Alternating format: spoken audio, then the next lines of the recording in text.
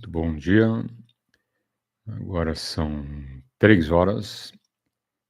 PY2EXU, Paulo, transmitindo por São Paulo, proximidades aeroporto de Congonhas, frequência 146.410 MHz, FM no direto.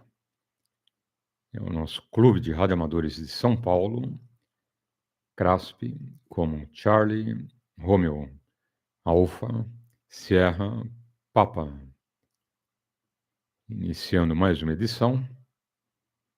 Hoje, domingo, dia 8, teremos aí um time das 3 até o meio-dia, mais de 9 horas de QAP, bate-papo com os amigos. E lembrando que amanhã, entrando aí na aula de telegrafia, com os 2 primeiros caracteres. Quem faz CW aí com a gente, tivemos aí toda essa semana introdução, e amanhã realmente já iniciando para valer, ok? Então, quem quiser fazer promoção classe B, vai se preparando, dá para começar amanhã com a gente, ok? E você faz depois a introdução, tá bom? Pega a aula 1 aí, ver toda essa iniciação e boa sorte. Lembrando também que hoje teremos ponto de encontro dos radioamadores, Hermelino Matarazzo. Para quem não conhece, Parque Municipal, Hermelino Matarazzo, Rua Abel Tavares, 1571. Compareça e vamos prestigiar o radioamadorismo. Bom, vamos lá, abrindo oportunidade aos amigos com um bom dia.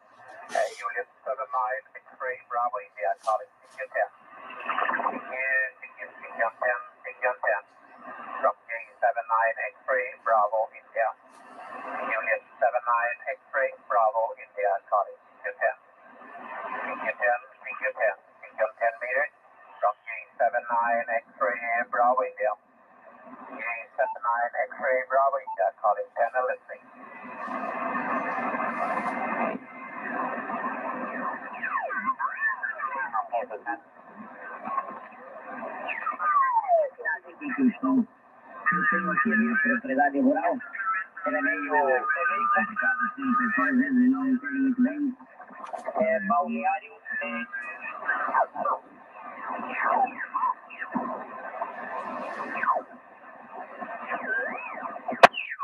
I know of the unit, and you should be very proud of them because they were not a battle-hardened unit, and they I think they got a president for their resistance and the defensive position that they held. Proud of. I think they've got a presidential unit citation, and a number of them got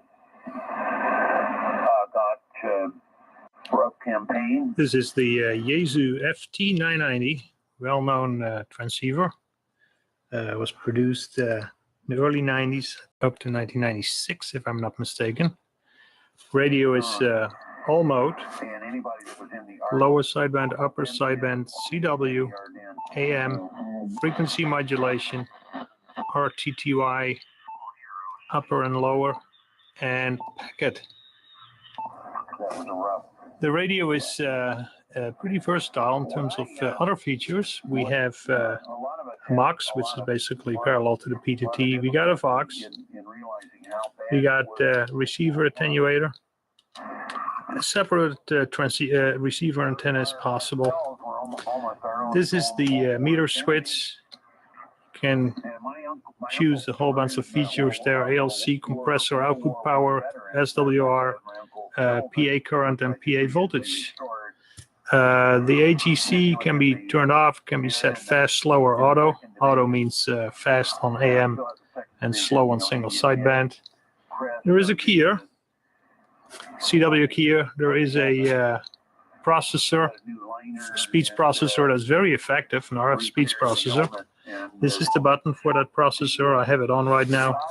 Microphone gain, output power can be adjusted for all modes. There is a noise squelch.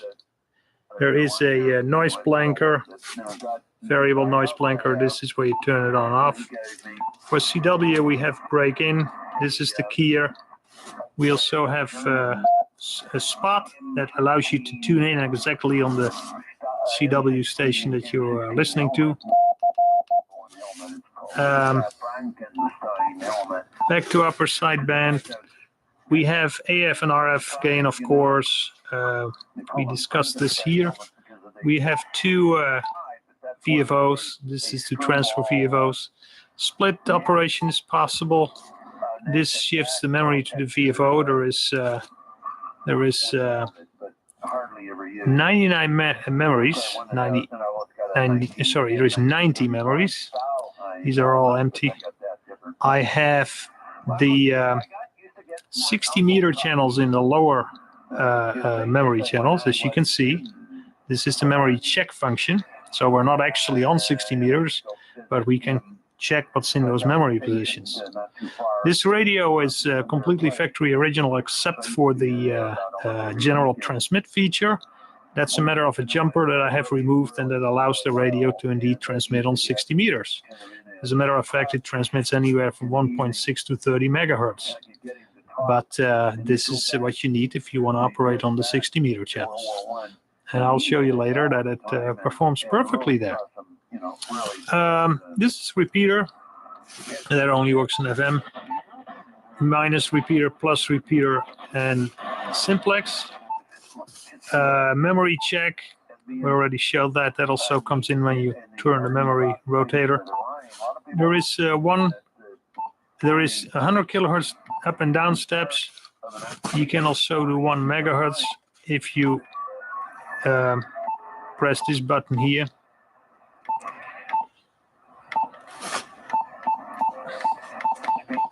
There's my station. There is a lock that locks the tuning dial. The tuning dial has excellent feeling. It runs like it's on ball bearings, has a heavy feel, flywheel action, but not too excessive. It's exactly right. Works very well. We have 4 filters. Actually, there is a 5th. There is the AM filter, which you cannot select, but it is in there. This radio has the standard 2.4 kilohertz filter. The optional 2.0 kilohertz 8-pole filter is in there for narrow band, single sideband. The 500 hertz CW filter is in there, and this one is not. So there is basically 3 plus 1 filter in there, and the extra one is the ceramic filter for the AM mode. Radio works very well in amplitude modulation as well. Every band has its own button. That's kind of nice. There is also a general selection. And here we're back to the 10 meter again. You can also type in any frequency you want. Let's say 283,000, and that's how you do that. So this radio is extremely versatile in terms of how to get to the frequency that you want. Let's see, what else do we have? Clarifier. There is a transmitter and receiver clarifier. You can clear it, so you can either do RX clarifier, TX clarifier, or both, and you can clear it.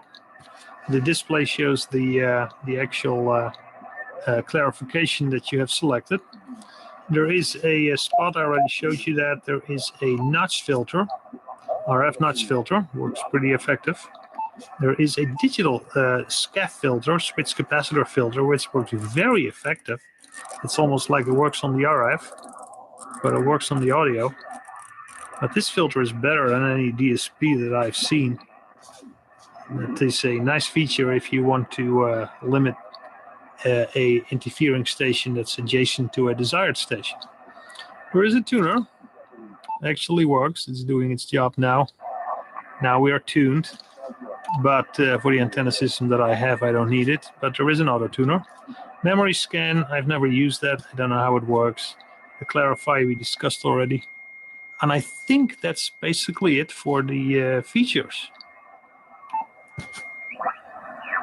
Radio has a fluorescent display, a plasma display basically. Those don't go bad. You know, 50 years from now, that display will still work. LCD displays will be long gone by then. So this is very nice. You can adjust the intensity. I would have to crack the manual to read how that needs to be done. I think it's in the center position now. There is a real meter, not a software simulated meter. Works excellent. So that's the features of the radio. We'll show you the transmitter functions in the next section. Romeo, net control, this is November 4, Romeo Delta Zulu.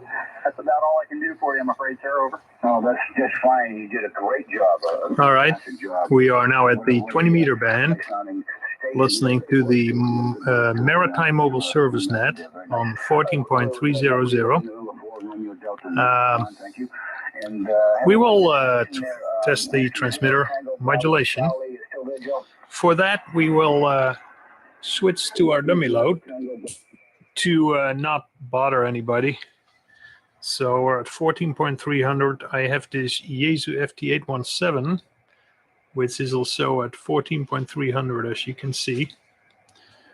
Upper sideband. This is the Yaesu microphone. 1, 2, 3, 4, 5.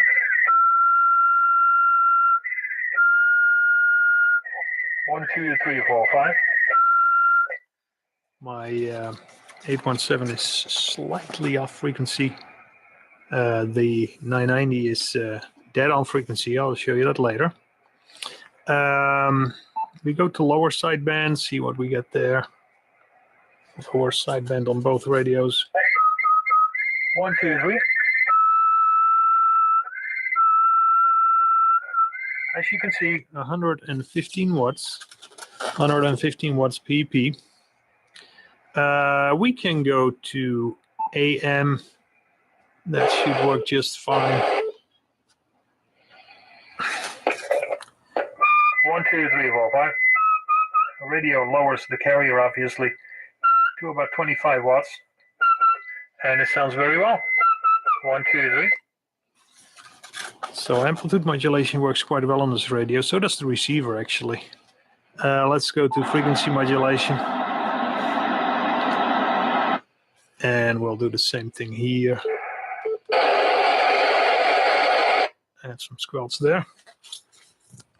1, 2, 3, 4, 5. Frequency modulation. We have 115 watts. It works quite well. That was a frequency modulation. Back to upper sideband. And turn off the squelch and go back to the antenna. Yeah, I just rigged in the middle of the line. An hour. We will quickly show you the output on the other bands. And for that, we obviously go to our dummy load again, because my antenna is not that wide banded. Go to the 160 meter band.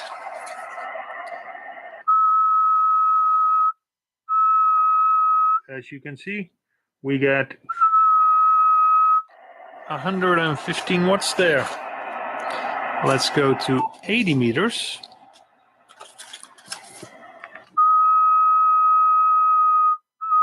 One, two, three, four, five. Same power level.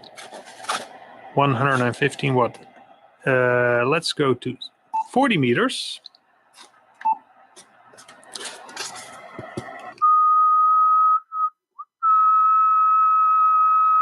$115 watts. Let's go to 30 meters. Okay.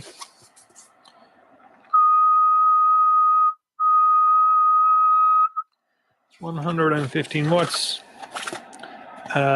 20 meters. We already did that.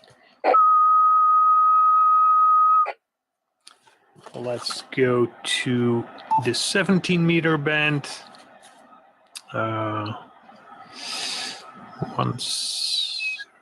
Okay.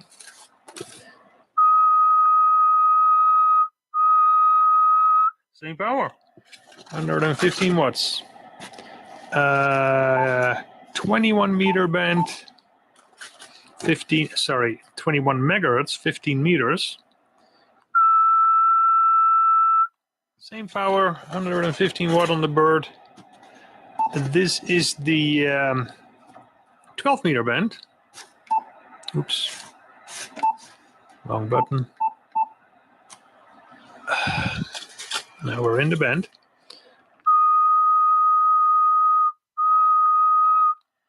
$115 watts, 28, 10-meter band, 29, a little bit higher. Oh, that's frequency modulation. I still had it in FM mode there, as you can see. 115 watts. Actually, it's in CW. So let's go to upper sideband just to make sure. Yeah, that looks good. Let's go to the 60-meter channels that I told you about. That's where we are now. This is channel 2.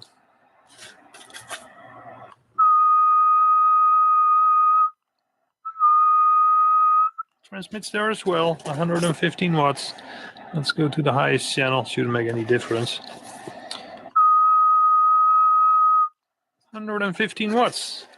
Radio transmits on all bands, on all frequencies, ham frequencies, and it actually will also transmit on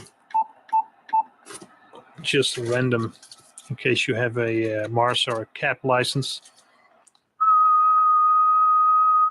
You see 8.7 megahertz, it transmits perfectly there if you have a license for that.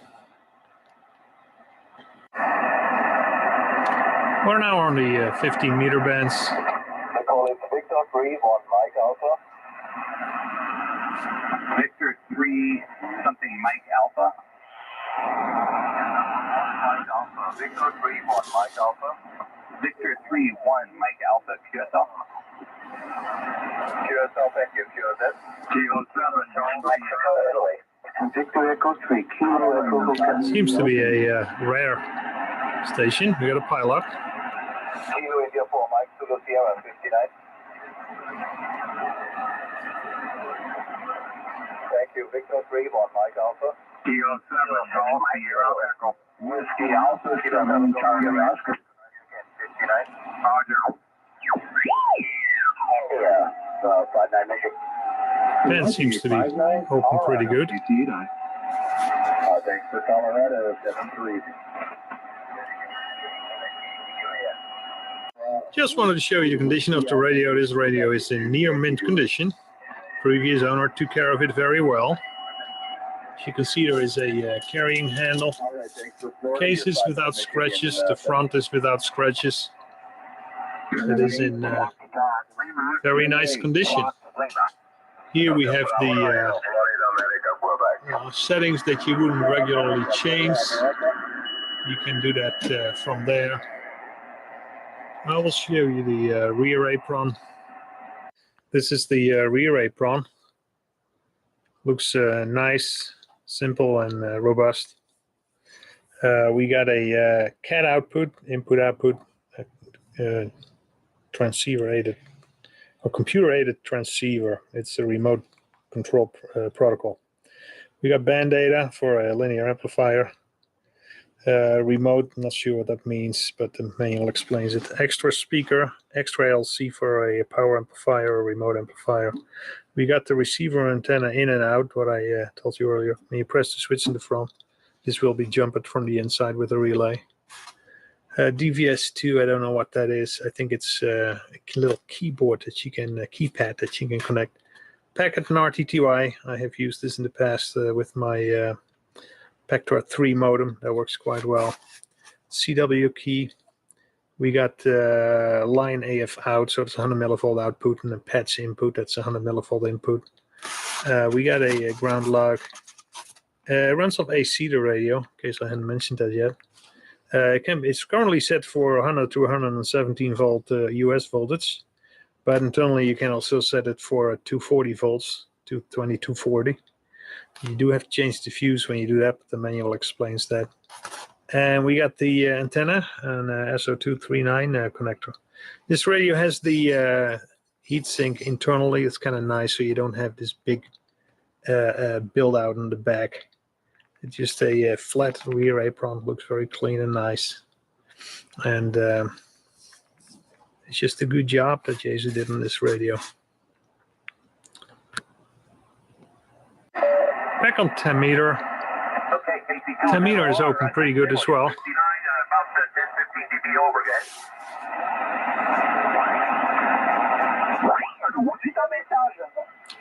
Just an incredibly good sounding receiver. This is one of the nicer radios JSU ever made. It has 2 DDS synthesizers. I like the display, it's simple and reliable. This radio was rated very high on eham.net because of its reliability and its performance. I just don't think they make them like this anymore. Thank you for watching this video. Florida #1, Indian, Kilo America calling, C.RODADA.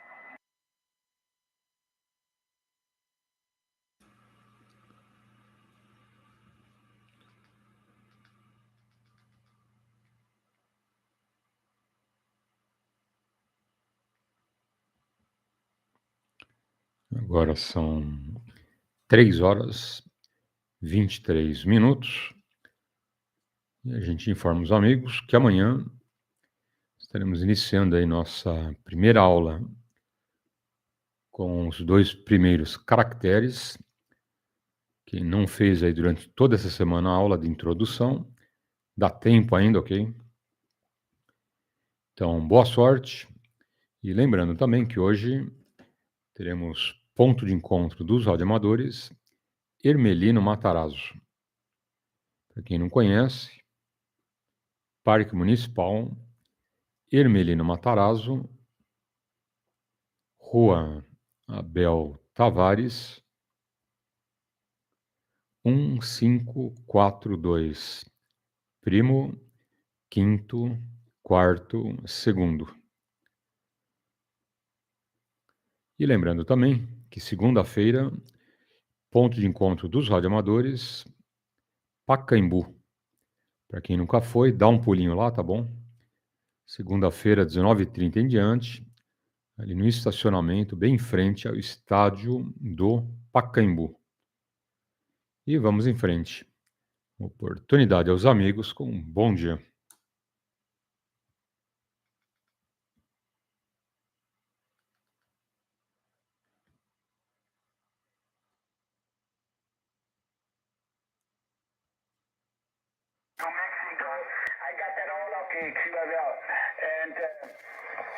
And I'm just checking against the roster there. Yeah, I delayed the QSO with the Yankee Zulu though. So QSL and make it a Yankee Charlie, a kilowatt 5 Yankee Charlie, Delta Lima 8 Yankee Bravo Mike. Okay, got it all okay. It's also new QSO for me. So 5 and 7 with me, no problem. We're using TS950 Sugar Delta X-ray, about 700 watts into a 5-element white space band for 10 meters. And my DP number, is 1377 77 cents. And the the club station Delta Lima 0X-ray, the VP number is 3340, $33.40.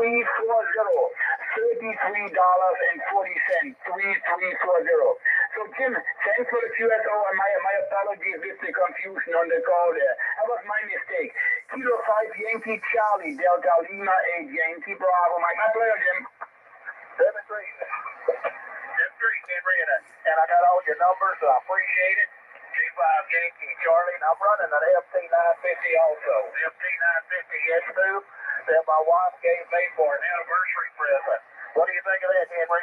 My wife will have too, and she bought me this radio for my anniversary, and then she bought me a Armstrong.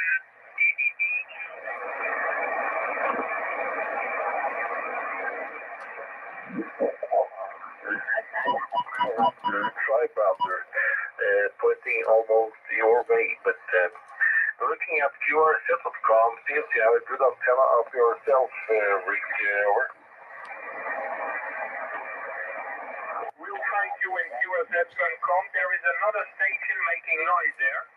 Victor Echo 3, Lima Japan Queen, Papa Delta 1 Bravo Mexico returning. Okay, Mark. We have you from Ontario, no problem. I see you there. Lima Japan Queen, Mark Cody, Field Bay Marina, Shelby, Ontario, Canada. You are 4 by. This is the Radio Shack HTX 100, Hotel Tango X-Ray 100. This is a very well-known radio. It's a classic. This is a radio that was developed somewhere in the 1980s. It's actually developed by Uniden for Radio Shack. And this is one of the few radios, 10-meter radios, that were really specifically developed for 10 meters, for ham use and nothing else. You know, you got a lot of radios nowadays that can do 11 and 10, and they all have the same problem. They have a relatively wide crystal filter. It's a 4.5 kilohertz crystal filter that those radios have to pass through both AM and single sidebands. So then you have a passband that is too narrow for AM and too wide for single sideband. This radio doesn't have that problem. This was specifically developed for the 10-meter ham band for Radio Shack, and it has a 2.2 kilohertz filter, crystal filter, which gives it excellent passband and receiver bandwidth for single sideband. The radio also has a pretty powerful transmitter. It has an MRF 477 in the PA, and it easily does 30 watts. And that is quite a lot for a compact radio like this. Receiver works very well. As you can see, it can do 10 kilohertz steps. It can do 10 kilohertz steps. It can do 1 kilohertz steps, and it can do 100 hertz steps, which is the finest resolution. It also has a clarifier.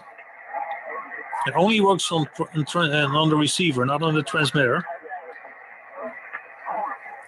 It's a very clear LCD display. Works quite well. Tuning can be done through this knob on the front. It can be done with these buttons here, or it can be done with the buttons on the microphone. And it works quite well.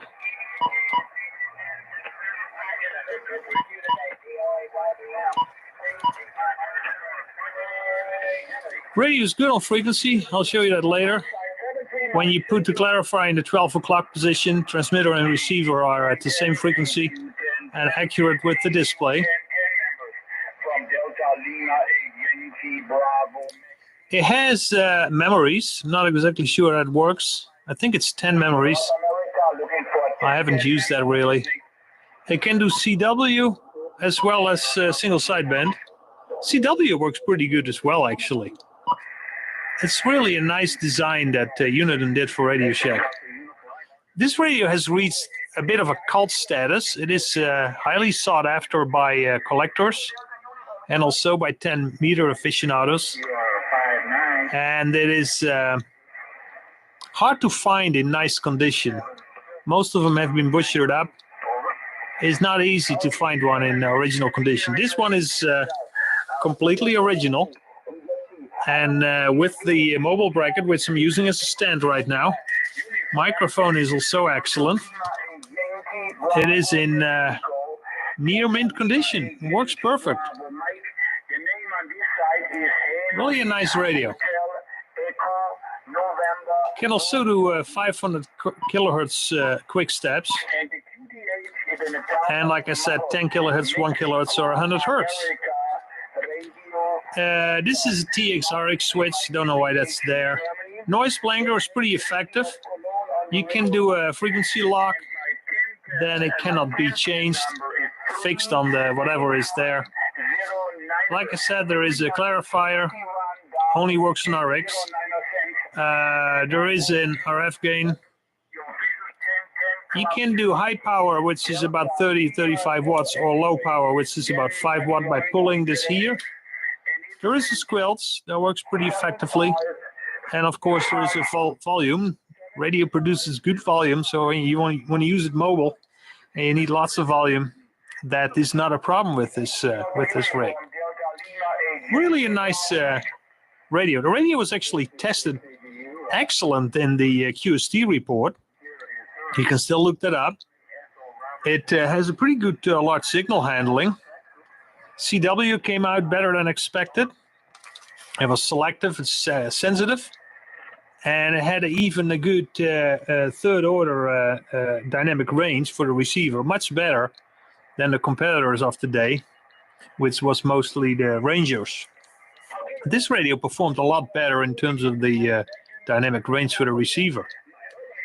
Modulation also was very clean in that test. It's a good higher order suppression for the transmitter, good linearity.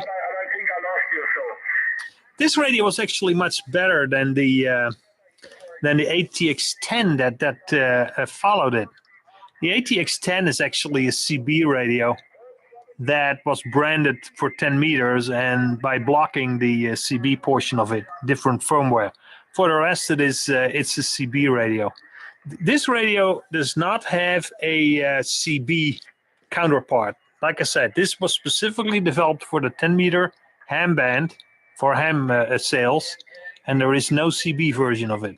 And that's the reason why it works so well, I think.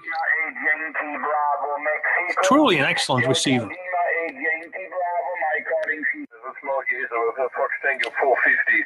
All right. We'll show you the transmitter performance and frequency accuracy. For that, I'm using my Fox FT817 ham radio. We'll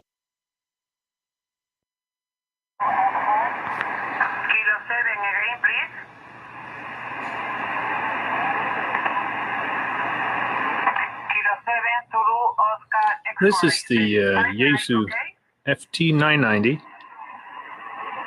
I think personally that this is one of the best radios Yaesu ever made. I have owned a FT1000 before this one, and I have found this one to be the better radio. I sold the FT1000 a long time ago, and this one I always have kept. Radio has a lot of features. To go through a few of them.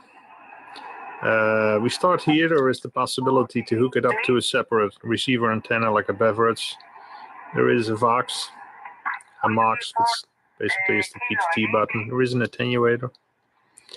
There is a meter switch, ALC, compressor level for the processor, output power, VSWR, collector current for the PA, and voltage for the PA. Right now I have it at ALC. There is a microphone gain and an RF drive gain. So this allows you to set any power level. RF power level. The nice thing is that this radio doesn't show any AGC overshoot. So if you have a linear amplifier that requires less than 100 watts, you won't destroy it when you use this radio. That works very well. This is the AGC, off, fast, slow, and auto. Auto means slow on single sideband and fast on AM. There is a processor. The microphone processor works very effective. It's an RF speech processor. And you can set it here for the amount of processing. There is an auto keyer. And that's here. That only obviously works in CW. Full break-in you can select. Noise blanker is adjustable. There is a squelch that works in any mode. Of course, there's an RF gain. There is a volume control. There's 2 VFOs. So I can select between 2 VFOs. I can do split using the 2 VFOs. There is a built-in repeater offset that only works in FM. Minus, plus, and regular. But you can make any shift by using the split feature, of course. You can transfer the memory to the VFO. You can transfer the VFO to the memory. You can switch between memory or VFO. You can go 100 kilohertz steps up or down. You can go 1 megahertz steps up or down. If you press the fast button here, there is a lock that locks the dial. You can do direct frequency entry. Let's say 28.38700. That gives me the direct frequency entry. You can also select any band you want by clicking these buttons. You basically have all filters installed. This radio has the regular 2.4 kilohertz filter. There is the 1.8 kilohertz filter for narrowband FM, SSB. There is a 500 hertz filter for CW and a 250 hertz. The 500 hertz you would probably use for the digital modes, for narrowband digital modes, and the 251 you would use for CW. The dial runs very nice, has perfect feel. It is flywheel weight. It's a pretty heavy knob. There is no play in it. It runs like it turns like it runs on ball bearings. Very nice job. Of course, it has all the modes: lower sideband, upper sideband, CW, AM, FM, RTTY, and packet. We have it in upper sideband right now. I'll show you how you basically would program the memories. Right now we have in the memory a 20 megahertz frequency. If I press VFO to memory, I then have that in the memory. I can recall the memory, so now I'm actually on the memory. VFO, I'll show you that this is the VFO. Now I'm back at the memory. And now I'm at the VFO. There is also a scan feature. If you press this here, I'm not entirely sure how that works, but the manual explains it well. Like I said, this is memory check. You can also transfer the memory back to the VFO. That's what we just did. I think there is 99 memories, if I'm not mistaken. That includes 2 band scan memories, where you can set the edges. Obviously, there is a clarifier. Clarifier can be reset, so you can actually see here which amount of clarification is, clarifying is. You can reset it. You can use it for the transmitter. Like I said, if you get lost, you just clear it, receiver and transmitter. Now it does both, and you can turn it off. There is a very effective switched capacitor audio filter. I'll go find the station and show you that.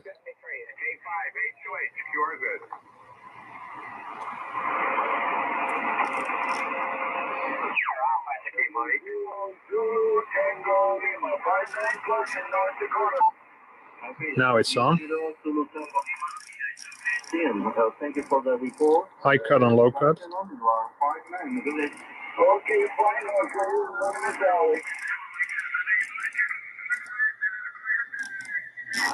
Okay. It works so well that it almost sounds like it's an IF bandwidth setting. Actually, I found this switch capacitor filter to work a lot better than DSPs. It works much more smooth. It sounds better, and the skirts seem to be much steeper. There is a notch filter. There is an IF shift. That is kind of nice in combination with the filters. For instance, if you like digital modes, this radio has the nice feature that it can select any filter at any mode. So if you keep it in upper sideband, for instance, and you want to use a 500 Hertz digital mode, you can then shift the carrier point for the optimal passband for that particular mode. Works very nice. This here basically allows you to go to the memories quickly.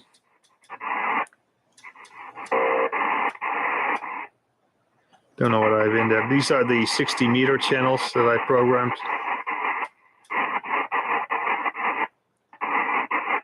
The radio is Mars capable. In other words, it transmits anywhere from 1.6 to 30 megahertz. I did that for the 60 meters. It's one little jumper inside. It's really a very simple modification. It's just an exceptionally nice radio. Yaesu did a very good job on this. What's the matter? Don't you have a license? Like I said, I am the original owner of this radio. I bought it new. Still has the box included. The radio does not have a scratch on it. I take care of my radios very well. It is literally like new. I actually haven't used it much. I'm not a very active ham. I don't think you'll ever find a more complete and nicer FT990. It is just a perfect radio. I'll show you the transmitter features. For the transmitter, we will switch to the dummy load. I have a bird watt meter 43 with a 250 watt slug here. There is a monitor receiver. It's basically my FT817 that we can use to monitor the actual signal. Let's go to 28387. That's what I have in the Yaesu right now, upper sideband. Like I said, you can adjust the power here. I am at CW. That's not what we want. We are now at upper sideband. 387. 1, 2, 3, 4, 5. 1, 2, 3, 4, 5. That is the upper sideband. Lower sideband. Lower sideband at the Yaesu there. 1, 2 sounds exactly the same. We have other modes, AM. For that, we need to lower the carrier point. I'm not sure if the radio does that automatically. I have not used it in years. 1, 2, 3, 4, 5. Yep, does that too. Meter is pretty stable. 1, 2, 3, 4, 5. 25 watts carrier in AM. FM mode. Might as well try that too. There is FM. 1, 2, 3, 4, 5. 1, 2, 3. Gives off about 120 watts there. 1, 2, 3, 4, 5. Like I said, the radio can do the repeater shifts as well. Works quite well.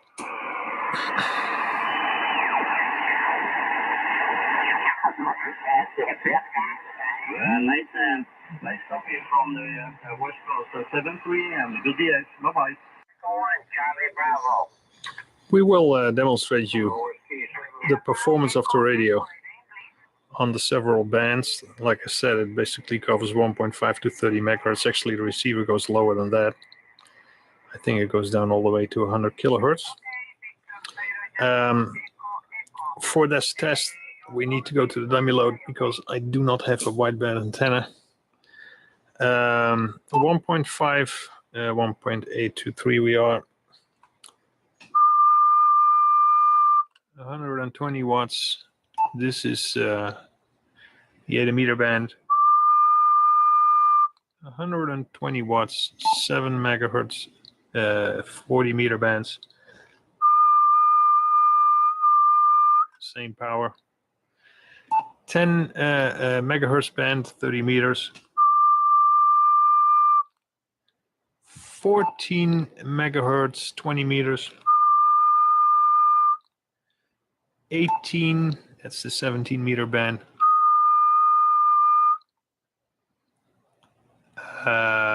21, that's 15 meters.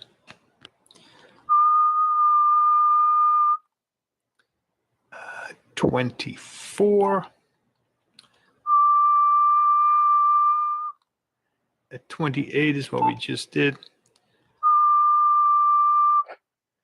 And 29. Well, we have it in FM there, so I don't have to whistle. It is 120 watts. Radio works on all bands. Well, wait, there's one more. That is the 60 meter band. And it does the 120 watts there too. Like I said, this radio is working like new. There is not a single problem with it. There is not a single speck or a single scratch on it. It is literally like it came from a time capsule.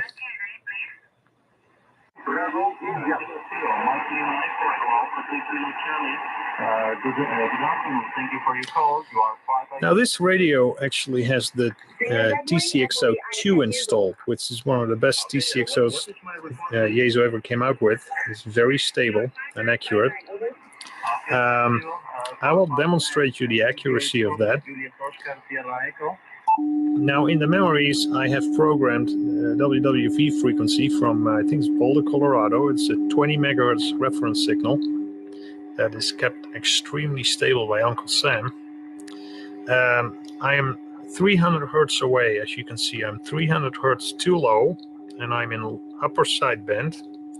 In the other memory, I have programmed that same thing, but 300 hertz too high in lower sideband. Now, the difference in tone that you hear between those two situations is actually the error frequency that the radio has compared to the reference carrier that we're receiving here. This is probably a couple of hertz, not more than 5 hertz, I would say. You and ear can distinguish about 5 hertz, 300 hertz.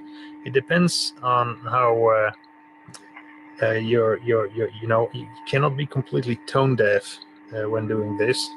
Some people do not hear this, but if you can, you probably will notice that this one is a little bit higher than that one.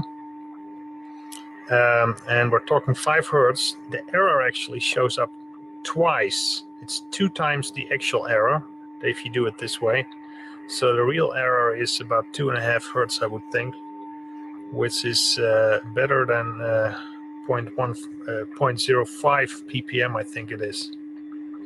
Now, I need to tell you that this only works with radios that have all internal frequency derives from a master oscillator. So this radio also derives the single sideband injection frequency, or the BFO frequency if you want, from that same master oscillator using a DDS, direct digital synthesizer. The radio has 2 direct digital synthesizers. And this method does not work if you have a radio that has discrete crystals for the single sideband injection frequencies. For instance, if you would do this with an ICOM 765, it will not work. The 765 has only one DDS, and the injection frequencies for the BFO come from crystals, and then this method does not work. But this radio is much better than that. Everything is derived from a single master oscillator, which is actually the TVCRASP 2. And as you can see, it is highly accurate. Highly accurate. Thank you.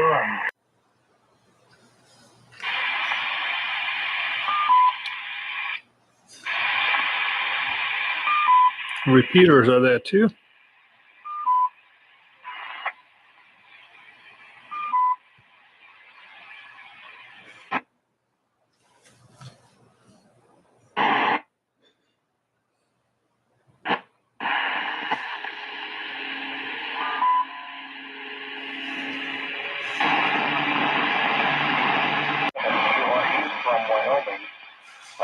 CQ on 29.6. CQ, hello CQ. Calling CQ, this is KF7URU. Standing by. 10 a.m. We got AM too. I'm in a place called PY2EXU, Utah. PY2EXU, Utah. And this is a summer and right now winter home. I just got up here last night. And I'm about from St. George, Utah, probably about 100 miles northeast of St. George, Utah. Up here at my cabin, and I'm up here at 9,000 feet, so pretty good shot over to you, Dave. Code 4, again, the name is Jim. Code 4 check, N7JW. Yeah, you're on my second contest from Idaho today. The band is just excellent. 73, enjoy the opening, Dave. W4. And it seems like the higher in frequency you listen, the worse it is. We have good propagation on 10 meters today.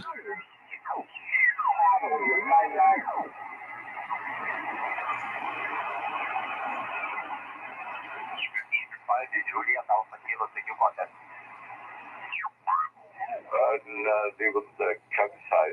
Retired that when retired 1 year ago, moving to the countryside. But that's correct. Quickly show you the rear apron. Uses CAT interface, obviously, band data for linear. A remote control is possible, external speaker, external ALC for your linear. Receiver antenna in and out. This allows you to hook up a separate antenna like a beverage. This I'm not 100% sure what that is. Packets connection RTTY. This is your CW key. This is your AF out 100 millivolts constant, ideal for the digital modes or a phone patch. This is another phone patch in. Never used that. Don't know what it is. It can run off DC. This is the AC model. The power supply is put in there, so it runs off AC. Can internally be set for a US voltage or European voltage. And this is the antenna. As you see, the heatsink is integrated very nicely. There is no big heatsink sticking out on the back. This is the same way the FT1000 did it. Actually, it's not true. The FT1000 had like a bump on the back. This one has it really integrated in the radio. Blower is hardly noticeable. The radio doesn't get hot when you use it. It actually has a very quiet switching power supply. There is not a linear power supply in this radio. That helps to keep the radio cool. I've never heard a single birdie on the band caused by that power supply. Sometimes I even wonder if it is a switcher, but the manual says it is. Again, you can see not a scratch on this radio. I have been taking care of this baby very well. This is the carrying handle. And that's basically the back. Yo, Delta Lima 5 Mike, contact. Like I said, propagation is very good today. Delta Lima 5 Mike, Delta Lima 5 I don't even have the antenna tuned for this band right now. T2 contact. Delta Lima 5 Mike. I'll catch you on one of the other bands maybe this evening, okay?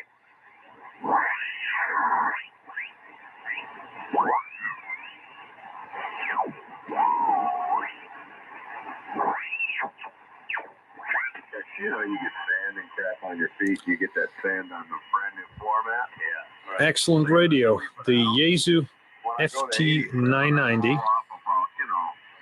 One of the best radios PY2EXU ever made. And I am not exaggerating when I say that. It still has that nice look. Radios today, I just don't like to look. They look like cheap stereos. This still looks like a radio.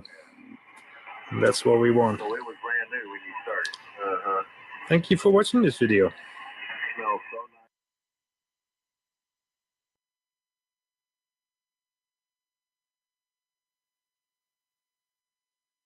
Não dá pra ficar sem.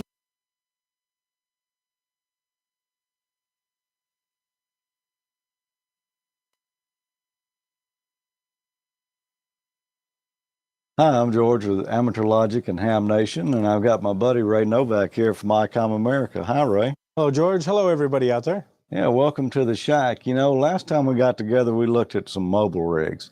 This time, we're going to take a look at a really nice bass rig. It's the IC 7700.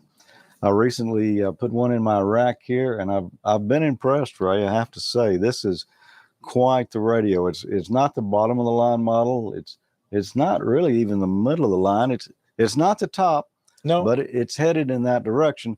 What is the target audience for the 7700? the 7700 is the little brother to the 7800, the ultimate DX contest radio. But there's a lot of contesters as well as DXers that love the 7700 just for the form factor and the simplicity of just having the single receiver. What's different between the 77 and the 78? A second receiver on the 7800, right? That's the only difference between the two. They're both high performance receivers in the 7800. As you'll see in the 7700, that the performance was the primary design factor in the radio. It's a dual conversion receiver, so there's less conversions for internal phase noise and also other internal areas to inject noise into an incoming signal. But just having just the single, and it's a price point radio as well. Somebody that would want that, and we do see a couple of SO2R contesters that instead of using the 7800 with the two receivers, they go with two of the 7700s. Yeah. And with the lockout switches and that, so they have two completely independent receivers, so they can do receiver diversity as well as two transmitters as well. And with a 200 watts output, you know, normally I run an amplifier on 80 meters at night, and with the 200 watts here, there's a lot of nights I don't even turn on my amplifier now. I don't need 700 or 800 watts to make that contact. I can easily do it with two when 100 just wouldn't quite cut it. Well, there's some that feel that they need to be the biggest signal on the band, and some of us, like myself, that just above the floor noise so I can get them in the log is all that matters. You're big in contests. Isn't that your primary activity? It is because of all the different ways of finding out who a call sign belongs to. It makes it a little difficult to sit there and rag chew, because as soon as they put my call sign together with where I'm employed, the band conditions go bad real quick. But one of the things that is similar between what I like to do contesting and you rag chewing is we both will be in front of a radio, either with headsets on or through speakers, for several hours at a time. Mm-hmm. And at one of the field day events where I brought some of the 7700s and 7800s, I had a wife walk up to me that was familiar with ham radio, but just couldn't understand why to spend that kind of money. And I just came off the radio for about 6 hours, heavy pileup, heavy noise like what we see in field day. And my response was to her that being able to hold a conversation in a normal tone without having to repeat each other several times was a reason why the cost of the product. Yeah. Because hearing fatigue over a 4, 6, 8 hour period is something that really becomes noticeable, whether you have a headache or you just can't hear. Taking the filters and adjusting them so you take out that interference, that hiss, the white noise, and some of the guys up and down the band. No, it really makes a difference. I mean, I know coming from a broadcast background, I was always concerned with listener fatigue. I mean, most of the program directors want it loud. Loud is all you want, but to me, no, I wanted it loud as I could get it, but still not make somebody's ears bleed in the process. You know, then they can listen longer. You know, you can hang in there longer when you're not forced. You might hear it on another receiver without good filters and maybe with fast AGC and stuff, but how long can you do that before you're just exhausted? I've played with some of the older radios without the DSP, and around 4 hours is when I can really start feeling the fatigue set in. So, but one of the nice things, we do have the high-end radios with the 7800 and 7700. The nice thing about it is those design concepts are built in these radios, and they trickle down to the other radios as well. Yeah, I have noticed that, you know, I've run a number of different ICOM rigs here on the bench just through testing, and I've noticed they all seem to have similar functionality and a similar sound. I mean, similar sound, even the button layouts. Yeah. Maybe one of the reasons why this felt comfortable to you when you first turned it on is because of your experience that you had with the 7410. Yeah. Yeah, I was amazed at how much alike the radios were. Now, of course, there's a lot more features on the 7700, but it felt similar. The 7410, if I was, you know, in the market for a radio in that price range, to me, it compares very favorably with this one. You know, it sounds very similar when I'm listening to it. And I guess the DSPs are kind of kin to each other. Well, we use different DSP engines in each one of the products. We've used Analog Devices, we use Texas Instruments, and we've even used some of the Analog Devices shark fin product. But one of the things that's consistent is the coding that we put into those devices. So it allows, regardless of whose product we use, to have the same look and feel throughout the product line. Yeah. Well, let's take a look at some of the buttons on this rig here. There's a lot of them, but they're really not that intimidating. There's a few that I don't know here, so I'm just going to stop and ask you as we come across those. That's fine. Now, one thing with the bigger radios, and when we looked at some of the smaller ones, people have commented about the menu systems and embedding. And the thing is, when you go with a smaller front panel, less knobs, less controls, you got to put them somewhere. Yeah. And over time, you might not see at the very beginning, but over time you'll dig in and want to make some adjustments or some tweaks to the radio, and you have to go somewhere for it. Right. If we start over here in the top left-hand corner, everyone will know what this button is right here. Of course, that's a power. Right below it's transmit, and that's the same as push to talk or pressing the key, depending on which mode you're in. But this one has an auto tuner already built in it. You can see I've got it engaged right now. So I don't really have to mess with my manual tuner up here if I'm not going to be using my app. A timer. Now, why would I need a timer? Is this to remind me to ID, or what is the timer for? The timer on it is to have the radio come on or turn off at certain times. Okay. So some of us have our radios right by our bed. That could be your alarm clock to come on. Oh, okay. Yeah. And some of the buttons do have multi-layer functions. Like the tuner, we can turn off or turn on, but if you push and hold it, that will force it to go into tune mode. Same thing with the timer. You turn the push and hold it, and it will come on and give you your list of timers, what the action is going to do, the day, if you want it to repeat, the on time, the off time, and what memory channel to come up on. Oh, okay. So I can just set all my nets in there, and it'll automatically come up at the right times and bring it on for that net, shut down, and when the other net comes on this afternoon on a different band. You also have a sleep function on it as well. Of course, headphones, we know what that is. Electric key, that's for a CW key. Agora são 4h05. E a gente lembra os amigos que hoje, ponto de encontro dos radioamadores, Hermelino Matarazzo. Quem quiser comparecer, a partir das 7h, no Parque Municipal, Hermelino Matarazzo, Rua Abel Tavares, 1542, primo, quinto, quarto, segundo. Vai ser o dia inteiro, ok? Das 7 até umas 16h. Bate-papo, churrasquinho, refrigerante, feirinha de eletroca, ok? E amanhã, ponto de encontro dos radioamadores, Pacaembu.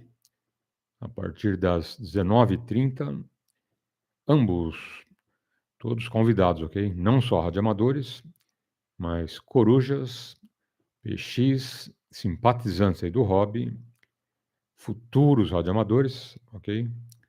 Fica aí o convite para todos os amigos. Hoje, Hermelino Matarazzo, amanhã, Pacaembu. E vamos em frente. Oportunidade aos amigos com um bom dia. Or George, you could put a nice keyboard tray here Yeah, and roll it in and sit out. there and do RTTY right from the keyboard and PSK31. I've seen other rigs that have the RIDI decode in them, but I think this is the first one I've played with personally that has RIDI and PSK31, not only the decode, but the encode as well. Now, I've talked to a few people that they don't even use a keyboard. They use the pre-coded memories for the... And that's not bad because some of those guys on there are pretty fast. Oh, yeah. And they always say the same thing. So if you've got it in memory, hey. Well, it sounds like the digital modes are like contesting. Everybody's Sort of. 5.9 or 5.99. Yeah. What is break-in? You know, I hear that term a lot, and I'm sure a lot of people, don't exactly understand that. Well, there's two functions to the break-in. There's a semi-break-in and then full break-in. Full break-in is also, you'd hear people talk about if your amplifier is QSK compatible. The full break-in is what most of your CW contesters will run. And as crazy as it sounds, when these guys are doing 35, 40 words a minute, they actually listen in between the dits and das that they send. That is crazy. And when you're looking at logging as many cues that you can per hour, and you're sending CQ, instead of waiting and listening for that entire CQ, somebody might start sending their call right back to you. And if you hear CW in between your dits and das when you're supposed to be transmitting, that's more than likely somebody that is wanting to put you in their log. Yeah, instead of doubling, you actually know that they're there. Exactly. That's a good description. That's pretty neat. Now, monitor, is this for monitoring your own audio through the headsets, or what is monitor? Well, this is one that I know Uncle Bob's going to correct me on, but yes and no. You can hear your audio from the microphone, but you're not getting an RF sample of what you sound like going over the air. Right. Well, yeah, and I think that's true with just about any rig. But it does give you a basic idea if you're yelling and screaming into the microphone or what your audio contouring sounds like. Of course, microphone and RF power here, that's the mic gain. And that's how much power we're putting out. Now, you notice I got the mic gain down. That's because I'm running my audio in through the accessory port in the rear. But having it right up front here makes it pretty nice. I don't have to go through any menu or anything. If I'm using the mic jack, I can quickly dial in how much mic gain I need right there. AGC and squelch. I never use a squelch on an HF rig, but I guess maybe some people do. Well, one thing about this radio, you also do 6. Well, that's true, and you would want the squelch there. But there are some people that do use a squelch. If they're looking for a band opening, why listen to all the static all the time? Just put the squelch where it's just above the noise. And if 10 meter opens up, you're going to hear it come above that squelch threshold. Okay, well, I always wondered why there was a squelch on an HF radio, but that makes sense. But the AGC is a fun one. Yeah, I noticed that, most rigs, maybe they've got a couple of 2 or 3 speeds of AGC, but I pushed this button right here and I was kind of surprised to see what it did. Well, right over here on the screen, you see the AGC. It's right now VR for variable, but when it's off, just like what you're saying, you got your slow, your fast, and your mid. Mm-hmm. Secondary function of the button goes into your decay times that you can custom and dial in. Now you can also set the default, which on CW mid is 0.5. But there are times when you're either contesting or you're DXing that those quick jumps are not enough for you. So you hit the AGC VR and then you can make the adjustments from fast to slow. And it's fully variable at that point. That's also, we're talking about, I'll use the term listener fatigue. That kind of helps you tune how much of that you're going to stand. I mean, sometimes you need faster if it's weak signals or if there's a lot of signals and of different strengths. But the more you can back off that towards slow, the easier it is to listen to me. Is that true? That's true. Also on 80 meters, it's more of a user preference. We were on 80 earlier, and for me, I don't like the pumping of the AGC that you get from static crashes. So I can come here and make an adjustment. If I'm working a real weak signal, I might want this a little bit faster. Yeah. Reduction. It's either on or off, and then your noise reduction control. On a night when there's a lot of static in there, a lot of lightning static, if you've got decent signals on the other guys, you can work with that RF gain and the noise reduction here. You can just about eliminate that static in between transmissions. You don't hear much of anything. Now, the voices don't sound as good, so that's the compromise. I only want to use as much noise reduction as I need to do the job, but it can really cut down on that fatigue. Now, also, the one nice thing about the noise reduction, depending on the signal that you're working with, you can use a little bit more noise reduction on it and it won't distort the signal. So, of course, this is the ICOM IC275. This is an L mode 2 meter transceiver, 2 meter rig, IC275A. The radio is compact, very well made. The radio runs off AC power, has a built-in AC power supply, which is kind of nice. And that means you can just plug it in the AC and you're ready to go. There's quite a lot of features. Upper sideband, lower sideband, CW, and of course FM. Those are remotes. There is a speech compressor. There is a switch for a masked preamplifier. So this is not the one in the radio. This is an extra preamplifier, which you can turn off close to the antenna. There is a fast and slow AGC. There is a noise blanker. This one has the tone squelch built in. For instance, if I wanted to select a certain tone, then that's possible. First, you got to select duplex, tone, set. Here you can see the what's all possible there. These are the regular standard subaudible tones. You can also change the duplex shift. 600 kilohertz is kind of the standard on 2 meters. And this is how you exit that menu again. There is also a tone squelch, can be turned on and off. And there is, of course, just the tone if you just want to transmit the subaudible tone.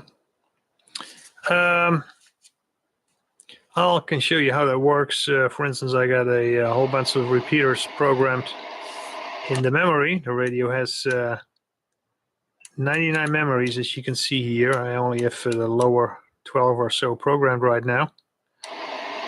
I programmed a number of repeaters here. I'll take this one, for instance.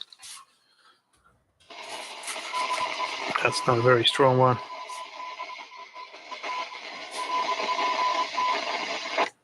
Try this one here. It's a little bit stronger. So that works because the tone board is in this radio. let's see, what else do we have? We have transmit on off. We have, that's kind of neat. The radio has a, well, let me go back to the memo. Let's see, how do I do that VFO memo? As you can see, there is a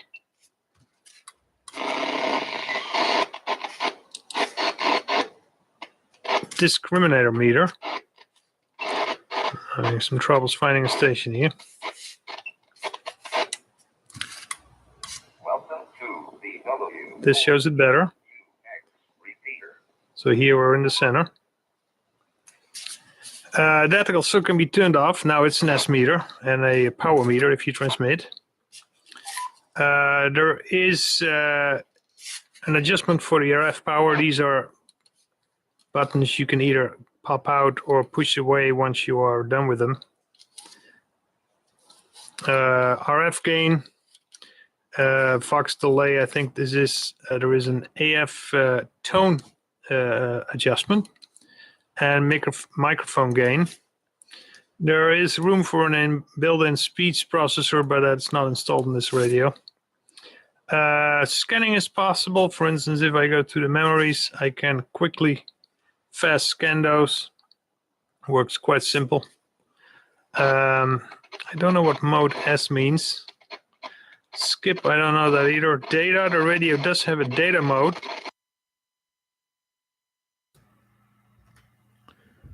Agora são 4h16. E a gente cumprimenta o amigo Clóvis. Um grande abraço, bom domingo. Obrigado pelos votos. Tá bom, Clóvis? Seja bem-vindo. Não é Jornada nas Estrelas, mas a jornada hoje é grande, hein? Serão mais de 9 horas de QAP. E a gente lembra os amigos, está chegando aí um novo ponto de encontro. Será em Santo Amaro, Zona Sul de São Paulo. Mais um point do radioamadorismo, ok? Além de Hermelino Matarazzo, que hoje teremos, vai ser o primeiro encontro de radioamadores Zona Leste, 2023, ok? Amanhã teremos Pacaembu e, em breve, Zona Sul de São Paulo, Santo Amaro. Tá bom? Assim que o pessoal confirmar, eu passo o endereço, passo os horários, referência para você chegar nesse novo point dos radioamadores, ok? Então aguarde aí que logo, logo, novidades. Tá bom? Então tá aí. E vamos em frente. Vida longa e próspera. Como diria o nosso grande Spock, que já partiu, né? Leonardo Limoy já foi para outras bandas. Acho que voltou para Vulcano, hein? Ele era de Vulcano, né? Então, Spock voltou lá para a terra natal dele, né? Está em outras bandas. Bom, vamos em frente. Oportunidade aos amigos com um bom dia. Straightforward radio, works quite well. And it's built very well. This was a good radio by ICOM. We'll show you a little bit of the performance. I do have a watt meter. I will show you how I calibrated that. There is a 50 watt slug for 2 to 30 megahertz. This slug is still quite accurate at 144 megahertz. I'll show you that in a minute when I calibrate it with my my other ICOM radio, which has a known 50 watt output. I'll show you that in a second.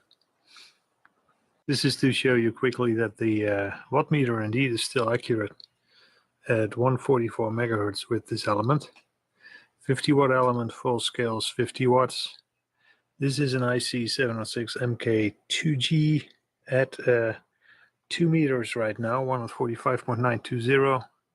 We have it at maximum power, and at 2 meters it does 50 watts, as you might know. Here you can see it goes to full power, and the meter is actually almost at 50 watt full scale, to show you that the watt meter is indeed still accurate at 2 meters with the 58 element. It's unbelievable but true. So you can use it for that. 50 watts full scale, 2 meters. All right, let's show you a bit of the transmitter performance. For that, we'll switch over to the dummy load. This is the dummy load. I just picked a arbitrary frequency one on 46 megahertz. I do have a Yaesu 817 as the monitor receiver, and I'll show you the frequency accuracy and the modulation. We're at single sideband now. 1, 2, 3, 4, 5. 1, 2, 3, 4, 5 testing. You can see the difference between the Yaesu and the ICOM is 30 hertz. That's way inside the specified accuracy for both radios, so that's pretty good. 1, 2, 3, 4, 5.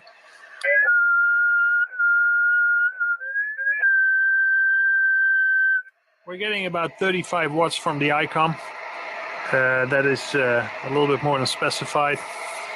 Let's see, that was lower sideband. If we go to upper sideband, switch that on the Yaesu. 1, 2, 3, 4, 5. Upper sideband, 1, 2, 3, 4, 5. Radio does have a microphone compressor. 1, 2, 3, 4, 5. That gives you a little bit higher average output power when you use that. So single sideband works quite well. Good power, good modulation, and a good receiver. Although there is no activity here on single sideband during the day, I don't have a good antenna for 2 meter anyway, so I cannot let you hear any other stations. I could, of course. 1, 2, 3, 4, 5. This is the Yaesu back to the ICOM. Works quite well as well. It's a very good sounding receiver. 1, 2, 3, 4, 5. Excellent. That is not a problem. I'll now show you the frequency modulation part of the radio. I'm still on the dummy load. Got a bit squelched there. 1, 2, 3, 4, 5. 1, 2, 3, 4, 5. 1, 2, 3. Oops, a little much. 1, 2, 3, 4, 5 testing. This is frequency modulation. 1, 2, 3, 4, 5. If we do the other way around. 1, 2, 3, 4, 5. 1, 2, 3, 4, 5. 1, 2, 3, 4, 5 testing frequency modulation. Output power is 35 watts, which is basically the same as what we had in single sideband. I can see if I can receive any stations.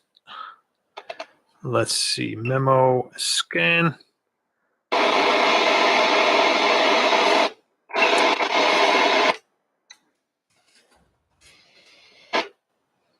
Those are repeaters. Good afternoon. Welcome to the K4NCT repeater. All works pretty well.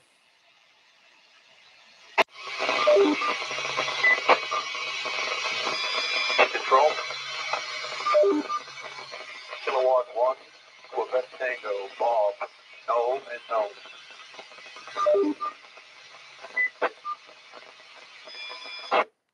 K12T Bob and CAD4GED Charles. Any other member or non-members, please call now. Control. Kilo 4. Victor Hotel Golf. Bud in North Fort Myers. No and no.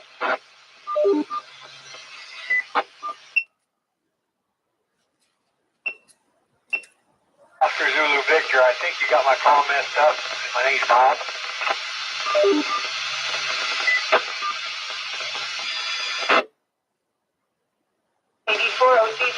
Bob. Scanning 11 channels here. I got it correct first time. Okay, and we have K4VHG.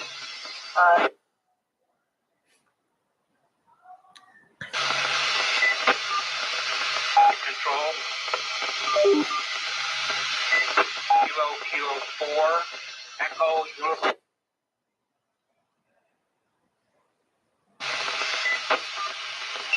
Turn the scan off. Last one is Kilo GUI. KB0EVM repeater. With your comment, please come now. Mexico, Kilo India 4, Zulu X-ray November. The radio stores the PL tone, I counted so far 3 of us. 136.5 for this channel. Can also program the shift. So it does that for each memory channel individually.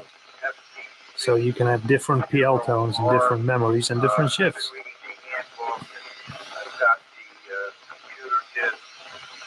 Works quite well.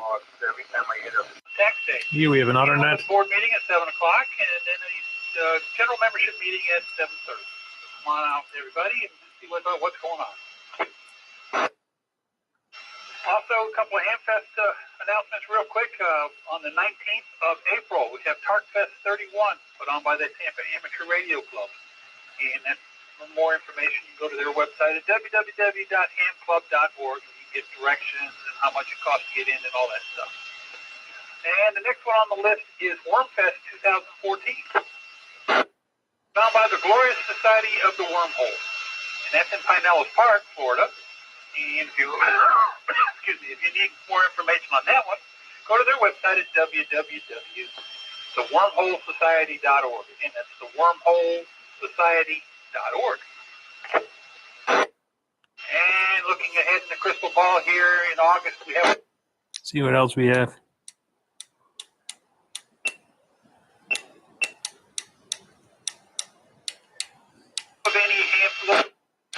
On the QRZ webpage, indicating which AV you will information. That seems to be it. We got some Fort Myers people that are not doing anything between 7 and 8 o'clock. They go by word of mouth. So if you hear of one and you think it would be of interest, shoot me an email with the information and I'll get it out to everybody. That's all I have, so we'll go ahead and move on down our list of officers for this evening. Excuse me, beginning with our Vice President, Danny, and for CPP. Wanted to show you the re-ray prong back of the radio. This is obviously the AC connector. This is where the keyer is hooked up, CW keyer. We have a break-in selector, off, semi, and full. This is the CW side tone that you can adjust. This is the TX meter. You can set it for RF. SWR set, SWR readout, microphone tone. There is a compressor level. You can set that here. External speaker, of course. Accessory connector. AQS, I don't know what that is, but it looks like quite a lot of pins. Remote control. I guess you can hook it up to a remote control box. Air ground connector, a little bit of a strange one. Quick connect, disconnect type. And here we have obviously the SO239 RF connector. This is the DC connector. What you can do is you can disconnect this. That's basically the output of the AC power supply. By disconnecting this, you can hook up the radio to a DC power connector and use it mobile. Radio has quite a large heatsink. Actually, it expands all the way underneath the cover. I don't know why they did it that way. They could have done it like the FT757, where the whole top is the heatsink. They haven't done that here. That is kept away from the user's view, and they cover it with a normal metal shield. Looks quite robust and organized. Rear apron for the IC275A. We still have the original box for the radio. That's kind of nice. Radio came in the original box with the foam inserts Even the original plastic is still there. So that's kind of nice to have.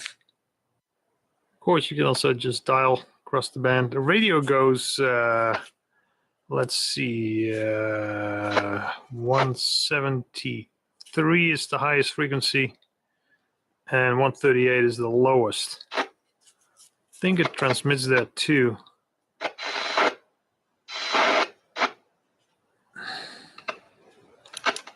There is not a hell of a lot to hear. Well, I can probably let you hear the weather. And let's see, where is that? To angle without 20 nautical miles. Issued at 3:34 p.m. Eastern Daylight Time tonight.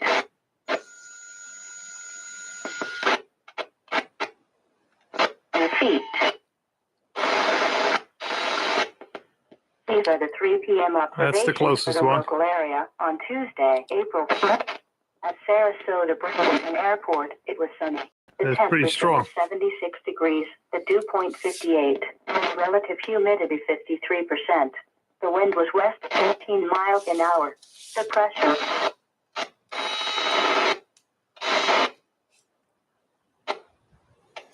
Degrees, the dew point 53. 6%.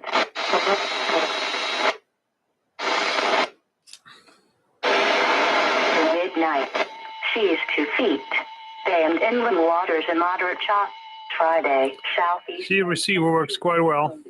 Becoming south 5 to 10 No knots in the complaints there. afternoon. Seas 2 to 3 feet. The ICOM IC275A, South winds around a 10 very nice compact 2-meter all motor rig. Bay and It's a inland good waters job that alike ICOM shock. did on this one. This Saturday, particular one is in south winds around mint 10 condition. knots. Seas 2 feet. Came from an Bay and estate. inland waters alike shock. There's only a few very minor scratches on it from people putting things on top of it, but this radio has hardly been used, and it basically looks and works like new. Thank you for watching this video.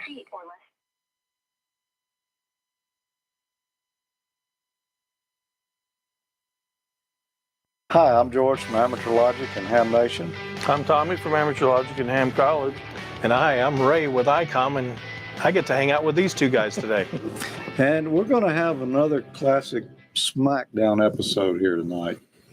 Okay. This is going to be a lot of fun. I feel the victory coming on. Oh, yeah. already. This is your turn? It is my turn, yeah. So what we're looking at here is a predecessor to the 9700, which we have in the middle. The perfect mate to it for the 7300, because a lot of people go, well, did it replace the 9100? Mhm. The combination of these two would be the 9100 because you have HF 6, 2, and 440. But an advantage that you have here is you can do 6 meters as well as 70 centimeters, 2 meters, all at the same time. Oh, nice. But really what this has replaced is the 910H. And I think you said earlier, George wanted the 910 for the shootout. So. Yeah. No, that's not what George said. That's what Tommy said. Oh, so Tommy's stacking the deck. Yeah, exactly. Just sort of like that, you know. Well, I'm sure that doesn't come as any surprise. But when you take a look at it, the size difference of the display, the knob controls, I mean, just the basic functionality, the 910H brought in some real nice things like your set mode, instead of having a huge menu of things. So you want to do the setting for the Vox, then you push Vox. Mm-hmm. Then you'd have things like your Vox gain, Vox delay, and your anti-Vox. But there again, your preamps, whether you want it, what a level of gain for your preamp on 2 meters or 440. So the set changed things. But now with the 9700, it's menu or a quick menu or the multi. So there's several different areas to gain access instead of having a huge laundry list of menu settings. That's nice. I like how you're consistent here with the two models. So you learn how to use one of them, you're going to be right at home with the other one. Most definitely. So consistency is good. George, on your side of the table is the new 9700. And on Tommy's side of the table is the IC910H. Just as God intended. Yes, sir. How did we choose sides of the table here? Just random? Yeah, it was luck of the draw. I think you said you liked the pretty green screen. It is a nice looking green screen, but it's not as nice as that one. Yeah. But you got a fan on yours. He's got a fan. Then we're looking at 1.2 UHF and 2 meters. What about the little SMA connector right here? That is a 10 meg reference input. It's used to calibrate the internal time base. Oh, interesting. Then above that, you've got your Ethernet jack. That's where you can do your DD mode or do the rig control with the RSBA1 software. Okay.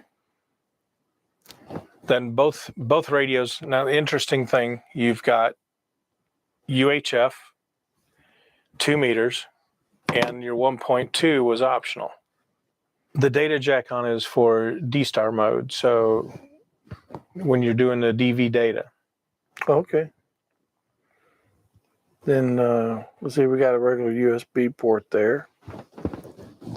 USB port for your digital modes, rig control, or utilizing the internal sound card. Yeah, that's a great feature. I like that in my ICOM radios. We've got a key jack over there, but and the remote. What's the remote one for? Remote is if you're using it with another receiver, so you can lock out the transmit when one's transmitting. Oh, okay. Or to have them track together. And then see, we got a couple speaker jacks over there. Yep. Nice. What about the Ethernet?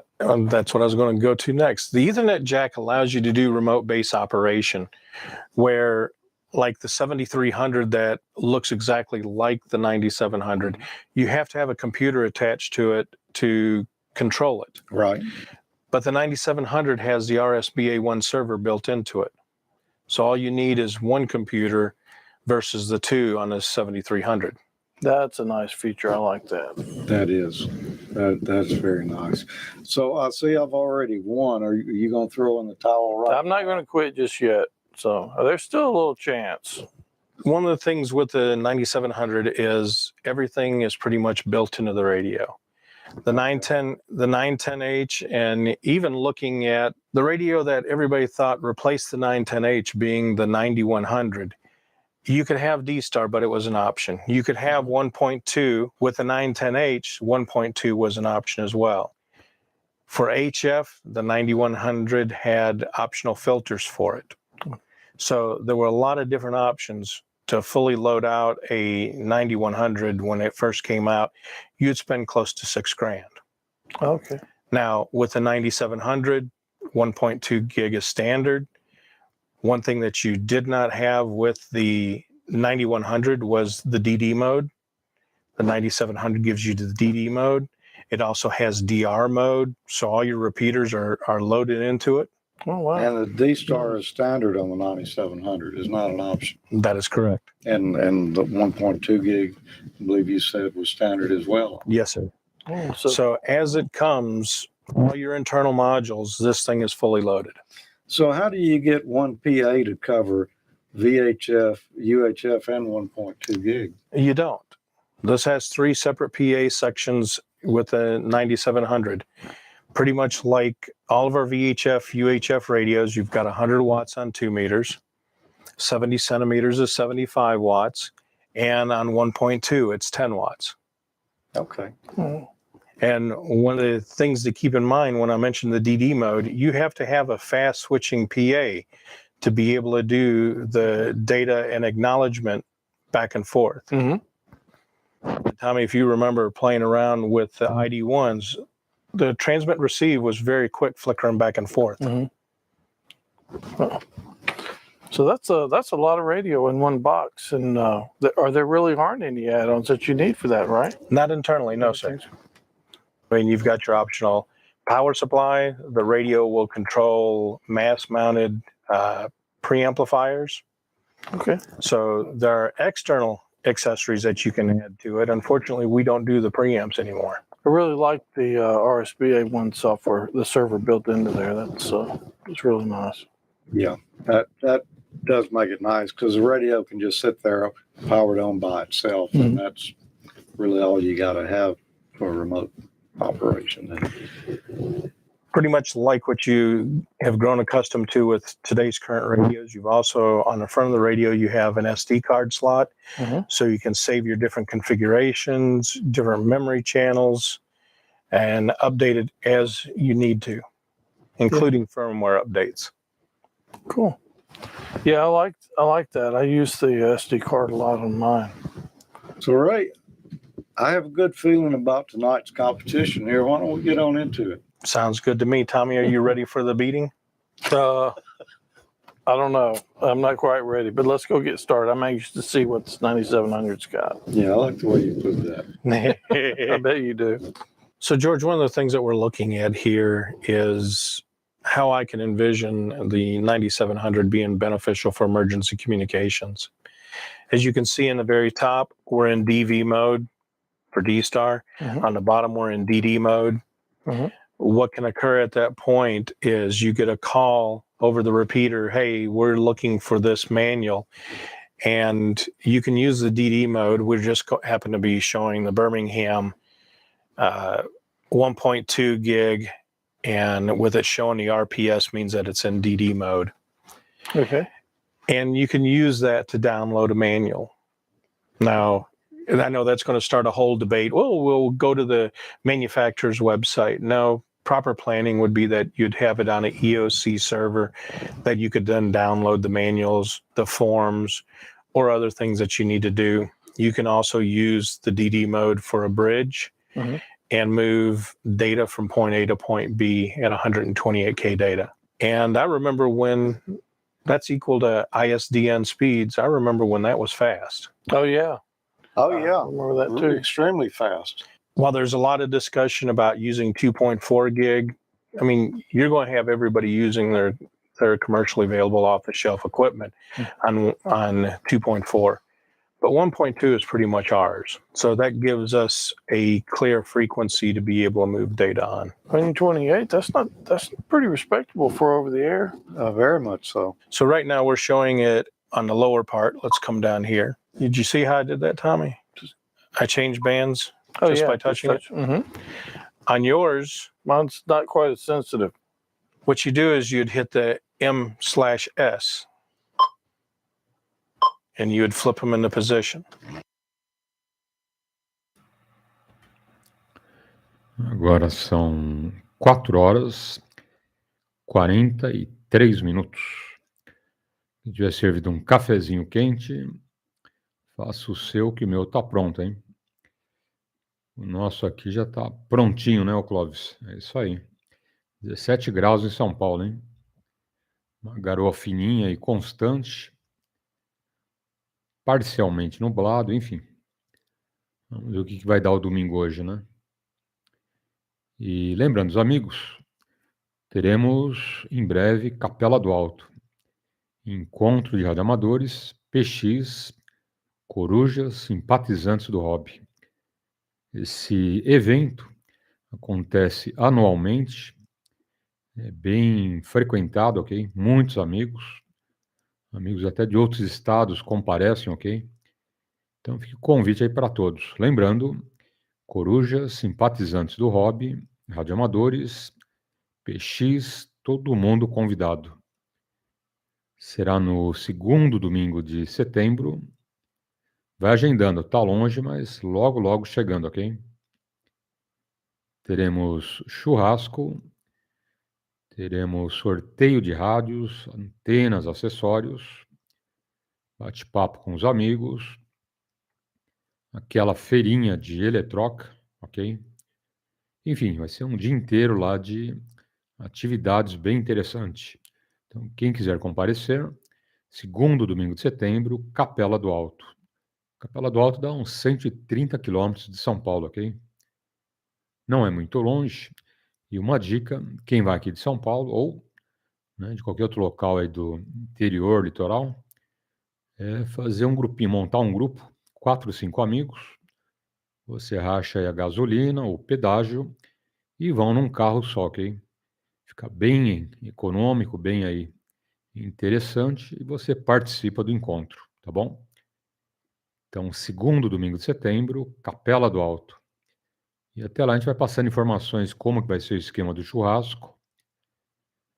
E sempre eles fazem uma campanha para o pessoal levar lá uns donativos, alimentos não perecíveis, eles entregam para alguns orfanatos, instituições carentes da cidade, ok? Trabalho bem sério, bem bacana do amigo Figueiredo, de Capela do Alto, tá bom? Então, a agenda é porque logo, logo estará chegando, ok? E vamos em frente. Hoje é domingo, nosso time das 3 ao meio-dia. Teremos mais de 9 horas de QAP. Estamos ao vivo lá na internet. Quem acompanha via radiofrequência também poderá acompanhar lá no YouTube, ok? Em qualquer lugar do planeta você acompanha diariamente primeira edição, segunda edição ou edições únicas, sábados, domingos e feriados. Lembrando também, amanhã, iniciando para valer a aula de CW. Essa semana inteirinha aqui foi uma introdução e amanhã já entrando nos caracteres, ok? Então dá para você começar ainda com a gente, ok? Faz uma revisão depois da aula introdutória. Tivemos aí uma semana de introdução falando de sons, de pausas, enfim, né, elementos da música utilizados aí no CW, ok? Então, boa sorte, bom curso e a gente aguarda os amigos amanhã. 2 edições. Primeira edição, 5 horas. Segunda edição, 17 horas. E quem está vendo esses 2 rádios na telinha é o seguinte. O rádio da direita é um rádio bem antigo, década de 80, mais ou menos, ok? Rádio de VHF, UHF em 1.2 GHz. Tá, 1.2 opcional. Tá, e o rádio da esquerda é um rádio bem mais moderno, ok? Ele foi lançado aí uns 3 anos atrás. Digital também a mesma pegada, né? Os dois, VHF, UHF e 1.2 GHz. Então tá aí, diferença aí de um para o outro de uns 40 anos, né? Uns 40 aninhos, mais ou menos. Mas os dois com uma pegada aí bem interessante. E vamos em frente. Oportunidade aos amigos com um bom dia.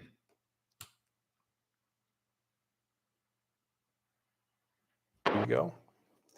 Now push and hold the upper button. Okay, now it's VHF. Go ahead and hit your multi button again. Okay. Now it's 2 meters. Yeah. So go ahead and hit 146.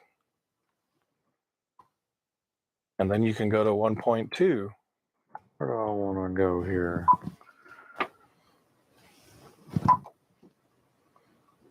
Okay. And 100% is going to be 10 watts. Okay.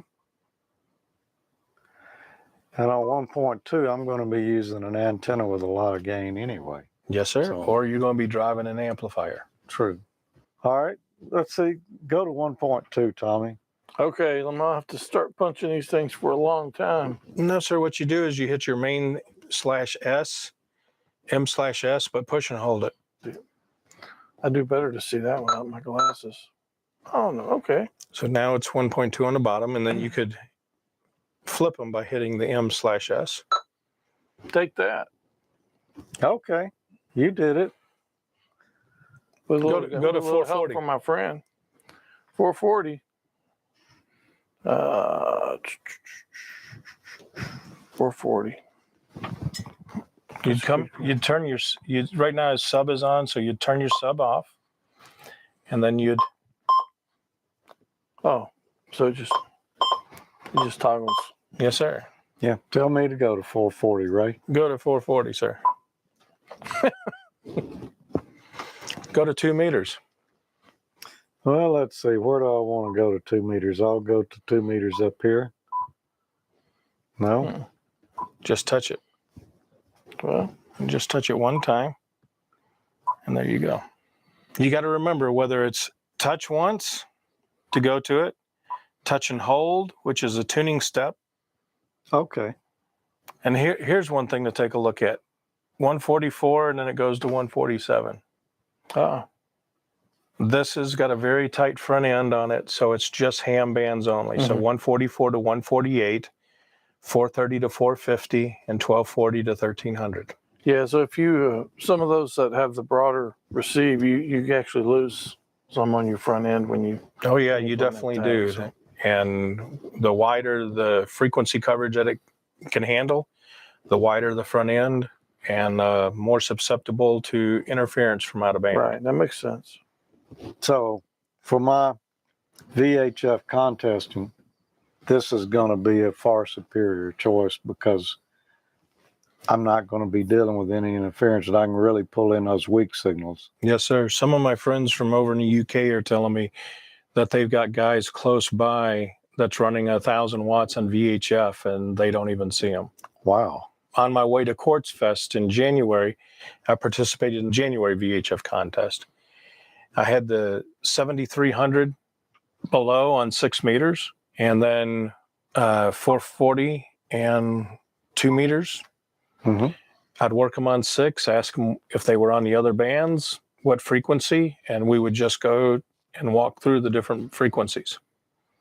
Wow. I bet you were there waiting on them when they got there. Yes, sir. This wouldn't be a radio that you'd recommend to somebody who just got their technician license. Actually, it's been very interesting looking at the new hams that are getting their technician license. They are looking for a base station radio. They might not be in that price range of this radio. Yeah. But there's a lot of guys that are going to start selling their 910Hs to upgrade. Oh, So that opens up a whole new world where it might not be the latest and greatest, but it's able to give somebody an opportunity to have a VHF, UHF base station. Yeah, because there's not a lot of VHF, UHF base station radios out there. No, sir. Man, this you could really get the maximum out of your technician ticket with that baby right there. Oh, yeah, with all the different modes you can do. Yes, sir. Yep. But it has been interesting to see, on the other hand, though, the technicians that are upgrading to general, they're going right for the 7300. Yeah, I could see that. Yeah. So maybe not today, but down the road, you see a 7300 and a 9700 sitting side by side. Boy, it'd make a great pair. Yeah, it's a perfect companion. Almost exactly the same chassis, same basic operation, navigation through the system there. Oh, yeah. So some of the things on the front that are easy to get to, you've got your preamp, attenuation, your notch, noise blanker, noise reduction. Here, you've got your noise blanker, noise reduction. You push and hold to get to it. But to set your noise reduction, you go set NR, and then that's for that particular band. Okay. Where on this one, your noise reduction, you've got it right here. Nice. And when you take a look at the design of the radio, this is an SDR. So in the FPGA, you're doing all your DSP functions as well. Where on the 910H, the UT106 was an optional AF DSP, not IF DSP. Okay. So if you were getting interference from, I mean, example was we had a 910H on field day when I worked with W3AO. And the genset that we were using was generating a noise signature on our downlink from satellite. So what I did is I brought a 9100 that had IF DSP. We filtered it out. It took it out of the AGC, and then we could hear the downlink from the from the satellite. I've never really operated a radio that had DSP for VHF and UHF, and particularly IF DSP. And I always was under the impression that the DSP just wouldn't do that much on those bands, but not true, huh? It will do wonders, and that 7000 that he loved so much when you were showing him the 7100 does IF DSP on 2 and 440. It does. Yes, sir. Well, I'm still kicking it on old SmackDown. That's been how long ago? Yeah. 3 years ago, maybe. But both your 7100 and his 7000 have got the IFDSP that the 910 does not. Oh, yeah. So that will show you, we've been doing IFDSP for quite some time in VHF and UHF. And it never even occurred to me because I don't use the VHF and UHF on my 7000 in the mobile. I've got a dual band radio, and I've got the 7000 I use exclusively for HF. So, I can monitor 3 things at once, but maybe I should hook a VHF UHF antenna to that. Just to see. And even on VHF contesting, you've got something you can play with there because you've got sideband. True. So the SD card slot on here, what kind of things can I do with that? You can load settings, save settings, import and export your memory lists. Mm-hmm. You can do screen captures. So you can go, Tommy, you wouldn't believe the noise that I'm seeing on VHF. Well, you can take a screenshot and then email it to Tommy. Huh. Firmware update, cool. Which with an SDR becomes a very important thing to do. Oh, yeah. And there are times when we'll have a firmware update before a radio is shipped. And when you get it, agora são 4h36.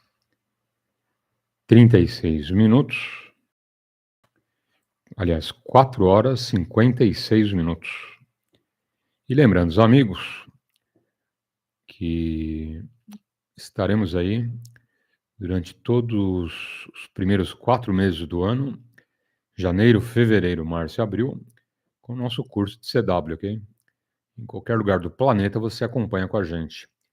Ainda dá tempo para quem pretende fazer promoção classe B, vai se preparando, ok? Amanhã a gente começa para valer o curso com os 2 primeiros caracteres, ok? Letras E de eco, letra T de tango, ok? Você aprende o CW, você aprende o código fonético internacional, que eu sempre dou a referência, né? Cada letra com código fonético internacional, ok? Então você já aprende de lambuja um outro código, né? Você aprende o código Morse e o código fonético internacional, ok? Que muita gente em DX acaba esquecendo e vira uma salada de fruta lá em HF, ok? O pessoal mistura muito ali, mas tá bom, tá valendo, né? Radioamadorismo é radioamadorismo. Ninguém é obrigado a usar o código fonético internacional, se bem que facilita, né? Mas alguns esquecem e colocam lá nomes de países, nomes de componentes eletrônicos. É até legal num único país, ok? Na sua língua você entende. Agora, para DX, que você fala com vários países, né, é complicado, né? O pessoal confunde muito. Outro dia estava vendo um DX, e o amigo falando Queen, e o amigo 3 vezes não entendia, né? Aí na 4ª vez ele veio com Quebec. Se tivesse falado de primeira, né, ou usado o código fonético internacional, o amigo teria entendido. Você está acostumado, né, a ter ouvido com código fonético. Vem lá com Q diferente, né, de Queen. Lá, que, né? E era um contato com quem que era, não lembro agora. E ele repetiu 3 vezes, o amigo não entendeu. Aí foi para o Código Fonético Internacional. Quando ele falou Quebec, agora entendi. E é comum isso, né? Você não está acostumado. Não adianta falar alguma outra palavra com a letra Q, que o amigo lá se embananou todo, né? Se bem que Queen e Quebec, né? Os dois com o mesmo Q, mas o amigo lá se embananou no meio do caminho. Bom, te dar um bom dia pro Flávio. Grande abraço, hein, Flávio? Obrigado pelos votos. Bom domingo, tudo de bom, ok? O Clóvis já havia cumprimentado. Que mais? Ok. Bom, então vamos em frente. Hoje, lembrando o nosso time, das 3 ao meio-dia, teremos mais de 9 horas de QAP e direto aí na internet com os amigos, ok? E vamos lá. Oportunidade com bom dia. Okay. And then when you do make those settings, then your near repeater function works based on your location. Okay. It might be a little bit large for mobile, but I imagine some people may want to run it mobile. So Definitely on VHF contesting, you'd want to be as a rover. right. So one of the questions we received on the 9700 before we released it was, how do you get into satellite mode? Let's compare it to the 910 there, Tommy. Okay. Satellite button. Pretty straightforward. Yeah. With this one, we go menu and satellite. I got you beat on that one. One button. Yes, he does. But that's 1 point for me. But here's your advantage, George. As you can see, they track together. Tommy, yours tracks together as well. Okay. You had me scared there for a minute. I understand. But if you wanted to change it from a normal to a reverse, all I have to do is touch the screen. Okay. Right next to your satellite button, you'll see right above it, M, S, and then normal reverse. You hit the buttons above them to do those items. Now you can tune your subband. Oh, okay. How I do it here is I come down here. Oh, I hit the sub. Okay.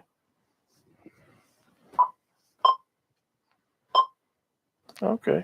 So you're making the adjustments so you could do your main sub, but what I do here is I select sub or I select main. Okay. Well, that sure makes it a lot easier, doesn't it? It does make it a little bit easier. This works, but that's just a little bit nicer. Yeah, and that was one of the improvements that we made with the 910H over the predecessor to it being the 821. The 821, you had to hold a button and turn the knob, but the satellite operators wanted it real quick and easy where they could do it with one hand. So what about rotator control? Is there any kind of, I guess that's going to be a software thing maybe. That will be a software item. Okay. We're going to have 2 kits that I'm building up right now for the 9700 that will include an ASL rotor, a rotor controller, antennas, 50 feet of feed line, everything to send to schools that are going to have either a International Space Station contact, or there are some schools that are working on CubeSats. So when their CubeSat gets launched, we'll have a portal on our website where they can register their school, and we will be working with them to get them the 9700 so they can use it at their school. Yeah, satellite stuff's pretty fun. I used to like to try to play around with that back in the day. Yeah, I think you would probably do better with one of these. Yeah, because I didn't have a whole lot of success with it, to be totally honest with you, but it was fun to try. But there's more and more satellites going up right now that the ease of operation is so much nicer. Oh yeah, the radios are just basically built for this function now, so it makes it quite easy. Yeah. So to get back out, satellite, you've got the same button on yours, and it comes out of satellite mode as well. Okay. Well, I didn't fare too bad on that one. No, sir. Not horrible. Not horrible. No. But I got a feeling mine's going to pick up those satellite signals a little bit better. Be a little bit cleaner, but one of the major things that Tommy does not have is the scope. You're able to see the spectrum scope. Take that. Yeah. That stung a little bit, didn't it? Just a little. So like on the 7300, 7610, your 7700, 7851, you've got where it's either center, like it is right now, or fixed mode. Mm-hmm. You can expand it where it's only one frequency being shown at a time. Yeah. And you got a little bit of pulse noise out there. I don't doubt it. It has been noisy around here lately. You wouldn't see that blip. I mean, you're not even seeing an S unit move. You'd never see it with your 910. You'd never even know it was there until you heard it, and it was interfering with your weak signals. Oh, look at there. We had something come up right there. Oh, that's 144. Is that a PRS? Or is that 145.39? 144.39, I think. Yeah, that might be. Yeah, I'm pretty sure that's APRS frequency. I'm not positive. I think it is.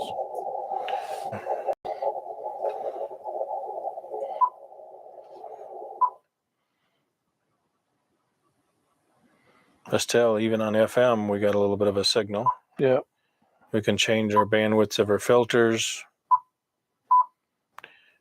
With us being in FM, there's no change to it. Okay. But if we go to sideband,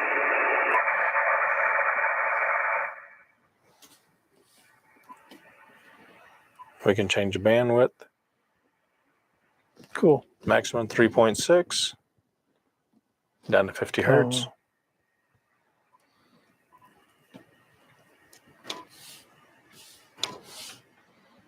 That's pretty nice. I'll tell you what, once you get used to using that scope also, and if you go back to not using it, you miss it. It's a pretty nice thing to have. On a VHF contest, a lot of guys will sit on the call frequency. Mm-hmm. With the spectrum scope, you can see the guys that are either on and then move off. Yeah. Or the ones that are transmitting close by.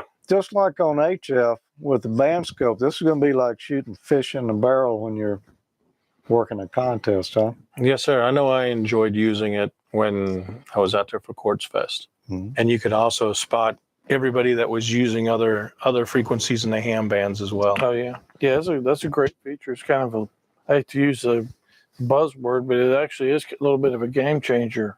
Oh, yeah. Yeah.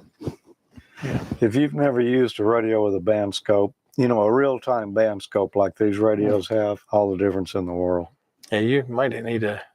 Wow, look at that. That's kind of crazy. And that's without any type of preamp. Now, and it is.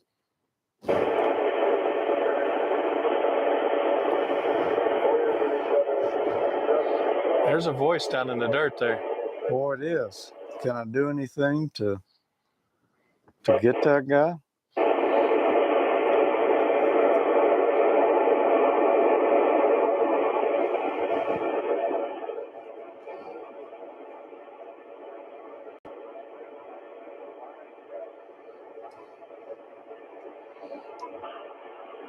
That's without the noise reduction. Okay. And you can see we had a little OVF flicker there. Yeah.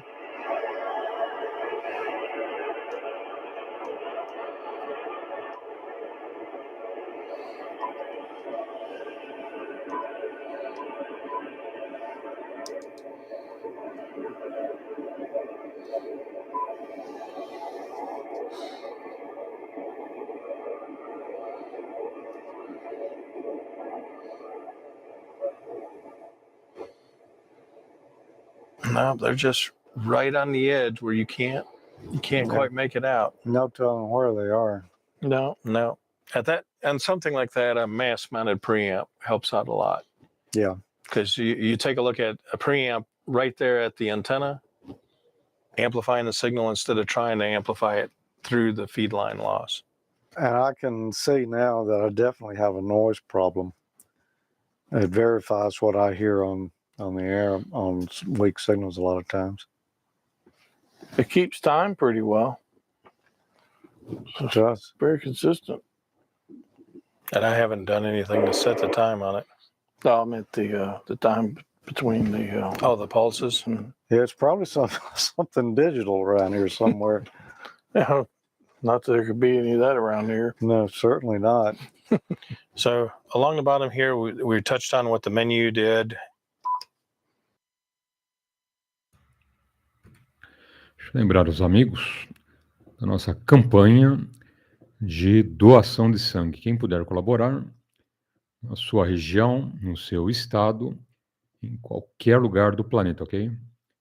Tivemos alguns dias atrás a confirmação de condição de estoque de sangue bem baixo, bem no limite, né, no vermelho, literalmente, ok? Portanto, quem puder colaborar, faça uma forcinha, tá bom? Faça aí doação de sangue, tem vários hemocentros, temos vários hospitais também. Colabore aí com a nossa campanha e salve uma vida. Ok? O ano passado foram vários amigos que colaboraram aqui da rodada Alto-falante. E exatamente há um ano atrás, a gente pedia a colaboração para o Murilinho. Filho do Fernando, estava hospitalizado, estava na UTI, ok? E muita gente colaborou, eu também ajudei, né? Fomos 2 vezes doar sangue, no começo do ano, depois em maio, mais ou menos, ok? E deu tudo certo, ele já saiu do hospital, já está em casa, vida normal, né, que segue, mas outras pessoas precisam aí da nossa colaboração, ok? Então, quem puder, colabore, doe sangue. Lembrando que hoje o nosso time das 3 ao meio-dia, ok? Teremos mais de 9 horas de QAP. Estamos ao vivo aí na internet com a live. E lembrando, em qualquer lugar do planeta, você acompanha aí nosso dia a dia da rodada Alto-falante.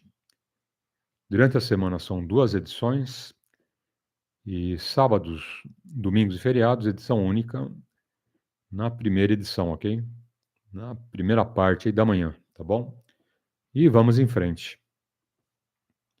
Oportunidade aos amigos com um bom dia. She's on quite a few of them. Your tuning steps, down to 1 hertz tuning resolution. Oh, nice.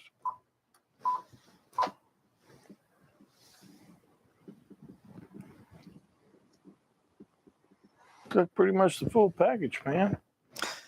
Yeah, let me ask another question about this. You mentioned much earlier, of course, that this is a software-defined radio, and yeah, we knew that. One thing on it with it being a software-defined radio, we'll go one step farther in comparison of the 9700 to the R8600.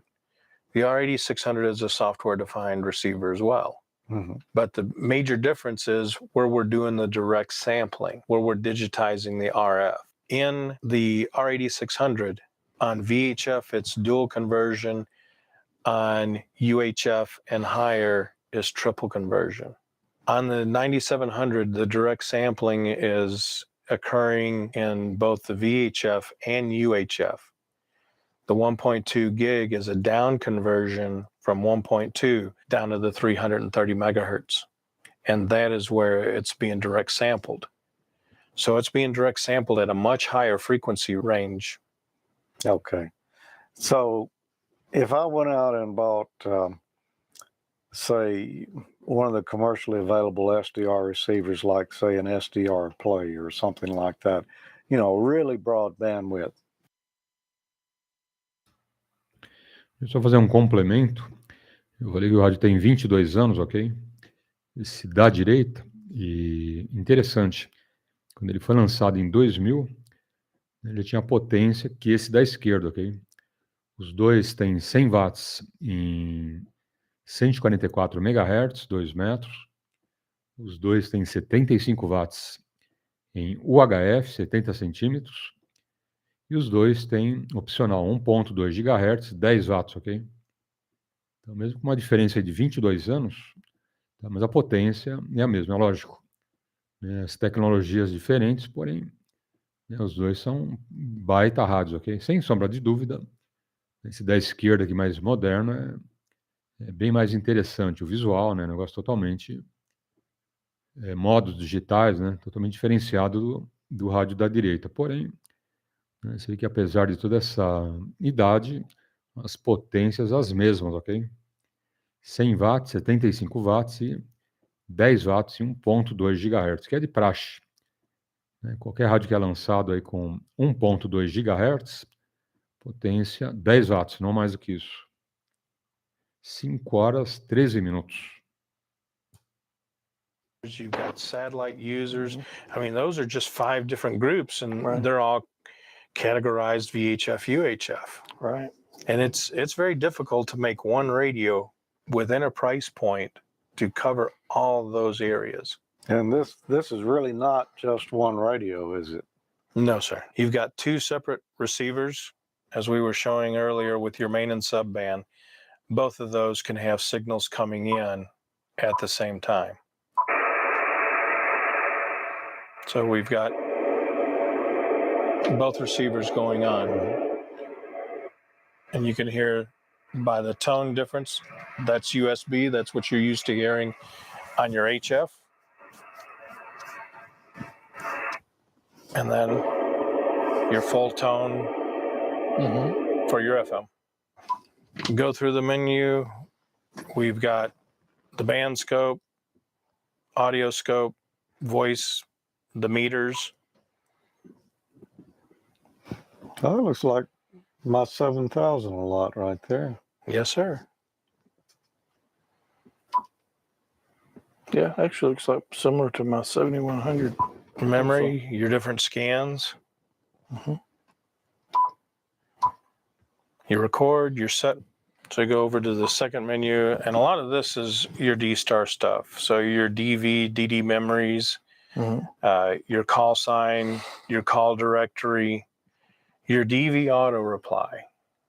Oh. So you can record a message in there that you're away from your radio, but then it only plays back when somebody calls you directly. So they would have to have your call sign in the UR.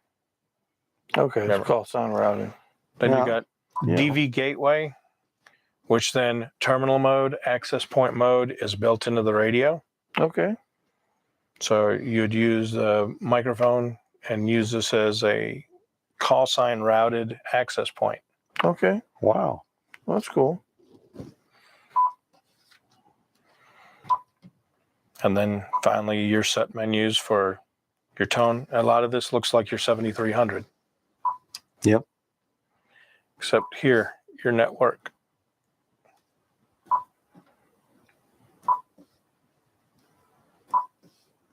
Yep. And you can have up to 2 users. Yeah. Okay. That really changes things there. Display setting for your colors.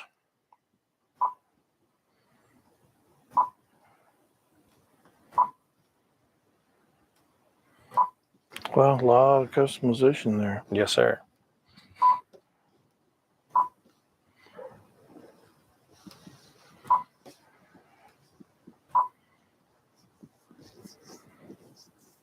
Cool. So set it off the network if you got the Ethernet hooked up also. Yes, sir. I don't know that I've ever seen a VHF, UHF radio that had a notch filter on it, but I guess it's common in contest grade radios. Yes, sir. I mean, you can have a strong signal close by. You can notch them out and hear the weaker signal. Now, that's cool. That'll be, but that would be on sideband. Yeah. Okay. Now that I say it, let's double check. No. Yeah, let's go up here to the top. It has automatic notch on FM. Oh. So the automatic notch would be if there's a carrier or a high pitch. Okay. Oh, that was our tuning steps right here, by the way. Ah.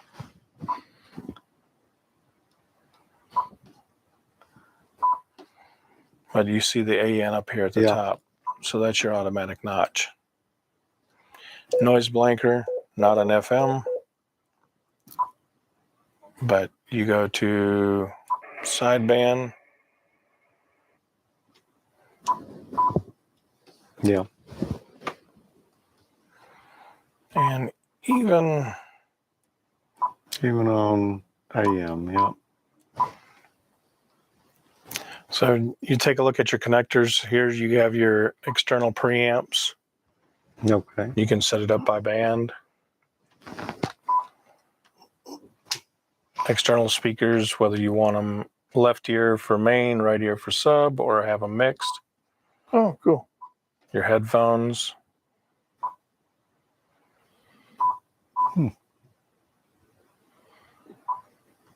A lot of this looks very familiar. Mm-hmm. It does. To the 7300.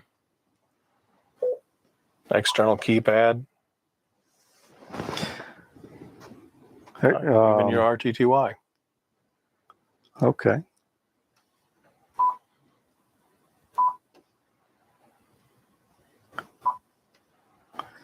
Now, wait a minute.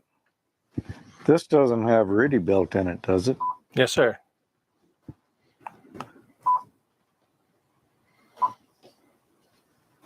You know, I hadn't noticed that. That's pretty cool. Mm-hmm. Then you can decode. So all of those things that we just went through with the RTTY, the voice keyer, none of that is in that radio. Tommy? No gloating.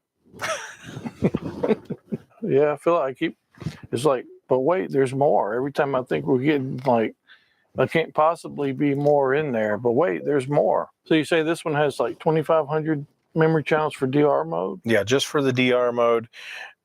We used two different resources for the information. We used the D-Star users as well as D-Star info, and combined the two.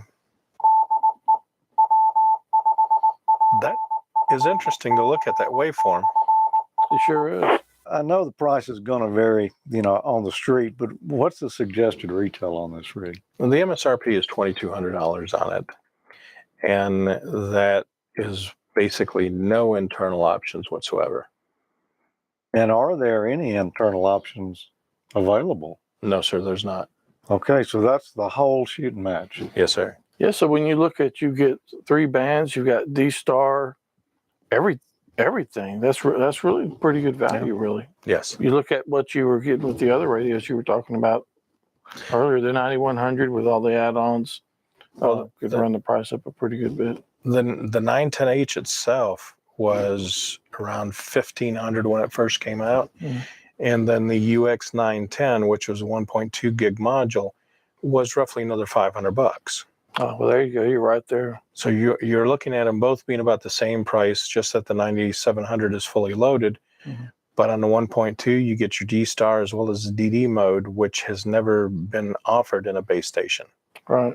So, Tommy, it looks like he got you pretty good on this one. Yeah, I got a few bruises and everything, but I think I'll be okay. And next one, I'm going to take the next one. Well, I was due a good smackdown here, and yeah, I felt good about it going into the match. I didn't see how I could lose. No, I felt like the deck was kind of stacked in your favor. Estou colocando aí na lateral, para quem acompanha a rodada alto-falante via internet, o site da Anatel, ok? Então, para você que pretende fazer ingresso, entrar no radioamadorismo, tá aí a dica para você ir dando uma lida nas apostilas, ok? Que, na verdade, são simulados, tá bom? Você não precisa estudar muito, tá? Pelo menos 3 lidas nesses simulados. É só marcar a provinha que você passa aí numa boa, ok? Temos lá um simulado de legislação e um segundo simulado de técnica e ética operacional. Então, o amigo que pretende fazer ingresso, só dá uma lida aí com atenção, ok? Nesses 2 simulados que você passa numa boa, tá bom? E uma dica para você aproveitar ao máximo esses simulados. Primeiro, você não vai perder tempo e ficar lendo as questões erradas, ok? Esse simulado, ele tem uma pergunta, ou melhor, vai ter várias perguntas e várias respostas, ok? Cada pergunta, 5 opções de respostas, ok? Então, uma técnica boa para você estudar é ler a pergunta e somente a resposta correta, ok? Você não vai perder tempo em ficar lendo as respostas incorretas, primeiro, né? Você ganha tempo, segundo, não faz confusão, né? Estuda somente aí o que é correto, ok? E no final, né, tudo isso está aí na sua mente armazenado. Você faz a prova aí numa boa que você vai lembrar, tá bom? Por quê? Porque a prova é exatamente igual. A provinha ali é em forma de teste, uma pergunta e 5 opções de respostas. Então, exatamente igual ali aos simulados. É por isso que chama simulado, né? Porque ele simula a provinha exatamente desse jeito, ok? Nem mais, nem menos do que você vai encontrar ali nos simulados, tá bom? Então, presta atenção, são 2, ok? Um, legislação, e o outro, técnica e ética operacional. Tranquilo? Pode dar uma lida nesses 2 simulados que você faz a provinha e passa tranquilamente. Fazendo essa observação, né? Não fica lendo as questões erradas, ok? Somente a pergunta, a resposta correta. Aí você já passa para a próxima pergunta, próxima resposta correta e vai até o final do simulado, ok? E assim você marca a provinha ali, tranquilo, e passa numa boa, ok? Então, boa sorte e vamos em frente. Oportunidade. O site está do lado aqui, ó. www.anatel.gov.br, ok? Pode dar uma olhada lá na parte de radioamadorismo, que você encontra os simulados, tá bom? Boa sorte, qualquer dúvida, dá um alô pra gente. Oportunidade com um bom dia.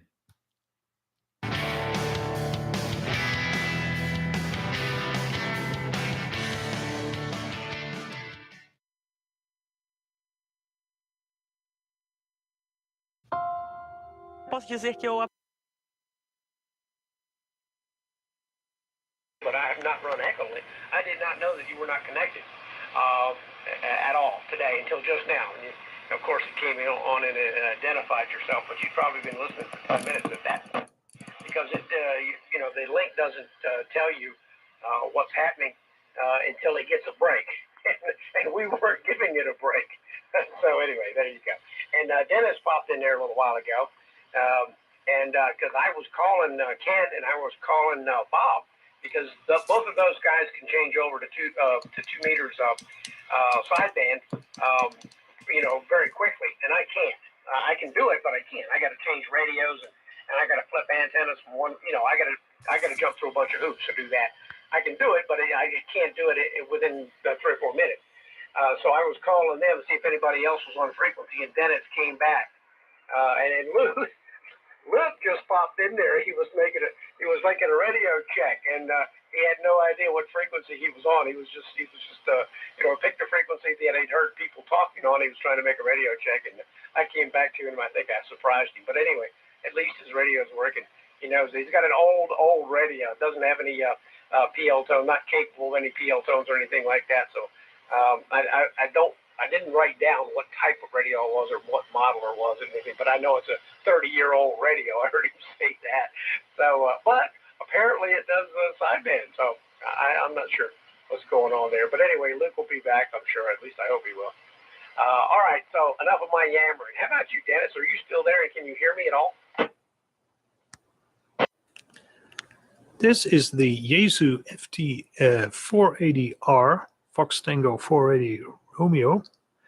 This is a vintage mobile VSF radio, all mode. It can do lower sideband, upper sideband, CW, and frequency modulation.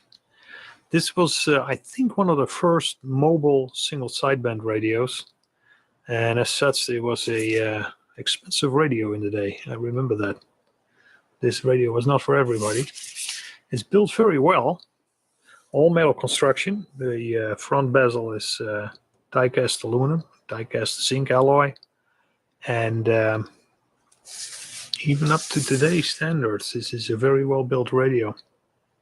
Mobile bracket can be slid off. The output power is 30 watts, so it's you know, more than the 10 watts that was normal in those days. This is 30 watts radio, and it runs off 12 volts, 13.8 volts if you want. Let's go over the controls and show you a little bit what this radio can do. Let's start here on the left. We got volume, on, off, and volume. We got squelch. Squelch in this radio is extremely sensitive. It's a real noise squelch. It detects changes in the noise. Nowadays, squelches don't do that anymore. And as such, you can squelch the noise here without giving up any sensitivity. It works very well. We have 4 memories. I'll show you how that works in a minute. And we have 3 step sides. That's what this knob is for. For instance, we're on frequency modulation now. The smallest step size, I do that with the up-down buttons. Smallest step size is a kilohertz in frequency modulation. If I go to medium step size, it's 20 kilohertz. If I go to a large step size, this was 20 kilohertz. Large is 100 kilohertz. If I do that same thing in sideband, that's where we are now, then the biggest step size is 1 kilohertz. Medium step size is 100 hertz. And the smallest step size is 10 hertz, although you won't see that last digit on the display. It's not there, but you can see that 10 clicks. it gives an advance in the 100 Hertz steps. So that's how you do that.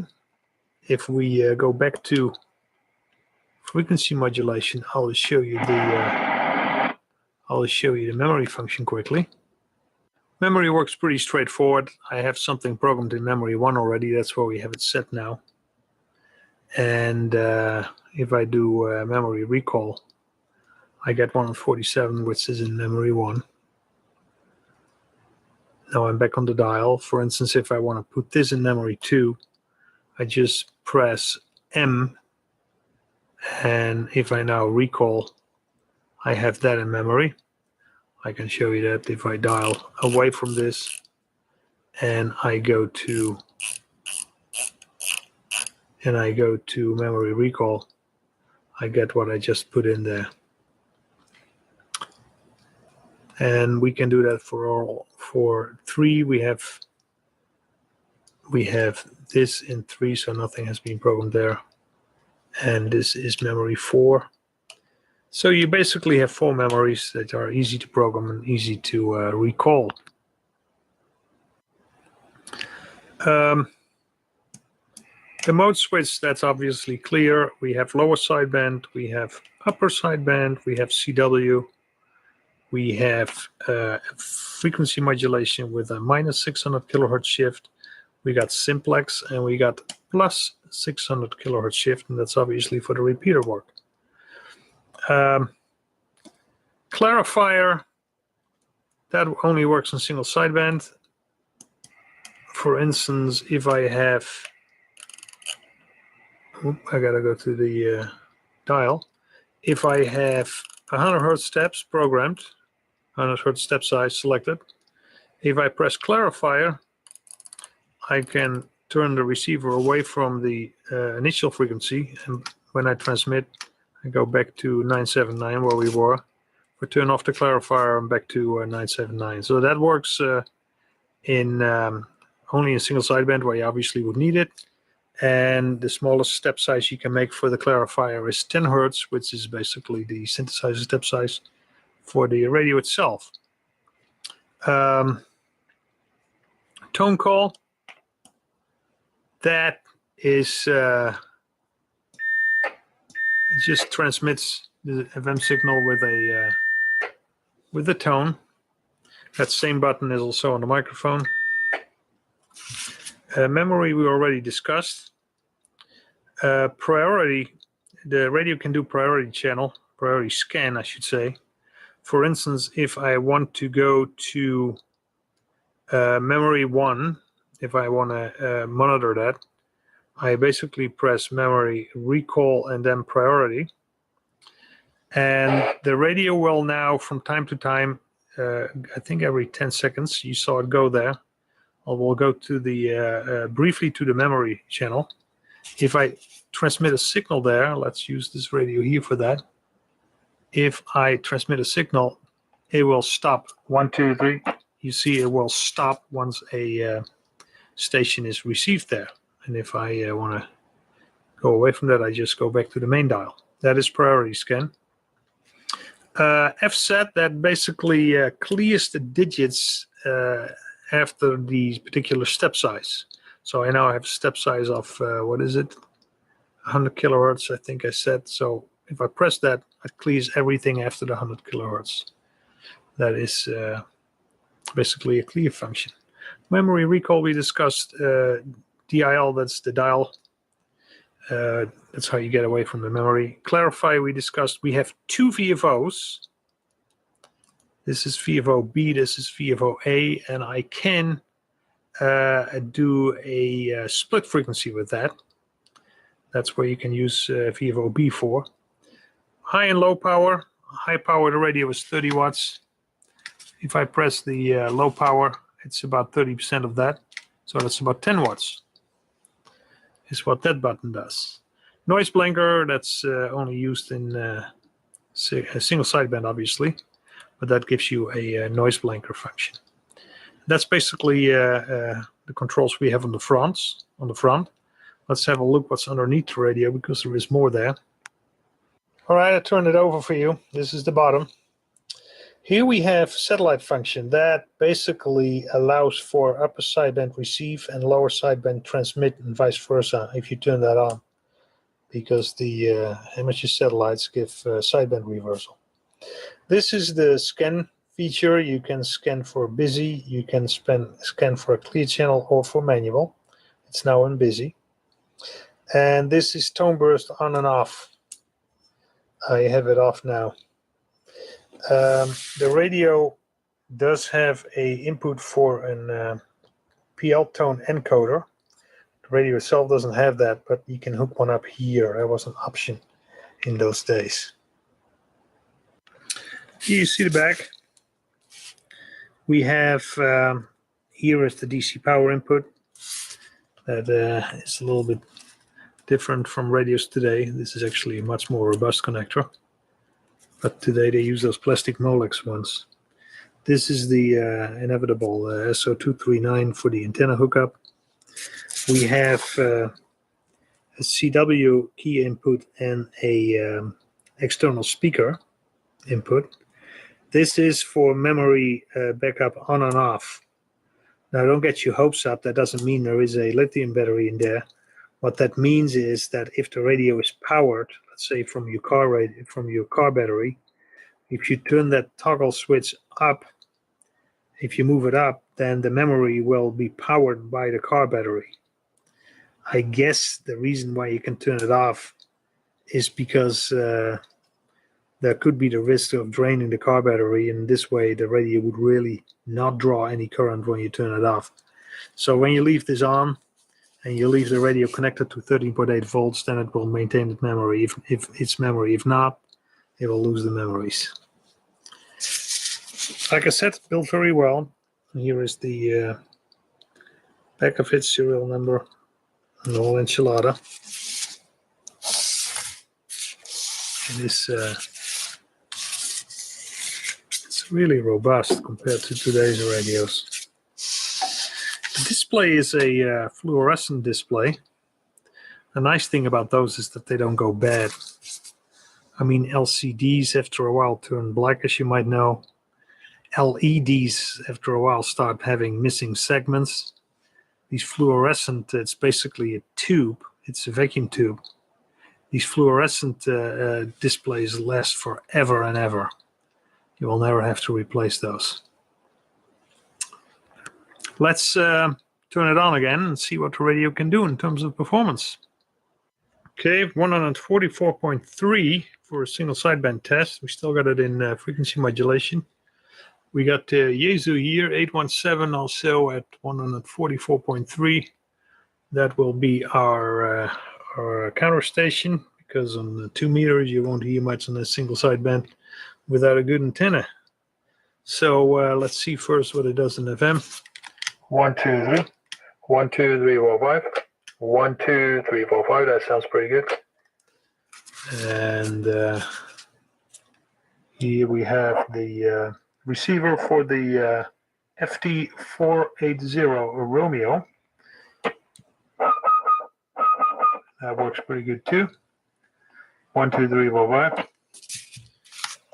Output power is about 15 watts, I think it is.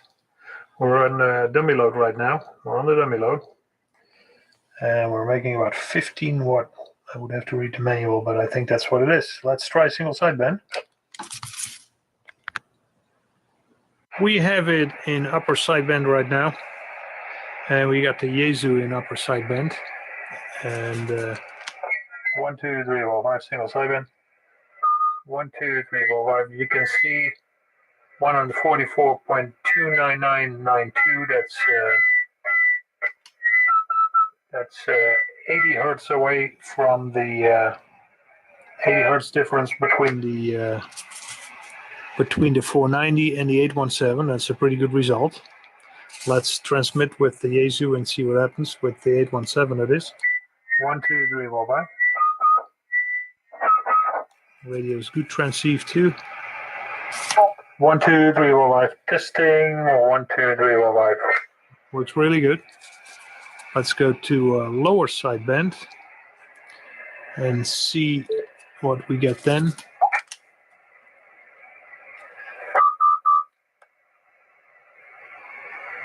1, 2, 3, over.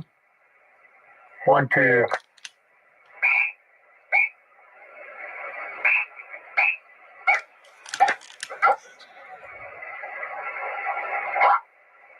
One, two, three, over. A little bit difficult. Right, had to use both hands there for a second. 1, 2, 3, 4, 5. Testing. 1, 2, 3, 4. 144.2999. So we have 100 hertz difference.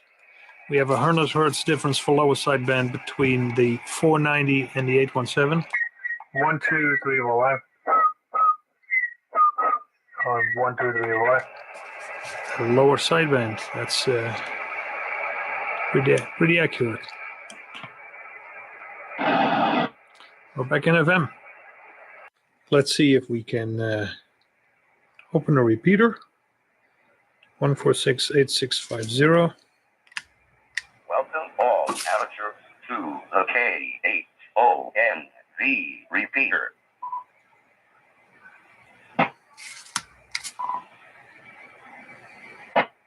That seems to work. The Yaesu FT480R, all mode, upper sideband, lower sideband, and FM. A vintage classic radio. This particular one is in mint condition, and it's good on frequency.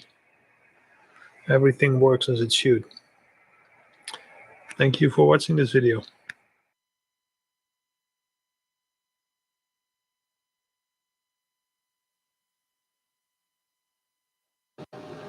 Hey everyone, Jared, Victor Kilo 3 Bravo Lima here, and today I'm going to go through the menus of the IC7300. This is an extremely popular radio, and there's a lot of people out there with it, and it's one of my personal favorites. I just think it was just perfect from the factory, and I really love it. So I'm going to help everyone out and go through the menu and talk about some of the settings. Here we go. First of all, you press the menu button down the bottom here. This presents you with your main menu and shows you some of the features such as the scope, the audio scope, the voice keyer, the meters, the SWR tool. That one's actually not in the IC7610, so a lot of people like that and miss that. The memory, which I don't use as a HF operator. Scanning, which once again I don't use. There's the memory pad. I've never found a use for that one either. Let's have a look what it does. It lets you make memos and that sort of thing, but it's not really what I need. Agora são 5h43. Lembrando que hoje, ponto de encontro dos radioamadores, Hermelino Matarazzo. Vai ser o primeiro encontro do ano 2023. E quem não conhece o endereço, anota aí.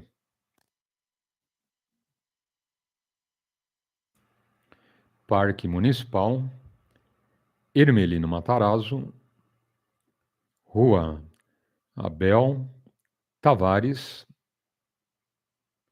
1542. Rua Abel Tavares, primo, quinto, quarto, segundo. É o dia inteiro ali de evento, ok? Das 7 horas até umas 16 horas. Bate-papo com os amigos, churrasquinho, refrigerante, feirinha de eletroca. Para quem não conhece, vale a pena, ok? Outra coisa, não só radioamadores. Corujas, simpatizantes do hobby, futuros radioamadores, PX, enfim. Quem gosta aí do radioamadorismo, compareça, ok? Então, logo mais aí, a partir das 7 horas, Hermelino Matarazzo. Qualquer dúvida, dá um alô pra gente. Lembrando, estamos ao vivo lá na internet, no YouTube. Diariamente aí temos as lives, ok? A primeira edição na parte da manhã, segunda edição à tarde, sábados, domingos e feriados, edição única. E no final da rodada eu sempre deixo aí a gravação, ok?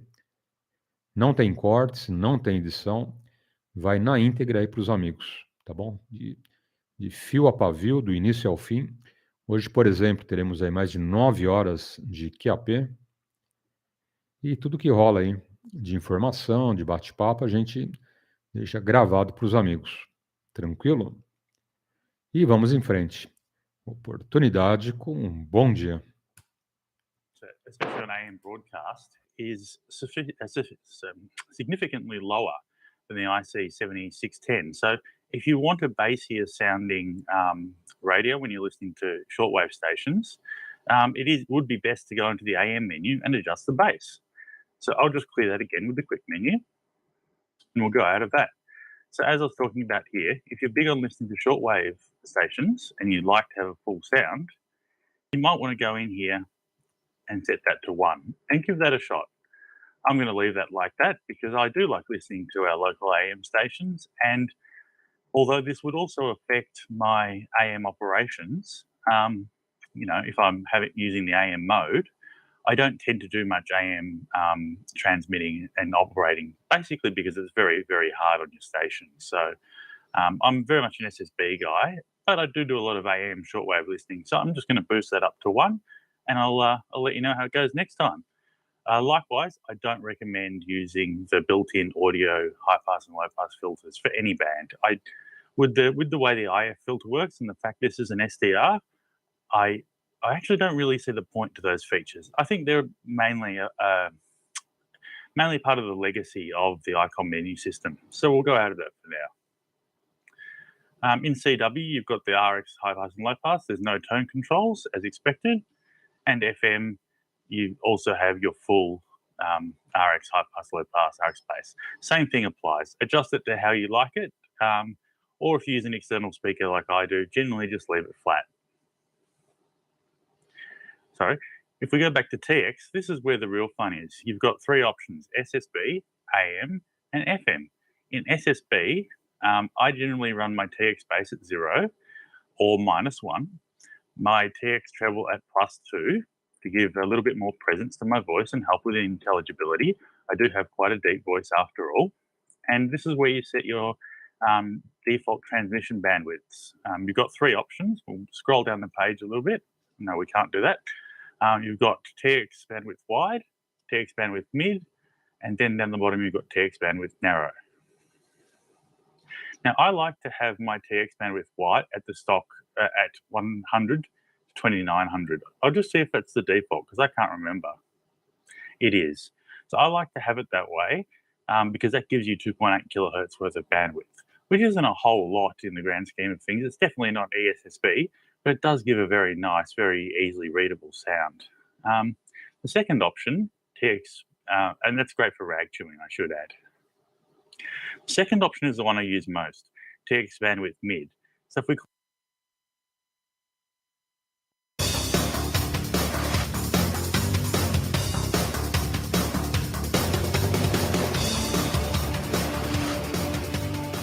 Welcome to the Amateur Logic Studios here. We've got myself, George Thomas, Tommy Martin, and our friend from ICOM America here, Ray Novak. Hi, Ray. How's it going, everybody? Hey, welcome back. And you've got a little buddy here with you. Yes, sir. This is a new rig here. It's the IC7300. It's going to probably become my new travel companion. It's a nice little radio compact and something that you can take with you with a lot of features. Yeah, it's good size here. It's bigger. It's not as small as 7000 or 7100 or some other rigs. Got a nice big display on it. It really looks a lot to me like my IC7700. I mean, I feel right at home with it. So you should just leave it here after the show tonight. He's got a fever a little bit smaller. Yeah, it's a good considerable bit smaller. It's a good field day size. So you can see carrying that thing around a lot. Yeah, it's right around 5 pounds, I believe. Yeah, not bad. But a couple of the nice things about it, there's an optional mobile mounting bracket, believe it or not. Same mobile mounting bracket as the 718. Has the same footprint. A lot of differences, though. Does the head come off? No. No, it would be a little big. That would be cool. Yeah, it would. It'd be a big head, though. Yeah. So It's a new radio. Of course, boy, there's just so many things that are kind of new here. I don't know where to start, Ray. Let's just say this one here, though, as we shoot this video, these are not actually being delivered in the U.S. yet. No, actually, I think they're in production right now at the factory. We should be receiving the first shipment next week. We'll be doing some testing on the radios. We'll have a second shipment come in the last week of the month, and then we'll be shipping them to the dealers. So by the end of March, we will be shipping them to the dealers. And I mean, that's when you start really pounding on your favorite ICOM dealer if you're in line to get one of these. So there's been so much interest in this thing. I know we were waiting for FCC approval. That's all passed now, right? Yeah, that was a month or so ago. Okay. It's HF and 6 meters in the U.S. The UK version adds, I believe, 7 meters to it, or 4 meters. I'm sorry, 4 meters to it. Cool. So are they being delivered anywhere yet in the world, or? They have in Japan. They've started shipping the versions in Japan. It was interesting. There's already been a firmware update. The ones that we'll be shipping should have all the latest firmware in them. Okay. And this one right here, this is a sample model, I assume.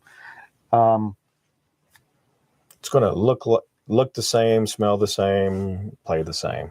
But you got to get one to start with, and this is that one. Yes, this is the one. Yeah. They know that I like to get my hands on it and play around with it. Come and visit you guys. So they send me one that's, I would say, probably at least 95% functional. One time they sent me if you remember, the 2730, and that bad boy would not transmit. Yeah. So, but this one's all looks like it's good to go. We haven't poked and prodded everything on it yet, but so far it's been a fun radio to play with. Okay, well, I think we probably ought to get on into it. Point out a couple of new things here about this radio before we turn it around and start actually punching knobs and buttons. Well, the first obvious thing is the large screen on the front of it. It's going to be a touch screen, and I'm not really sure what sections I'm touching from this direction. So, yeah. But touch screen, a multifunction control that when you push it, it brings up a function. Then you can select by touching the item, and then you can make the adjustment to it. Touch it again, it goes away. You've got several hard buttons across the bottom that bring you into different menus. You've got your basic menu. There we go. Back and forth, the icons that you can navigate through when you touch them. Nice. Then you have your functions. And there's another thing that sets this radio apart from all the previous Japanese radios ever released here. Is that correct? Something different about the technology of this radio. Oh, yeah. I'm sorry, I'm getting into the user interface, and the hardware on it it's the first truly software-defined radio with a direct sampling A to D converter, and then everything being processed in a FPGA. And so although it looks just like a traditional radio, well, a modern traditional radio, it's a software-defined radio. And you can operate it without the requirement of having a computer. Yeah. Oh, sweet. There's some software-defined radios out there now that have a nice user interface control box, but you still have to have everything running through the computer for your demodulation and modulation on it. So, I mean, those are real cool devices. This isn't going to replace some of those. I mean, I've seen where you could watch 4 or 5 different bands at the same time, but this one's not going to do that. Well, this one's not in that price range. No, you're getting what you pay for with a lot of these radios. This is about 1/4 what the higher end SDR radios are. So this is one that we're hoping everybody can save up their pennies to play around with. We call it an entry level radio. I've been chastised. Agora são 5 horas, 55 minutos. E lembrando, os amigos, está chegando ponto de encontro dos radioamadores, Zona Sul de São Paulo. Para quem não sabe, em breve teremos aí mais uma feirinha na Zona Sul, ok? Vai ser na região de Santo Amaro. E assim que o pessoal me confirmar a liberação do espaço, eu passo para os amigos o endereço referencial para chegar no local, ok? Os horários, enfim. Então, o esquema vai ser o seguinte: todos os domingos, ponto de encontro de radioamadores, também Zona Sul de São Paulo, ok? Então, mais um espaço, mais um point aí dos radioamadores que é sempre bem-vindo. Então, logo, logo aí estaremos passando essa novidade para os amigos, tá bom? Só me confirmar aí que deu tudo certo. E a gente passa o endereço, local, referência, horários, como vai funcionar esse ponto de encontro dos radioamadores, ok? Então, mais uma referência aí bem legal agora na Zona Sul, tá bom? Temos algumas, então, aí para escolha dos amigos. Ermelino Matarazzo, Pacaembu, se bem que Pacaembu é segunda-feira à noite. Mas como opções aí de pontos de encontro, aqui em São Paulo teremos dois, então, Zona Leste, Ermelino Matarazzo, e Zona Sul, região de Santo Amaro, ok? Ainda por confirmar, mas tá andando, né? As tratativas aí com a prefeitura parece que tá indo super bem, ok? E logo, logo a gente passa para os amigos, tá bom? Hoje teremos aí 9 horas de QAP, das 3 ao meio-dia. Estamos ao vivo lá na internet, para quem não sabe. Temos a live aí diariamente, 2 edições, sábados, domingos e feriados, edição única. E amanhã, começando a nossa aula aí de CW para valer, ok? Durante toda essa semana somente foi uma introdução. E amanhã, entrando aí nos 2 primeiros caracteres, ok? Então, você que pretende fazer classe B, pega carona aí com a gente. Serão 4 meses de aulas, janeiro, fevereiro, março e abril. E no finalzinho você já faz a inscrição, faz a provinha e vai para a classe B. Isso para quem quiser, né? Eu sempre lembro os amigos. É opcional, ok? Faz quem quer, né? Não, ninguém é obrigado a fazer promoção classe B, ok? Mas em querendo, a gente está aqui para ajudar, ok? E vamos em frente. Oportunidade aos amigos com um bom dia. Looking at the back of the radio, some of your obvious common points to take a look at. Your power input is a 4-pin. Underneath that is your ground lug to tie together. You've got your coaxial input, only one antenna input. Okay. One thing to keep in mind, we mentioned earlier, an entry-level type radio, it's not going to have your big rig features like a separate receive antenna jack, video output, some of the things like that. But you do have your antenna jack for like your AH4. Auto tuner. Yeah. So you want to do a long wire. You've got your amplifier connections for your ALC and your key. You've got a 1/4 inch for your CW key in the back. External speaker, and we still have the CI5 remote jack on it. Here's your USB port. And then, George, one of your favorite ports, that 13-pin DIN that you can run your audio in from your soundboard. One of the other things is the large oversized fan for it. Yeah, that is a big fan. That's as big as on most computer power supplies. Yeah, I noticed that. So it should move a lot of air, which tells me that it's going to be 100% duty cycle as well. Oh, I hadn't thought about that. Good point. So tell us a little more about that USB jack on there. The USB port, like we talked about earlier, to make sure you download your drivers. It does your audio in and out, as well as your rig control with 2 COM ports, one hard COM port, one virtual. So your favorite control software, whether it's the ICOM RSBA1 software or any of the other softwares out there, you can connect them and use them in that direction. Very cool. That's a nice feature of the ICOM radios. I've been enjoying that on my 7100. I recently set up the digital stuff on it, and it's nice not to have another interface. George, you mentioned your 7700, how this radio looked very similar to it. Yes. Well, one of the key features that it does not have that your 7700, and there again, that whole what the radio can and can't do, what price point. There's no Ethernet jack on the back of this radio.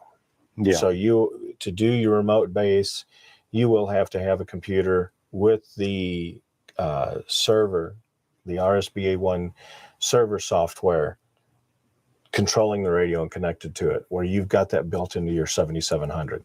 Well, 7700 is a little more expensive radio, and it has not always done that. It was in a firmware update. Yes.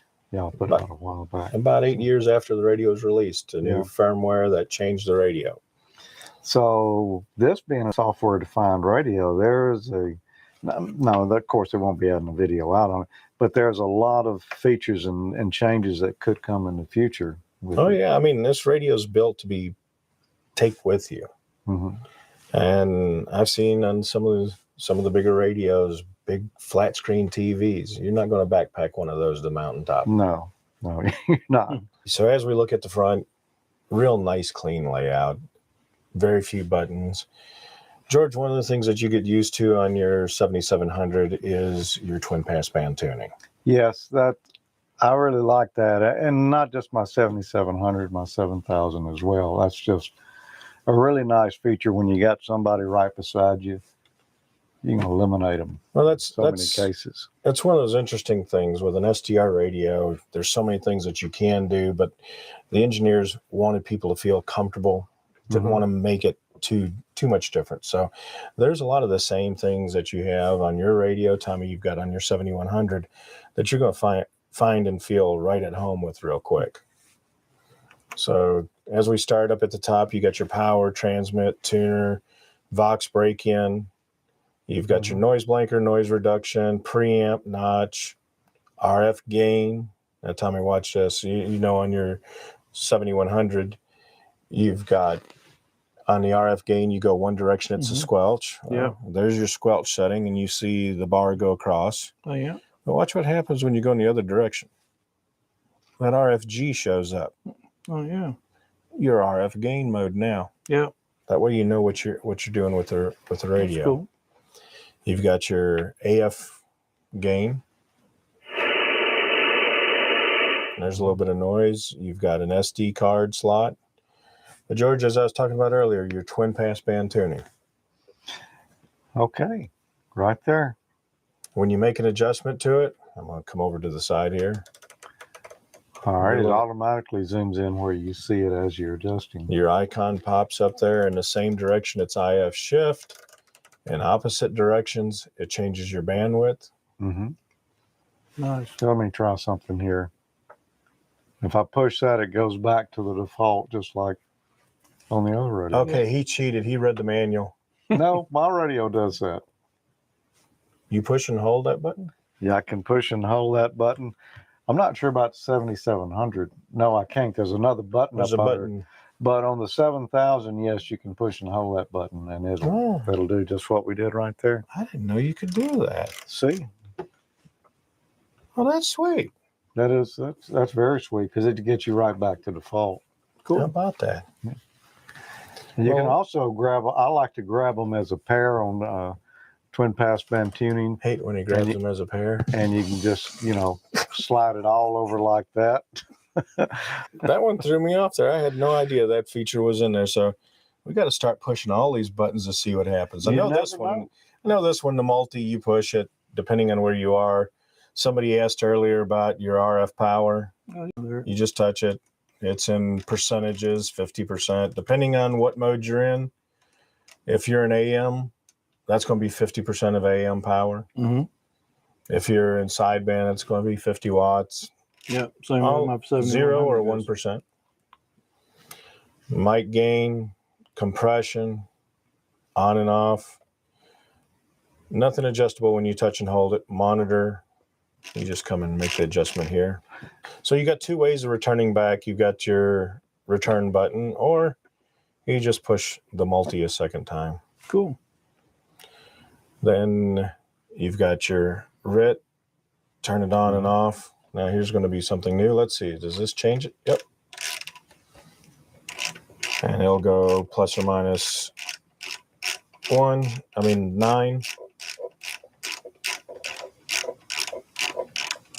How more than that? 9.9. Okay, that doesn't clear it. What if you hold the RIT? You push and hold the clear button. Ah, the clear button. Yeah. Who would have ever thought?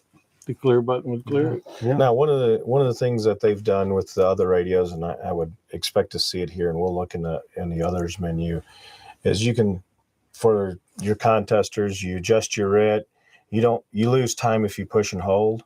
Mm-hmm. So with I think it was with the Pro 2 or the Pro 3 series, we put a menu setting to quick clear. These contesters are really, they think about these things, like how long it takes me to activate this function. And you know what, they have to, because there's a video out there of a guy running 2 7800s in a CW contest not too long ago. 10,000 Qs in 48 hours. Over 10,000 Qs. Wow. He was talking about the run rate that he was having on 40 meters, and it was like 170 Qs an hour. Wow. At the same time, running about the same amount of Qs on 20 meters at the same time. He's logging, entering F1, logging, entering F1. Mexico, Germany. Good morning, Mr. Cabo. Who is talking to me? Go ahead. Yeah, Roger. Good morning. Oscar Echo 6, Bravo, Mike, Germany. Oscar Echo 6, Bravo, Mike, Germany. Hey, good morning. Good copy. You're coming here 5 and 9. The 59, Manfred, over. Roger. Thank you for the 59. Your signal report over here is 557, 528. Also, really good signals here. Now from Big Island and Rural Simply Short. Wish you all the best. Have a nice day and I hope to see you soon again. God bless and see you later. Whiskey Pastor 4, Uniform Oscar Echo 6, Bravo, Lake Germany. Bye-bye, Carol. Bye-bye, Manfred. Thank you very much for coming. Have a good day.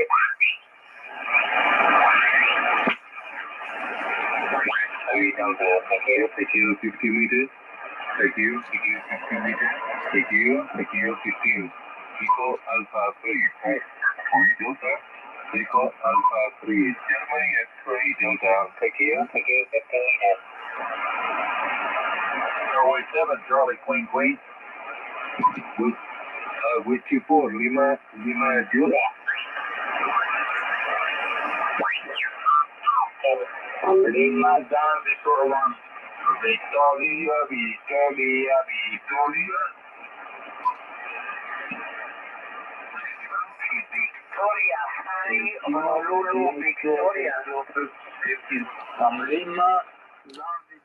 This is the ICOM IC706 MK2G. This was the last model made in this series. As you might know, they started with the IC706, then there was the IC706 MK1, I think, then an MK2, and a MK3G. This was the last one. This is the one that has the DSP installed as standard. I actually added some, I have the high stability master oscillator in this unit, the CR282. And there is an AM filter in there, the FL102 AM filter, because the standard AM filter in this radio was wide as a barn door. That was the only thing I didn't like about this radio. For the rest, it's perfect. But the filter solved that problem.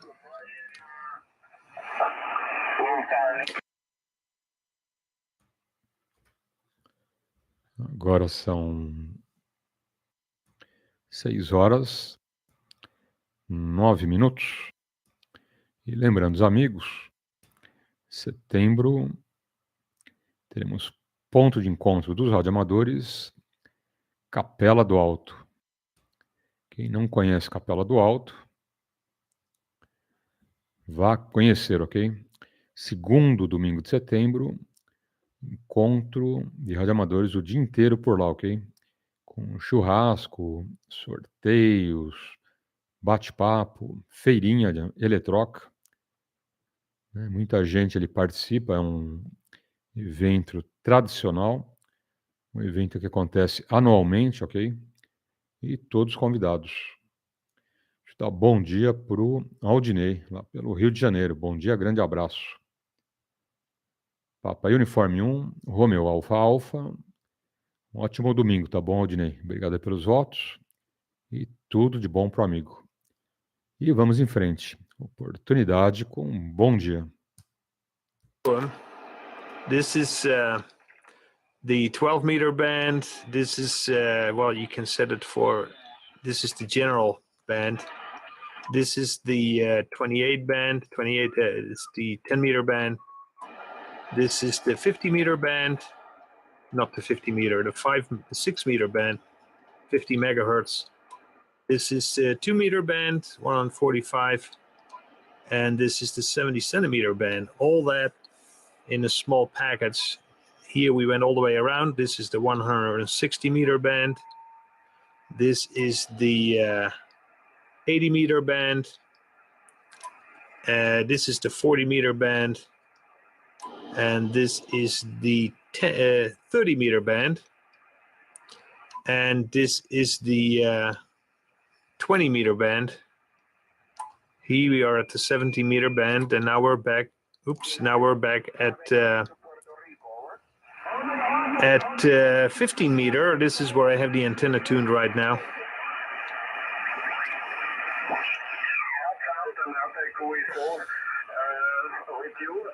Amazing radio. It runs off 12 volts DC, 13.8 if you want. So if you want to use it in your car, you can plug it right in. If you want to use it at home, you need a power supply that can deliver at least 25 amps, 25 amps. The power is adjustable, high, and then you go down in steps all the way to low. For instance, on low it gives off almost nothing. If I go all the way to high, I get about 110 watts. And if I don't like that, I can go, let's say 5. I get a little bit less than 50 watts. So you can set those power levels, and you can also set it independently. So if you want to set this power level for the HF bands, then for the VHF and UHF bands, you can set independent power levels. So you don't constantly have to juggle that around when you switch bands. Let's go back to the antenna.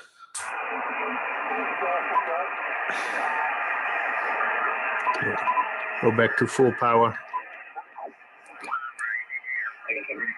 Show you quickly what kind of power levels we're talking about. Go back to the antenna. This is 160 meters. It's 110 watts. 80 meters. About 120 watts.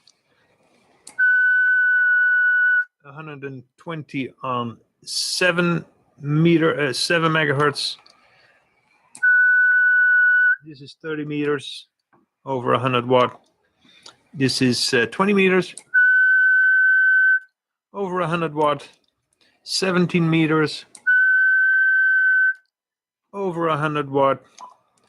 15, over 100 watt. This is 12.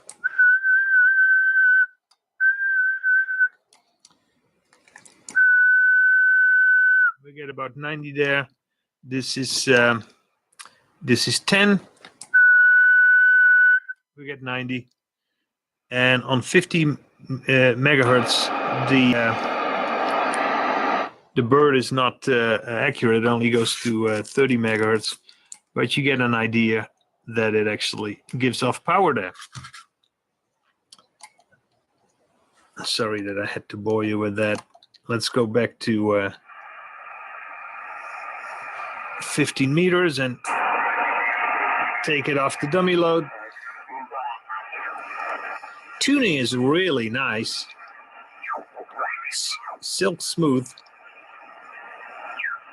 It has a preamp. I'm not using that right now because I always have a lot of noise where I live. You have 4 to 5 S points noise. If I turn on the amplifier, it gets even, the preamp gets even more. The radio does have an attenuator. As you can see, you just have to keep that button pressed a little bit longer. Now we are in the normal mode without the preamp. But there is good propagation on 15 meters, so despite the noise, I can pick up quite a lot of stations. Let's have a look at some other bands. I'll tune the antenna for 10 meters and see what's going on there. Okay, we're on 10 meters now. Low in the band right now. 95 watts and 10. Let's see what we can pick up.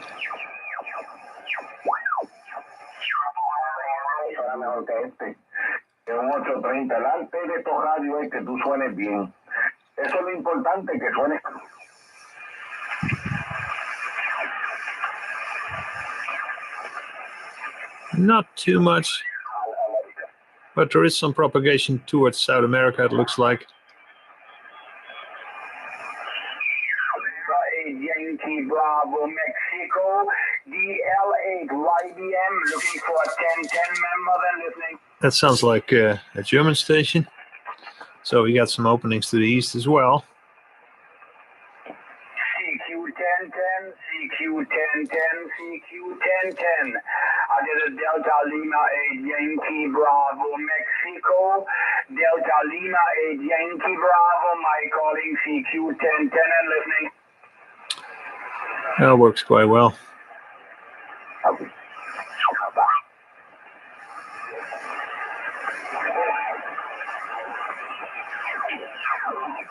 As you can see, I actually still am running it without the preamp. You know, if I switch to the dummy load, the noise completely disappears. So there is really no need to turn on the preamp because the receiver sensitivity is way lower than the actual noise that you pick. I mean, the receiver noise level is way lower than the noise that you pick up from the antenna. And under those conditions, you don't want to turn on a preamp. If I do it anyway, the noise just increases. It does not improve the signal to noise ratio. However, if you live in an area where you have no noise, like I do, the noise that I have is bad, but if you live in a better situation, that's where a preamp might help you. But for where I live, we are just going to leave it off. The radio is more than sensitive enough.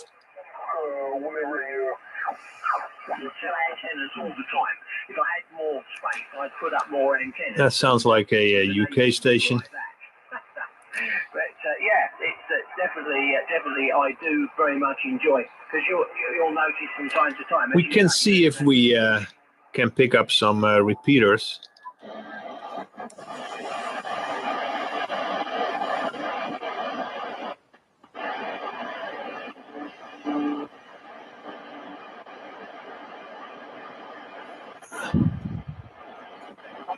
November Sugar, Puerto Rico, standing by. I'm not sure that's a repeater. That sounds like a simplex station. CQ, this is Kilo Papa 4, November Sierra. Kilo Papa 4, November Sugar, standing by. We do have propagation. There is no selective fading at all. That's unusual. Sounded very clear. CQ, this is Kilo Papa 4, November Sierra. Kilo Papa 4, November Sugar, standing by.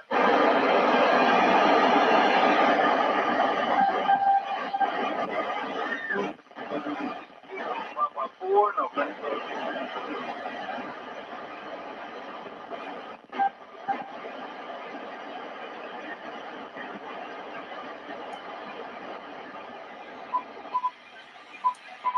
Let's see if we have some AM activity.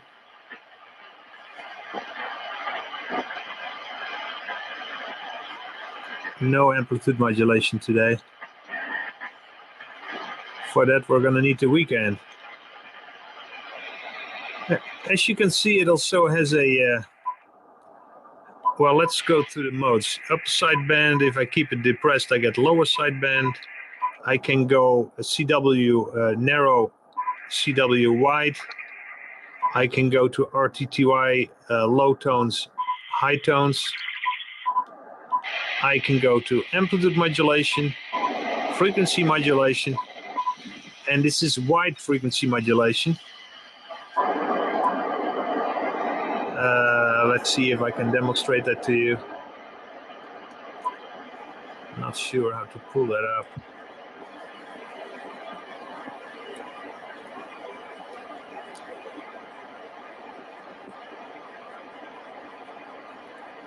You can actually receive on the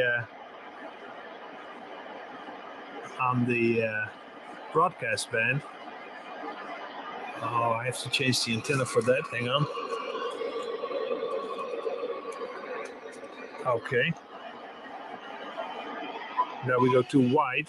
Perfect round has never been easier because right now at Rolex, we're offering free vehicle transfers to our Fort Myers locations. Choose from over 4,500 CarMax. This is the wide FM mode that I wanted to show you. Florida locations. And in that mode, you basically can receive the FM broadcast band. Start here. Hi, I'm PJ Shiner, and this is the story.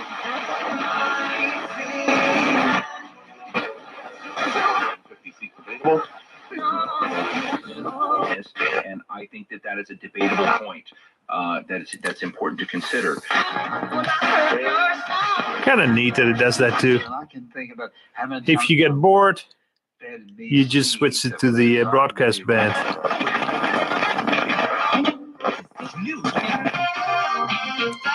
It's good sensitivity. This is the classic rock station. And I cannot receive that on a portable radio. And here it's 60 dB over 9. Sounds pretty good too. Let's go back to the ham bands and see what's going on 20 meters. All right, we're on 20 meters.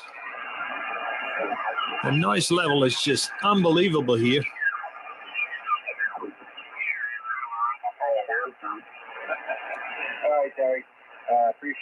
This is the Maritime Mobile Service Net.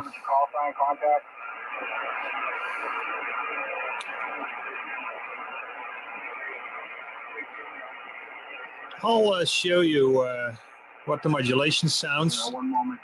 For that, we'll switch to the dummy load. Not to bother these guys. We're on the dummy load now. This is a Yaesu radio that I use as a monitor.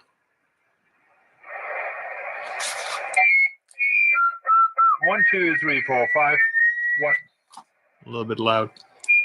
1, 2, 3, 4, 5.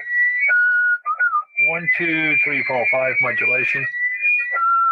You see 29.998. So this radio is off with 20 hertz from this one. This one has the high stability master oscillator, and that one does not. Upper sideband. If I switch this radio to the lower sideband, you can hear sideband suppression and intermod or lack thereof. 1, 2, 3, 1, 2, 3. You see, I can 1, 2, 3. Hear almost nothing. And if I go back to upper sideband, we're there again. As you can see, this radio has very good low intermod on the modulation and good sideband suppression. It's just a good radio all around. Now this radio is opened up because I also wanted it to work for 60 meters. So it transmits from 1.6 to 30 as well, not just the ham bands, and that was necessary in order to to also be able to work the new 60 meter band. So it does that without a problem. It's one diode. If you don't like it, you can put the diode back. But I'll show you the performance on the 60 meter band. Now for the 60 meter channels, we'll go to the memories. This is the memory mode. It has 100 programmable memories. We're now at 31. It's the lowest 60 meter channel. And here are the other ones. So this is the highest.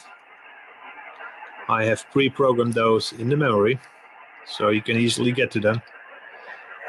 Let's see what the transmitter does there. We'll switch to the dummy load. I got the monitor receiver at the lowest 60 meter channel. 1, 2, 3, 4, 5. 1, 2, 3, that works well. We got a little bit more than 100 watts there, so as you can see, let's go to the highest one. That works quite well. So the radio is 60 meters capable. All right, earlier I told you the AM filter is installed. So let's go to the broadcast band, AM broadcast band, see what we get there.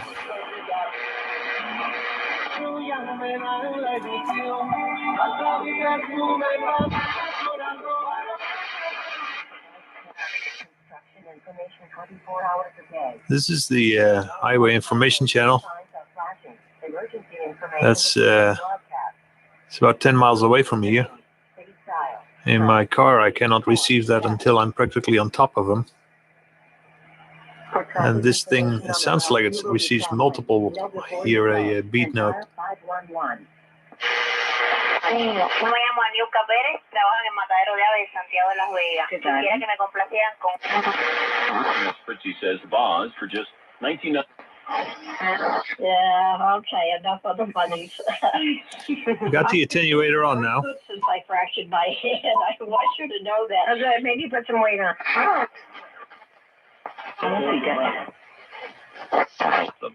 Because we have a profound responsibility. Can take it off. I'd like to be involved in that. See, filter is nice and sharp. Half hour is simple to lose. If you would do this with a standard 706 without a crystal filter, it's like 30 kilohertz wide, which is way too much for AM. So that was the only thing I thought was necessary. And like I said, it turns it into a professional AM receiver almost.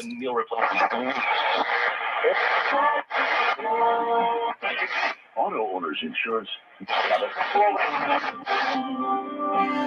Well, you get the point. It works great as a also on the low side.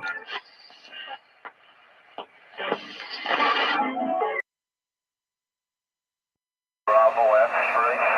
My location is Northern Ontario, and this is for the Intercontinental Amateur Traffic Network.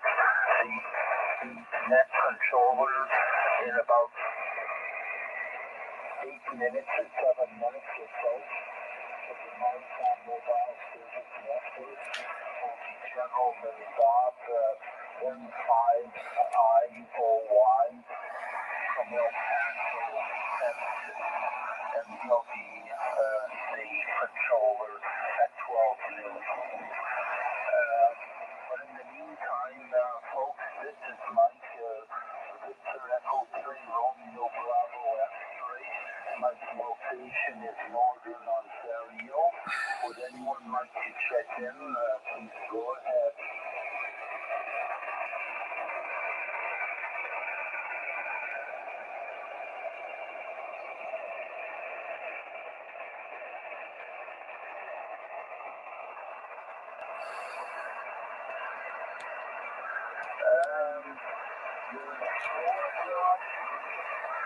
Station, I heard Alpha and then Oscar and the no traffic there, but I did copy her in Florida, but you'll be able to, you might want to listen to your cell phone down at one of the FDRs, web FDRs or something. And, this is the Rockwell Collins Avionics HF radio.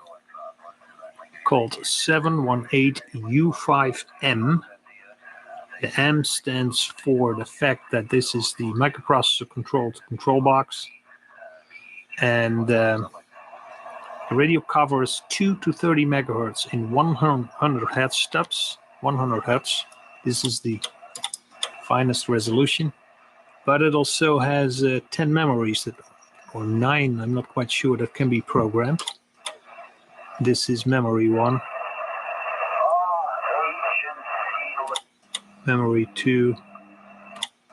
Memory 3. And so on. And this is the manual position. The modes that this radio can cover, the modulation modes, is upper sideband, lower sideband, amplitude modulation, CW, although with the single sideband filter it doesn't have a narrow filter for that. SVU and SVL are secure voice modes, upper sideband and lower sideband, but for that an additional encryptor is needed. And this is an RF test position. So it's basically very useful for ham use. Does that quite well.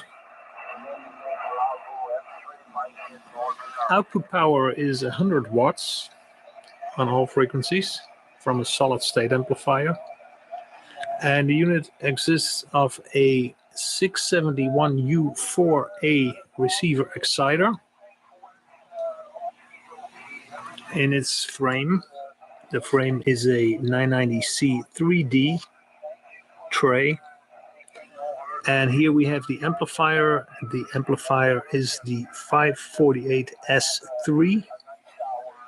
And the mounting for that is the 990C2. The receiver exciter controls the amplifier through this cable here. This is the RF input that goes to the receiver exciter. It's being amplified. Then it's being fed into a automatic antenna tuner that's part of this unit. And another cable goes to the control box. And then we, of course, have our microphone connection.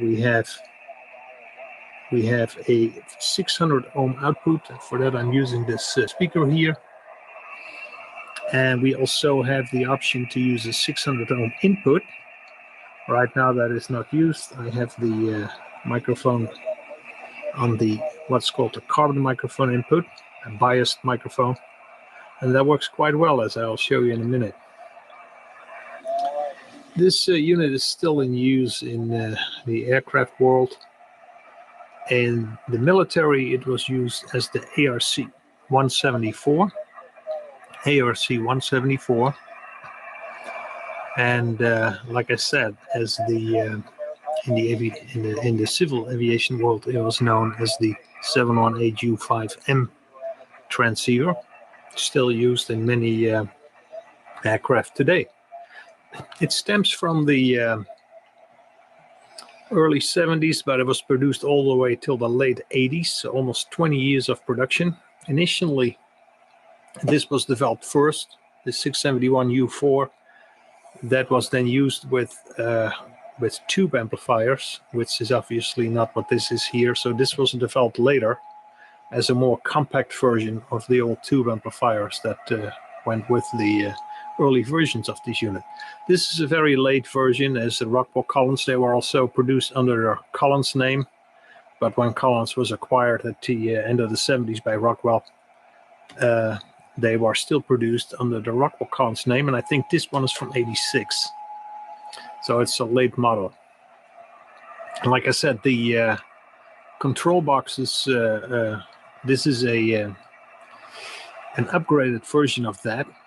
Standard 718Us had a manual controlled unit without memories. This was mostly used by the military, this particular version of the box.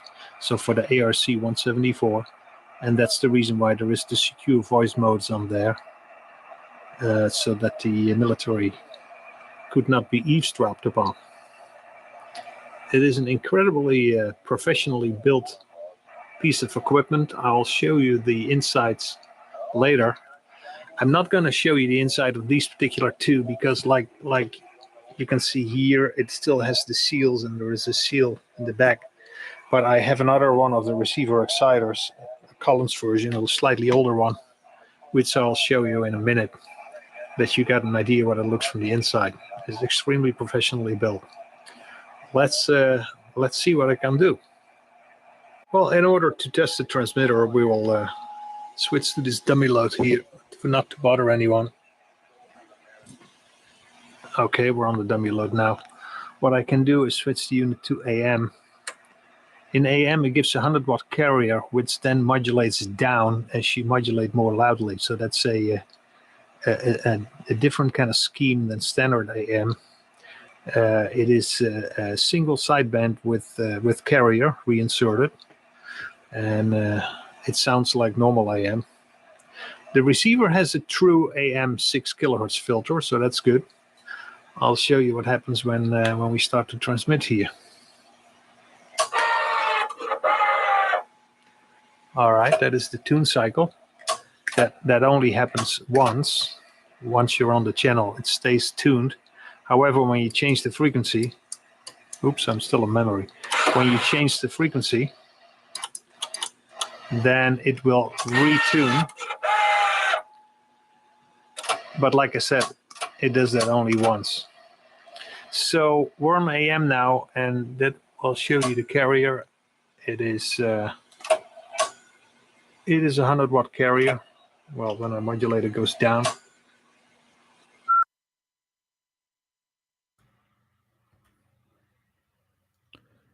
Agora são 6h36.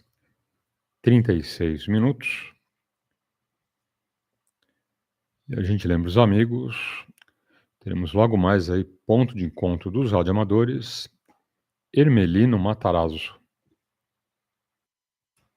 Para quem não conhece, dá um pulinho lá no ponto de encontros. Teremos ali bate-papo, feirinha de eletroca, ok? Rádios, antenas, fontes, lineares, enfim. Fica a dica aí para os amigos. Quem quiser comparecer, ponto dos radioamadores, Hermelino Matarazzo. Para quem não conhece o endereço, Rua Abel Tavares,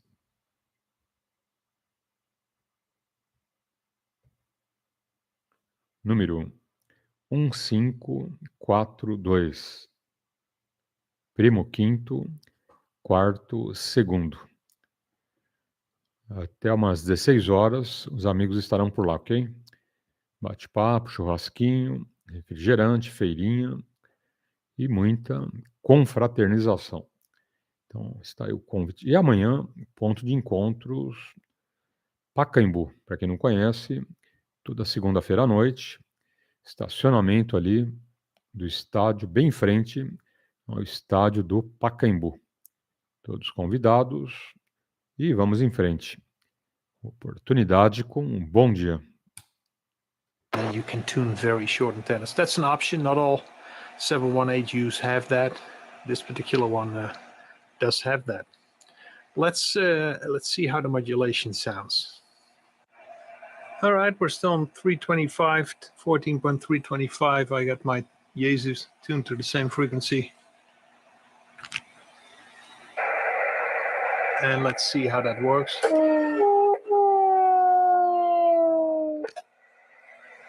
Got a little bit of feedback here. 1, 2, 3. That's a bit loud. 1, 2, 3, over. That is the upper sideband. 1, 2, 3, over. Testing.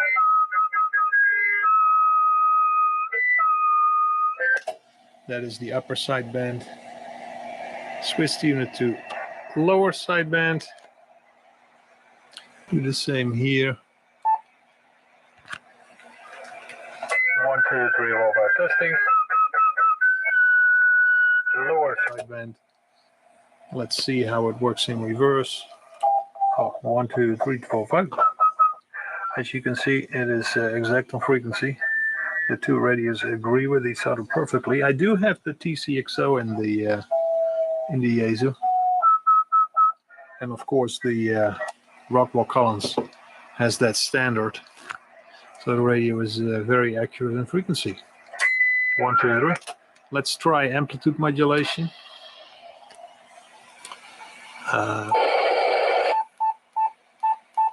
There we are. AM. 1, 2, 3, 4, 5. 1, 2, 3, 4, 5. As you see, that actually sounds quite nice.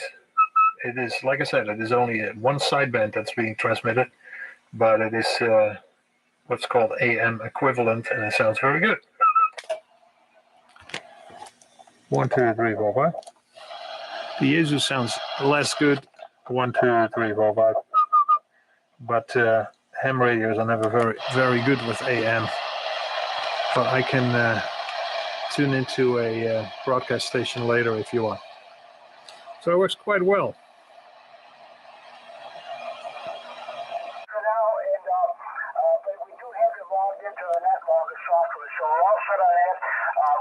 All right, I promised you to tune into a broadcast station to listen to the AM mode. Let's do that.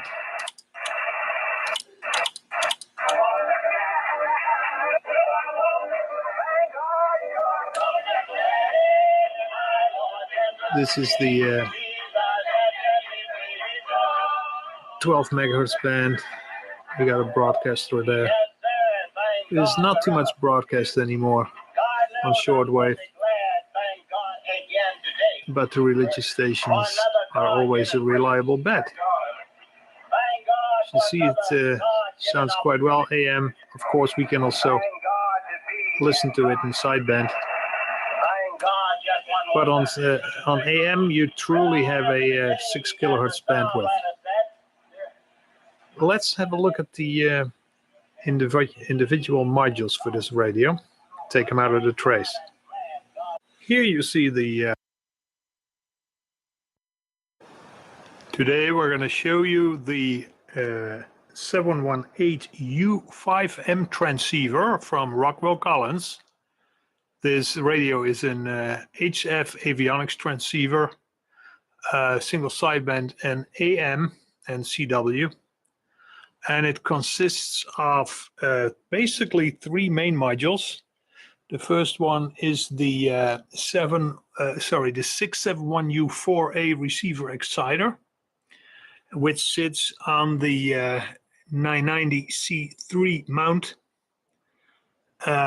Here we have the power amplifier and the antenna tuner, which is the 548S3A module.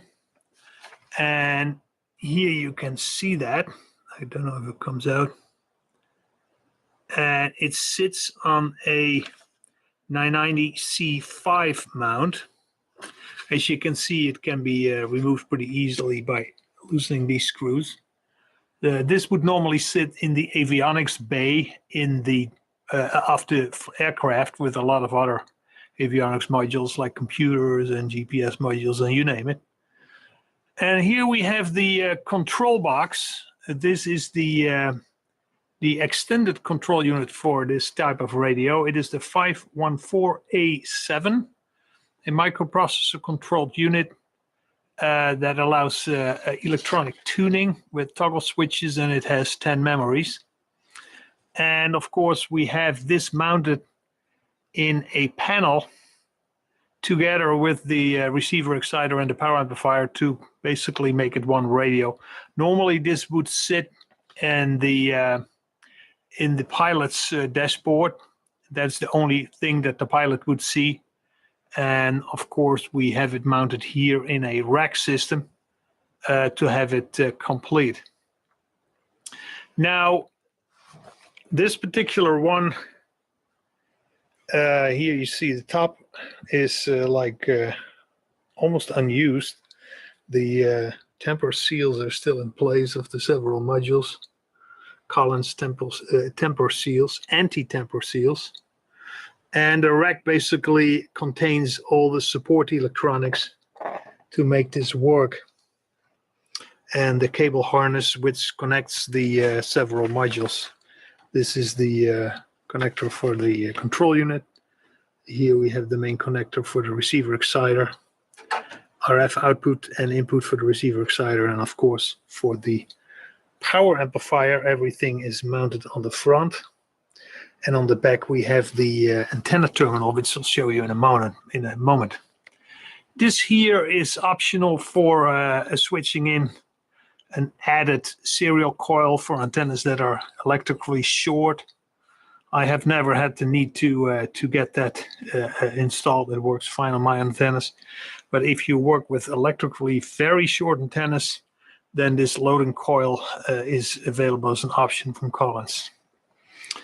And this is basically the unit which we're going to demonstrate to you as a working unit. The only thing I wanted to show you, I told you this is the extended control box that was mostly used by the military, because this radio also was used as the ARC-174 by the military.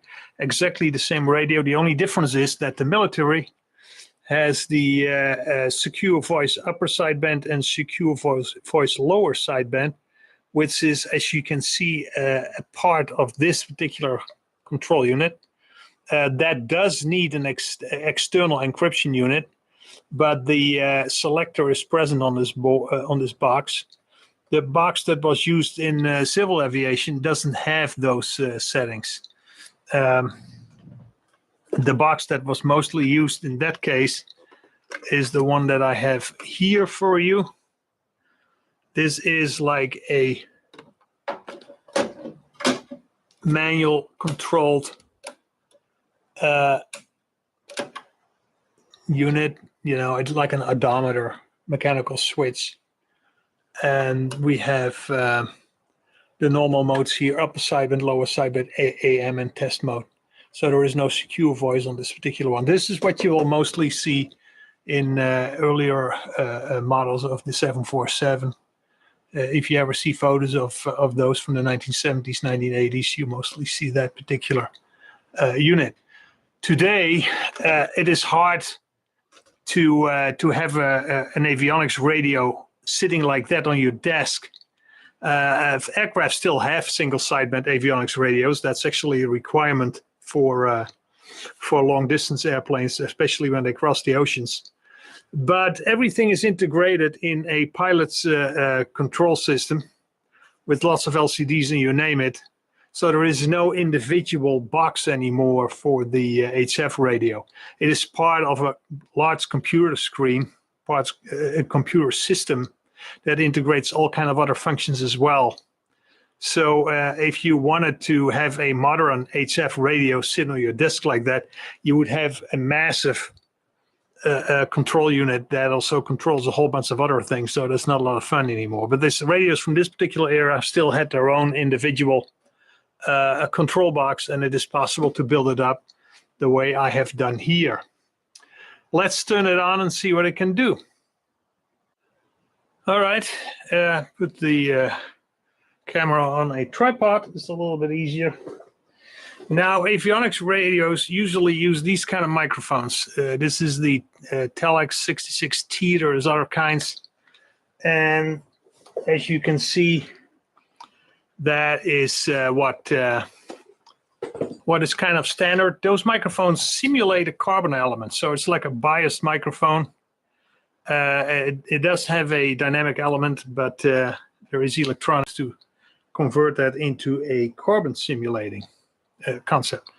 But I didn't like that, so I wanted to be able to use standard military microphones and handsets. This is the one that is usually used by the US military. It is the M80U, and that is just the dynamic element. There is nothing else in there.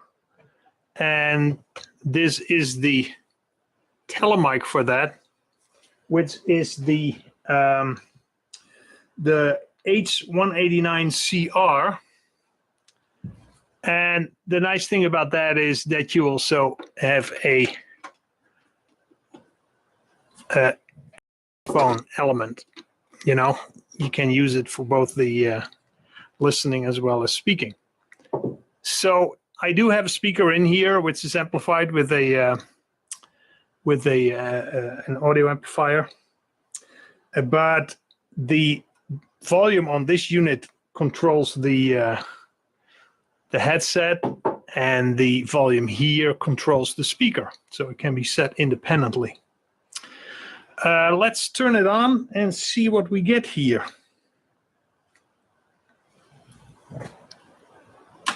This is the main breaker. It powers the unit.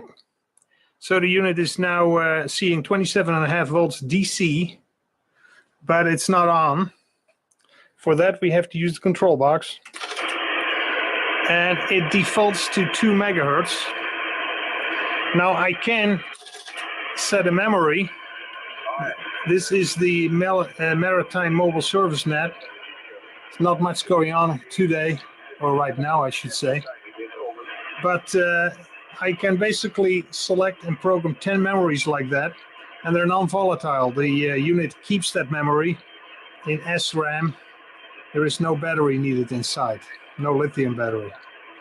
If we go back to VFO, then we basically use this here for the megahertz tuning. This is the 20 meter band. We're now in the CW part of the band, the RTTY. Now we're getting into the phone section of the band. So you basically can set each digit, and you can set that from 2 megahertz to 30 megahertz, or 29.99999, I should say. This is our megahertz. This is 100 kilohertz, 10 kilohertz, 1 kilohertz, and this is our 100 hertz setting. So that's the smallest resolution. And like I said, the simpler control box does the same thing. So the interface for this box is identical as that unit. Actually, this box would fit in there, drop in compatible, but this box does not have any memories, of course. So this is the fancier box, like I said. What the radio is capable, I kind of already mentioned it. Upper sideband, lower sideband, amplitude modulation, lower sideband, amplitude modulation. CW changes the carrier point, but it's still the wide filter. And we have secure voice, upper sideband and lower sideband. That's basically a digital mode. And for that, the AGC is turned off, and it gives off a constant amplitude, which is needed for the secure voice unit that would be connected to here with a digital hookup. RF test mode allows you to carry out certain tests. Diagnostic. Alô, alô. Teste 1, 2. On this channel. This is the volume for the speaker. And this is the volume.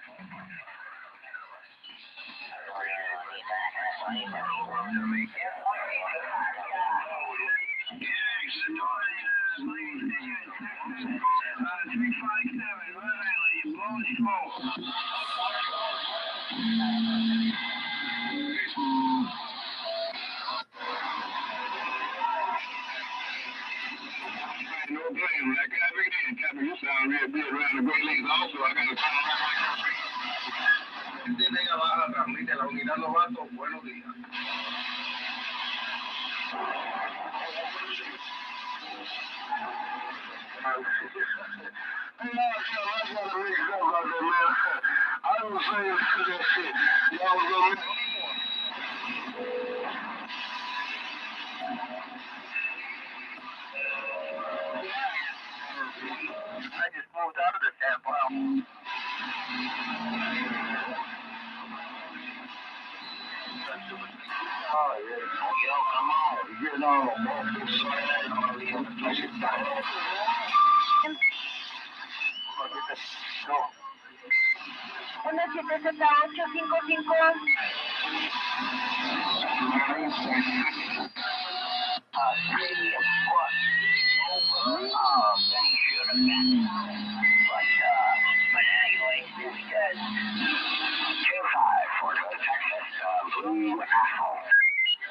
I can hear the blue arsehole. Hey, where'd that 825 go? You got 825, the blue asshole. This is 426, the green frog. Oh, green frog, 825, the blue asshole, Fort Hood, Texas. Thank you very much. Appreciate that. You all come back now, yeah. One copy, Pennsylvania Mobile. All right, get you in. Good ear, buddy, man. This is the Ranger RCI 2995DX base station. It's basically a CB base station, although it also covers the ham bands. Actually, the radio covers 24 megahertz to 32 megahertz in 100 hertz steps, and it does have the CB channels pre-programmed. If you press this button, you can either switch from normal frequency tuning, or you can go back to CB. The radio tunes in 100 hertz steps, as you can see here, and you can select which digit you want to tune.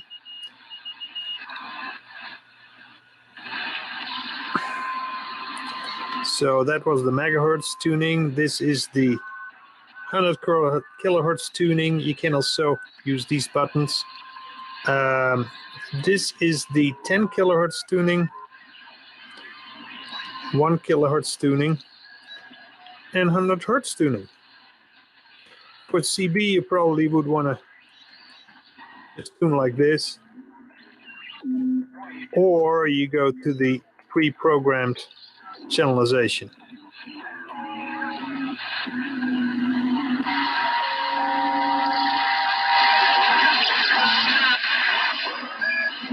Now the radio does have a microphone with up-down buttons. So by pressing the buttons, you can also change the channels.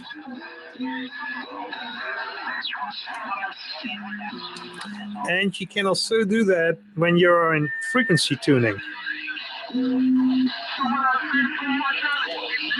This is 1 kilohertz tuning, and this is 100 hertz tuning. The 100 hertz steps are synthesized. They are not accomplished by crystal shifting. It is a true dual loop synthesizer that this radio has, which is unusual for a CB radio. Most CBs have single loop synthesizers. This one has the dual loop synthesizer, which is the reason why it can do 100 hertz steps. Let's go over a few features. On-off button, pretty robust. It's an aluminum button. Calibrate. That's basically the SWR indicator. I'll show you how that works. Press the button here. Basically set it to set. Then you go to SWR on the meter and you see the actual SWR on that meter. I'll show you that it actually is correct. This is the forward and this is the return. We get a little bit back. So as you can see, works perfect. If you turn this off, you basically are at, what does it say? RF output indicator. Agora são 7 horas. E a gente tem para os amigos. Está iniciando agora ponto de encontro dos radioamadores, Ermelino Matarazzo. Quem quiser dar uma passadinha mais tarde por lá, ou agora mesmo já Tá aberto, ok? Hermelino Matarazzo, primeira edição hoje, 2023. E daqui para frente, domingo sim, domingo não, ok? Então, hoje teremos Hermelino Matarazzo, próximo domingo negativo e só no outro, ok? Então, domingo sim, domingo não. Para quem não conhece o endereço, anota aí. Parque Municipal Hermelino Matarazzo. Hermelino, November Oscar no final, ok? A gente chama de Hermelindo, não. Hermelino, November Oscar, ok? No final, Rua Abel Tavares, 1542, primo, quinto, quarto, segundo. Tranquilo? Lembrando, todos convidados, radioamadores, PX, corujas, simpatizantes aí do hobby, futuros radioamadores, pode levar também família, não tem problema, ok? É um ponto de encontro dos radioamadores, totalmente aí amigável, ok? Não tem panelinha, não tem preferência, não tem preconceito, todos são bem recebidos por lá, todos são bem-vindos, tá bom? Então tá aí, hoje das 7 horas até as 16 horas, ponto de encontro dos radioamadores, Hermelino Matarazzo. Quem não conhece, dá um pulinho lá, ok? Amanhã teremos ponto de encontro dos radioamadores, Pacaembu. Segunda-feira à noite, às 19h30 em diante. Também, todos convidados. E outra coisa, todos esses pontos de encontros, todos são aí liberados para todos, ok? Não tem o clube do bolinha, né? Só radioamadores, não existe. Tá? Quem é radioamador, quem é PX, quem é curioso, quem pretende ser radioamador, passa por lá, ok? Todos serão bem recebidos, tá bom? E vamos em frente. Oportunidade aos amigos com um bom dia. Thick front firing speaker. These grips are also heavy aluminum, machined aluminum. The case is made out of steel. There's no plastic on this unit. The radio actually would fit in a 19-inch rack, a real 19-inch rack. So this is just not for show. It actually could be mounted in a professional 19-inch rack if you wanted to do that. Radio puts out a pretty serious amount of power. Out of the box, it does about 100 or 120 watts. That's what I have left it. I don't like to crank that up because it screws up the modulation. So this one is still stock. About 120 watts PEP on single sideband and about 40 to 50 watts AM carrier and 50 watts frequency modulation. And the modulation is quite good. It's a good radio. It has a sensitive receiver and selective. It has good modulations, good linearity.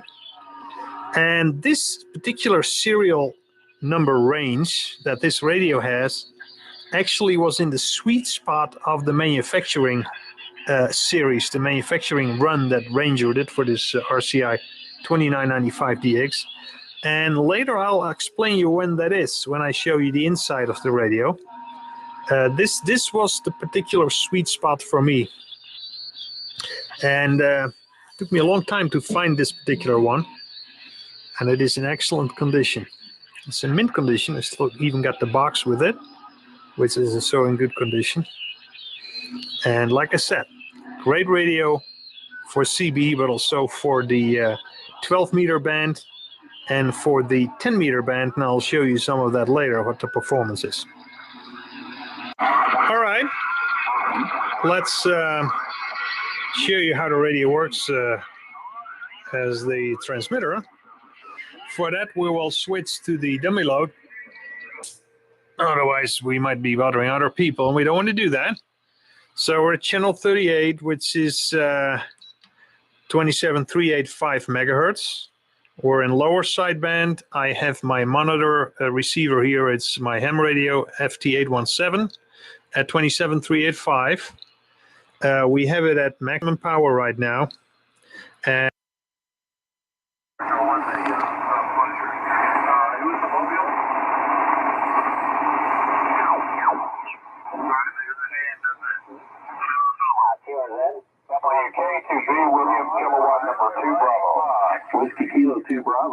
this is the Yaesu FT107M, the ham radio transceiver. Covers 160 meters to 10 meters, all ham bands. This particular one also has the work bands, as you can see. It's a later model. It's one of the latest ones that was produced. I like the FT107M, first of all, because of the color scheme. It's different from regular radios, even for the days in which it was produced. The light color scheme was kind of unique. As we all know, nowadays radios look like they were designed by Darth Vader. That was not the case for this one. It's a good look. Also feels very nice. The controls feel excellent. The switches, the pots feel very solid. They have pots and switches with metal shafts. Nowadays it's all plastic. The switches here feel great. Everything is just perfect about this radio. I like the dial, the way it looks, the way it feels. It's just an incredibly nice radio. This particular one has all options installed. It has the 500 hertz CW filter and the 6 kilohertz AM filter, and it has the memory module installed. I'll show you that later. This one also has the power supply, the integrated power supply, AC power supply. This is what I meant with that. This is the integrated power supply. The ones that do not have that actually have has no heatsink here. Slides right in, and it makes the radio run from AC, both 117 as well as 230. Pretty nice radio. I'll show you the memory feature. It has 12 memories. Now, memory is different from modern radios. The way this worked was there is basically a frequency counter that counts the VFO in here, 5 megahertz VFO. The result of that count is then shifted to a synthesizer, which is basically a 5.0 to 5.5 megahertz synthesizer with the same coverage as the VFO. Positivo. PY2EXU. Bom dia, grande abraço. Deixa eu dar bom dia para o Carlos. Está com a gente também. Chegando agora, né, Carlos? PY2 Tango Golf. Ótimo domingo, obrigado pelos votos. Tudo de bom pro amigo. E aí, Nivaldo, como que tá o molho? Tudo em paz, tranquilo? Um abraço aí pro amigo. Senhora sua mãe, dona Hilda. E tutti quanti, ok? PY2GMC, adiante. Ok, Paulo, positivo, tá? Tô de HT por aqui, tá bom, Paulo? Só 5 watinhos, hein? Bom dia para você, bom dia a todos de casa, bom dia a todos que nos ouvem, internautas e tudo mais, hein? Tá bom? Tá aí. Tô sem rádio, hein? Tô só com HT e a dona Hilda falou que vai me dar um rádio, hein? Tá bom? Vai comprar um rádio para mim. Novo, na caixa. Eita nós, hein? Só eu mesmo, hein, Paulão? Tá aí, PY2EXU, PY2GMC. Ok.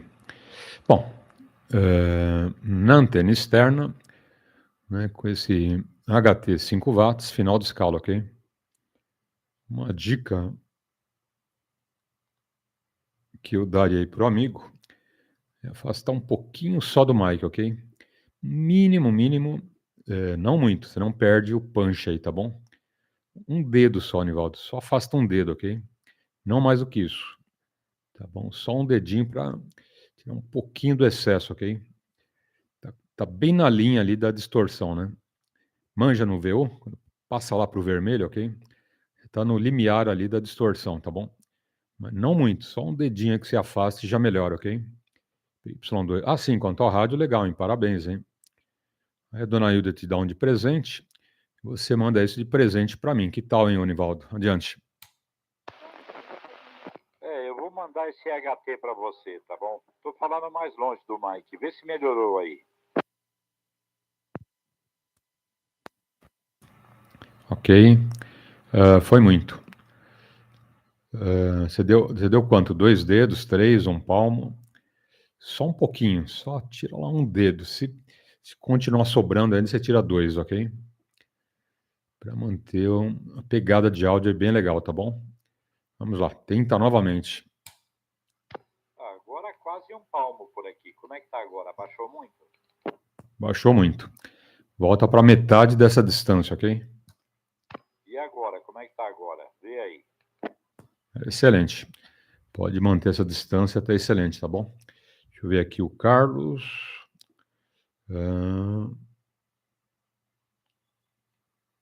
Ok. Então anota aí, o Carlos. Passar endereço lá para o Carlos. Quem não tem endereço, anota também, hein?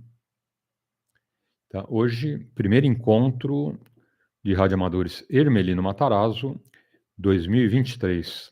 Tá bom? Não percam, hein? Vai das 7 horas até umas 16 horas. Bate-papo, churrasco, refrigerante, feirinha eletrônica, enfim.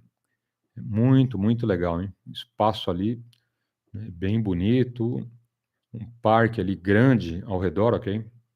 Tem o espaço dos radioamadores e tem o parque ali do lado, que é muito legal, tá bom? Então, para quem não conhece, anota aí. Pega a caneta, pega o papel e vamos lá. Parque Municipal Hermelino Matarazzo. Parque Municipal Hermelino Matarazzo, para quem não sabe, Zona Leste de São Paulo, ok? Rua Abel Tavares, 1542. Primo, quinto, quarto, segundo.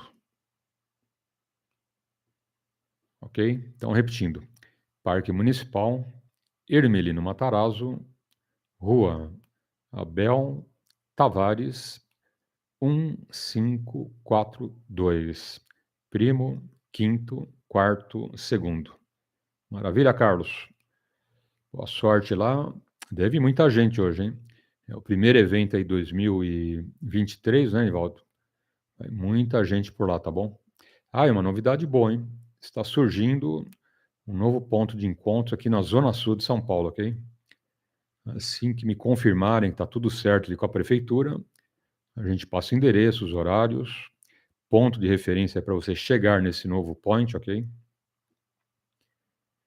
E aí teremos mais opções, né? Além desse referencial Zona Leste, temos um ponto de encontro também aos domingos na Zona Sul, ok? Região de Santo Amaro, tá bom? Zona Sul de São Paulo, ali nas proximidades de Santo Amaro, ok? Assim que o pessoal bater o martelo, eu passo todos os detalhes aí para os amigos, tranquilo? Bom, mais alguém na frequência? PY2GMC, adiante. Ok, Paulo, positivo, tá? PY2EXU, PY2GMC. Tá aí, hein? Tá aí, Paulo, liguei só para dar um bom dia, mas vou ter que parar por aqui, tá? Vou ter que fazer algumas coisas aqui em casa, hein? Tá bom? Depois a gente se fala por aí, tá? Tá ok?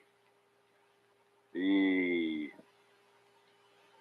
eu vou ter que ajudar a Hilda lá fora, ela tá mexendo em alguma coisa lá fora, eu vou ajudar ela, hein? Daqui a pouco, se der, eu volto. PY2EXU, PY2GMC. Ok, Nivaldo. Vai lá ajudar a dona Hilda. E pode manter essa distância aí do mic, ficou excelente, ok? Não mais do que isso. Então, se afastar muito, o áudio já fica meio xoxo, tá bom? Perde, né, aquela pegada, aquele punch de áudio legal. Então, manter essa distância no máximo, tá bom? No máximo, ok? Daí para um dedo, né? Um dedo aí no máximo. Começa o início lá de distorção, a fase vermelha do VU. Tá bom? É um pouquinho que se afasta desse áudio aí, fica bem legal, ok? Então tá aí. Vai lá então e boa sorte, Nivaldo. Oportunidade aos amigos com um bom dia. Para quem não conhece esse rádio que está na tela, é um rádio clássico da IAES, ok? Muito, muito, muito mosca branca encontrar o rádio aí com frente toda branca, ok? Esse foi uma das edições aí que a IAESO, né, lançou aí uma frente branquela, ok? Leite, né? Toda branca. Normalmente é todo preto, um chumbo, um cinza escuro, né? São cores escuras. Mas esse não, esse foi uma edição aí bem diferenciada, bem legal o rádio. Tá bom? Para quem não conhece, dá uma olhadinha no IAESO Fox Tango 107 Mike, ok? IAESO FT primo negativo sétimo. Tá bom? Rádio para HF, de 10 a 160 metros e com esse diferencial, né? A frente aí toda branquinha, ok? Bonito o rádio, hein? Não é feio, não. É bem bonito, tá bom? Baita clássico, né? É isso aí, tá inteiraço. Esse, o dono aí guardou no formol, hein? A impressão que ele saiu da fábrica agora, ok? Tudo como novo, ok? Impressionante estado de conservação do rádio. Ô, Manuel, bom dia, grande abraço. Seja bem-vindo, Y2 Juliette. Mike Papa, tudo de bom.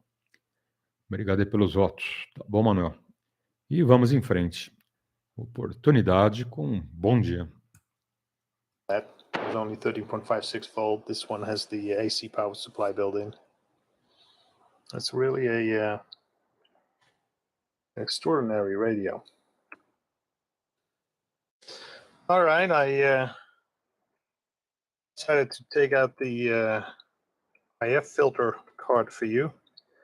Turns out there was even a fourth filter hiding out under there. I think this is the this is probably the AM filter, and these are the probably the cascaded single sideband filters and the 500 hertz filter. Not 100% sure, but so these four filters together with this one brings the total to 5. This radio is truly loaded. Oh, here, it sounded good. Did you? We're at 40 meters now in the evening hours.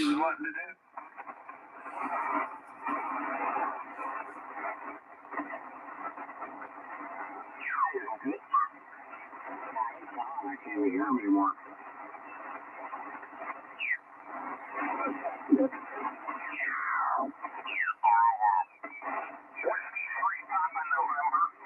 W3 Papa Norway, is IQ?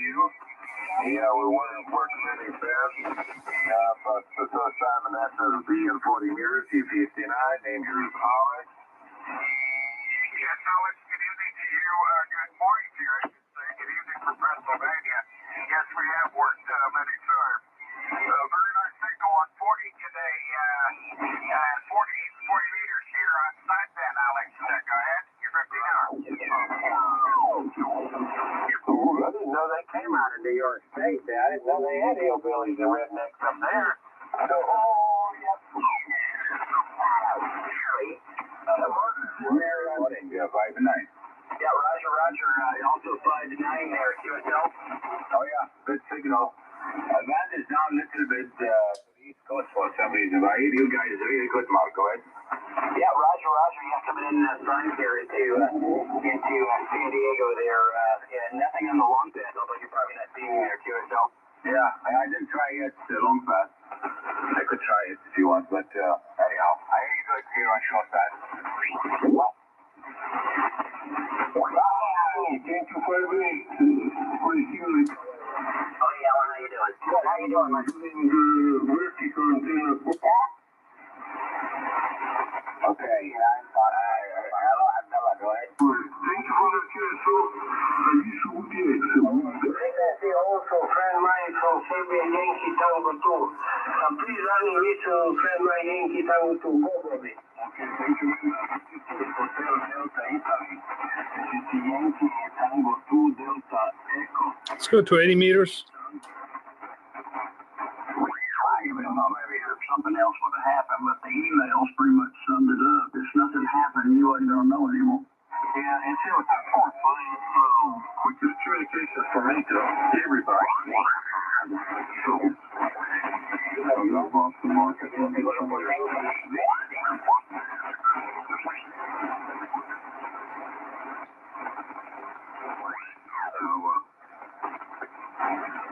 They don't in Germany, you know, certain spots, you know, as far as where you are, you know, that's I'll tell you.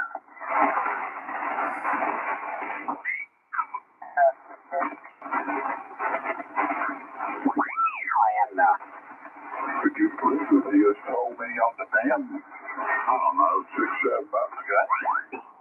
We were kind of short between the capstone and the grid.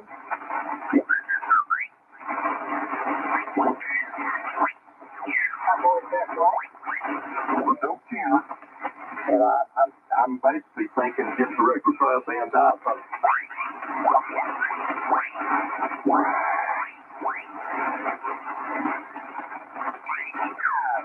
I guess the secret got out.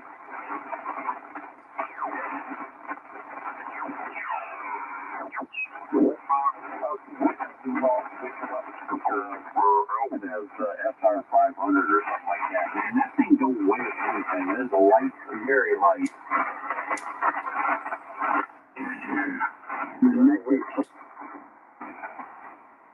No, I like it. That's my book is here. Good morning from Kuwait. I'm running a 3-element motor van that I'm about 63 meters. Okay, after all right here, you know, we worked before on Works quite well. I think this is our first contact on 40 years. Excellent receiver. And actually, I think we worked some years ago on 160 meters. All right, just some remaining features of this radio. It has a Fox feature. It has microphone gain, drive, power output drive. The compressor is set here. Noise blanker is variable. That is turned on and off here. The radio also has a real width feature. So this is not an IF shift. This really creates a narrow band response.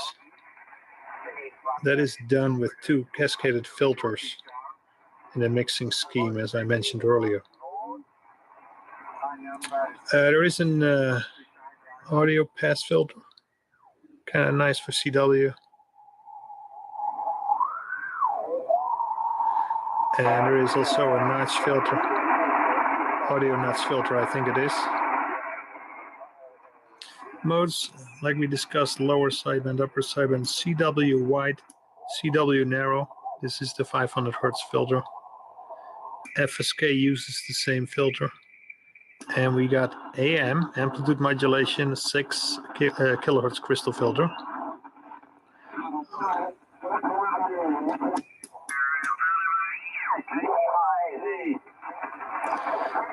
Like I said, work bands are included.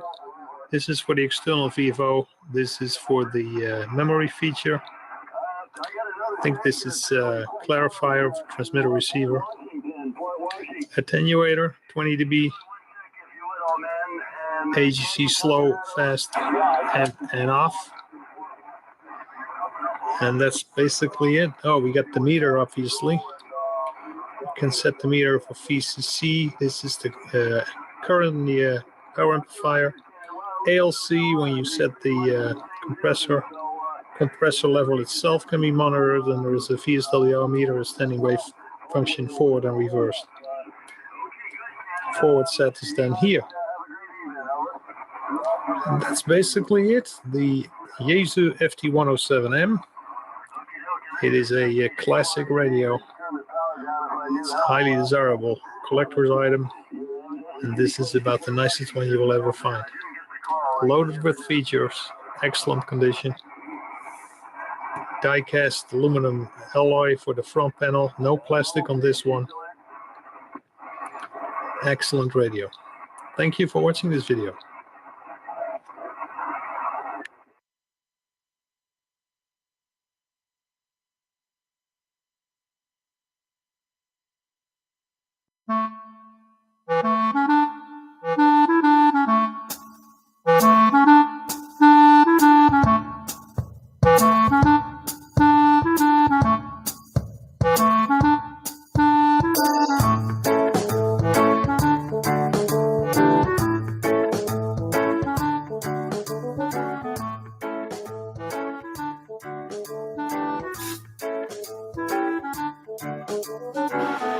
Well, hello everyone. Hope everybody's doing good.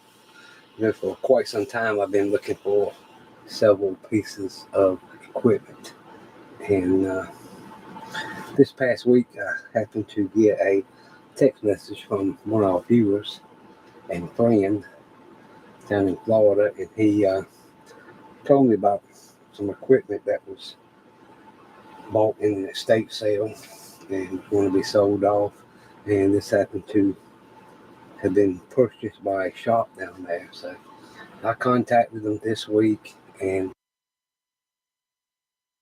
broken toggle switch and 2 wires going underneath, so we'll have to check out, see what that's about.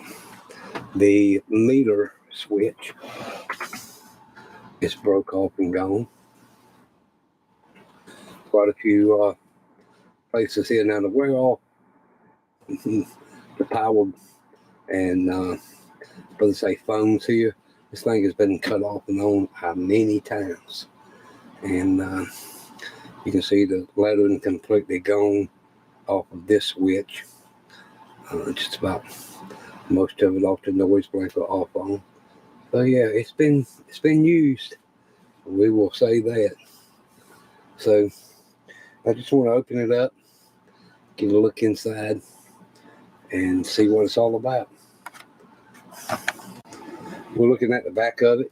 It looks all original, and we now see why the tubes would not light up. It's missing the accessory plug. You gotta have that plug in there for the final tubes to light up. It's like the Kenwood has the SG switch on the back of them. The Yaesus have to have that plug in back for it to light up. Just have the DC converter. Let's go ahead and pop the top on it.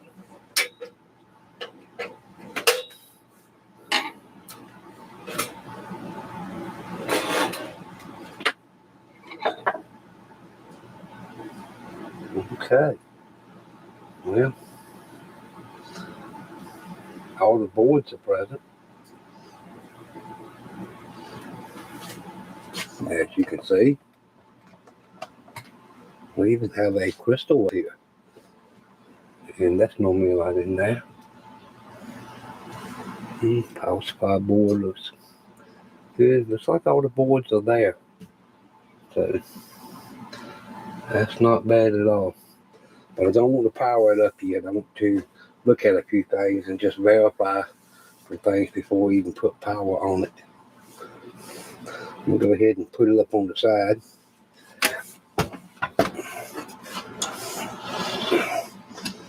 And we'll go ahead and remove all the screws from the bottom of it. Okay, all the screws have been removed from the bottom cover.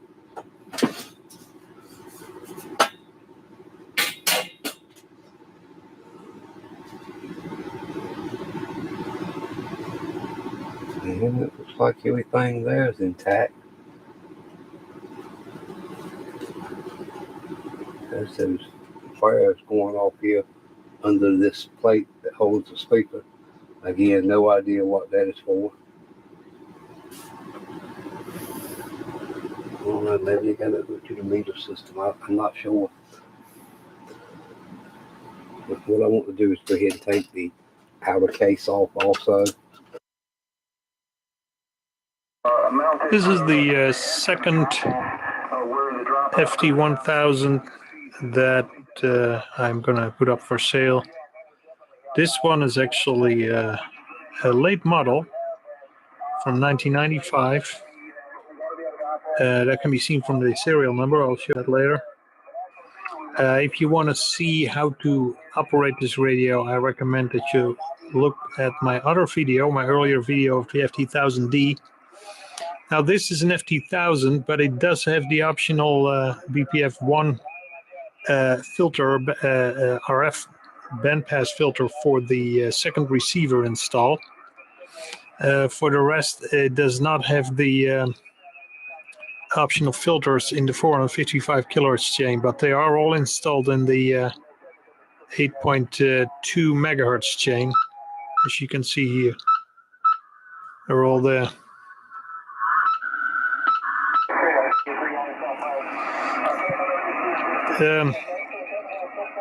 Like I said, you know, 2 receivers that can be mixed. This is the other receiver.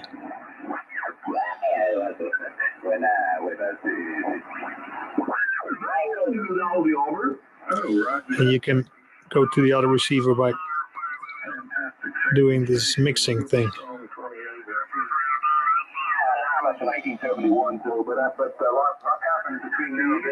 Now you hear them both.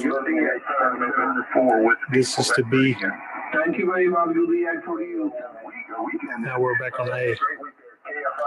So you can listen on 2 independent frequencies with this radio.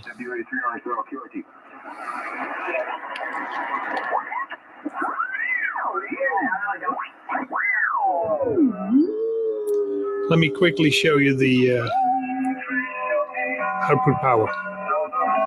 All right. For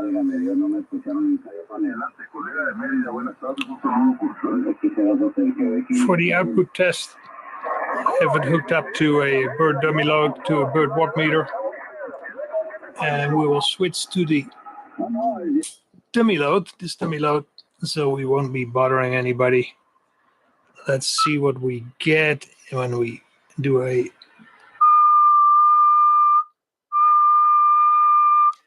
we get about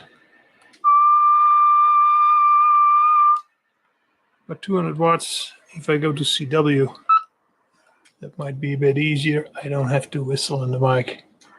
Slightly over 200 watts. Let's look at some other bands. This is the 160 meter band.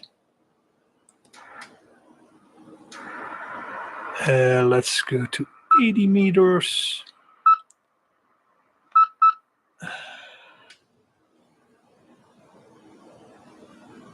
That is 200 watts. Let's go to 7 megahertz, 40 meters. Let's go to 10. That would be 200 watts. 20 meters we already did, but what the heck? There you are. 17 meters.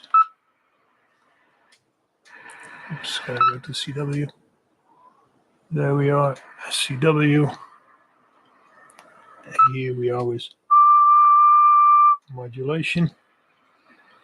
Let's go to 15 meters. And there we are. We'll go to 12 meters.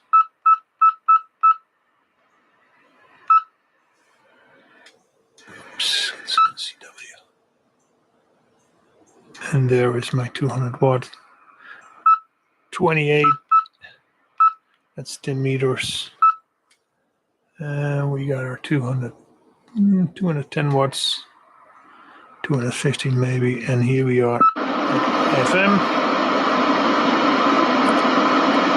Put some squelch in there, and FM gives us also about 215 watts. So output power is perfect for this radio.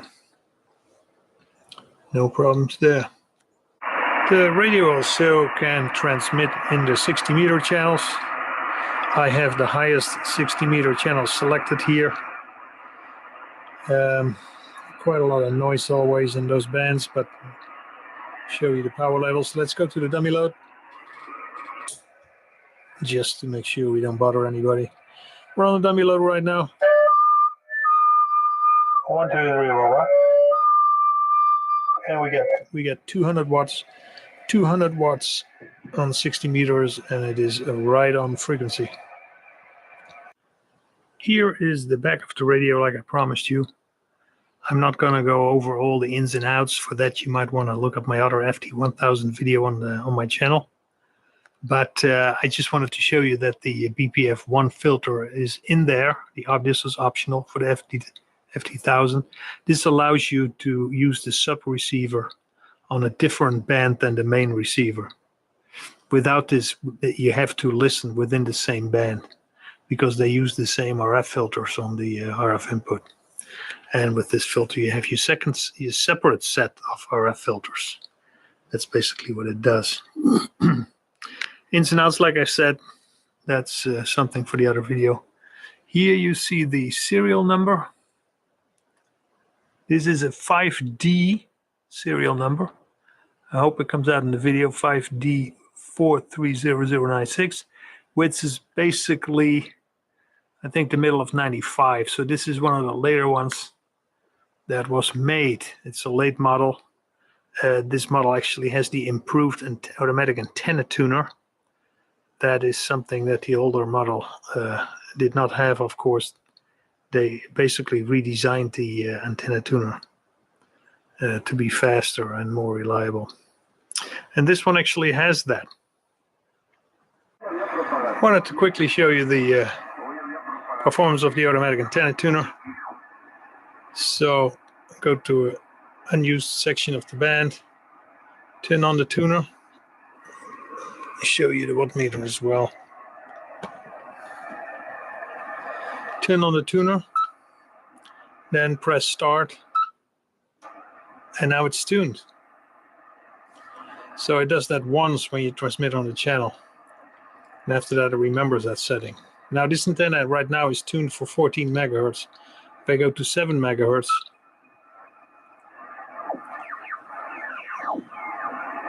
pretty empty here. So now I will tune my 14 megahertz antenna at 7 megahertz. And as you see, it does that just fine. When you get the green light, it means the tuning was successful and I found a tuning solution. So the automatic antenna tuner in this radio works perfectly, pretty quickly too. Like I said earlier, this late model has a redesigned antenna tuner. LEGISLAÇãO redesigned the antenna tuner for the FT1000 for the later models, because there was some kind of problem with the earlier ones, and that has been fixed with this one. So this one has all that. All right, let's do a quick modulation test. I got the radio at 14.250.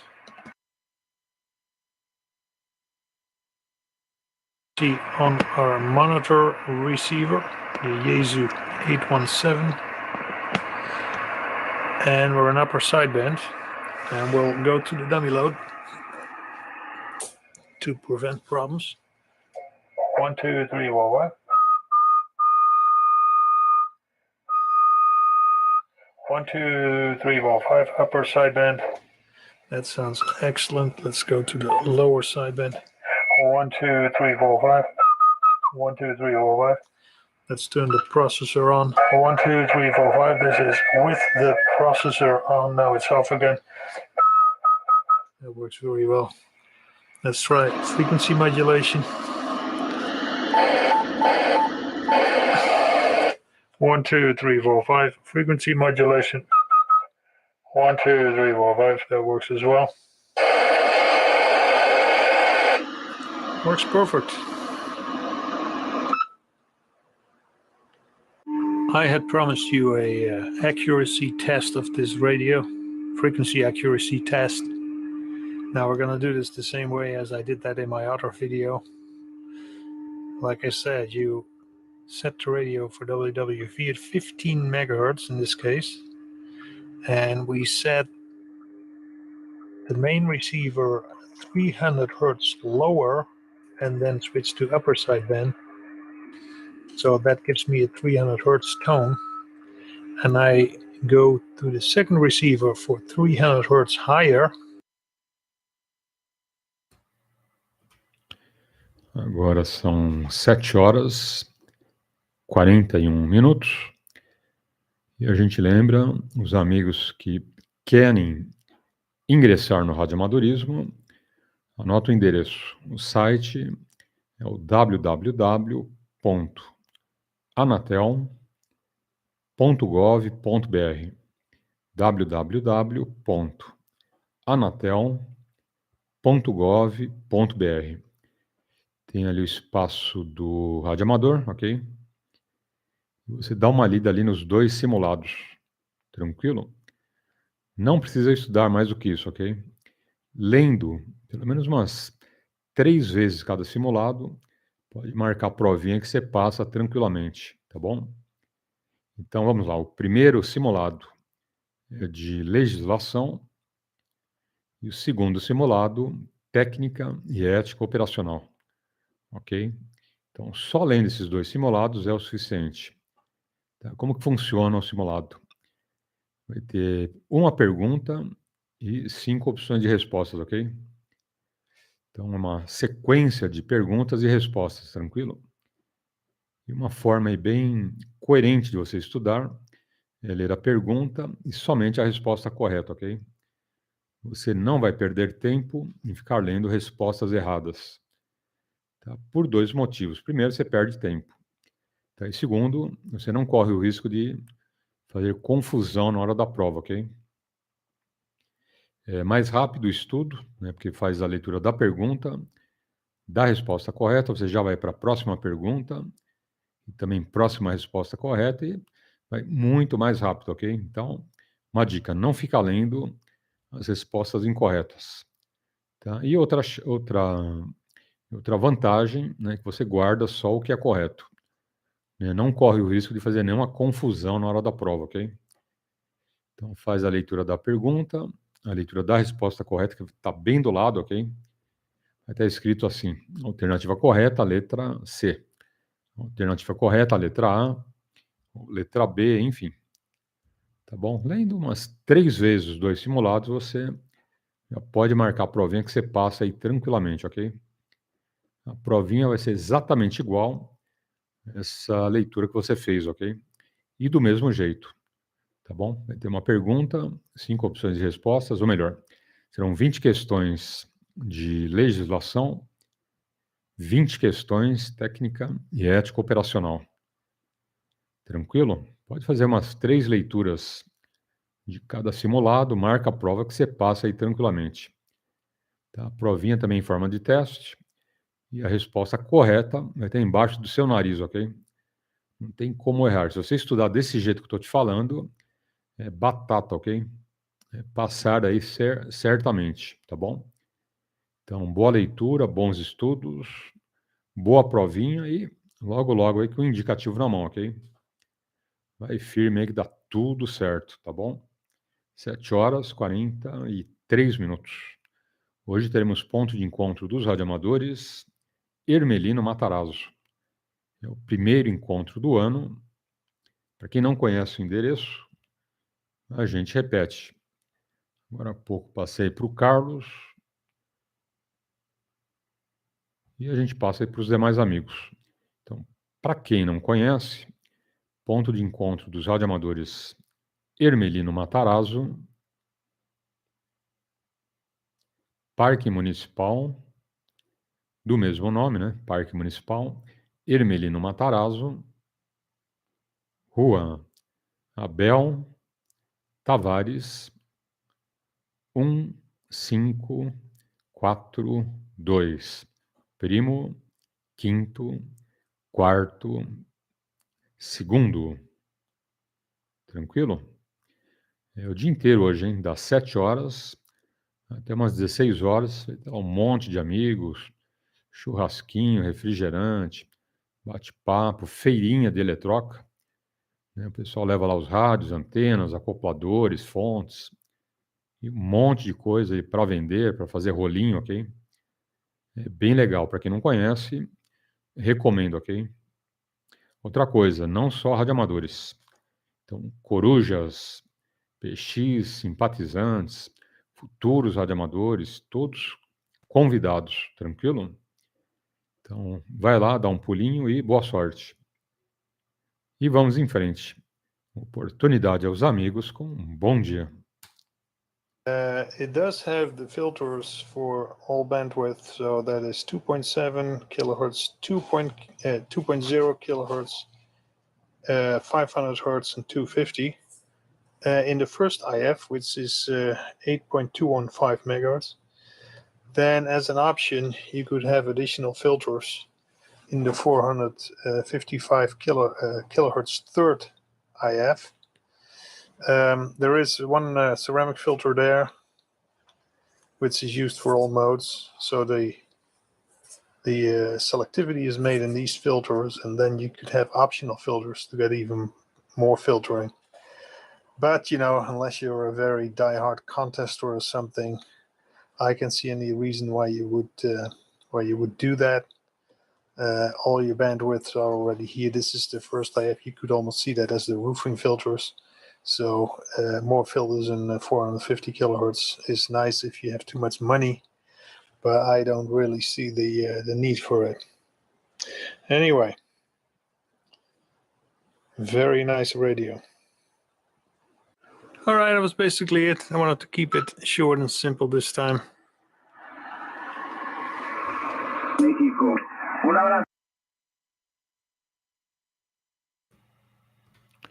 Opa, apareceu alguém que estava sumido, hein? Bom dia, João. Um grande abraço. Como está o amigo? Como estão as coisas? Tudo tranquilo? Um ótimo 2023. Um ano aí com muita saúde e muita prosperidade, tá bom? P2EXU, adiante. P2TBW, PY2EXU. Bom dia, Paulo. Bom dia a todos que estão aí na frequência, escutando. Estamos por aqui sim, graças a Deus. Desejando a todos aí pela primeira vez aqui na frequência. Não, já escutei bastante vezes, mas eu não entrei. Passei por alguns problemas aqui, por alguns perrengues. Mas Deus é maior na vida da gente, né? E graças a Deus agora está mais controlado, está melhor. E desejando um bom ano para todos. Que esse ano seja bem melhor do que o que terminou há uma semana e pouco atrás, né? Todo mundo realize os sonhos de cada, né? É isso aí. Estamos por aqui, viu, Paulo? Depois de algumas coisinhas que andaram acontecendo aqui, mas estamos vivos, com saúde, graças a Deus, agora está bem melhor. E o restante a gente vai empurrando com a barriga, como diz, né, Paulo? Mas estamos por aqui, tá bom, Paulo? P2TBW, PY2EXU, aí de retorno. Receba minhas considerações. Um abraço a todos da família, você principalmente. E que Deus ilumine e clareie tudo, né, Paulo? Como diz, dá uma clareada, né? Num bom sentido, né? Sentido de saúde, prosperidade, alegria, enfim. Tudo isso que a gente pede a Deus que aconteça com vocês todos aí, tá bom, Paulo? P2TBW, PY2EXU de retorno. Bom dia, Paulo, prossiga. Ok. P2TBW, João. Entendido. Eu logo imaginei, falei, bom, o João sumiu, deve estar correndo lá algum detalhe de fim de ano, algum encerramento lá, alguma coisa familiar, enfim, né? Mas espero que dê tudo certo, tá bom, João? E que comecemos aí 2023, todos nós aí, com muita saúde, principalmente. É ou não é? É isso aí. Aqui passamos bem, hein? A família tá boa, todo mundo aí com saúde, que é o mais importante, né? Depois da saúde, a gente pensa aí no financeiro, no profissional, no batente, né? Mas é dessa forma. Que mais novidades? Não, nenhuma novidade, ok? Nenhuma novidade. Também não joguei na Mega Sena, né? Se tivesse jogado, quem sabe eu teria uma novidade boa, né, João? Mas como nem joguei na Mega Sena, então nem concorri lá ao prêmio milionário. Mas teve o ganhador, né? Teve um sortudo aí. Quem faturou tá rindo à toa agora, né? Deve tá aí gastando a grana, né, João? Foi muito dinheiro, hein? Vixe. Mas tá bom, sorte dele, né? Que ele faça bom uso e com sabedoria, eu não é? Bom, mais alguém na frequência? Ok. Esse negócio de ganhar na loteria, na Mega Sena, às vezes o pessoal ganha uma bolada e vai gastando, e vai gastando. E compra fazenda, e compra casa, e ajuda um, ajuda o outro. Vai chegar um ponto que aí começa a perder, né? Aí tem que pagar as contas, aí vai vendendo um negócio, vende outro. Eu vi vários casos aí na internet de milionários, né, de loto, de Mega Sena, de um monte de coisa que ficaram 5, 6, 7 anos aí com a grana, depois foram perderam e voltaram a estaca zero, hein? Então precisa muito cuidado aí com muito dinheiro, hein? Mesmo jeito que vem fácil, vai fácil, né, João?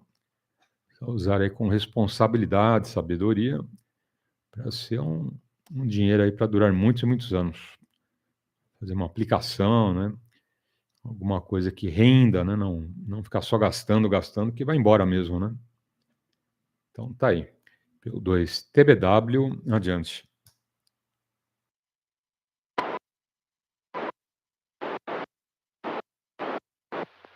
Positivo, Paulo. É isso aí. É isso aí, é isso aí. Paulo, tudo isso que você comentou aí é uma pura realidade. Né? É uma pura realidade. Quantos já aconteceu isso, né? Muitas pessoas. Muito dinheiro no bolso, no banco, né? E acaba desse jeito, né? Essa que é a verdade. Mas, aquele ditado, que você falou mesmo, o que vem fácil, vai fácil, né? Verdade. Mas, quem sabe se um dia a gente conseguir botar a mão numa bolada dessa, porque toda a vida, né, a gente teve uma vidinha meio sofrida, né? Não, eu tô comentando de mim, né? Uma vidinha meio sofrida, uma vidinha meia ali no limite, né? No limite ali, uma coisinha, outra, uma roupinha cada ano, né? E ali só acostumado com o básico, né? E quem sabe se a gente botasse a mão numa bolada dessa, não sabia controlar o dinheiro melhor, né? Mas devido ao sofrimento, devido à vida que a gente está levando e vem de muitos anos atrás, né, Paulo? Então, eu não sei. Aí a gente tem que pedir muita sabedoria para Deus nos guiar, nos dirigir para o lado certo e a coisa certa, né? Pedir a direção de Deus, que aí ele nos guia, né, Paulo? Guia a gente da maneira correta, né? Então, mas temos que jogar primeiro, né? Se não jogar, eita, não é fácil não. Mas é isso aí, Paulo, é isso aí. Estamos bem aqui agora, né? Passamos alguns problemas de doença, não foi fácil, mas estamos vencendo, né? o inimigo não venceu, não. Nós, Deus, nós estamos vencendo, né? Estamos bem, está bem melhor. Fui com a minha filha, né? E graças a Deus ela está indo muito bem, se recuperando. Mas há um mês atrás o negócio foi sério, Paulo. Um mês e pouco atrás, né? É tanto que eu me afastei de rádio, me afastei da empresa por uns dias, né? E fui cuidar da minha filha junto com a minha esposa e meus outros 2 filhos, né? Primeira vida, a saúde da minha filha, né? Mas graças a Deus, nada melhor do que a gente ter Deus no coração, né, Paulo? Deus em tudo, em primeiro lugar, né? P2TBW, PY2EXU.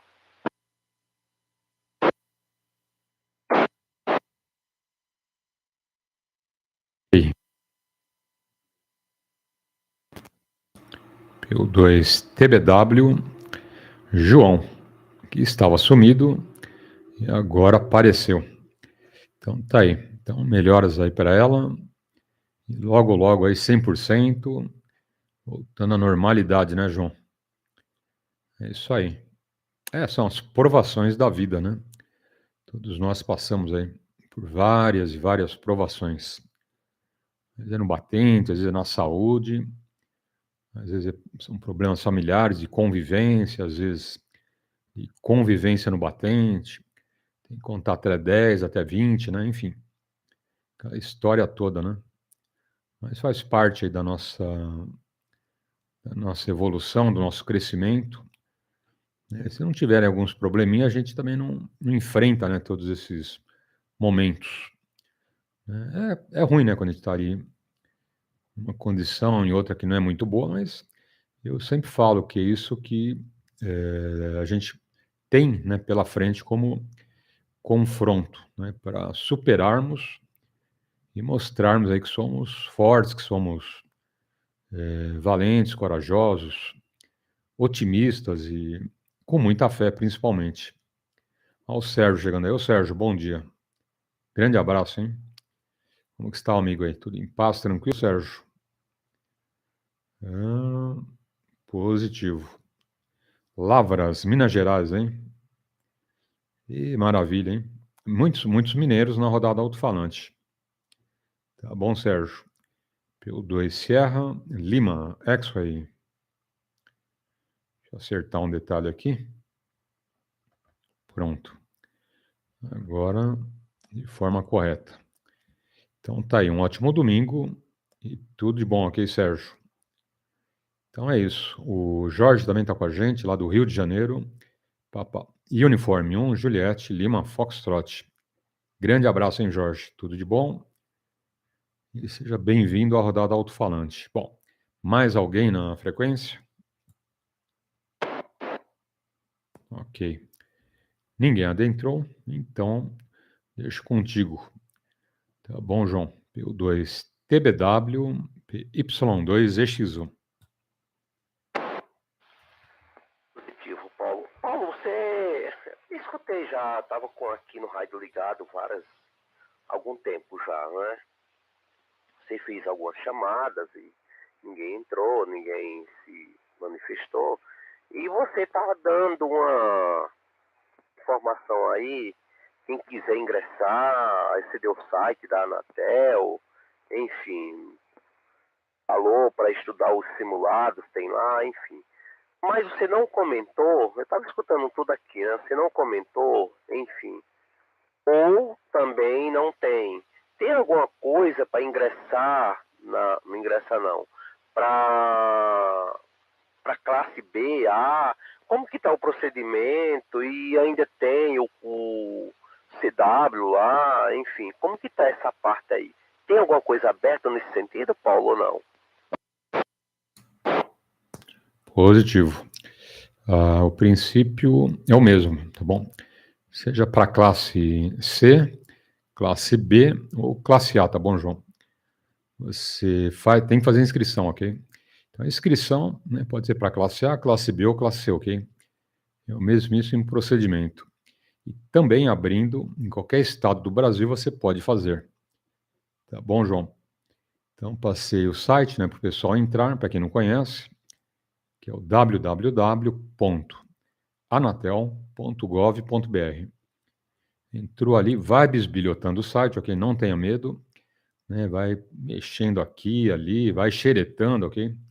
É sempre bom, né? Sempre bom você não ter medo de escrafunchar o site da Anatel. Vai para lá, para cá, e clica aqui, clica ali, né? Vai bisbilhotando, ok? Vai conhecendo esse site melhor. Tá bom? Aí você chega na parte do radioamadorismo, ok? E tem muita informação boa, tem os simulados, né, que eu falei de legislação, técnica e ética operacional, tá? E é aquilo que quer na prova, ok? Para quem for fazer aí classe C, ingresso no radioamadorismo, é só isso que você tem que estudar, ok? Na verdade, não é nem estudar, né? Só dar umas 3 lidas com atenção, só isso, tá bom? E uma dica é não ficar lendo as respostas incorretas, ok? Então, você tem um simulado de legislação e o simulado de técnica e ética operacional. São 2. Tá? Primeira dica, não ficar lendo as respostas incorretas, tá bom? Vai tendo a pergunta e várias opções de respostas. E bem na frente da pergunta está lá, resposta correta, alternativa C, B, A, D, enfim. Tá? Então, você faz lê a pergunta, lê a resposta correta e vai para a próxima pergunta. Tá? Aí lê a resposta correta, vai para a próxima. Tá? Você não lendo as respostas incorretas, não perde tempo, não corre o risco de fazer confusão na prova, ok? E é o que eu falei, né? 3 lidas só nos simulados, pode fazer a provinha que você passa tranquilamente. Por quê, né? Porque na prova vai estar exatamente do mesmo jeito, ok? Vai ter uma pergunta, 5 opções de respostas. Como você estudou só dessa forma, lendo as respostas corretas, você vai lembrar na hora ali só do que está correto na tua frente. Né? Vai estar bem embaixo do teu nariz ali a resposta correta, ok? É marcar correta e pronto. Tá bom? Só isso. Tá? Não precisa ler a apostila, estudar nenhum livro, é só esse simulado no site da Anatel, tá bom? E abrindo inscrição, você pode fazer inscrição, ok? Classe A, classe B ou classe C. Tá? Uma dica importante, qualquer estado do Brasil que abra inscrição, você pode fazer. Tá? Para quem está na Bahia, Mato Grosso, Rio Grande do Norte, do Sul, Minas, Rio de Janeiro, São Paulo, abrindo inscrição em qualquer estado do Brasil, pode fazer que o indicativo vai para o seu estado, no seu nome, tranquilo, tá bom? Não tem problema. Se demorar para abrir inscrição, classe A, classe B ou classe C, você entra no site da Anatel e vai na ouvidoria, ok? Na ouvidoria você faz uma reclamação. Tá? Não precisa ter medo, porque o teu nome, teu RG, teu CPF ficam preservados, tá bom? A ouvidoria é em Brasília, né? E a ouvidora manda uma mensagem para o presidente da Anatel, São Paulo, Rio de Janeiro, Minas ou qualquer estado do Brasil e fala, ó, a gente está recebendo reclamações que vocês não estão abrindo inscrições. Tá? E ele nem está sabendo, né? O presidente chama o responsável, né? Fala, ó, faz favor, né? Abre inscrições aqui em São Paulo que o pessoal está reclamando. Tá? Funciona, ok? Eu dei essa dica aí para um amigo, né, aqui em São Paulo mesmo, né? Ele fez isso, não deu 2 dias, abriram 8 inscrições em São Paulo, ok? Então, isso foi em São Paulo mesmo, né? Dei a dica para o amigo, ele entrou ali na ouvidoria, fez a reclamação, né? E não deram 2 dias, abriram inscrições. Tá? Não foi nenhuma, nem 2, nem 3, já foram 8, numa paulada só, tá bom? Então, pode reclamar que funciona. Bom, mais alguém na frequência? Ok. PY2, Lima Delta, fala Fábio. Bom dia, abraço, adiante.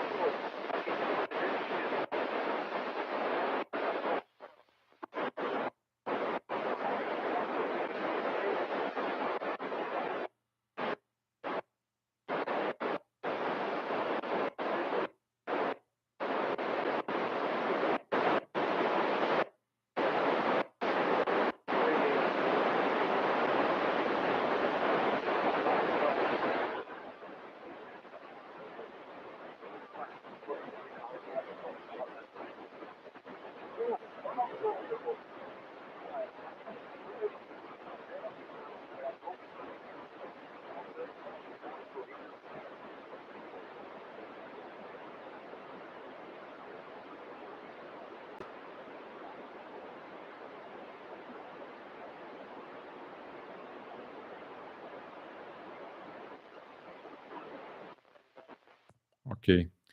PY2 Lima Delta, Fábio. Muito bom dia, grande abraço, tá bom, Fábio? Tudo de bom? Olha o Edson chegando aí. Ei, grande Edson. Bom dia, abraço, tá bom, Edson? PY2 Mike Victor Delta.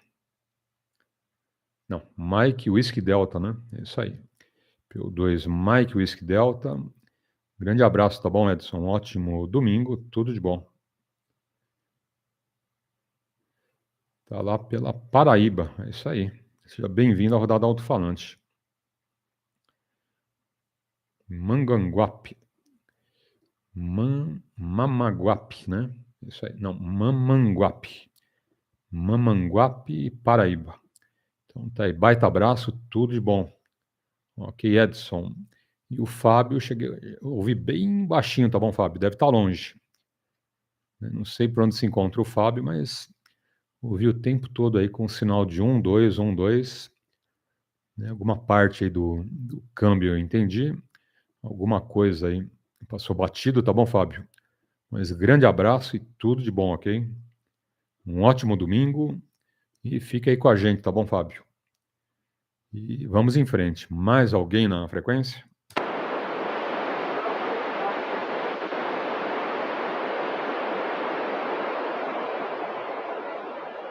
Ok.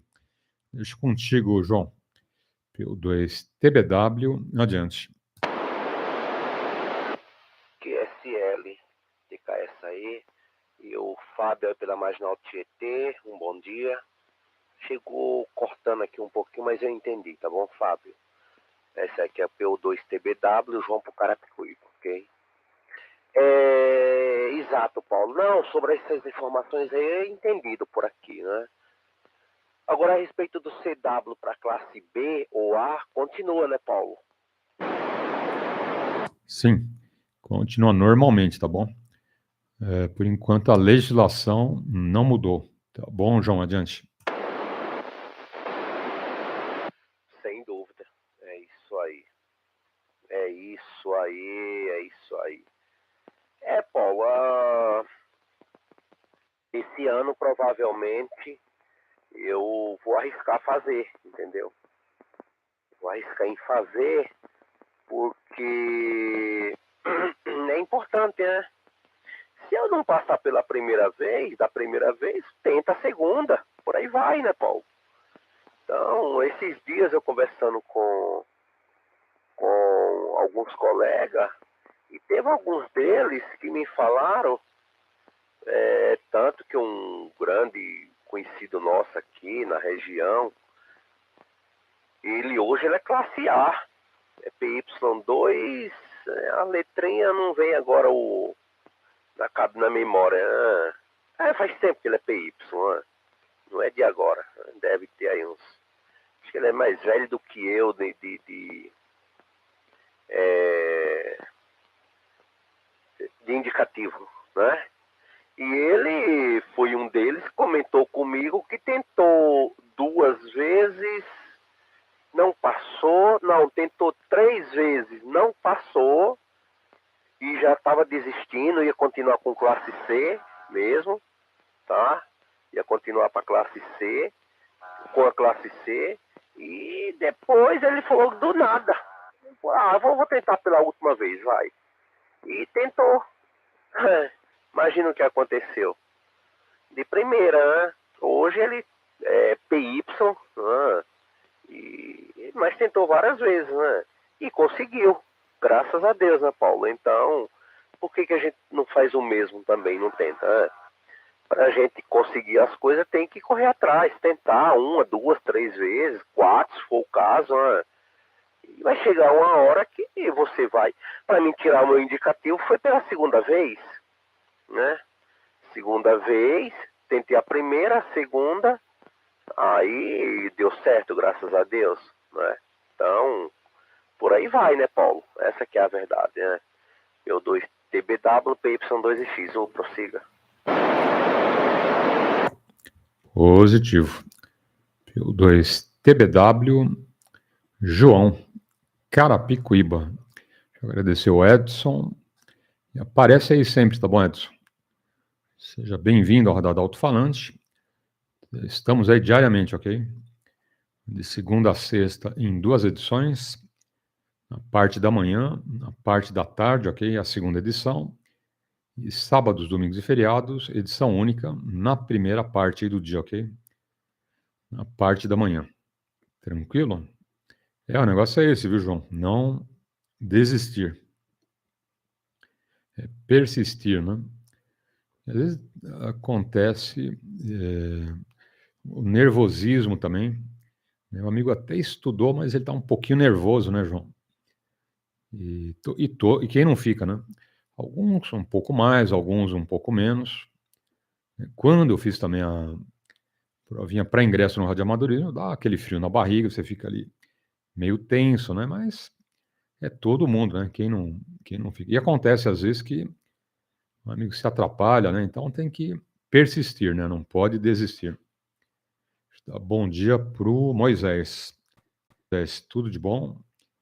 PY2EXU Mike, Índia, Whisky. Ótimo domingo e seja bem-vindo.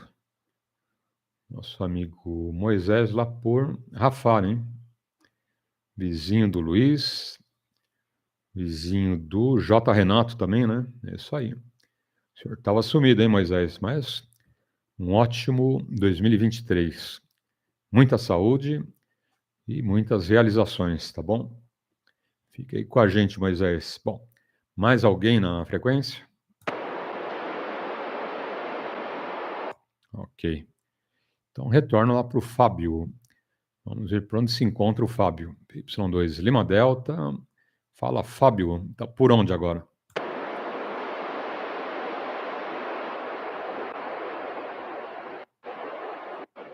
Ok. Acho que o Fábio já deu no pé. Mais alguém na frequência? Ok. Então, deixa contigo, João. PY2 TBW, mas essa é a ideia, né? Nunca desista, persista, ok? Que não é nenhum problema, né? A Anatel não impõe nenhum entrave, nenhuma dificuldade à provinha, tá bom? Não passa de primeira, faz a segunda. Né? Não passar a segunda vez, marca, remarca, faz a terceira. Porque seu amigo, ele persistiu, né? Não foi na primeira, não foi na segunda e foi na terceira, né? Você vê que até nas faculdades, né, quanta gente que tenta aí, né, uma faculdade, outra, todas as áreas, né? Principalmente medicina. Né? Eu vejo aí alguns candidatos que entrou na medicina aí na quinta prova, na sexta prova. Pô, e se ele tivesse desistido, né, João? Então, não pode, né? Não pode desistir. Né? E ainda a faculdade, né? Você pega, por exemplo, medicina, se for na USP, é uma vez por ano, né? Tem que esperar 12 meses para fazer a provinha. Aqui não. Se não passou, vai no site, remarca aí a semana que vem, a outra. Ou que demore um mês, vai. Mas é tranquilo, né? Você vai que vai e passa na boa. Vai na primeira, vai na segunda, você vai na segunda, vai na terceira, né? PY2 TBW, adiante. Exatamente. Muito certo isso aí. Exatamente. Não, porque a respeito disso aí que nós estamos comentando é uma verdade. Você vai tirar a habilitação, geralmente, às vezes na primeira não dá certo. Não quer dizer que você vai desistir, correto? Não é porque não deu certo na primeira que eu estou ensinando meu filho, ele já está bem. Para mim ele está bem, tá? Mas eu falo para ele, ó, continua assim, né? E se você não passar na primeira, não esquenta a cabeça, tenta a segunda vez, que você vai conseguir. Essa que é a verdade, né, Paulo? Então a gente tem que orientar mais para esse lado, né? Então, a gente tem um pouquinho mais de experiência, tem que passar a segurança, né? E tentar. E tenta, e vai tentando. Uma hora você não tá danado, né? Você prestando bem atenção, vai chegar uma hora que você vai conseguir. Ué, nunca é demais, né, Paulo? Então é aquele ditado, faz e vai dar certo, né? Então, eu tô pensando muito por aí. E eu vou tentar, entendeu? O máximo que um não a gente já tem, né, Paulo? O não quer dizer assim, mas a gente nunca pode pensar no não, né? Se o não já tem, eu vou procurar conseguir o sim, né? Que dá certo, que vai ser dessa vez, enfim, né? E é bem por aí, beleza? Às vezes a gente não tem as coisas por causa da insegurança, né, Paulo? Você é muito inseguro, você não tem confiança em si próprio, aí você perde muita coisa por causa da sua própria insegurança, né? E não pode pensar desse jeito, né? É isso aí, PO2TBW, PY2EXU, de retorno aí pro Congonhas. Prossiga, Paulo.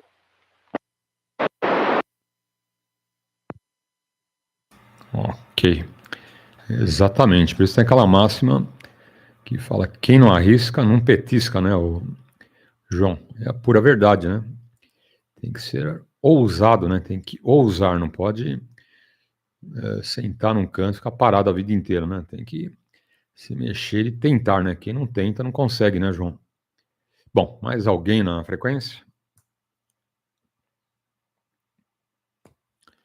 Vamos informar aí para os amigos que está chegando um novo ponto de encontro dos radioamadores, Zona Sul de São Paulo.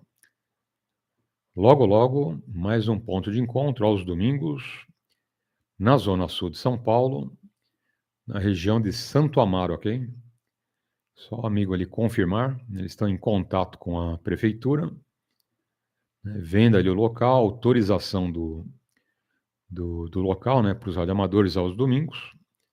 E assim que for autorizado, eu informo os colegas, ok? Esse amigo me avisa, né, que tá tudo certo, e eu aviso aqui os amigos na frequência, tá bom? Passo o endereço, passo os horários, o dia da semana, ok? Vai ser aos domingos. E como vai funcionar lá o novo ponto de encontro dos radioamadores. O que é bom, né, João? Quanto mais pontos de encontros, melhor, né? Temos aí Ermelino Matarazzo, Zona Leste de São Paulo. Temos Pacaembu, que todo mundo conhece, né? Em frente ao estádio do Pacaembu, estacionamento. E teremos Santo Amaro, Zona Sul. Legal, né? Muito bom. Então, mais um point aí dos radioamadores. E já informando o endereço, ok? Outra informação importante: segundo domingo de setembro, teremos ponto de encontro de radioamadores ali no interior, ok? A 130 quilômetros de São Paulo, Capela do Alto. Anota aí. Segundo domingo de setembro.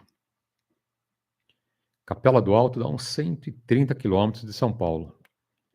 Tá bom? E uma dica, né? Você vai com 4 amigos, 5, né, num único carro, né? Racha a gasolina, racha o pedágio e fica bem em conta, ok? Uma dica boa aí para os amigos. Em tempos aí de recessão, vamos economizar, né, João? Quem não gosta de ir nesses encontros, você vai de carro, vai gastar uma gasolina boa, né? 130 para ir, mais 130 quilômetros para voltar, mas pedágios, fica salgado, né? Mas comer alguma coisa por lá, enfim. Então, por que não minimizar esse custo? Né? Vão em 5 amigos num carro, né? Racha gasolina, pedágio, fica muito, muito mais em conta. Né? Olha que maravilha, né? Em vez de pagar X, você paga X menos 80%, né? Em 5 é só 20% aí do valor total que eu te passei, né? Enfim. Então, pensa aí direitinho e compareça, ok? E vai ter churrasco, vai ter sorteio de rádios, antenas, bate-papo, feirinha eletroca, tá bom? Tudo que a gente gosta e não abre mão, né, João? Bom, mais alguém na frequência? PY2TBW, adiante.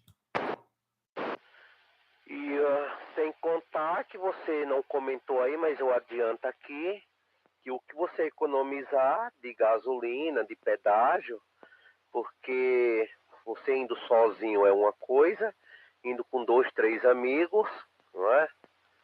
Ali você vai 130 km, você vai colocar ali dependendo do veículo, não é? 260 km rodado, em média, né? Mais ou menos. Você vai rodar aí com meio tanque de gasolina, um exemplo. Vamos chutar aí mais alguns pedágiozinhos que vai pagar, enfim. Vai ficar, dependendo do veículo, do carro, não vai ficar uma viagem muito barata, né? Que hoje para você colocar meio tanque de gasolina, no mínimo, chutando baixo, não sei, vamos botar aí, dependendo do carro da pessoa, 150 pau, né? Não sei, imagino aí, uma suposição. Com mais alguns QSJ para o pedágio, numa viagem dessa aí, você vai gastar aí sozinho, por média aí de 200, uns 200 reais, ida e volta, mais ou menos. Enfim, vai depender muito do carro, né? Qual o carro do cidadão, enfim. 200 pau. Se você for com 3 pessoas, você mais 2, um exemplo, ou você e mais 3, vai dar 50 conto para cada, né, Paulo? 5 vezes 4, 20, né? Você e mais 3, 50 conto, quer dizer, dos 200 que você ia gastar sozinho, você economizou quanto, né? Esse que economizou, dá até para você comer um churrasquinho lá, comer um lanchinho melhor, tomar um guaranazinho, um caldo de cana, né? Comer um pastelzinho, enfim. Porque a diferença é muito grande, né, Paulo? Você indo sozinho, para você ir com você e mais 3, 4, né? Você e mais 3, né? Então aí dá tranquilo, o carro não vai muito apertado, 2 atrás, você e mais 1 na frente, o carro vai tranquilo, não força muito e vai economizar, né? Fica lá, talvez, o dia, sei lá, até 3, 4 horas da tarde, vem embora, tranquilo, né, Paulo? Economizou aí mais da metade do valor que você ia gastar sozinho, né? Dá até para comprar um conectorzinho, comprar alguma coisinha lá, né? Um PTTzinho, enfim. E já é válido, né, Paulo? Positivo. PY2TBW, PY2EXU. A ideia é essa, né? Unir o útil ao agradável, né, João? Se conseguir uns 4, 5 amigos, fica bem em conta. Né? E outra, você não está levando bagagem no carro, então 5 amigos na estrada, né? O carro indo a 90, 100, 120, né? Dependendo da estrada, né? Ele vai ali numa média boa, economiza, né? Porque você vai ali naquela velocidade de cruzeiro, né? 90, 100, né? E vai conversando, vai na boa e sem pressa, né? E passa um domingo bem legal, né? Bem interessante. Então, deixa eu dar o ok lá para o Edson. P2 Mike, Whisky Delta. Entendido, tá bom, Edson? E você é de São Bernardo do Campo. Destino agora, Porto de Suape, lá em Recife, né? Então, boa viagem, tudo de bom pro amigo, ok? E vai firme, tá bom, Edson? Muita atenção aí, hein? Sempre tem uns malucos na estrada, hein? Doido que não falta. Uns que beberam a mais, né, ô João? Tem alguns, mas esse horário, uns bebem uns goró a mais aí, né? E tá na estrada ali fazendo zigue-zague. Quando você vê o cara fazendo zigue-zague, indo lá para acostamento, comendo faixa, ele, de duas uma, né? Ou tomou umas e outras, ou ele tá com muito sono, né? Aí que mora o perigo, né? Quando você vê esses caras, ou você passa, né, muito rápido por ele e vai embora, né? Ou dá uma boa distância, porque é acidente à vista, né? Ou avisa o amigo, né? Tenta buzinar lá para ele acordar, né? Se for sono, pode ser sono, né? Quanta gente no planeta, né? Não falar nem em São Paulo, né? Nem no Brasil só. Isso é comum no mundo inteiro, ok? É muito comum, né? A pessoa com sono ali, apaga e vai pro barranco, vai pro acostamento ali, capota o carro, né? O caminhão, é complicado, né? Sono é de lascar. Ou bebida também, que é pior, né? Mas a dica é dar uma encostada, dorme, né? Encosta um pouquinho lá, meia hora num posto, tira um sono que é melhor, né? É aquela velha máxima, né, João? Mais vale perder 1 minuto na vida do que a vida em 1 minuto. Bom, mais alguém na frequência? Então deixo contigo. PY2EXU, adiante. Experiência própria. Eu já passei por muitos perrengues aí também, em alguns momentos, né? Então, eu... Antes, Paulo, alguns anos atrás, e estamos se falando aí de 10 anos, vai. Eu tô nessa luta já há 17, nas ruas de São Paulo, estradas, rodovias, enfim, né? Completei, não, minto, 17 não, 15, porque 2 eu trabalhei dentro da empresa, tá? Então, 15, tá? Então, claro, que em vista de muitos aí, eu sou muito novinho, né? Em vista de caminhoneiros aí de 25, 30 anos, eu sou bebezinho, como diz, né? Mas 15 anos já conta um pouquinho, né, Paulo? Eu já passei por alguns perrengues aí, como diz, que não foi fácil, tá? Eu tirava daqui de São Paulo, saía daqui, ia pro Rio de Janeiro, tá? Não fui uma vez só, nem duas, como outras vezes, ali para o bairro do Tijuca. Esse bairro do Tijuca eu passava em frente, toda vez que eu ia, não sei se era o caminho que eu fazia, se tinha outro, eu passava em frente do Maracanã, tá? O estádio, e ficava ali próximo, o Maracanã. Não é Barra da Tijuca, é bairro Tijuca, me parece, é Tijuco. Saía daqui de São Paulo, parava o carro lá, Paulo. Saía daqui de São Paulo, ia para Belo Horizonte, parava o carro lá. Me pergunta se eu parava na estrada para alguma coisa. Não. Isso há 10 anos atrás. Agora me faça a mesma pergunta se hoje eu aguento. Não aguento. Hoje eu faço uma viagem dessa, eu paro 3 vezes, tá? Não tenho vergonha de falar e nem também vou me gabar, não, eu aguento. Não aguento. Não aguento sair daqui para o Rio de Janeiro, fazer uma viagem só,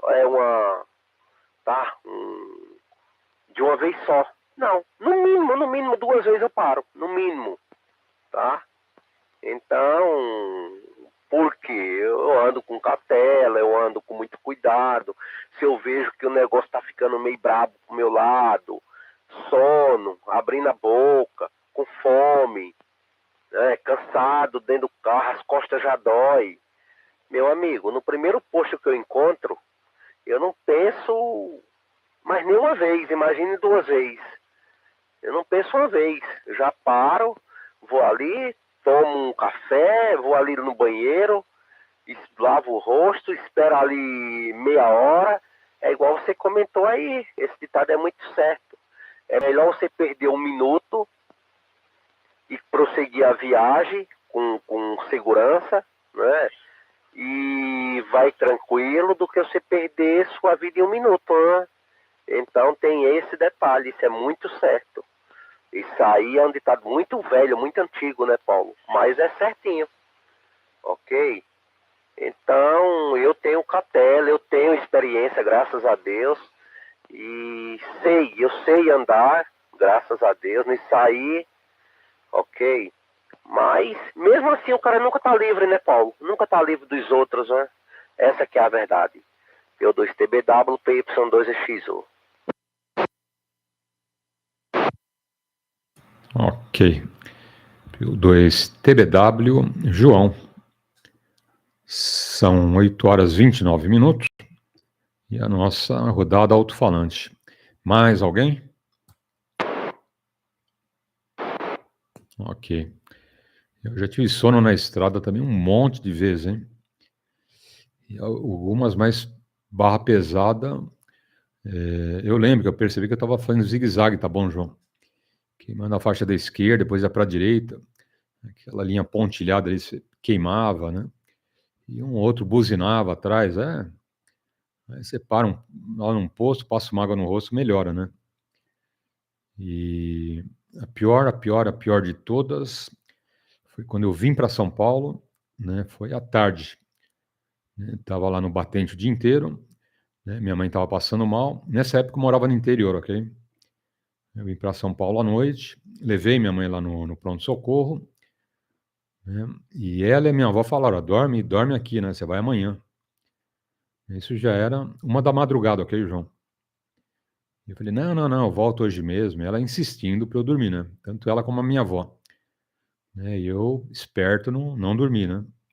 Aí peguei estrada, Bandeirantes, falei: "Bom, né, tô um pouco cansado, eu vou na faixa da esquerda, né, 120, 130, maravilha". Que nada, hein, 120, 130, quando eu vi eu apaguei, hein, João, apaguei totalmente, né. E quando você apaga, você pisa no acelerador, né. Todo mundo sabe disso, né. Você acelera, teu pé vai fundo, né. Provavelmente eu estava uns 150, 160, né. Eu saí da pista da esquerda, João, da Avenida dos Bandeirantes, da Rodovia dos Bandeirantes, né, fui para a 2ª faixa, fui para a 3ª, na 4ª faixa, né, eu estava atrás de um caminhão, o caminhão estava bem devagar, uns 50, o caminhão carregado, né, não sei o que que era, mas muito devagar à direita, ok. E eu apaguei, né, a cabeça baixou, né, o queixo encosta no peito, e o carro vai às cegas, né. E por algum milagre, né, algum ser, né, de luz, né, um anjo da guarda, acho que me avisou, eu levantei a cabeça. Nesse momento, né, eu passei um fiozinho de cabelo da traseira do caminhão, ok. Porque tinha apagado, né, era pra eu ter entrado na traseira do caminhão a uns 160 por hora e ter morrido, né. E faltando alguns metros para bater no caminhão, né, alguma coisa levantou a minha cabeça, ok. Quando eu levantou a cabeça, que eu estava dormindo, né, eu não tinha apagado, eu não ia levantar a cabeça sozinho, ok. Alguma força aí, né, fez que eu levantasse a cabeça. Quando eu levantei a cabeça, eu vi a traseira do caminhão, ok. E eu vi que estava muito, muito rápido, né. E nessa hora, só deu tempo de puxar para a direita o volante. Eu passei rasgando ali um acostamento, mas acho que passou um fiozinho de cabelo do para-choque traseiro do caminhão, mas um fiozinho de nada ali, mais um pouco eu batia, né. Foi muito em cima, depois você não dorme mais, né. Depois que você passa por um susto desse, você não dorme. E o caminhoneiro pensou que eu estava bêbado de fogo, né, vai saber, né. E mal sabia ele que eu estava dormindo mesmo, né, tinha apagado totalmente, tá bom, João. Então essa vez foi a pior de todas, né, mas nunca mais eu facilitei dirigir de madrugada, ok. Mas foi erro meu, né, porque a minha mãe e minha avó falaram: "Dorme aqui, dorme aqui". Eu esperto falei: "Não, volto lá para Itatiba, né, divisa com Bragança Paulista e tranquilo, né". Mas quase que eu fico na estrada, hein, João, foi por um triz, hein, muito, muito pouco, tá bom. Bom, deixa eu dar bom dia para o Domingos, P2 Lima Victor Delta, grande abraço, tudo de bom, Domingos. Ótimo domingo e vamos em frente. Mais alguém na frequência? É por isso que eu falo, né, a gente tem os anjos da guarda aí que ajudam a gente, né, João. Não era para eu ter levantado a cabeça, né, apaguei, estava totalmente cansado, né. Era para ter baixado a cabeça, dormido e morrido lá mesmo, né. E entrar de uma forma na traseira do caminhão que metade do corpo ia ficar embaixo do caminhão e metade em cima.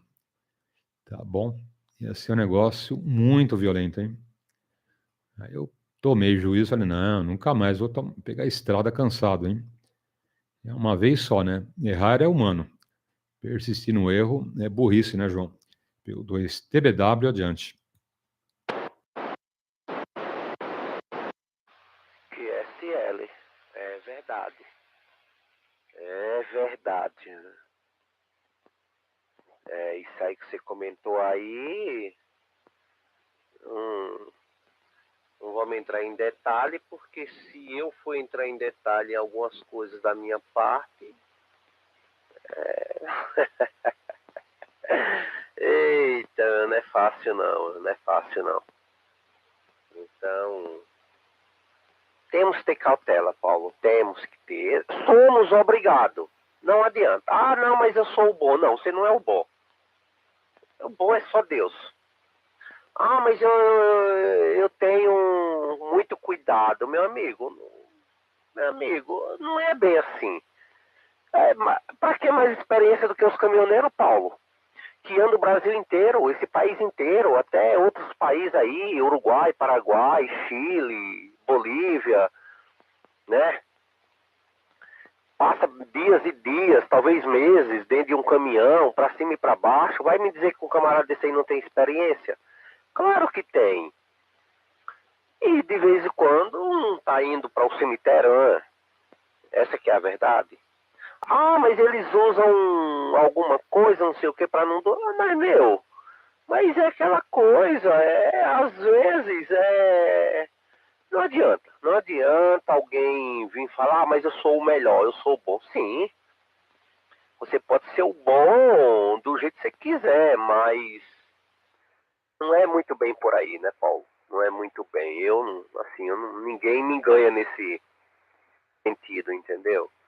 Por quê? Porque se você quiser ser mais forte do que as forças naturais, né? A força de Deus, o sono é Deus que manda, né? Ah, mas a gente dorme, mas se Deus não mandar o sono, como que a gente vai dormir à noite, meu amigo? Como que a gente vai tirar a noite inteira dormindo dentro na sua casa, ou dentro de um carro, sei lá, enfim. O corpo precisa do descanso, não adianta. Ah, mas eu vou trabalhar 24 horas, você não aguenta. Você pode aguentar 2 dias. Você não aguenta trabalhar a semana inteira, sem dormir, sem descansar. Quem aguenta, né, Paulo? Ah, mas eu vou trabalhar a semana inteira, não vou dormir nunca. Ué, e você é um robô agora, é uma máquina? Que você não vai dormir nunca, não vai descansar, não vai... É só ligar ali na tomada e vai funcionar 24 horas e pronto? Não, negativo, não, isso aí não vira, pra mim não cola, entendeu? Se até perdão alguém que estiver escutando aí, que seja ao contrário, né, Paulo? Mas é a minha sugestão, o meu raciocínio, né? E continuo falando, tanto falo aqui, como falo pessoalmente para a pessoa. Não adianta que a gente, todo mundo é falho, né? Como aconteceu com você. Você ia saber que ia acontecer isso? Você ia ter aquela noção, não vou, eu vou embora que eu tô seguro, Do nada você, por muito pouco, hoje você não tá no cemitério, né, Paulo? Enfim, por pouco, Deus que livrou, e alguém mandou um anjo aí para proteger você, né? E você não ignorou aquela pessoa, você respeitou. Você não ignorou, mas isso aí é um Zé qualquer, um João qualquer. Eu vou embora. Não, você respeitou e foi Deus que entrou na vida desse anjo e que alertou você, né? Para não ter acontecido pior lá na frente ou na traseira desse caminhão. Porque se você entra a 150 por hora, meu amigo, é bom nem entrar em detalhes aqui que... Por mim, tudo bem. Eu já vi algumas coisas nas estradas por aí que, quando eu começo a lembrar, hoje, para almoçar é uma briga. Mas eu toda a vida fui meio forte para essas coisas, entendeu? Mas eu já vi coisa muito feia aí nas estradas, Paulo. Eu chegava e ia almoçar na onde eu tava e não conseguia, tá? Quando eu lembrava daquela cena, meu Deus do céu, era duro, não era fácil não. Mas enfim, tem muitas pessoas que, entendeu? Bom, esse é o meu raciocínio, o meu particular, entendeu, Paulo? Agora, cada um tem o direito de pensar da maneira, do jeito que acha, né? Essa que é a verdade. E vamos respeitar todo mundo, né? Essa que é a verdade. PO2TBW, PY2EXU, prossiga. Ok. PO2TBW. João, mais alguém na frequência? Então a gente prossegue. Quanto à segurança do motorista, tanto de carro como caminhão, né, hoje a coisa está indo para um lado aí muito mais moderno, né, João? Porque alguns caminhões mais modernos, né, tem sensores aí que você começou a queimar a faixa na estrada, ou seja, daquela linha, né, tanto carro como caminhão, né, você dormiu, pegou no sono alguma coisa, né, hoje carros e caminhões modernos já soltam um alarme, uma sirene, né, tem até câmera, né, mostrando o seu olho, né, que está fechando. A hora que você começa a fechar o olho, né, o sensor do carro ou do caminhão moderno já te alerta, né, já te avisa. Né, numa segunda vez ele já vai sozinho para o acostamento, ok? Ele já vai reduzindo a velocidade, ele mantém a direção, né, do carro ou do caminhão naquela linha, né, não vai para a faixa da esquerda nem direita. Então você tem aí hoje alguns carros e caminhões bem modernos. E às vezes até caminhões aí mais modernos do que carro, hein? Por conta da segurança do motorista, né? Da carga também. São duas coisas importantes, né? Primeiro, a vida do motorista. Segundo, né, o caminhão, a carga, né? Tudo é um prejuízo, né? Com certeza, o prejuízo maior é a vida que vai embora, né? Os amigos aí que são casados, filhos, né? Então, seja no carro ou no caminhão, né, a vida é super importante. Né? E essa tecnologia aliada, ela veio para nos salvar, né? Isso é muito bom. E tem gente que não gosta, né? Acho que a tecnologia, a inteligência artificial, né? Os computadores aí nos carros, caminhões, é meio que perigoso, né? Passar a perna na gente, mas de forma nenhuma, né? Porque você vê, né? Tem muito irresponsável, né, João? Tem gente que pega carro ou pega caminhão de fogo, o cara bebe e vai dirigir, né? A gente sabe disso. Tá? Não é só no Brasil, isso é no mundo inteiro, ok? É na Rússia, na China, na Europa inteirinha, nos Estados Unidos, na América Latina, ok? Então, tudo que a gente vê no Brasil é exatamente igual no mundo. Né? E esses caminhões e carros mais modernos vieram para nos ajudar, ok? Então, eu sou a favor, né, de termos cada vez carros e caminhões modernos com, né, essa tecnologia para salvar vidas. Né? Uma vida, né, que esse caminhão, esse carro salve, né, ou várias vidas, né, que caminhão de empresas, às vezes tem isso, né? São 5, 6 motoristas que revezam, né, e de repente um dorme, outro passa mal. A gente tem que pensar no seguinte, tá? Não é só o sono, né, ou a bebida, né? É também você passar mal no volante. Né? E pode ser no carro, pode ser no caminhão, né, João? Então essas tecnologias aí são muito bem-vindas, né? São, né, um baita aliado aí para os motoristas, né? Para quem, né, fica o dia inteiro na estrada, né? Principalmente caminhoneiro, né, João? Quiseram um caminhão moderno desse ter salvo a vida de um motorista aí, né, algum tempo atrás, né? Quantas mulheres aí estão com seus maridos no cemitério, né, João? Seja aí de carro, caminhão, não importa, né? Pode ser por sono, pode ser por bebida alcoólica, como pode ser por ter passado mal, né? Um mal súbito, o cara apaga, né? E esses carros e caminhões modernos, eles, né, não saem daquela linha, eles vão diminuindo velocidade, ok? Esses sensores percebem, né, até pegando o batimento cardíaco, né, vendo a vista, né, que vai fechando, e acompanhando, né, todos os sinais vitais do motorista, ok? Então, que vem essa tecnologia que ela é muito boa para a gente, né, João? Isso nos aviões também, né? Sabe que avião também tem tudo isso, né? Avião, bom, se bem que o avião tem o piloto automático ali que, né, até pousa o avião sozinho, mas no caso dos carros não está tão avançado como os aviões. Bom, mais alguém na frequência? PY2TBW, adiante. Sim, Paulo. É isso mesmo. Tem. Tudo que você comentou aí é uma verdade. Tecnologia é muito grande, né? Tecnologia hoje não é igual a alguns anos atrás, né? Então, mas eu ainda sou da velha, assim, da velha história, velha guarda, que o pessoal fala assim. É bom mesmo, porque a tecnologia, algumas horas falha também, né, Paulo? Essa que é a... Eu não sei se é porque, assim, eu tenho um aprendizado um pouco antigo, né? E eu aprendi... porque a tecnologia, ela é falha. É boa, ajuda, sim, sem dúvida, ajuda. Como ajuda, né? Mas também ela atrapalha, né? Ela também, às vezes, dá umas falhas, mostra, né, como diz, né? Deixa você na mão, como fala, né? Isso em todos os sentidos, né, Paulo? Então, aqui nem eu trabalho no carro que, falando de carro, e ajuda. Tem vários instrumentos no carro, algumas coisas que eu nem sei para que é tanto aquilo, um monte de coisa, né? E o mecânico, às vezes, eu ia sempre na autorizada, né? Agora não vou mais porque já saiu da garantia, né? Devido à quilometragem rodada. É um carro novo, mas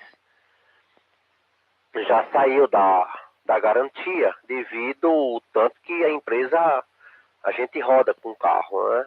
E eles falavam, ó, cada um desse aqui, cada instrumento desse aqui, claro, é para uma coisa, isso, aquilo, outro, enfim, a gente já sabe o que é, né? É um monte de... E algumas coisas lá que eu não sabia o que era, eles me explicaram, me falaram, falava para mim, mas algum deles, por algum motivo, parou de funcionar e o carro simplesmente deu um problema, que teve um dos dias aí que tive que chamar o seguro, né? O seguro guinchou o carro dali da Avenida Nossa Senhora, não, Avenida ali em Santa Amaro, Nossa Senhora do Sabará. Nossa Senhora do Sabará, ali perto do Hospital Vidas, bem do lado do Hospital Vidas, né? Do lado, pegado. Fui num cliente e voltei com o carro, né, no guincho para casa, chovendo, enfim. E depois foi descoberto que o sensor que era para ter me mostrado o defeito ia acender uma luz lá no painel, não sei, enfim, né? E não acendeu. Enfim, falhou, né? Falhou, essa que é a verdade. Enfim, mas a gente tem que ter cautela, né, Paulo? Voltando ao nosso assunto aí, tem que ter cautela, tem muito cuidado, que é assim mesmo, né? É assim mesmo, acho que é melhor, você tem que confiar mais em você próprio, né? Você próprio, você é o cabeça, é você que tá ali, é você que tá no comando ali da situação. Então tem que ter muita cautela, a própria pessoa, né, Paulo? Eu ainda vou por esse lado um pouquinho, entendeu? Com todo o respeito à tecnologia, gosto muito, mas tem esse detalhe, né? Prossiga, Paulo.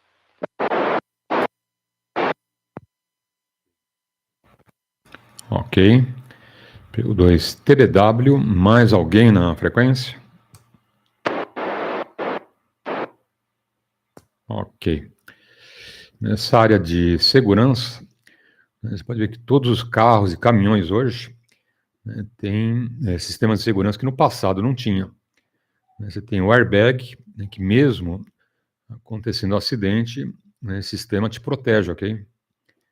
Você tem o cinto de segurança, né, mais eficiente do que os antigos, né? Tudo isso foi sendo implantado aos pouquinhos, né, ao longo aí dos carros que eram produzidos.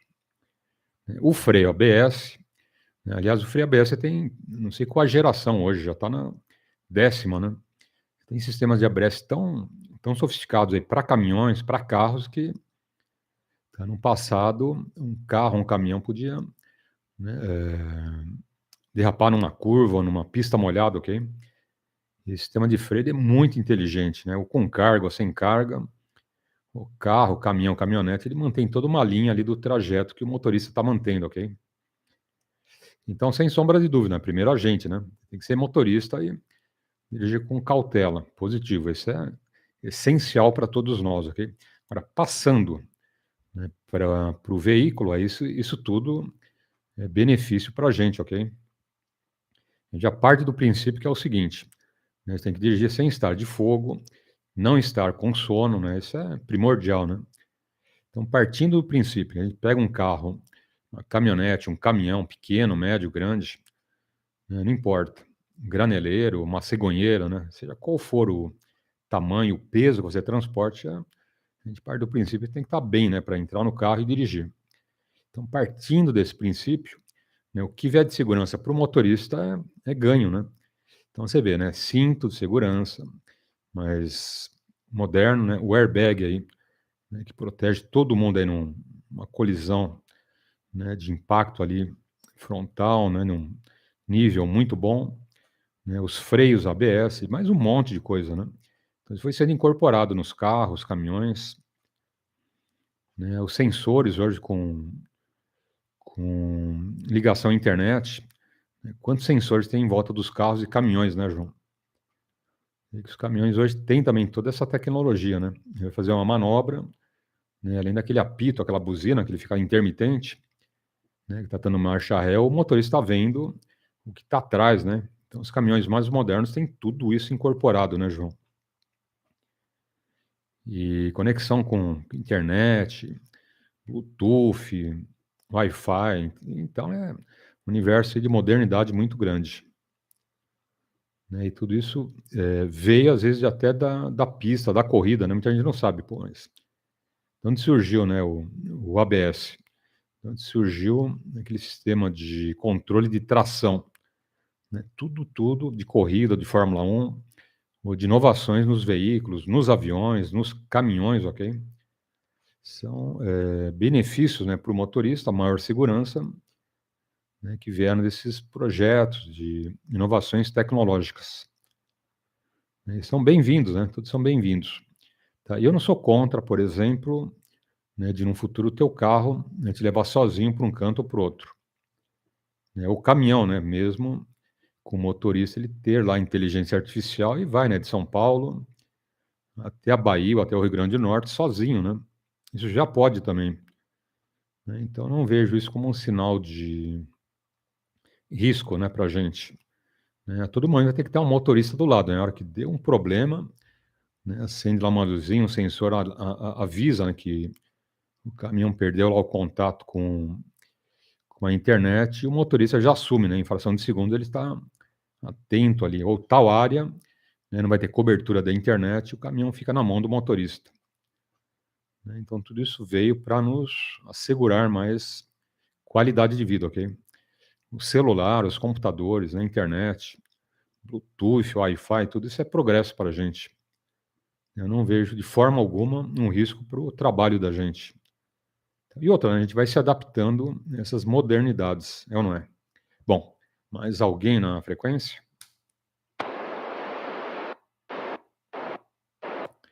Então, vamos em frente. PY2TBW, pode cumprimentar o Alex. PY2 Alfa, Mike Papa, grande abraço, Alex. Bom domingo, tudo de bom pro amigo. PY2TBW, adiante.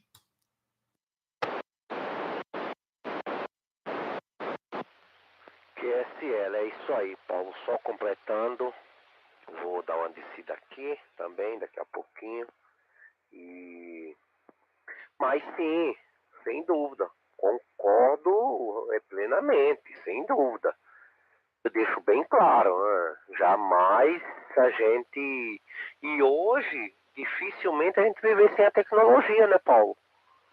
Essa veio para ficar e não tem jeito, né? Não tem jeito. A tecnologia antes era de uma tal maneira que era precária em todos os sentidos, né? Hoje não. Hoje a tecnologia melhorou, olha quantos por cento, né? Muito, muito, muito. Eu acho que antes o que a única tecnologia que a gente sabia que tinha, lógico, toda a vida teve, e sem dúvida nenhuma, isso há vários anos, os aviões e os navios, né? Acho que esses dois veículos, o avião e o navio, aí eu acho que toda a vida teve a tecnologia. Talvez um pouquinho precária também, né, Paulo? Eu acho que não era igual hoje, claro. Né? Mas já tinha, provavelmente já tinha. Desde muitos anos atrás, fabricaram o avião, o navio, enfim, né? Eu acho que muitos deles já saiu com alguma coisa a mais, né? A mais, sem dúvida, né? O que não sei, mas deve ter saído já com alguma coisa que a gente não ia ter dentro da nossa casa, né? Ali um rádio bom, um HF bom, não sei como que era a situação na época, né? Enfim, deveria ter alguma coisa assim, né, Paulo? Desde o princípio, né? Hoje é diferente, ajuda, né? Hoje ajuda muito e melhorou bastante. Talvez melhorou 1000% ou mais, vai saber, né? Do que alguns anos atrás, há 50, 60 anos atrás, né? Então, ou 100 anos mesmo, vai saber, né? Quantos anos. Agora, hoje é diferente. Hoje a coisa mudou, tá mudando totalmente, muito rápido, né?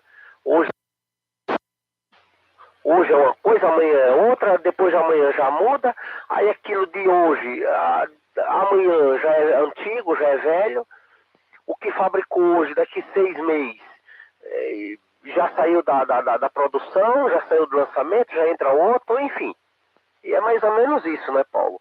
Mas isso tudo tem a mãozinha do homem por trás, né? Tudo tem a mãozinha do homem.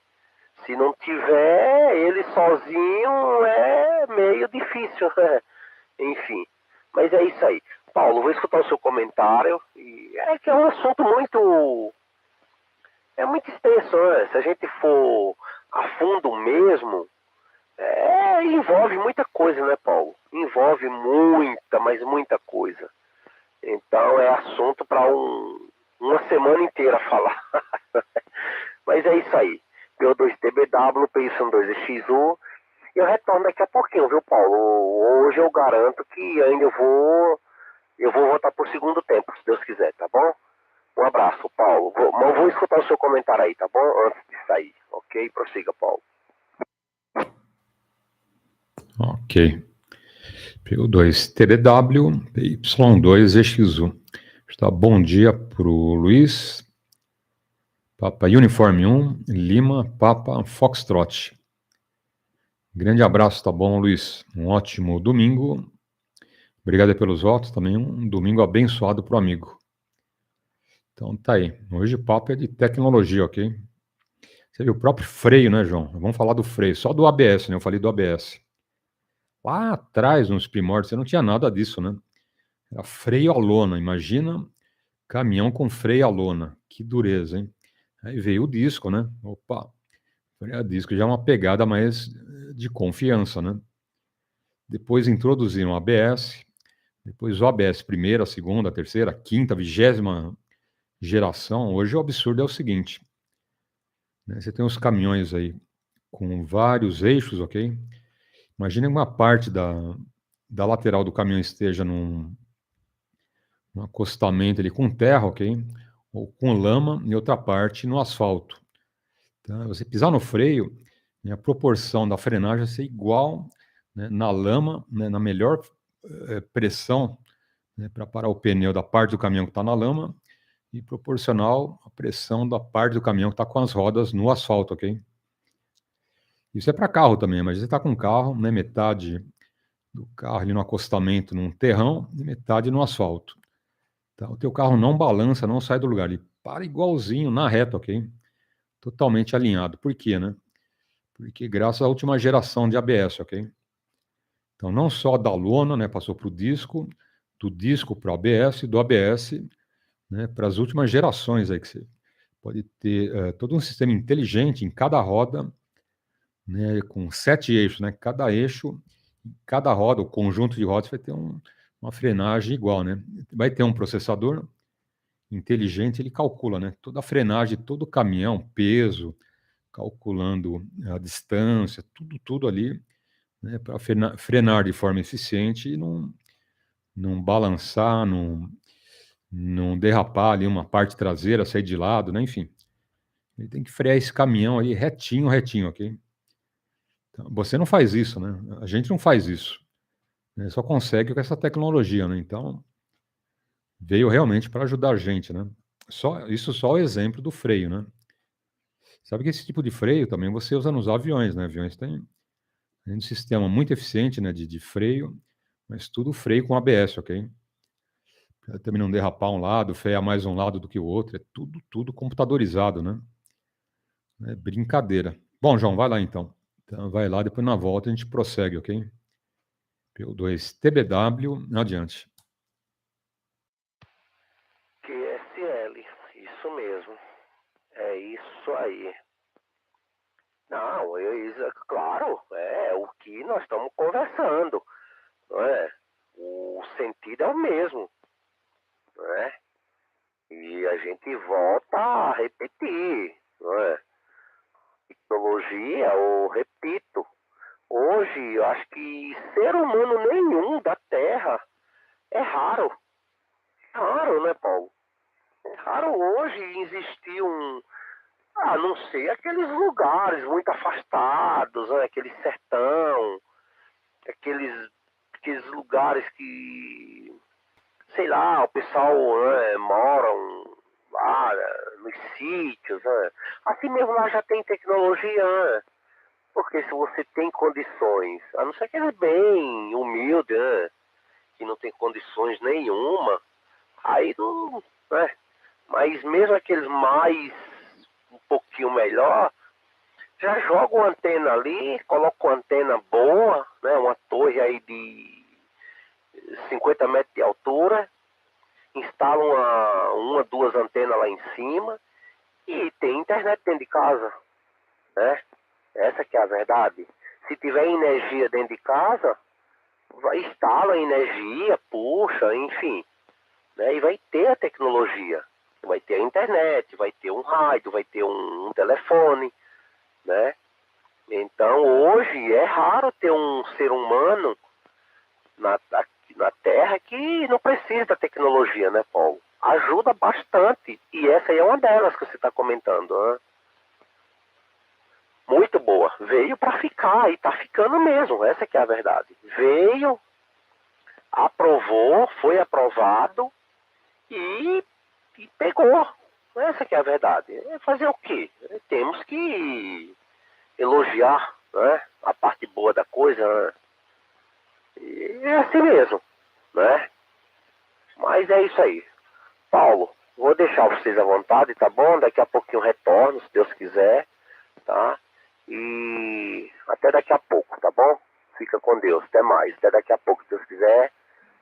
E do PO2TBW para o PY2EXU de retorno aí, Paulo, para Congonhas, tá bom? E muito obrigado aí pelo bate-papo, tá bom, Paulo? TKS mesmo. Tava louco para falar aqui mesmo, mas antes eu não estava muito seguro em falar, tá bom? Eu não estava muito... Eu estava um pouco inseguro, viu, Paulo? Essa que é a verdade. Mas agora vou retornar, como toda a vida eu fiz, sábado, domingo, às vezes, né? E vou retornar aí a rodada, se Deus quiser. E estamos por aqui, tá bom? Até daqui a pouco, então, Paulo. PO2TBW, PY2EXU. Fica à vontade aí. Até já, se Deus quiser. Ok. E só um trisquinho aí de comentário, João, para finalizarmos aí com chave de ouro, é o seguinte: além, né, desses sensores nos carros, caminhões, aviões, né, conexão com internet e câmeras, e um monte de sistema de segurança para a gente, né, eu vi um caminhão da Volvo, né? Só que esses caminhões estão super modernos, né? Mercedes, Volvo e várias marcas de caminhões do mundo inteiro. Então, esse caminhão da Volvo, além de fazer tudo isso que eu te falei, né, se o motorista passa mal, né, tem um mal súbito e apaga, ok? Então, esse caminhão ele mantém a reta, ele sinaliza, vai para o acostamento, né, não acontece nenhum acidente, ok? E tem mais, ele ainda chama o resgate, tá bom? Olha o nível de tecnologia, né? Esse caminhoneiro, ele tem sistema respiratório, cardíaco totalmente monitorado, tá bom? O caminhão, através de sensores, vai estar monitorando, né, toda a viagem, o caminhoneiro, né? Se ele apaga, né, tem um mal súbito, né, o caminhão sozinho, né, encosta, chama resgate, ok? E acende lá os piscas, enfim. Tá? E uma segunda vantagem que eu vi também nesses caminhões da Volvo, né? Todos hoje acho que tem isso, né? Da Tesla, Mercedes, Volvo, enfim, né, vários fabricantes. É o seguinte, então você entra com um caminhão, né, à noite, né, numa baita pancada de chuva. O que acontece, né? Você está na estrada, está vendo lá na frente aquela nuvem e água caindo, né? Você naquele baita chuvão, você não enxerga um palmo na frente. Imagina juntar chuva, neblina, né, e você totalmente cego ali. Como que você faz, né? Você não faz nada, né? Quem vai fazer é o caminhão, ok? O caminhão, o carro, ele tem 1000 sensores, né? Ele se comunica com outros caminhões, com outros carros. Ele não bate, ele mantém a distância do carro da frente, né? Mantém o alinhamento da estrada, ok? É espetacular, né? Você não tem noção, né? Ou já tem, né? Do que a tecnologia para os carros e caminhões avançou, tá bom? E os aviões também, isso para aviões, né? Você está numa nuvem ali, o piloto não enxerga nada, um avião sozinho, né, pousa com toda a tranquilidade. O caminhão também, né? Ele vai andar nessa chuva, nessa neblina com total segurança. Você está cego, né? Você não vai estar enxergando. Mas o caminhão mantém alinhamento, distância do carro da frente. Né? Todos os caminhões e carros na estrada estão se comunicando, ok?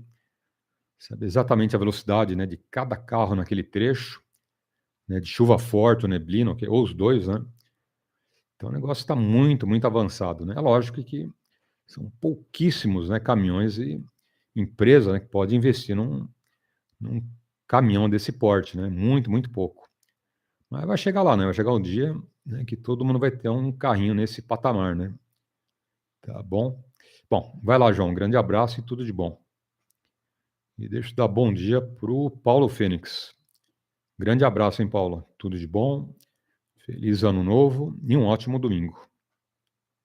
Quanto ao Elon Musk ter comprado a Ford, bom, o que esse cara não compra, hein? Até o meu rádio aqui de VHF ele quis comprar. Eu falei, não, não, não, não, não. Não vem com história, hein? Não vem querer comprar o meu radinho que eu não faço mais a rodada, hein? Mas tentou, viu, Paulo? Tentou, hein? Tentou comprar o meu IAESO aqui, hein? Grande abraço, hein, Paulo? Bom, oportunidade aos amigos com um bom dia. 18.1 megahertz, about 230 watts. 15 meter band, same again.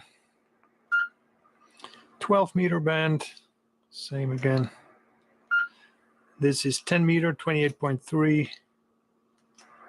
The same again, and 29. That is FM, 29.6 FM. 29.6 and sideband.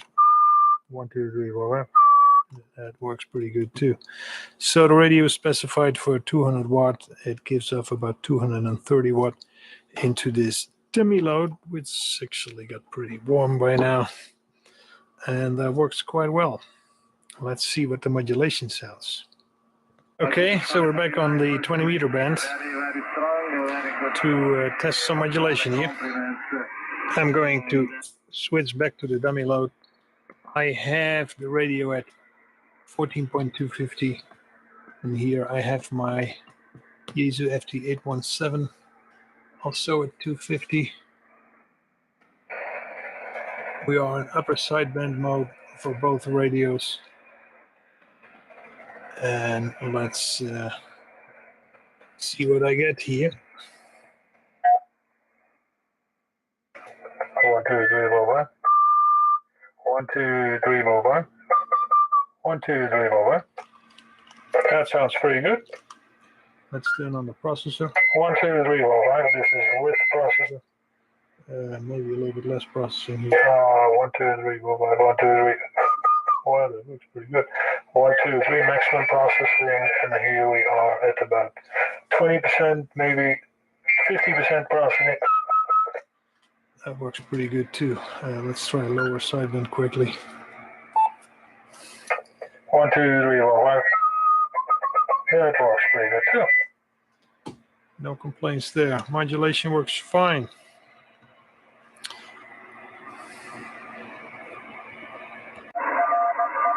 Now I wanted to show you how to set this radio for CW. First, obviously, you set it in CW mode. Then you got to make sure with the spot that his tone sounds the same as yours. So this is wrong. This is right. If you do that, you will be exactly in the passband of these filters. So this is 2 kilohertz. This is 500. Ok.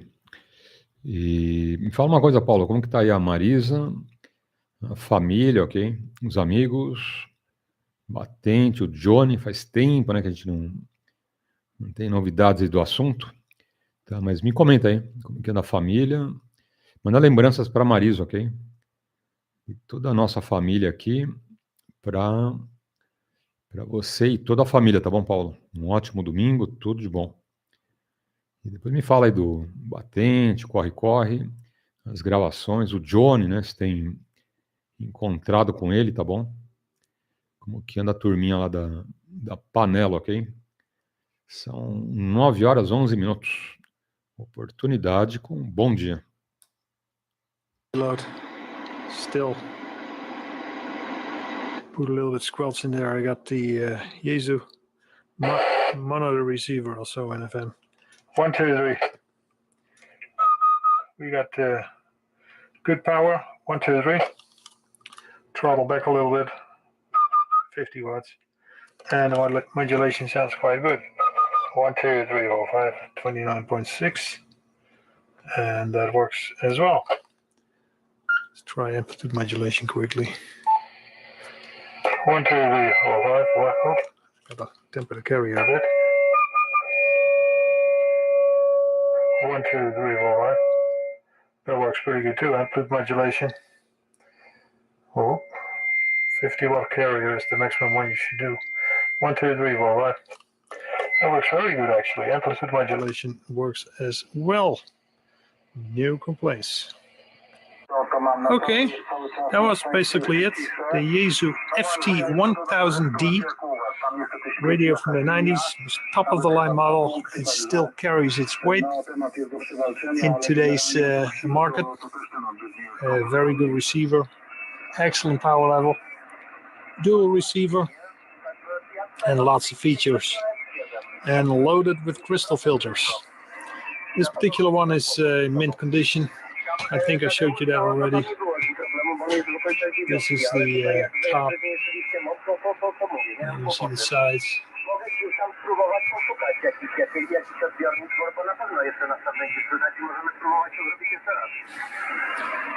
This thing is like it looks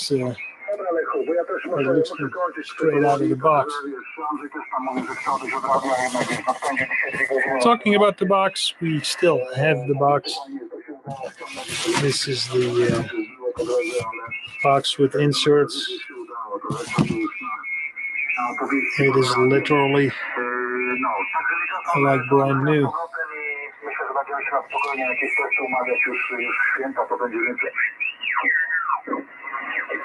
Excellent receiver.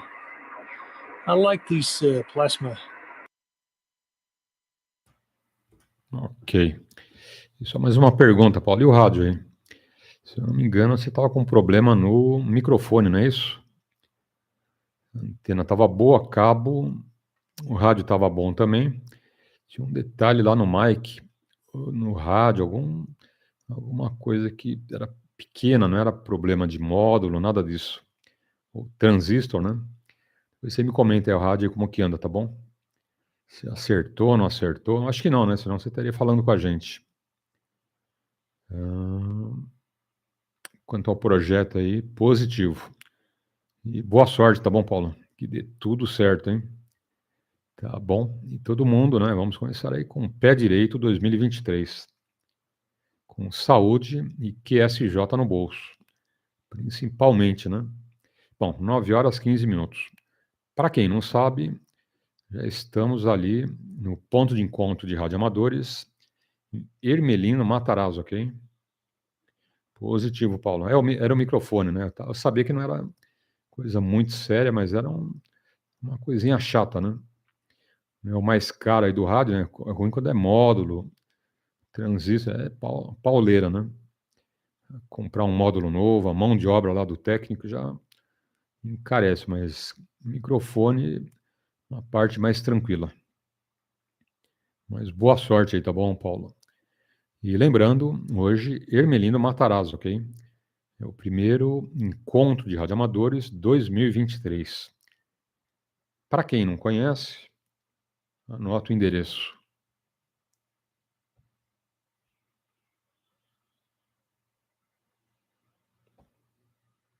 Então vamos lá. Endereço: Parque Municipal Ermelino Matarazzo, Rua Abel Tavares, 1542. Primo, quinto, quarto, segundo. Tá, já está lá, já tem um monte de gente, hein? Das 7 horas até as 16 horas, ok? Vai ser o dia inteiro lá com os amigos. Bate-papo, aquela feirinha de eletroca, churrasquinho, refrigerante, né? Muita confraternização, ok? Tá lá rolando, hein? Quem não foi ainda está perdendo tempo. Tá bom? Corre lá que dá tempo. 9 horas e 17 minutos. Oportunidade aos amigos com um bom dia.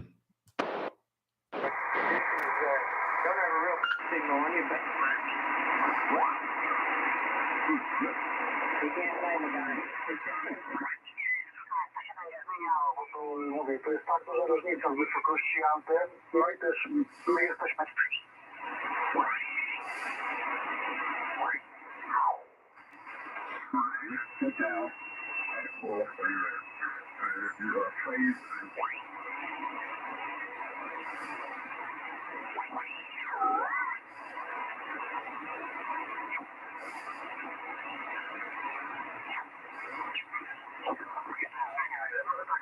Że pewnie ja nie raz przyjdę głośniej niż Andrzej, ale pewnie jak to uśrednimy, to tam cena podniesie się spodziewał średnio między gospodarzem kanału. No ale nie ma problemu, Maciek, słuchaj, to dla mnie to jest wielko. Po pierwsze, ja cię...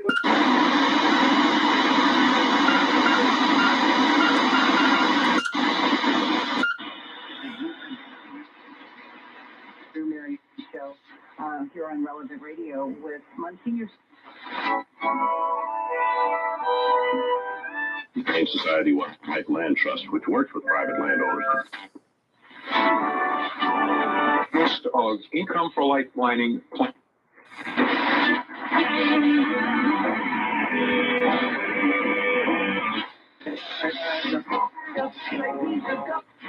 We're first learning about.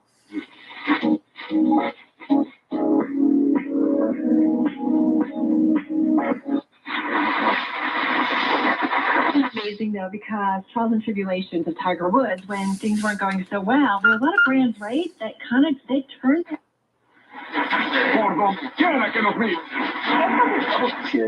Is extremely small, and his image.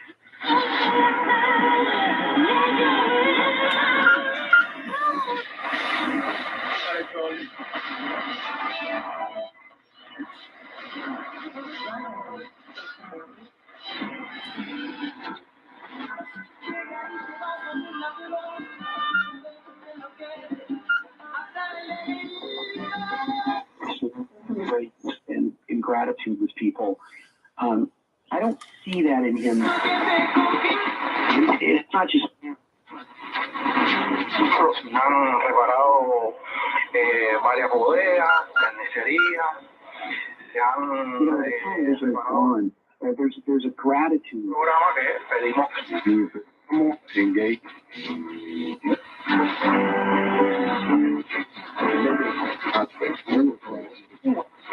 It is not logical that if you can't take care of your own people, your veterans, your I don't see how it's possible. It's not logical that you can't take care of them, that you allow 24/7 because.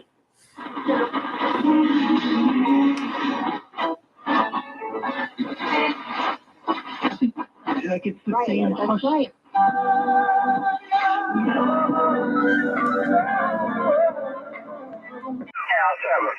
Thanks for your patience. QRZ, November, Victor 9, where? Kilo, Sugar, 9 Kilo. GS19 59432. QSL 59, number 116. Thank you, Bill. How are you?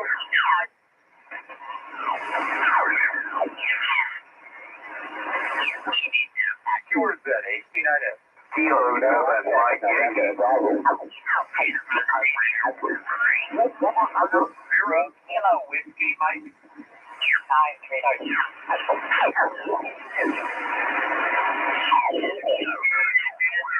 Power 3.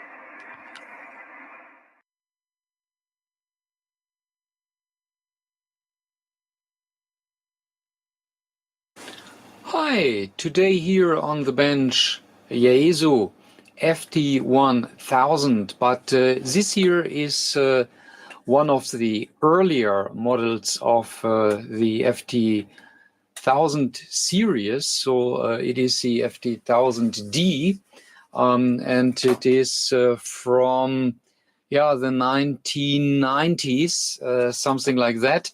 And this really was a quality radio, and still it is. But this radio got some really strong RF signal, so a couple of 100 watt into the receive pass, and that means the receiver is dead. So we know that there was an earlier repair and in the receive pass, so that is something we need to look into. But now, we have to see what really happens. So I'm a little bit unhappy with the information that this radio really got directly via coax cable directly into the receive pass a couple of 100 watts. So that means it was really a strong, a heavy impact, and I hope that not too much has been destroyed. But so that is what we need to find out, because again, this is really a nice radio, and normally it really has a very nice receiver, and so we really try to get it fixed, and let's start and see what we can do for this old boy here. Okay, so let's get started, and first of all, let's fire it up, and okay, so that is working, and now let's inject at least a signal into the radio and see what we can find.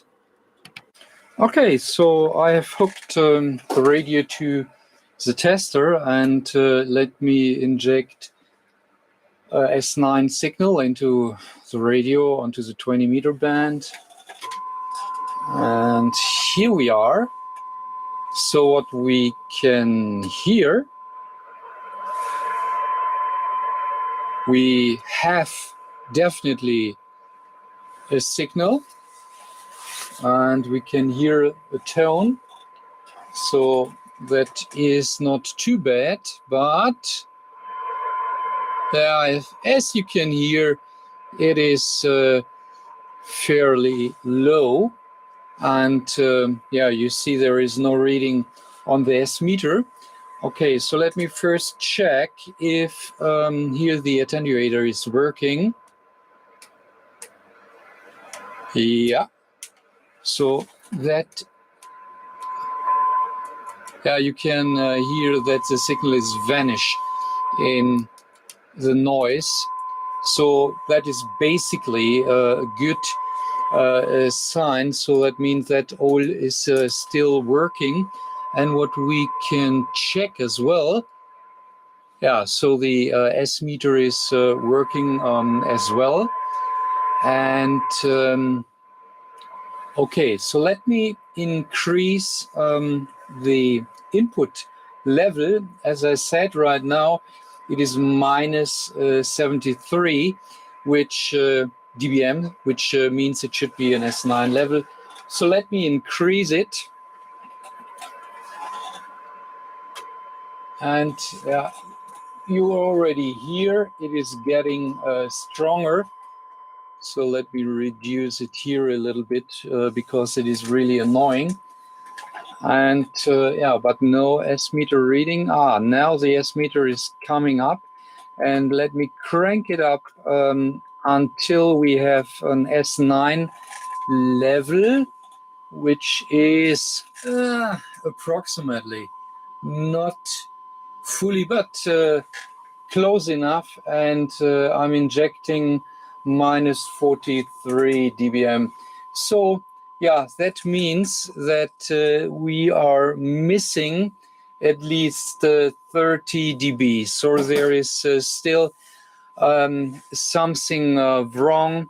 Also, a component has already been changed by the owner. So he told me that he already changed a blown capacitor and a diode. Yes, I guess he said a diode.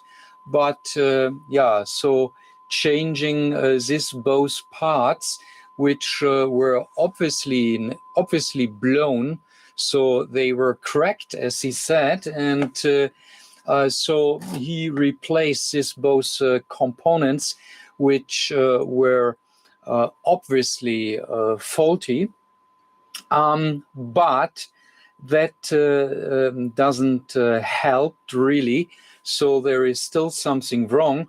We are still missing about 30 dB. And other than that, it is working. And with this signal, so I will show you in a second. As you can see, with an input level of about minus 43 dBm, the radio is receiving, and you see that the synod with this input level is not too bad. So that is telling me a lot already.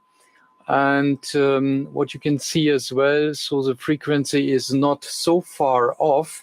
So that is fine as well. And you can see here we have a more or less nice sign.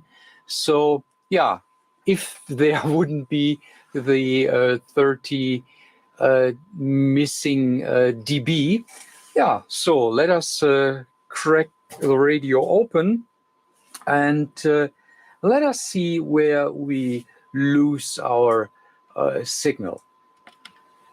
Wow, and have a look into this nice radio. So this is with top off, And yeah, what you can see here, and that is really a beauty. Have a look. Agora são 9h30. E a gente lembra os amigos que está chegando aí um novo ponto de encontro dos radioamadores. Esse novo ponto de encontro será na região sul, na região de Santo Amaro, ok? Logo, logo aí, amigo, já confirma pra gente. Eu passo o endereço, passo as referências, ok? Os horários que vão funcionar, tranquilo? A ideia é que seja todos os domingos, aqui na Zona Sul de São Paulo, região de Santo Amaro, ok? Como eles estão ainda em tratativas aí com a prefeitura, então, aguardando a liberação desse ponto, tá bom? Assim que liberarem, me avisam, eu passo para os amigos, ok? Então, teremos aí em breve mais um ponto de encontro dos radioamadores, aos domingos, Zona Sul de São Paulo, região de Santo Amaro, ok? E hoje, Hermelino Matarazzo, né, o primeiro encontro de radioamadores 2023. Lembrando, não só radioamadores, ok? Corujas, PX, simpatizantes aí do hobby, futuros radioamadores, todo mundo convidado. É o dia inteiro ali de bate-papo com os amigos, churrasco, refrigerantes, a feirinha de eletroca. Bem legal o evento, já tradicional, ok? Consagrado e todos convidados.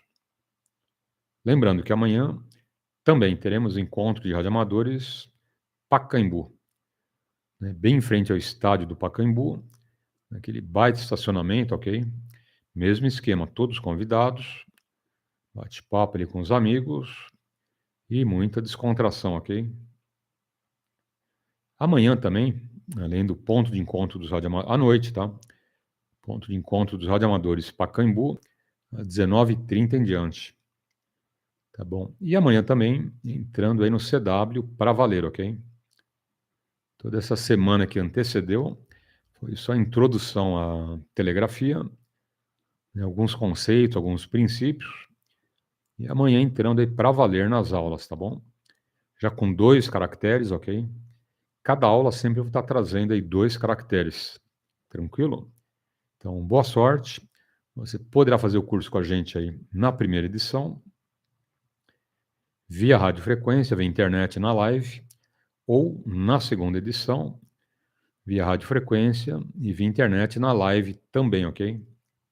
5h da manhã ou 17h na segunda edição. Caso você não possa fazer nesses horários, tem uma terceira possibilidade, que é via playlist. Então, você entra lá no YouTube, vai no nosso canal, Rodada Alto-falante, e clica em playlist. Tá? É a primeira, tá bom? A playlist de CW, ok?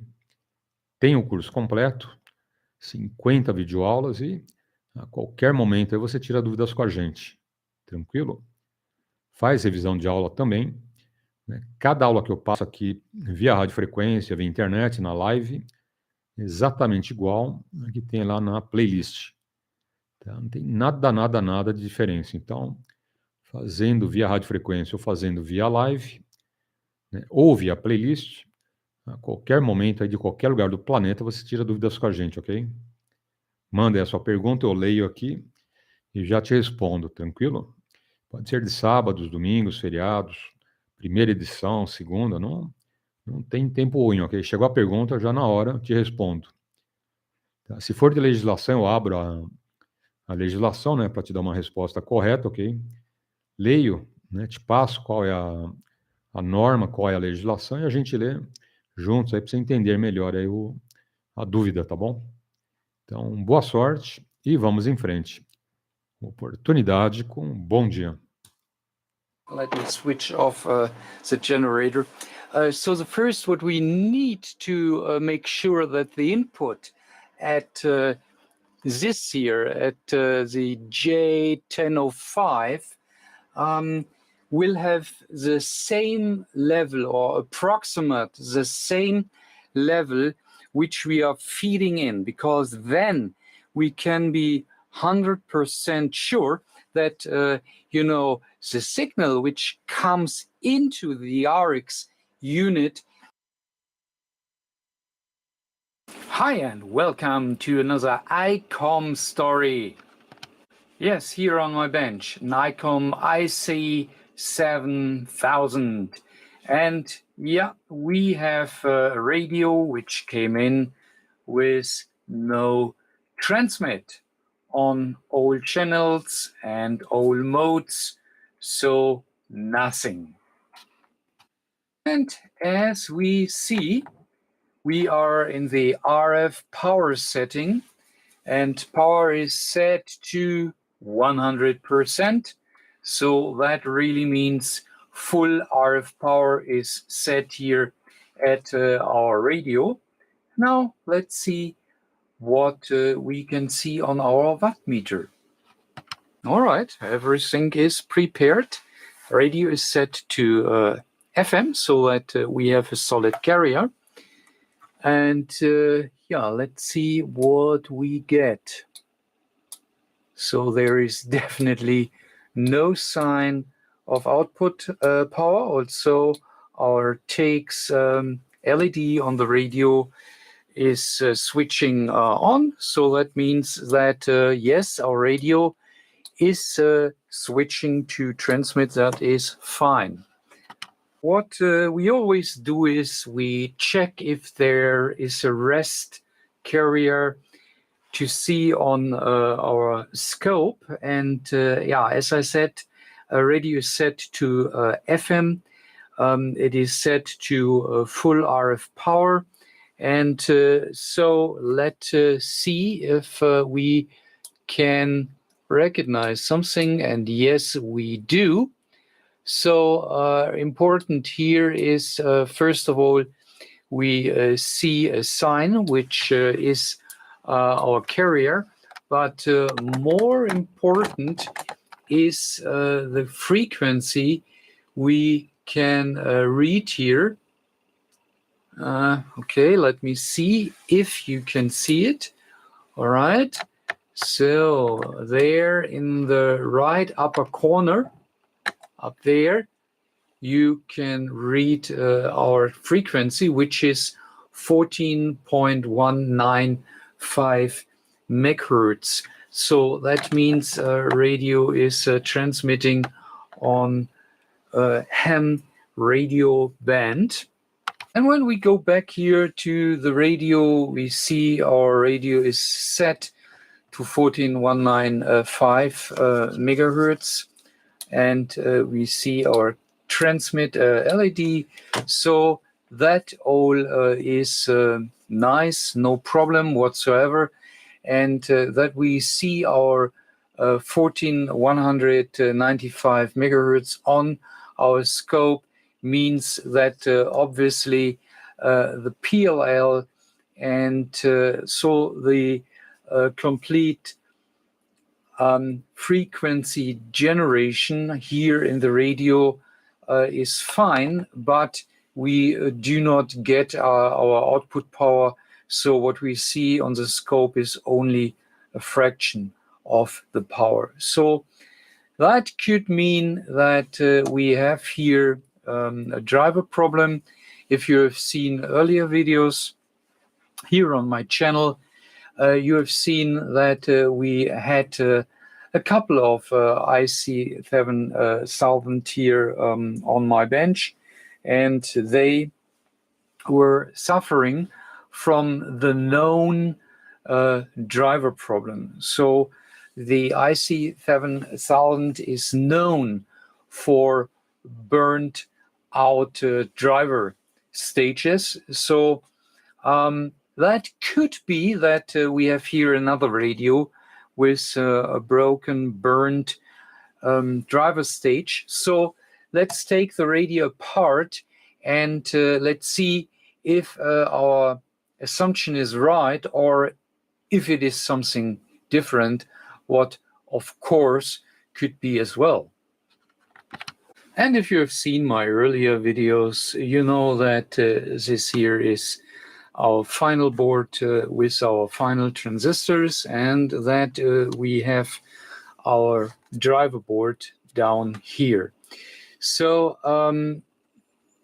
I know I have to say that we can't see anything so far, so that is not possible from the view we have from the side. But what I can tell you is that it is really smelling burnt, I would say. So something has happened here in this area.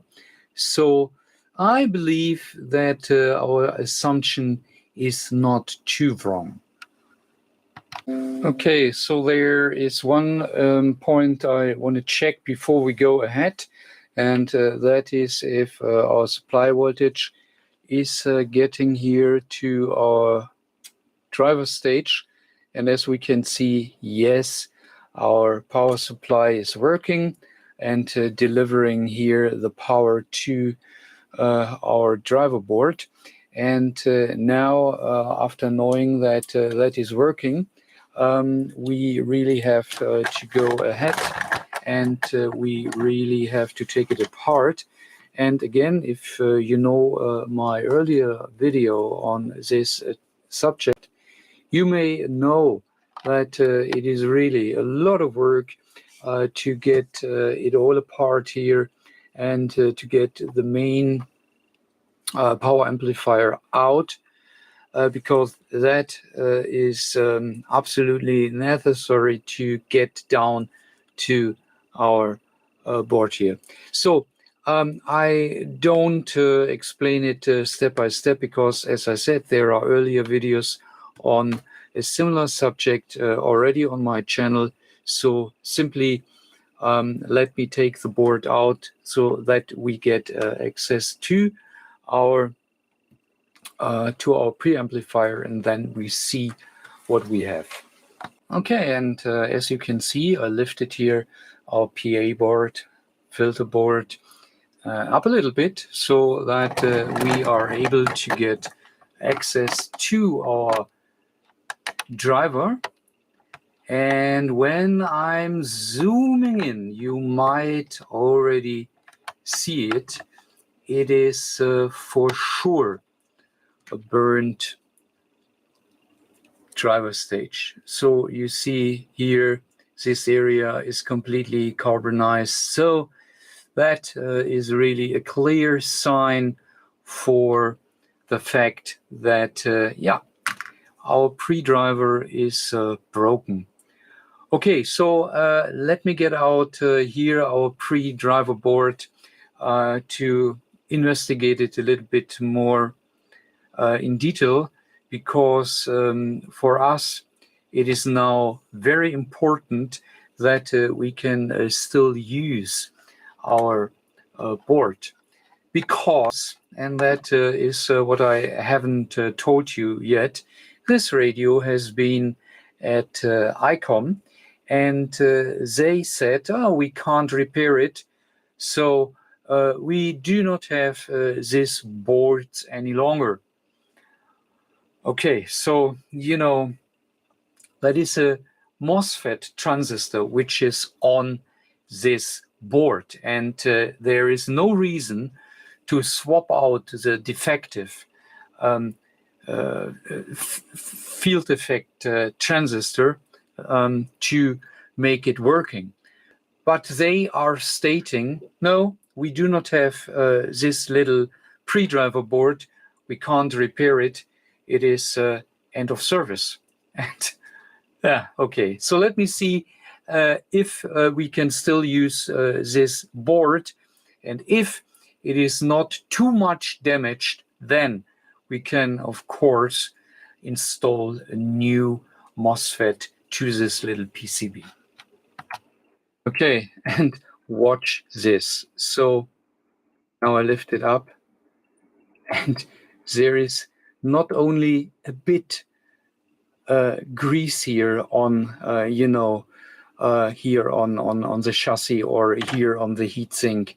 So that we have here the heat component, which is needed from my point of view to get a good heat transfer here to the chassis.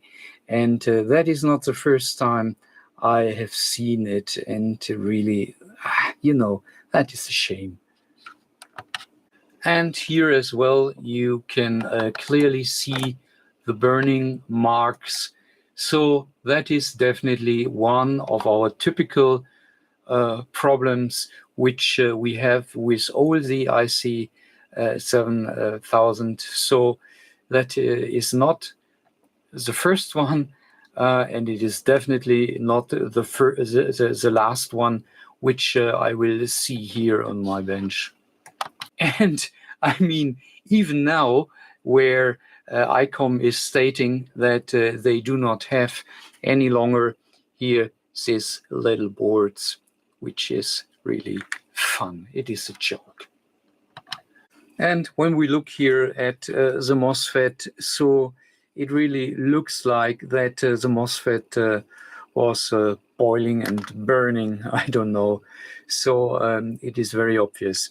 Interesting point is that this here is already the board with the modification. So we do have here this little transistor, which is a second batch or board after modification, because ICOM, of course, know about the problem, and they have known about it very, very early.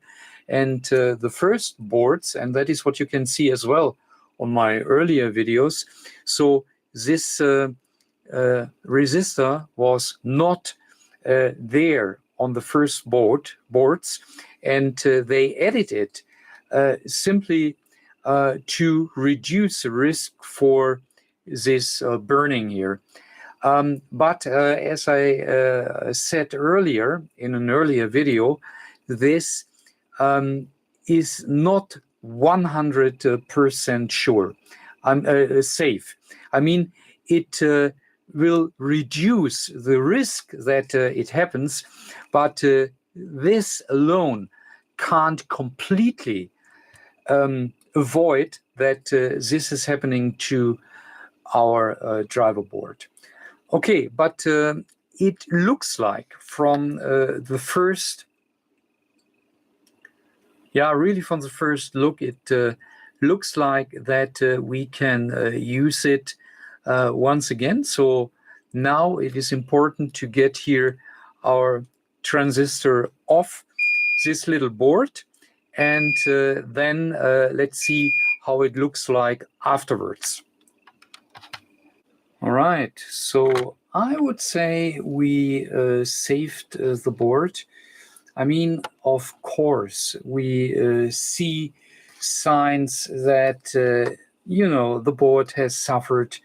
So, for instance, here where it really was carbonized, so you see that we have here damaged on our copper layer.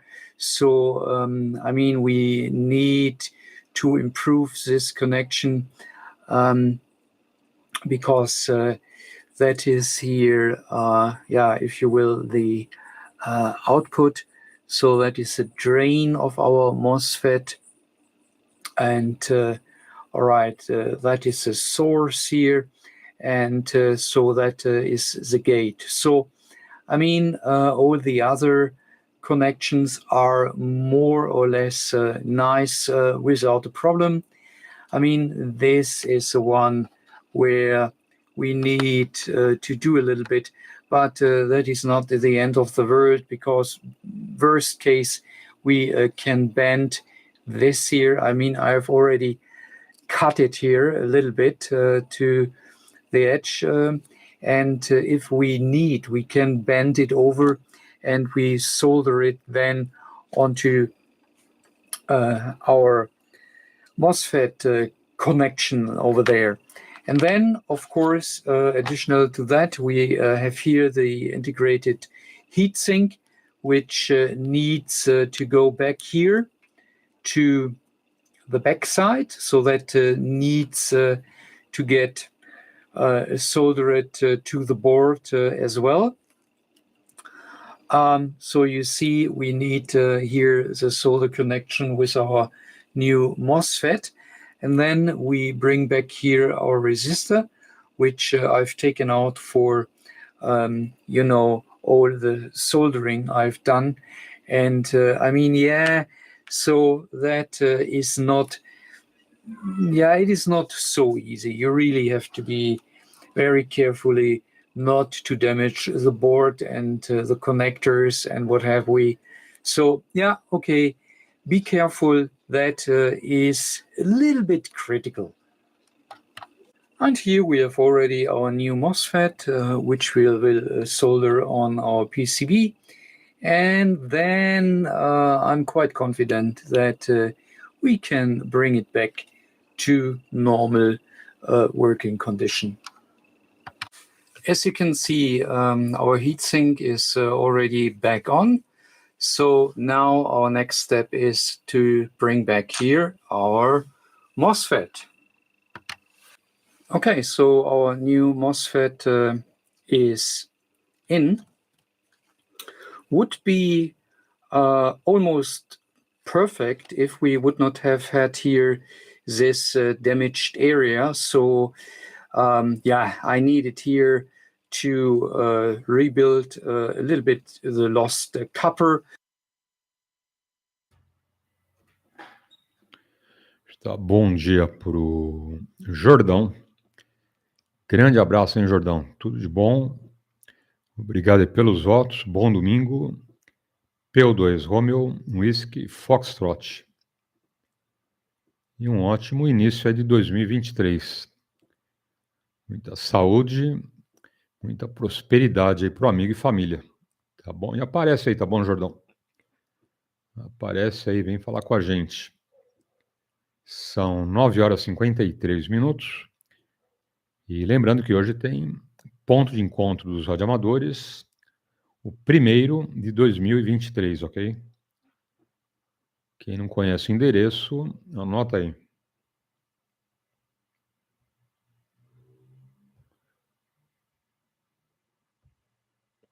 Endereço: Parque Municipal, Hermelino Matarazzo, Rua Abel Tavares, 1542. Parque Municipal, Hermelino Matarazzo, Rua Abel Tavares, primo, quinto, quarto, segundo.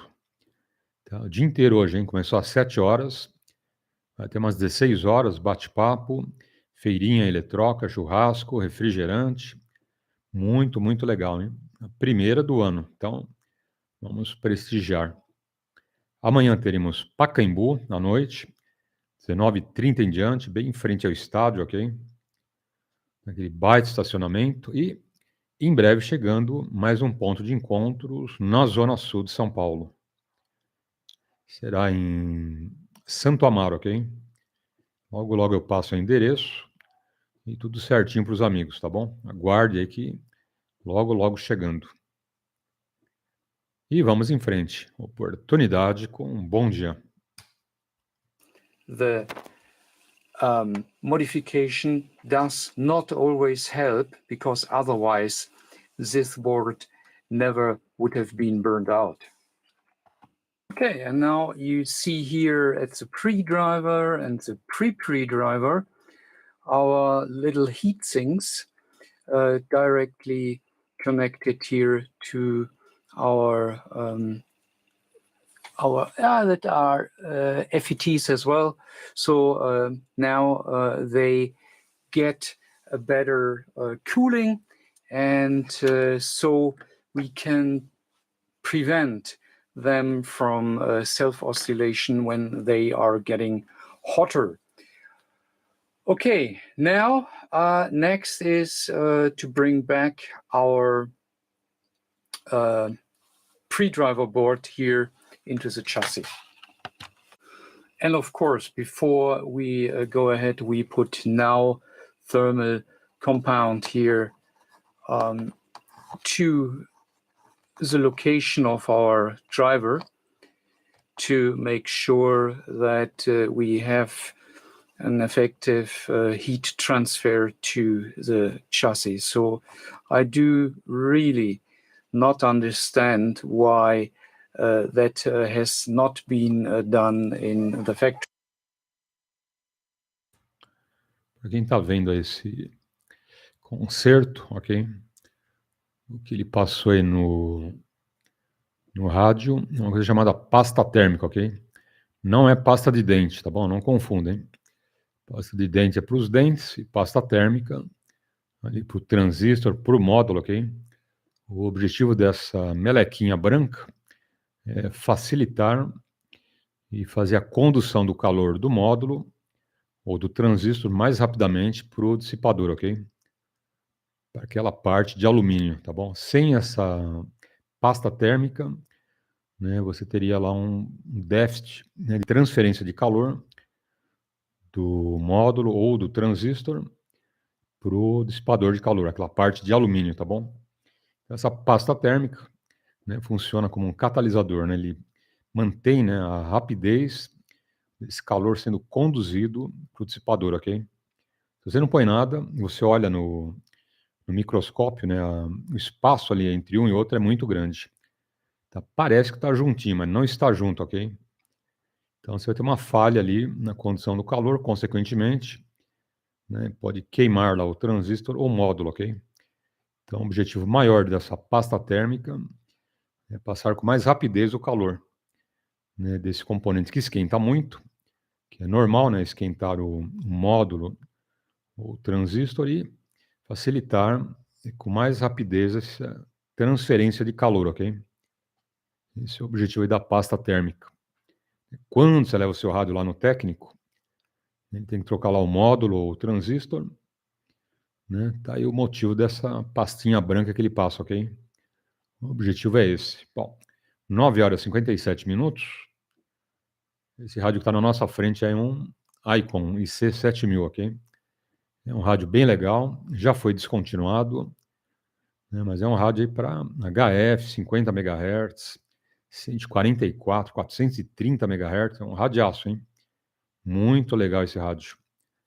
Tá bom? Descontinuado, né, quando o fabricante não tem mais na linha de produção, ok? Ele deixou de ser fabricado pela Icon já faz uns bons anos, mas quem tem continua sendo um baita rádio, tá bom? E vamos em frente. Oportunidade com um bom dia. Set to AM so that we have a continuous carrier, and let's see.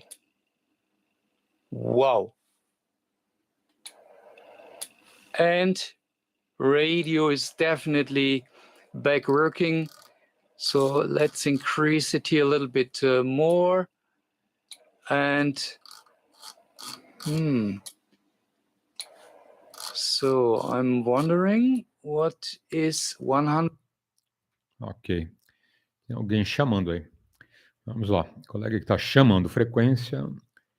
Bom dia, grande abraço. PY2EXU, adiante.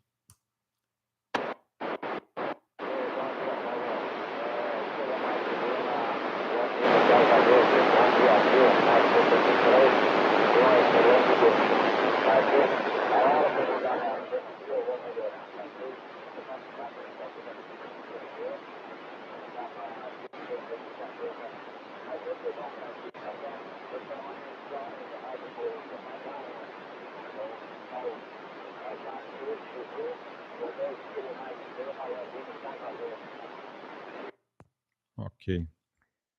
Pois, Quilomex Serra. Dia, grande abraço e um excelente domingo, ok?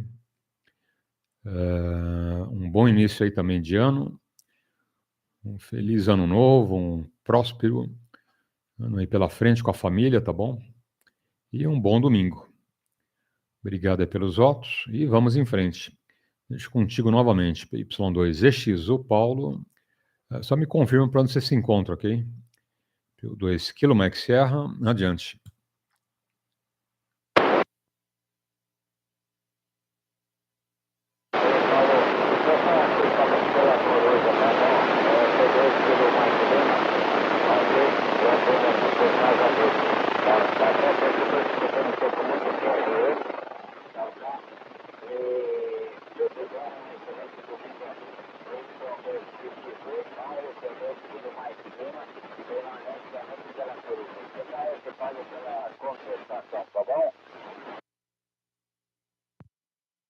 Positivo. P2 Kilo Mike Lima por Guarulhos. Fica à vontade, ok? Um ótimo domingo e tudo de bom. É o Marco, né? É isso aí. Nosso amigo Marco. Tinha notado errado aqui seu indicativo, mas corrigido agora, tá bom, Marco? P2 Kilo Mike Lima, Guarulhos. Baita abraço e um bom domingo. Entendido que você vai ficar só na coruja, então fica à vontade, tá bom, Marco? P2 Kilo Mike Lima, são 10 horas em ponto. Mais alguém na frequência? I hope you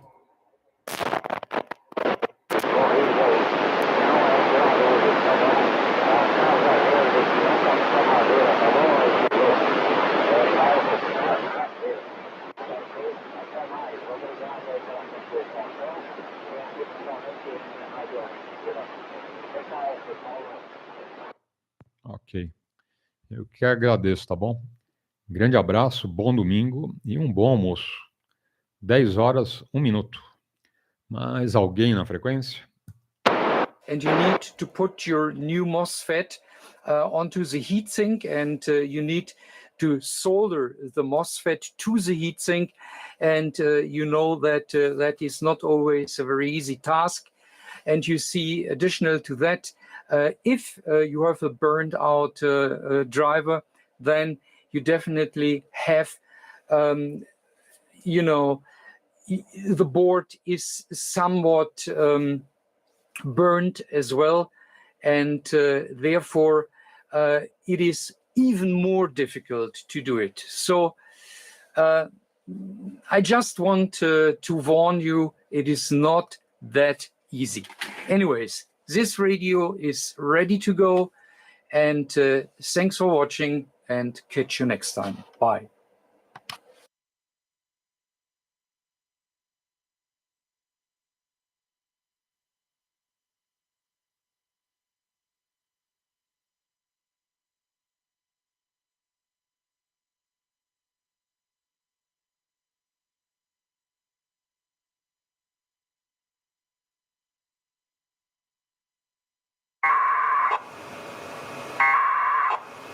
Another tidbit of the another segment of the part 1 test video for the ham radio go box.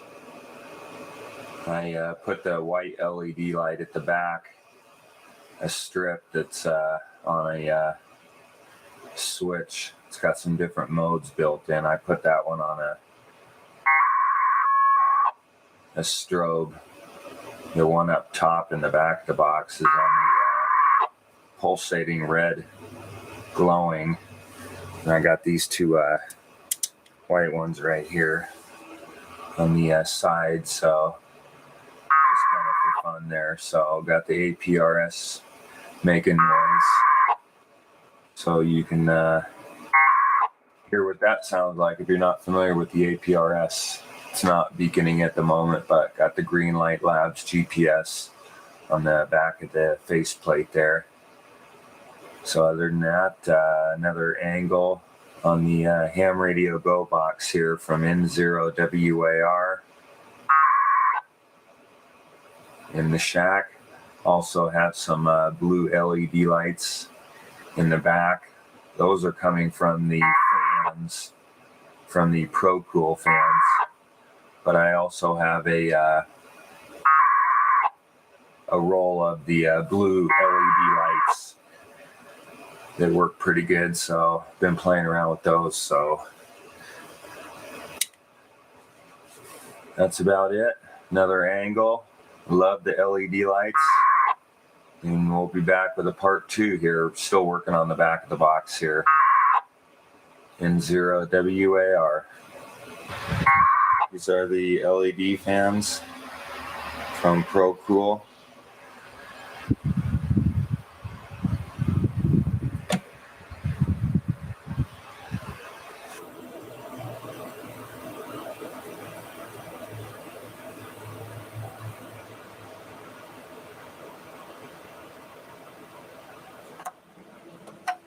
Drawer.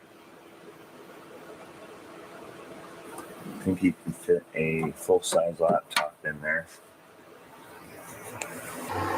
All right, another shot of the back here. Got a power strip at the bottom.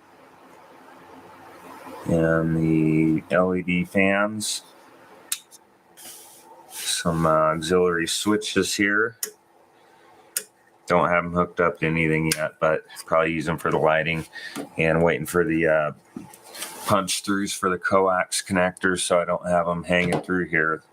We'll go through a plate here with the SO239s on it.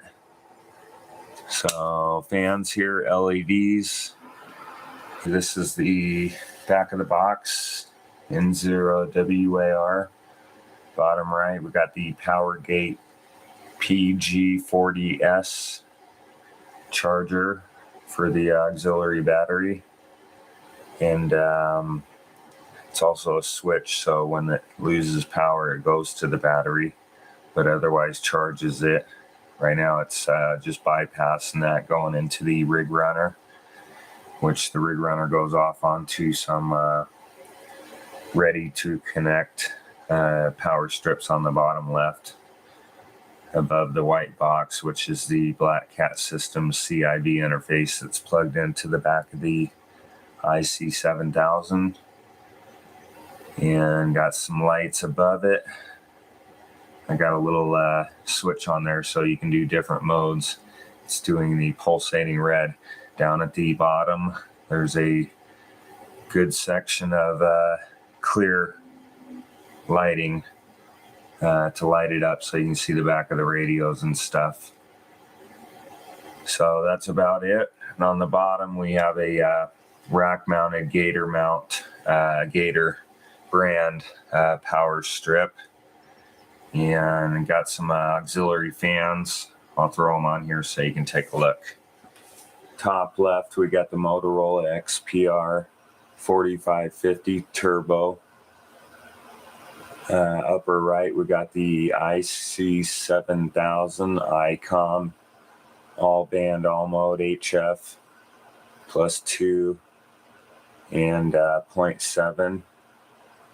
Bottom left, we got the SPS 30BM PowerWorks power supply, fixed and adjustable.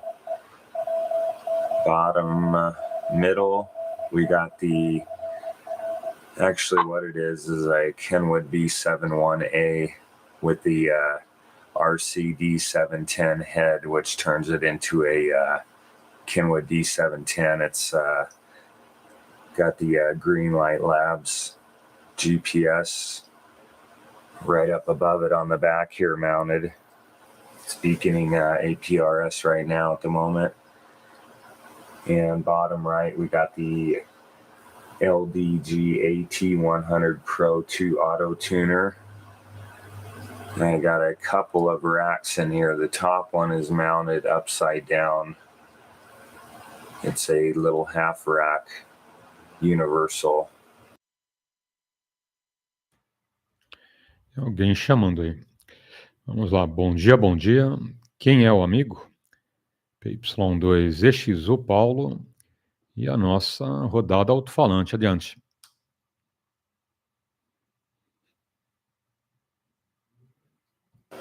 A duplexer, a little wall wart for the unit in. It does take rechargeable batteries, so I got a pin in there. Keep some cables in there, whatever. Got the programming cable for the turbo. Got the in the back there's a Black Cat systems, CIV interface, USB, so I can hook it up and control it with Ham Radio Deluxe via USB there and get rig control. The 710 is opened up, and the IC 7000's got the Mars cap mod done to it, and got the microphones on the side, the Motorola, and got a couple mic holders on this side for the Kenwood. And I'll show you the back of the box here. Got some auxiliary LED lighting, got a rig runner in the back, a power gate switch and charger, and some auxiliary LED lighting. Let's see. So we'll show you the back here. This is N0 WAR with the Go box.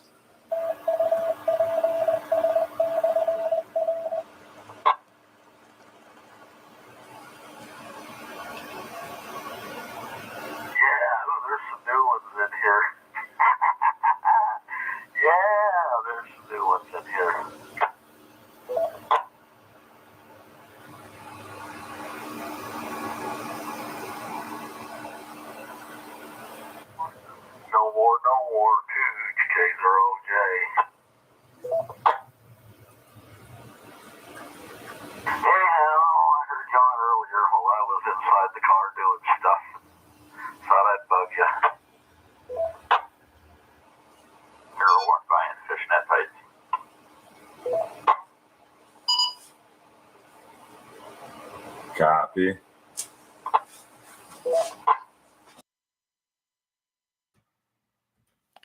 Oi, Ricardo, bom dia. Grande abraço e um ótimo domingo. Tá bom? Hoje tem feirinha, hein? Você tem endereço aí?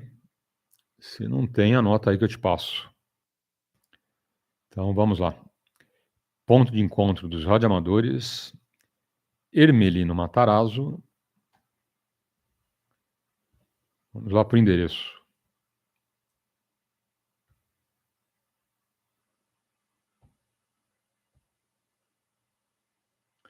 Parque Municipal Hermelino Matarazzo, Rua Abel Tavares, 1542. Primo, quinto, quarto, segundo. Então, repetindo. Parque Municipal Hermelino Matarazzo, Rua Abel Tavares, primo, quinto, quarto, segundo, ok? Hoje é o primeiro do ano, tá bom, Ricardo? Primeiro encontro de radioamadores, Hermelino Matarazzo, ok? Vai ser o dia inteiro ali de bate-papo, feirinha de eletroca, churrasco, refrigerante, bate-papo e muita gente, tá bom? Dá um pulinho lá, hein, Ricardo? Vai lá e confere lá o evento, ok? Primeirão aí para começar 2023 com o pé direito. Tá bom? 10 horas, 13 minutos. E vamos em frente. Amanhã vai ter ali no Pacaembu, tá bom, Ricardo? Hoje, Hermelino Matarazzo. Amanhã, Pacaembu, ok? Às 19h30 em diante, no estacionamento ali bem em frente ao estádio do Pacaembu. Tranquilo? Pode ir hoje num e amanhã vai no outro, né? É isso aí. Assim diversifica, né? Bom, oportunidade com um bom dia. And then I have like the audio rack on the right hand side, and anything to do with audio I have on the right hand side. And then what I do is I have everything to do with like antennas and things like that I have on the left hand side. I just find it a lot easier. And of course, obviously, it makes the antennas and the switches, and the ATU, rotator and everything close to the aerials anyway. So without further due. Let's have a look at the shack, what it's like now. So starting from left to right, recently got into satellite. These are the satellite equipment that I use. This is the down converter by DX Patrol. This is the up converter. So down on 2, up on 23 sems. This is the little amplifier. This is the buck converter, which controls the amp. And obviously this goes out to... Se eu não me engano, Ricardo, dá para ir de metrô, hein? Tá bom, não sei qual que seria a estação mais próxima, ok? Aí tem que... Ou uma carona, né? Algum vizinho, aí você pega uma carona, tá bom? E tem muita gente que mora aí no Ipiranga, aqui, Zona Sul, perto do aeroporto. É só descobrir quem vai lá para Ermelino Matarazzo e pega uma carona, tá bom? Ou vai de metrô, né? Metrô, ônibus, carona, enfim. Tem várias opções, tá bom? Vai até às 16 horas, tá bom, Ricardo? Dá tempo ainda, né? São 10h15, ixi. Tem o dia inteiro por lá, ok? Dá um pulinho lá e come um churrasquinho por mim, tá bom? Então tá aí. São 10h16 e vamos em frente. Lembrando, os amigos, que amanhã a gente começa para valer aí o nosso curso. Tá bom? Essa semana inteirinha, de segunda até ontem, sábado, só introdução ao CW, ok? Amanhã, começando para valer, tranquilo? Com os 2 primeiros caracteres. Quem perdeu, pega essa introdução lá na playlist. É só entrar no YouTube, digitar Rodada Alto-falante e clicar em playlist. E vamos em frente. Oportunidade com um bom dia. The awesome SDR console that I mostly use for satellite. And I'm using the SDR Play Duo, which is on the wall there, for the SDR. Speak more about that in a short while. Got switches here, which obviously to do with mostly VHF. Down here is my favorite switch. It's a little bit on the light side. I'm hoping you'll get this. You can't really see it when it's lit up, but if I go to dummy load here, you'll see that's actually 6 meters. 2 antennas outside, 3 at the moment outside on the tower. And that is the HF beam, which is the Force 12 antenna. Then I've got the 5-element 6-meter beam. And then I've got the collinear right on the top. I've got the tower up about 60 foot at the moment. And it's only, it's not too bad up there. It's, if I quickly show you, it's only about 1.2 at the moment on the wind factor. So it will go up higher, but I thought, let's just sit at around about 60. And I've had some fun today on the radio. And I thought before I pack up the radio today and wind the tower down, let's do a video for people. I love this switch. It's made by Ham Plus, and it's a MBD62. So there's a switch under the desk, and basically you can have 2 radios to any antenna. I've got some more antennas to go outside. I've got some fan dipoles and all kinds of different things, but a fantastic switch. I really love how I can then just sort of, switch into like the 7300 and the 7610. Whatever antenna I want on whatever radio, and I can also switch down here from 76 to 7300 and then have it going to the amp. So I really like those 2 radios and that sort of icon combi, whatever combo, sorry, not combi. The power supplies I use are Dower. I love Dower power supplies. Had them quite a while. One's 30 amp. This one I just use actually for the satellite equipment up there. So it's a bit redundant, but at least it runs that. And the more beefier one, which is 40 amp, I use it for all the radios. So let's have a look at the. Sorry, but I'm on a gimbal here and I'm sort of turning it around. It's my first sort of attempt of doing the video on the gimbal, so it's a little bit smoother for you. Here I've got the ATU. I used to have a different ATU, but I've decided to go for LDG.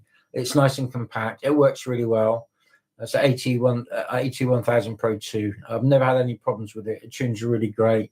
And I love how it sort of connects to the radio. So you just touch the button on the radio, and then it sort of does its job on the tuner. So really, really good, totally automated. The new piece of equipment that you'll see in my shack is the new rotator. Absolutely love this rotator. It probably looks a little bit bright on the camera because it's not very good, this camera. I'm only using my phone camera, but it is great. I mean, it's all touchscreen, and I don't know if I can zoom in there so you can actually see. It's all touchscreen. You can do all kinds of different things like appearances, and you can have multiple rotators hooked up to this. It's also an interface so that if you're using a logging program, it will I've just put in the call sign and it will turn the antenna automatically for me, and it's really great for like calibrating and stuff. And you can also use the updates straight from the micro ham Arco straight to the computer and stuff. So it's a great bit of kit. It really is. I do love it. What I do like about it is you can have presets here, and it's really, really great for when I'm turning in the antenna. And like I've got the presets, as you can see there, like Europe, USA, Canada, Brazil, Africa, and VK, but you can change them, obviously. You can do it the manual way with the 2 buttons here, and you can dial in here. So if I sort of turn this, let's say we want to go something like 90, not 100 degrees or so. Let's just put it back to 100, and you'll see it's now calculating. I don't know if you can see that. And now and what it does, it actually starts off really slowly, and I mean very, very slowly, and then it ramps up the speed a little bit. And it knows, obviously, from the feedback, it knows what kind of wind it's out there, what sort of strain is on it. So it's really, really good. I must admit, I'm mega impressed with the new rotor. And if you'd like one, well, you can get one on Microham. And they work with pretty much any rotor. I'm just going to turn it back to 80 degrees. That's where I was a minute ago. And as you can see, it sort of, I don't know if you can see this, but it sort of calculates it. It's setting the direction, then it's ramping up. So it's a great rotator, the best that I've ever had, pretty much. The 2 Delta switches is, like I said earlier, one's for the 7610 7300, and then I can send it to the AS62, which is the switch underneath the desk, which is the switch that obviously that works with, or I can send the 7300 over to the amp as well as the 7610. The radios, they're pretty much explanatory, you know, they're self-explanatory, sorry. 7610, which is one of my favorite radios. Also, 7300, the 9700. The 9700 I've been using for satellite today. I really do like the satellites. And usually what I do is I go on there. I've got the I can do it just purely by the radio, but what I prefer to do is I go up on 23 SEMS, and then what I do is I listen on the SDR. The computer I use for the SDR is absolutely awesome. I mainly use it for lots of different things, work and all kinds of things that I do online. So I've got a very large business online, and but you can see how curved it is. It's an extremely curved machine.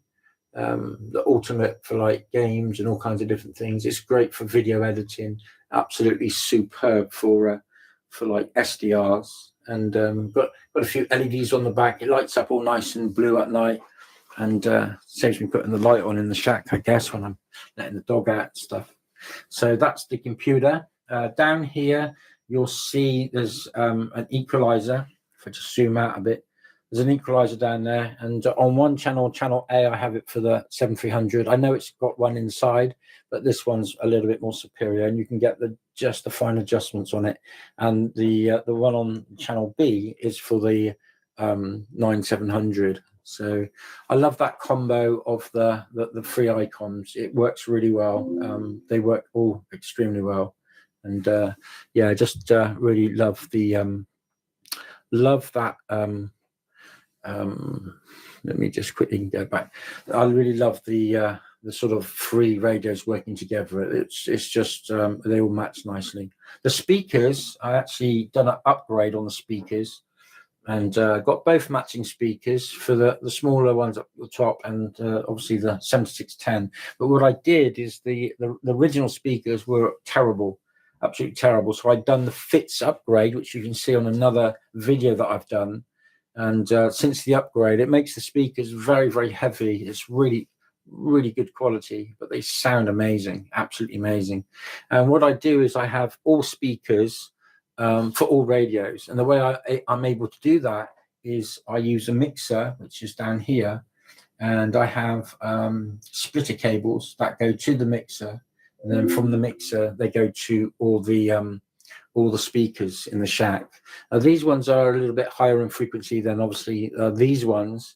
The filters all still work in the speakers as well. So I sort of get a match between sort of like the top and the bottom, and I sort of use these as like tweeters for the higher frequencies, and I use these obviously for a little bit of the lower end, and it just works really nicely. It sounds really nice having those speakers all in front of you as well.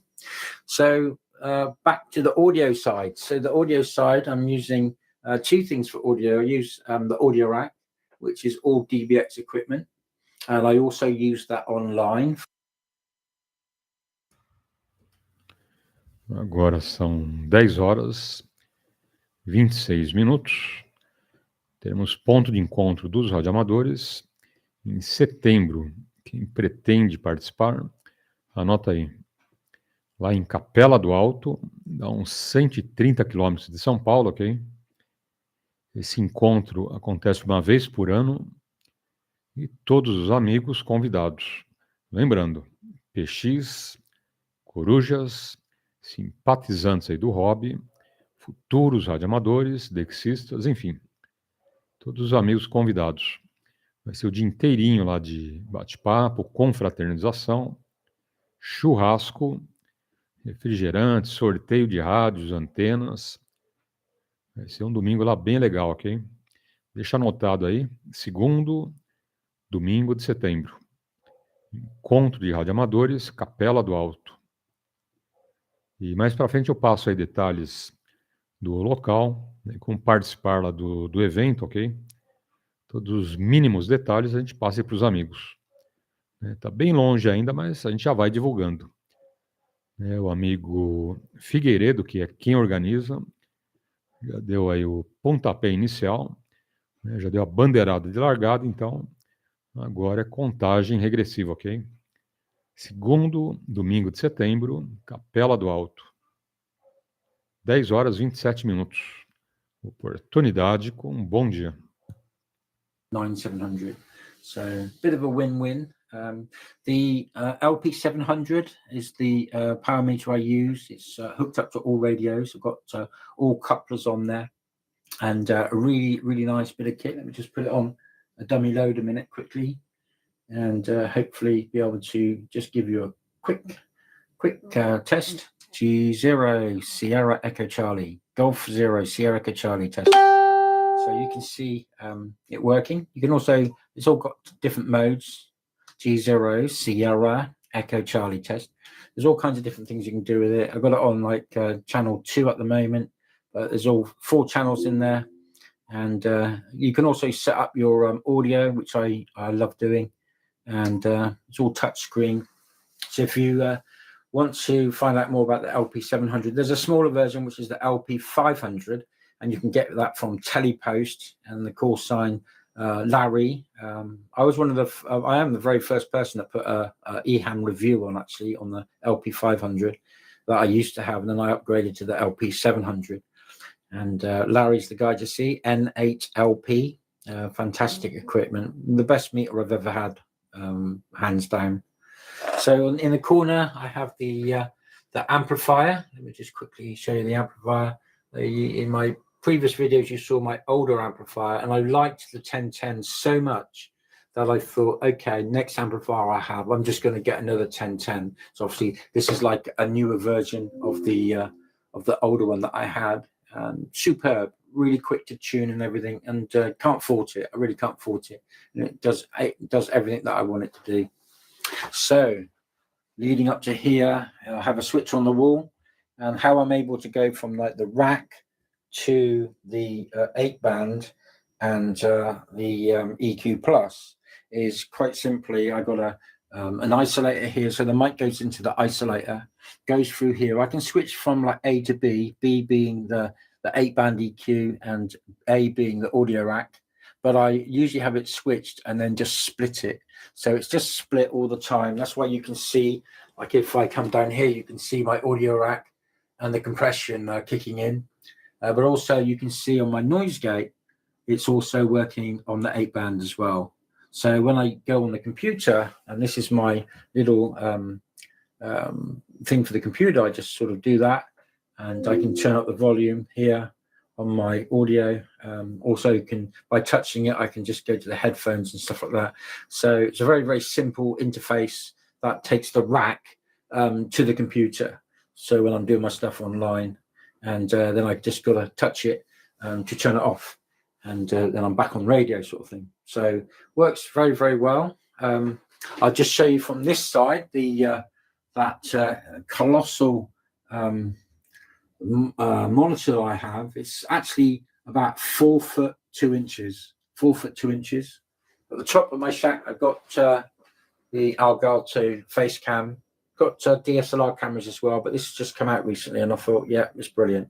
So if you're thinking about getting a really good webcam, Elgato face cam is probably one of the best face cams on the market. It's superb. The monitor above, I use it for 3 things. You can see on the wall here, I have the Geochron Atlas. So sometimes I switch it across to the Atlas. Sometimes I just keep it on the radio on the 7610. And also what's nice, when the radios are all turned off at the end of the day and I'm working on the computer, I can pull up the TV up there as well, so I can keep an eye on the news and stuff. So that's the shack. The clock, if you haven't seen it before, it does look a bit pinky in this video, but it's actually red. I think it's just the camera. The camera doesn't like all these lights. But the clock came out of a bank, I believe. And yeah, it looks really nice in the shack. It does set it off. As soon as I saw it, I thought, yeah, gotta have that in the shack. I think you can sort of get an idea of the color. It keeps changing every time I sort of go away from it. You can see it sort of turning red, but it's actually red and it looks really nice. And same with the weather station here. What I do like about the weather station is I have an alarm set here. This is also connected to the weather station, and I usually set it about sort of 30 miles an hour or whatever. And so I know if the alarm goes off, it's time to lower the tower down a bit. But I don't usually keep the tower up unless I'm on the radio. These 2 things here, if you see on the wall here, these white things, these are just Elgato lights. There's another one over there. And they're just used for when I'm doing my stuff online, podcasting. And as you see here, I've got a green screen. So sometimes when all the lights are on and I'm doing my stuff with a green screen in the background. And I've got a world map here on the wall. I'll just show you quickly. Hang on, I've got to get the camera to go on it. Let me just move it up a little bit. So here on the wall is it's a bit like a jigsaw puzzle. It's all wooden. And I thought, yeah, let's stick a world map on there. So that took ages to do. It really did take ages to do. But so there it is. There's the shack. I'll just show you the computer for the shack. The computer is a really powerful machine.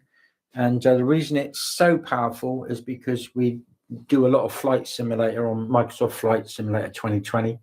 And it's great on this monitor, but it's even better in virtual reality. And that's what we use it for. So I'm going to show you quickly the nuclear-powered PC that I have. I call it nuclear-powered because it looks like it's something like nuclear-powered. So let's have a look at it down in the cupboard here. And here it is, folks. So here's the PC. And as you can see, it's really quite something. It's a 12th generation PC, liquid cooled, 10 fans. As you can see there, I don't know if you can see that liquid circulating there, but it's 4 terabyte on a SSD M.2 drives. and 128 gig of RAM on DDR5. It's got an RTX 40 graphics card. It's all liquid cooled on the graphics card, and obviously liquid cooled on the CPU. So it's extremely quick. It really is. I mean, for radio, it's really overkill. But like I said, we have it for flight sim. My son and I really love the flight simulator, and so that's what sort of powers it. Super smooth. So there it is. Really, that's the shack. I could show you outside quickly. I could just do a quick video of like the antenna. I just quickly go outside. So the antenna is up at the moment. I don't know if I'll get it in the camera or not, so we'll just have to see. Hang on. So just bear with me because I'm using a gimbal here. So the antenna is up at the moment about 60 feet. And don't know if you can see that up there. I'm just trying to zoom in at the same time. 2 antennas on the tower. Sorry, 3 antennas. There's the HF beam, and then about 8 foot above the HF beam is the 6 meter 5 element LFA, and then I've got the collinear right on the very top. The satellite dishes, just so you can see. This one is just get it right. So this one here is an 80 centimeter dish, which I use for receive. And then there's this one over here, which is the one that I transmit on, which is a 1 meter dish. So this is the 1 meter dish here, and works really, really well. Love the satellites. So I've got some more antennas to put up. Got lots of new wire antennas and stuff, fan dipoles and stuff. And so I'm just waiting to get them up, and looking forward to getting back on like 40 meters and stuff. So there it is, guys. That's the antenna. And now you can see the shack completed, all completed once and for all. I am pretty pleased that it's all completed, to be honest, because it's been quite a lot of work. It really has been a lot of work to get it to this sort of level. And for those of you that have seen my videos in the past, you know that I've worked very hard on getting it right. In fact, I was building the desk when I was very, very poorly, so I had to do a little bit at a time. But I knew it would get there one day. And here we are. The shack is complete. So hope you enjoyed the video. Hope it gives you some great ideas. I'm just going to shut this door here. It's getting chilly out there again. I'm going to go out and wind the tower down in a minute. I think I've had my fun for radio today, and then I'm just going to chill out a little bit. But I hope you enjoyed the video. I hope it gives you some ideas of what I've done myself. Really love the hobby. It's a great hobby. Haven't always been active, but I've always loved the hobby, and it's great to sort of play around with radio when we get time, of course. So hope you like it. I'll just show you quickly my globe. And the reason I'm going to show you this is you'll notice at the moment it's actually still. But if I open the door, it will start to turn around. Now, you might have seen these globes. If you haven't, get one for your shack. It's great. So let me just open the door, and I'm going to show you what happens to this globe. It uses the Earth's gravitational pull and ambient light. Now, in a minute, you'll see that will start to turn. He says it might be a little bit dark for it to actually work. It was turning earlier, and I don't know, maybe. Let's have a come on, move. So you'll see it starting to turn in a minute, but it might be a little bit too dark. Sometimes it does. Here we go. I think it's starting to turn. It does take a while for it to build up momentum. And there it is. You can start to see it turning, hopefully. It is a little bit sort of dusky out there. It's not quite bright day. It's like it looks a little bit brighter on the camera, but it's actually a little bit getting a bit darker now. But you can see it moving. I don't know if you can see it moving there. It's actually going around. It does go around faster than that, a little bit faster. It's great to have a globe that actually moves. If you can see that moving. and love it. Got one in the living room. This is a 10-inch one, but in the living room I got one that's 8-inch, and I think they do a 4-inch version as well. So yeah, great, love them. Agora são 10h39. A gente lembra os amigos que eles estão se preparando para ingresso no radioamadorismo. 2 opções aí bem interessantes, ok? Você pode pegar informações direto no site da Anatel, que eu estou pondo agora aqui. Quem está com a gente pela internet, na live, anota aí, www.anatel.gov.br, ok? www.anatel.gov.br, tá na telinha, ok? Entrando no site da Anatel, você procura o item Rádio Amador. E para ingresso, somente dá uma estudada ali nos simulados. São 2, ok? O primeiro, legislação.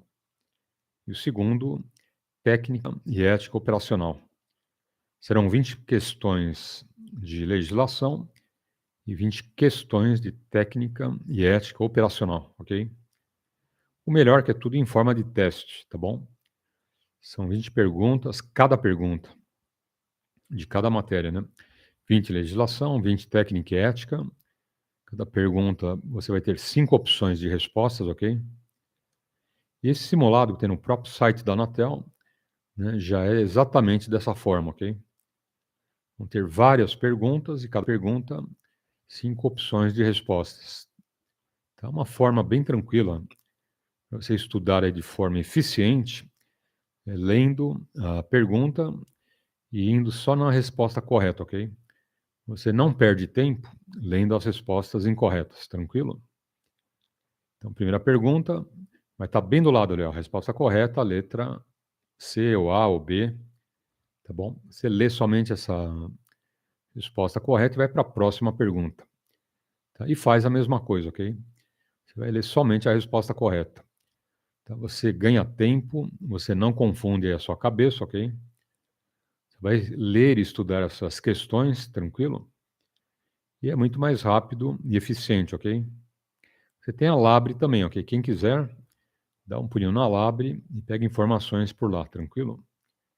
Eu, quando comecei no radioamadorismo, eu comecei na Labre, tá bom? Então, como a Labre para mim foi bem interessante, me ajudou muito, também, né? Você pode dar um pulo na Labre, né? Dá uma ligada, tá bom? Pega lá o telefone no Google, tá? Só colocar Labre São Paulo, ok? Labre São Paulo, você pega o endereço, telefones, o site deles, tranquilo? E vai conhecer a Labre e se informa também por lá como que funciona, ok? Ou por telefone, ou vai pessoalmente para conhecer, tranquilo? Então, boa sorte para quem começa aí no radioamadorismo, então fica essa dica. A provinha é bem fácil, bem tranquilo, ok? 20 questões de legislação, 20 questões técnica e ética operacional. Tá? E esses simulados no site da Anatel é exatamente o que cai na prova, ok? São dessas questões que a Anatel vai te passar aí a provinha, tá bom? Então, boa sorte e vamos em frente. Oportunidade com um bom dia. Need to go to the remote connector and make your cable to be able to use the amplifier and the ALC. It also doesn't have a PTT port, so you cannot have a push to talk like this to PTT your radio, so you need to go to the accessory port. But it does have Ethernet connection, so that's very cool. So you just plug in RJ45 Ethernet cable, and you're able to connect to the radio remotely by IP. So that's a good. K4SWL. If you're new here, I like to do real-time, real-life amateur radio field activation videos. And today at the Blue Ridge Parkway, doing an activation I really didn't think would be happening right now, which is the best kind of activation, in my opinion. I'm here at the Folk Art Center, and Should say that earlier today I did an activation at Tuttle Educational State Forest on my way back from visiting my parents in the foothills of North Carolina. And I did this activation. I'd hoped to maybe fit in 2 activations, but I just ran out of time. I needed to be back here at the QTH because I need to take my daughters to basically like a writer's group, a writer's circle. So I need to be back in time for that at 4 o'clock. And I had a couple of other errands to run, including stopping by the post office and picking up a really cool package. So I was under the impression that the Writer Circle was downtown in Asheville at the main library where they were meeting. Got home and discovered that it was at the East Asheville Library.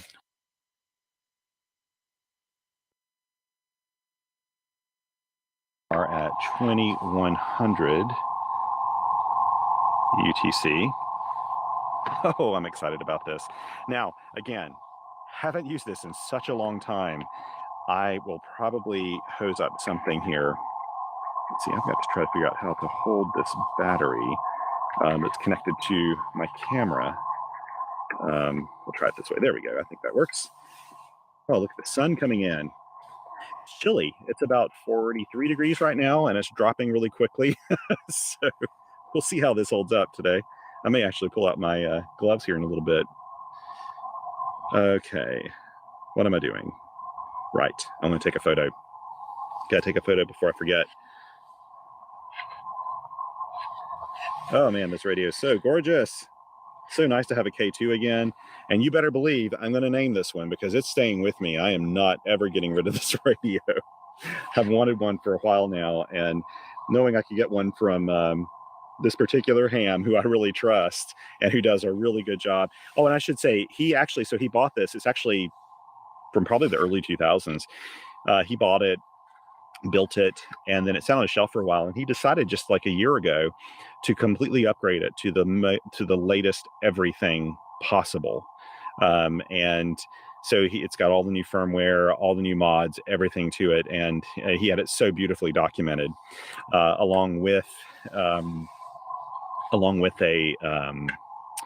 owner's manual and all the stuff that came with this radio originally, which is just amazing, frankly. Oh, I've got to try to take a couple more photos here. I'm sorry. See, look at this. You get to be on the action, see how the sausage is made when I'm doing my videos. It's all very transparent, isn't it? Okay, it's time to get down to business.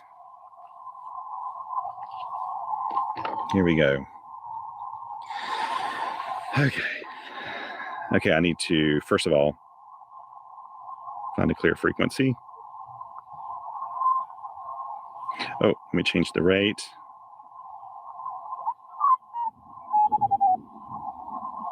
Okay.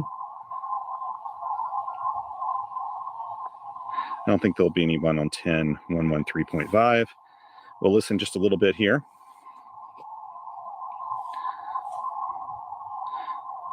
I noticed that the AF gains it needs some deoxit on it. It's just a little sticky. Not too bad, but just a little bit sticky. Let's see here. Tune. Will it do it? Of course it'll do it.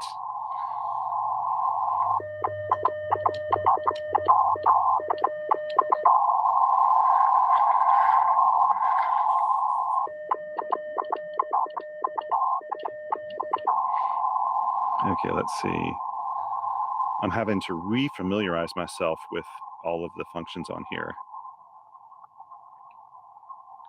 because I'm just not used to this. So VFO-A, it has the preamp on, right? Colega chamando aí, chegando bem baixinho, tá bom? Bom dia, quem é o colega? Mas fala bem perto do mic, ok, colega? Chegando bem baixinho pra gente, quase não consigo te ouvir. Tá bom? Tenta falar bem perto do mic. Bom dia, PY2EXU, Paulo, rodada alto-falante, aeroporto de Congonhas. Adiante.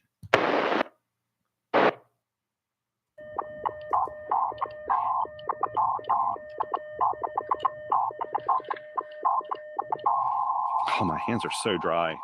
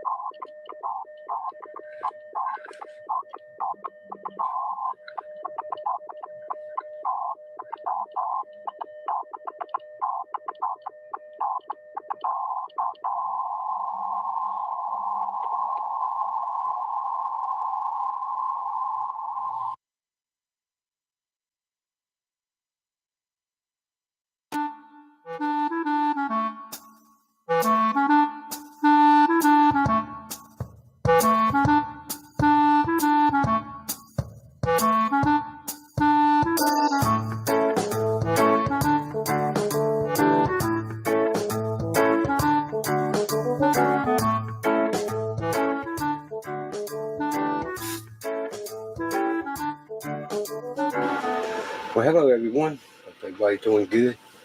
You know, for quite some time I've been looking for several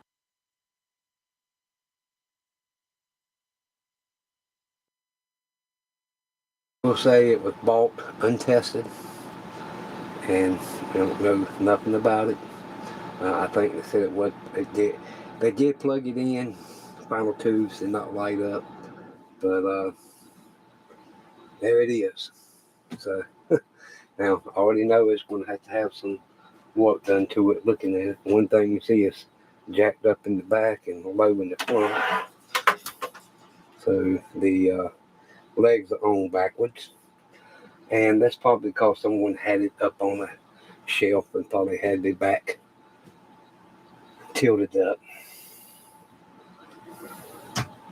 And moving here closer, we can see there's been some kind of modification done. There's a broken toggle switch and 2 wires going underneath, so we'll have to check out, see what that's about. The meter switch is broke off and gone. Quite a few places here now to wear off the power and for say phones here. This thing has been cut off and on many times, and you can see the lettering completely gone off of this switch. Just about most of it off, the noise breaker off on. So yeah, it's been used. We will say that. So I just want to open it up, get a look inside, and see what it's all about.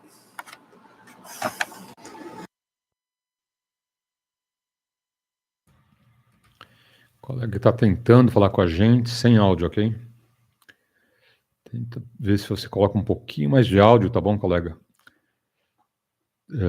Não consigo entender. Eu percebo o amigo chamando, tá? Várias tentativas, né? Vários dias, aí faz tempo que você tenta falar com a gente, mas infelizmente não chega o áudio, tá bom? Chega uma fritura bem baixinha esse áudio, a gente não entende. Tá? Tenta ver se melhora a antena, ou o áudio um pouquinho mais alto, ok? Eu percebo você chamando, mas chega muito, muito baixinho, tá bom, colega? Mas, nosso grande abraço e tudo de bom. Provavelmente você está me ouvindo, mas eu não consigo te ouvir, ok? Então, um grande abraço e um bom domingo. Lembrando que hoje estamos tendo já, né? Desde as 7 horas, ponto de encontros Ermelino Matarazzo, ok? Quem não conhece, dá um pulinho lá, tá bom? Vá conhecer, ponto de encontros em Ermelino Matarazzo. Quem não conhece o endereço, anota aí. Parque Municipal Ermelino Matarazzo, Rua Abel Tavares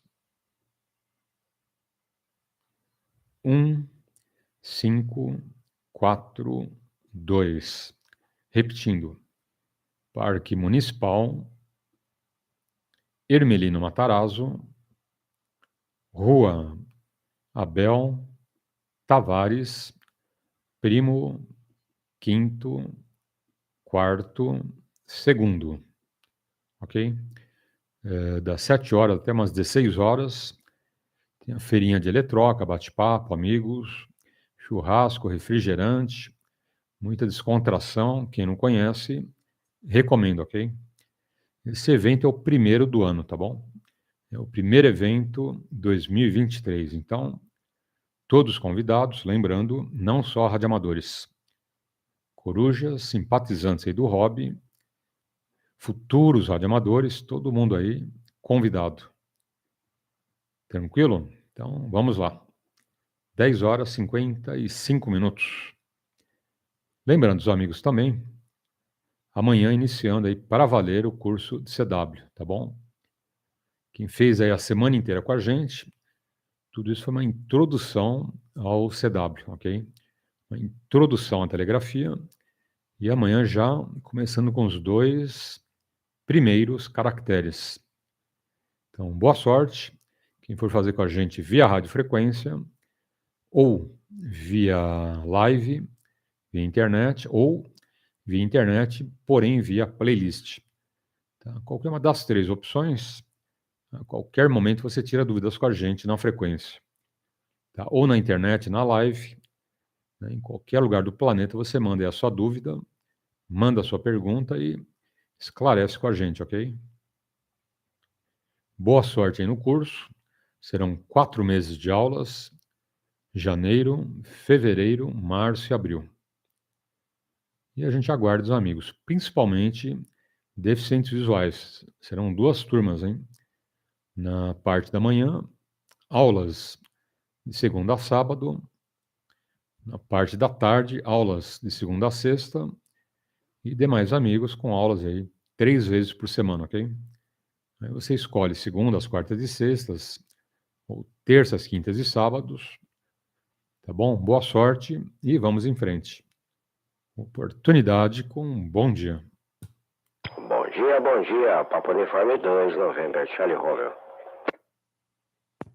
Ô, grande Cris, hein? Sumido. O senhor está sumido da rodada alto-falante. Grande abraço, bom domingo, Cris. Como está o amigo, família? Os lobinhos escoteiros, o escotismo, ok? Batente, conta pra gente. PY2EXU, November, Charlie Romeo. Um ótimo domingo, um ótimo início de ano, muita saúde e muita prosperidade, tá bom, Cris? Adiante. Ok, QSL Papo Yankee 2EXU, Papo Uniforme 2, November, Charlie Romeo, chefe Cris aqui da Vila Sônia, Butantã, São Paulo, patrulheiro 1238. Paulo, feliz ano novo pra você, família, a todos os amigos da rodada Alto-falante, pessoal que tá na rádio escuta, é uma porção de rádio escuta, o pessoal no streaming também. Vamos começar falando de batente. Bom, batente acho que já havia comentado, mas não custa falar novamente. Batente me deixou na mão no final do ano. A empresa simplesmente fechou as portas sem falar nada. Cheguei para fazer o que eu tinha que fazer diariamente. Nem computador tinha em Paulo, nem computador tinha. Aí eu liguei para a direção da empresa, simplesmente me falaram: Sr. Cris, obrigado pelos serviços prestados, não conto mais com o seu trabalho e dos demais, estamos baixando as portas e muito obrigado. Eu falei, mas e meus direitos? Eu tenho direito, tenho minhas férias, 13º e outras cositas mais. E olha a resposta. Eu sei, mas se você quiser, busca seu direito na justiça. Pois bem, obrigado, bati o telefone. Mas Deus não desampara, né? 4 dias depois recebi uma proposta e já estou trabalhando novamente. Estou trabalhando aí desde o dia 22 de dezembro e tocando barco. Eu estou esperando o recesso do judiciário para movermos aí uma açãozinha, né? Que é de lei, né, Paulo? E no mais, escotismo ainda estamos de férias. Segunda semana de fevereiro a gente retorna aí com as atividades. Mas rádio escotismo, a gente está aí, a vento a popa, pessoal com vários modos aí, trabalhando aí com a galera. E de vez em quando aparece um escoteiro me cobrando aí via WhatsApp: ô chefe, fiz uma especialidade tal, aprova para mim. Teve um de natação, me mandou uns vídeos fazendo modo crawl, modo não sei o que lá. Aí a gente vai e verifica se está de acordo com os itens. E se estiver de acordo a gente aprova, né? Na maioria a gente aprova, né? A gente sabe que eles se dedicam. E no mais é isso. Vou passar para você, oportunizar mais alguém na frequência, a gente fala mais um pouco na roda do parafuso. Papo Yankee 2EXU, Papo Uniforme 2, November, Charlie Romeo. Rodada alto-falante. Aqui você fala a todo instante. Ok. PY2 November, Charlie Romeo, Chris. Que dureza, hein? Uma simpatia a forma aí de finalização da empresa, né? Uma sutileza cavalar, né, o Cris? Sutileza de coice de mula, né? Mas tá certo, né? Vai atrás mesmo, né? Não dá moleza, né? Vou te falar, viu? Tem umas empresas aí, alguns patrões que é jogo duro, né? É complicado, né, Cris? Mas vai dar tudo certo, né? Primeiro que você já conseguiu aí uma recolocação, né? Isso é muito bom. E segundo, que você manja do assunto e não vai deixar menos, né? Com certeza, né? Tem vários direitos, né? Então, corre atrás mesmo e busca lá os seus direitos. Mas o mais importante é que você foi um curto período, né, Cris? Curto período aí já conseguiu uma outra empresa, um outro batente, então né, não ficou a ver navios. É o melhor de tudo, né? Legal. E vai dar tudo certo, né? De uma forma ou de outra, acaba tudo bem, né, Cris? Aqui tá tranquilo, ok? A família tá boa, todo mundo tá bem aí de saúde, e cada um no seu batente. O Daniel já começou a trabalhar, ok? Ontem mesmo já partiu ali para mais uma edição do batente. Correndo, né? E a Paola também ainda não está estudando, mas já voltou ao batente também, né? Ela estuda à tarde e trabalha de manhã, tá bom? Mas é isso. E a gente aqui depende do patrão, né, Cris? O patrão falou: ó, você pode descansar, fica um tempinho aí no rádio, né? Curta bem lá o rádio, que logo, logo a gente recomeça, hein? Falei, tá bom, hein, patrão? Vamos lá, né? Mas o patrão é gente boa, viu, Cris? É rádio amador, é um cara tranquilo, então estamos aí em boas mãos. Bom, 11 horas 3 minutos. Mais alguém na frequência? Então deixa contigo. O importante é que está bem encaminhado tudo, né, Cris? PY2 November, Charlie Romeo. Adiante. Ok. Retornando o papo uniforme 2, November, Charlie Romeo. É importante, já estou de novo aí no mercado de trabalho. E já estou até com proposta já de promoção, hein, Paulo? Mal comecei na empresa aí, meu nome já foi avisado aí para assumir outras responsabilidades, né?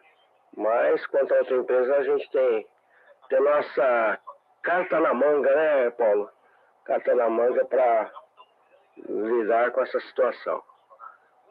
Tudo legalmente, nada fora da lei, tudo dentro da lei. A gente já vai cuidar disso daí.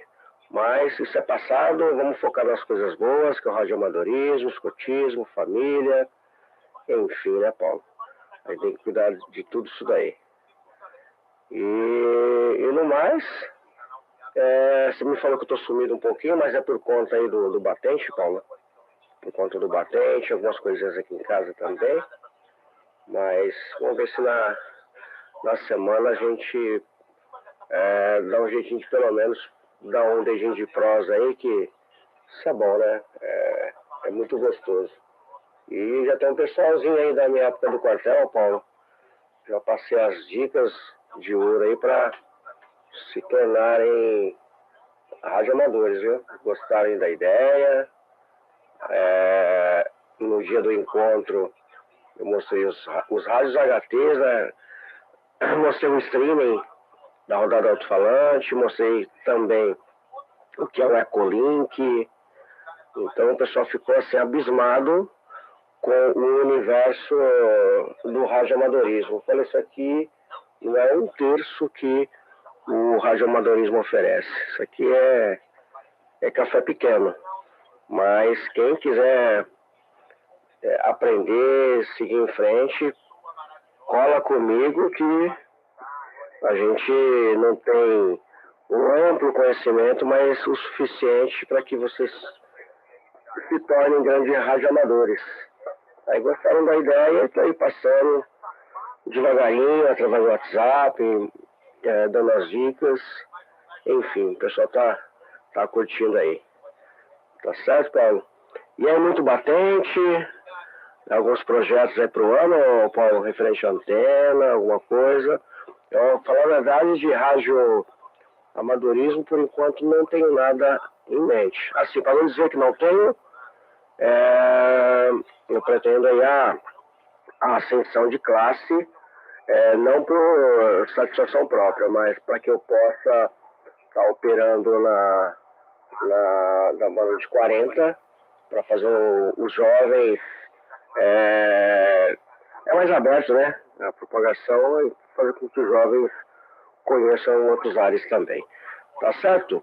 Papo Yankee 2EXU, Papo Uniforme 2, November, Charlie Romeo. Ok. PY2 November, Charlie Romeo, Cris. Mais alguém? Ok. E quanto aos comentários, é isso aí. Incentivar os jovens, né, a rapaziada que está começando aí no escotismo, né, para que sejam também radioamadores. É algo a mais, né, Cris? Sendo escoteiro já é muito bom. Agora, sendo escoteiro e radioamador, é melhor ainda, né? É bom ao cubo, né, Cris? E outra, né? Qualquer eventualidade, ele sabe operar um rádio, né? Qualquer emergência, ele monta uma antena, sabe ligar o rádio, pegar uma bateria do carro, né, para alimentar esse rádio, né? Então, é sempre uma ajuda para o escotismo, né? É muito, muito bom. É o que eu falo sempre. O radioamadorismo ganhou muito com os escoteiros e os escoteiros também, né, ganharam muito com o radioamadorismo, né? Um ajuda o outro, né? E no mundo inteiro o escotismo hoje está junto com o radioamadorismo, né, Cris? Talvez no Brasil ainda não esteja muito difundido, mas se você for nos Estados Unidos, né, em todos os estados, né, que tem vários e vários grupos de escoteiros, você vê que tem, né, tem alguns radioamadores em cada grupo, ok? Não um só, né? Tem vários, ok? Então, nos Estados Unidos, o escotismo e o radioamadorismo estão ligados há muitos e muitos anos, ok? É muito forte. No Brasil ainda falta um pouco mais de união, né? E colocar, pelo menos em cada grupo de escoteiros, um radioamador. Pelo menos um, né? Pelo menos um radioamador em cada grupo de escoteiros. Na sede, né? Uma anteninha, enfim. Pelo menos isso. Mas quem está com um projeto desse, se eu não me engano, é o chefe de escoteiros também, o João, ok? O PY2 Papa Mike, se eu não me engano, o João, que está sempre aí na rodada Alto-falante, é um grande amigo, grande radioamador, ele também tem essa proposta, né? Cada grupo de escoteiros ter pelo menos um radioamador, ok? Daí para mais, né? Essa é a proposta lá do João, ok? Que é muito bom, né? Diga-se de passagem, né, o Cris? Bom, quanto à proposta agora para 2023, comprar minha antena nova, comprar o meu cabo novo, maior também, o dobro, né? Pelo menos o dobro do que eu tenho hoje, e comparar alguns módulos. E tudo isso bem lentamente, em doses homeopáticas, tá bom, Cris? Surgiu uma graninha aí logo mais, a gente compra antena, né? Mais para frente sobrou um QSJ, compra o cabo, ok? E mais para frente, né, sobrou mais um pouquinho, compra os módulos. Tá? Quando comprar os três, aí eu, né, junto mais uma graninha que é para o Roberto, né? Eu ligo para o Roberto, ó, agora é a tua parte, hein? Agora você sobe lá em cima. E, bom, subir para cima é meio redundante, né? Não dá para subir para baixo, mas, né, sobe lá na torre, vamos trocar antena, cabo e os módulos. Aí vem a parte boa, né? É pôr tudo isso para funcionar, né, Cris? Mas falta só 3 letrinhas, hein? QSJ, tá bom? Quando, né, tiver essas 3 letrinhas, eu vou comprando aí. Antena, o cabo, os módulos. E a quarta e última parte, a instalação, que é com o Roberto, né? Tá bom? Bom, então tá aí. Projeto a gente tem, né? Só não tem o QSJ ainda, viu, Cris? Essa parte ainda não está sobrando, hein? Mais alguém na frequência? PY2 November, Charlie Romeo. É verdade. Você falou as 3 letrinhas mágicas que vai fazer o negócio acontecer. Tem um sonho e as 3 letrinhas mágicas é o que vai fazer que esse sonho seja concretizado, né, Paulo? Mas legal que você quer aumentar aí. Projeto a gente sempre tem, né? Mas como é um hobby, é algo que fica no segundo plano, no terceiro, ou quarto, enfim. Mas legal o teu projeto, né? E o Pipson do Sovamai, que é grande amigo meu, viu, Paulo?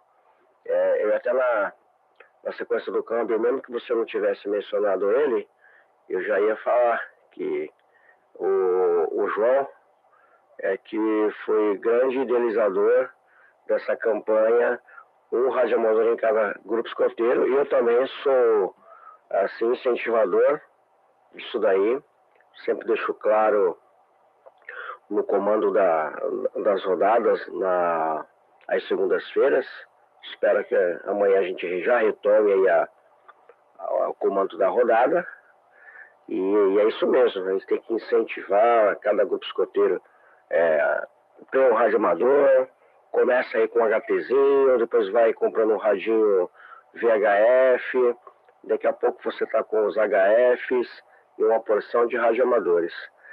Quando eu entrei no grupo Tabapuã, era de outro grupo, eu entrei em 2017 e lá, quando abri a sala de rádio, sabia que tinha uma sala de rádio, e eu sempre gostei de rádio, né? Já contei essa história que eu, desde criança, dormi abraçado com o rádio e me tornei radioamador, acho que por isso, né? E quando abri a sala lá, os rádios já estavam, nossa, naquele estado ali de que ninguém usava há muito tempo.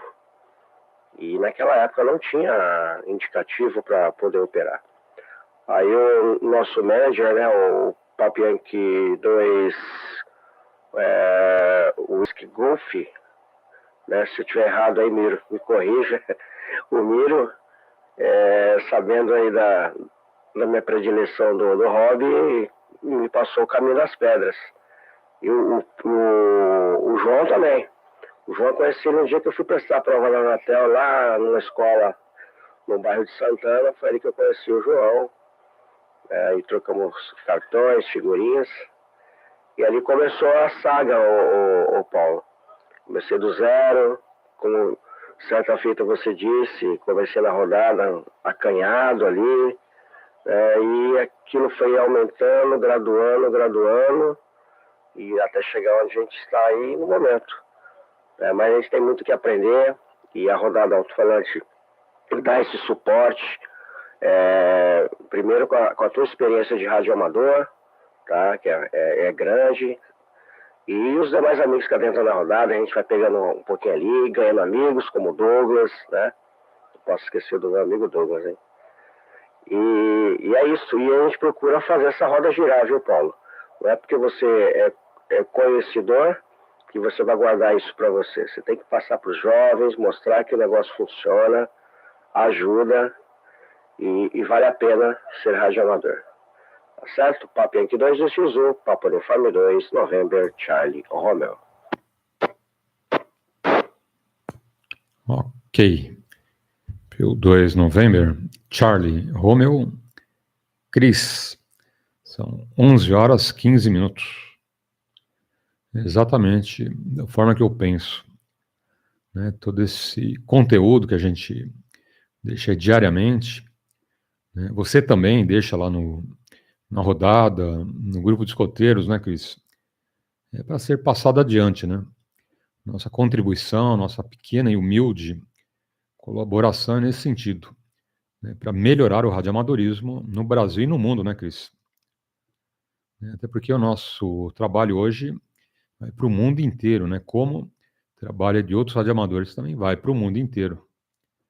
Né? E hoje tem uma troca aí de informações, de conteúdos, né? E no radioamadorismo ninguém tem direitos autorais, né? Tudo que a gente faz é para o radioamadorismo, né, Cris? Tem na internet, né? Na internet o pessoal, né, tem aquela preocupação com direitos autorais e tal, mas no radioamadorismo não tem nada disso, né? Por isso que eu falo, todo o nosso conteúdo, né, os cursos de CW, curso de legislação, que abrange aí as 4 normas do radioamadorismo, curso comando de rodada, é para todos, ou melhor, são para todos aí os 4, ok? Podendo ajudar de uma forma ou de outra, né, divulga, usa, né, numa rodada, né, não tem problema, ok? Se um japonês usar meu curso lá no Japão, né, legal, vou ficar até contente, né, Cris? Não vou achar ruim, poxa, né, tá valorizando o nosso trabalho, né? Ou o exemplo da rodada, né, para usar ali num país, num outro, numa comunidade, tudo é radioamadorismo, né? Tudo é troca de informação de radioamador para radioamador, né, Cris? Como conteúdo aí do grupo de escoteiros, né, do seu grupo de escoteiros para um grupo lá em Manaus, lá nos Estados Unidos, né, um grupo lá na Flórida, Pacha. O Cris está fazendo um trabalho interessante lá com jovens, né? Eu vou falar com o Cris, você não vai cobrar um centavo, né, pela informação, né, Cris? Então, isso é importante, né, que o radioamadorismo e o escotismo, né, estão juntos, né? Não tem fins lucrativos, não tem nenhum tipo de distinção, né, entre brancos, pretos, azuis, amarelos, quem tem dinheiro, quem não tem, quem tem um rádio simples ou mais caro, né? Enfim, é tudo irmãos, são irmãos, né? São irmãos e a gente troca aí gentileza com toda boa vontade do mundo. E tem que ser assim, né, Cris? Acho que radioamadorismo e escotismo, né, estão aí no planeta para fazer o planeta evoluir, não para regredir na evolução, né? Tem que evoluir, né, com a gentileza, com a bondade, com o fornecimento de informações, né, indistintamente, né? Não vai ficar cobrando aí por conta de curso, é coisa medíocre, né? Vou cobrar R$1 por cada curso, é infeliz, né? Então, por isso que a gente fala, né, no radioamadorismo e no escotismo, né, total liberdade de informações para quem quiser usar, usa à vontade, né, Cris? Pode usar imagem, áudio, cursos, não tem problema. Bom, mais alguém na frequência? Ô, Paulo, deixa eu usar um pouquinho aí a frequência, o P2WBX, eu posso? Ok, olha, só se pagar $100 por segundo, tá bom, Alex? Isso que eu sou seu amigo, hein? P2WBX é vizinho, viu, Cris? Esse cara pergunta o sinal ainda, hein? Ele chega e fala, Paulo, como que eu tô chegando, hein? Eu falo, Alex, eu vou te jogar a fonte na cabeça, hein? Bom, além do Alex, tem mais alguém chamando aí. Quem é? Paulo, Manuel, P2WEXU Chalibate. Bom dia, Paulo. O meu Belvedere. Ok. 3 amigos. Dado aqui o Manuel, anteriormente o Alex e o Romeu. Bravo Delta, Roberto. Então tá aí. Como diria o Jack, vamos por partes, né, Cris? Quem conhece o Jack Stripador, hein? Nada a ver aqui com a rodada, né? Mas, em relação ao vamos por partes, vamos seguir essa divisão, né, o Cris. Fala, Alex, vizinho, P2WBX, bom domingo, tudo de bom adiante. Muito bem, bom domingo, Paulo. Bom domingo a todos aí ligados na rodada Alto-falante. Sou P2WEXU Bravo Xadrez. Alex aqui na Zona Sul, no bairro da Saúde. 11h20, a minha secretária avisou aqui. Eu falo meu nome, ela pensa que é ela. É isso aí, Paulo.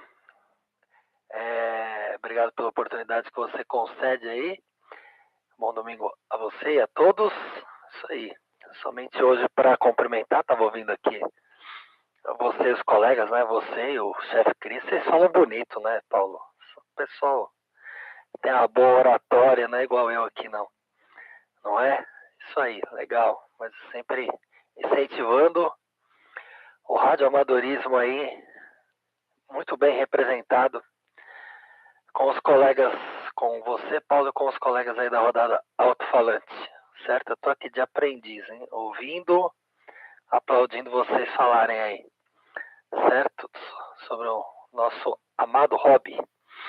Então eu devolvo para você, Paulo, ficou aqui na escuta. Deixa o pessoal que tá chegando aí falar, né?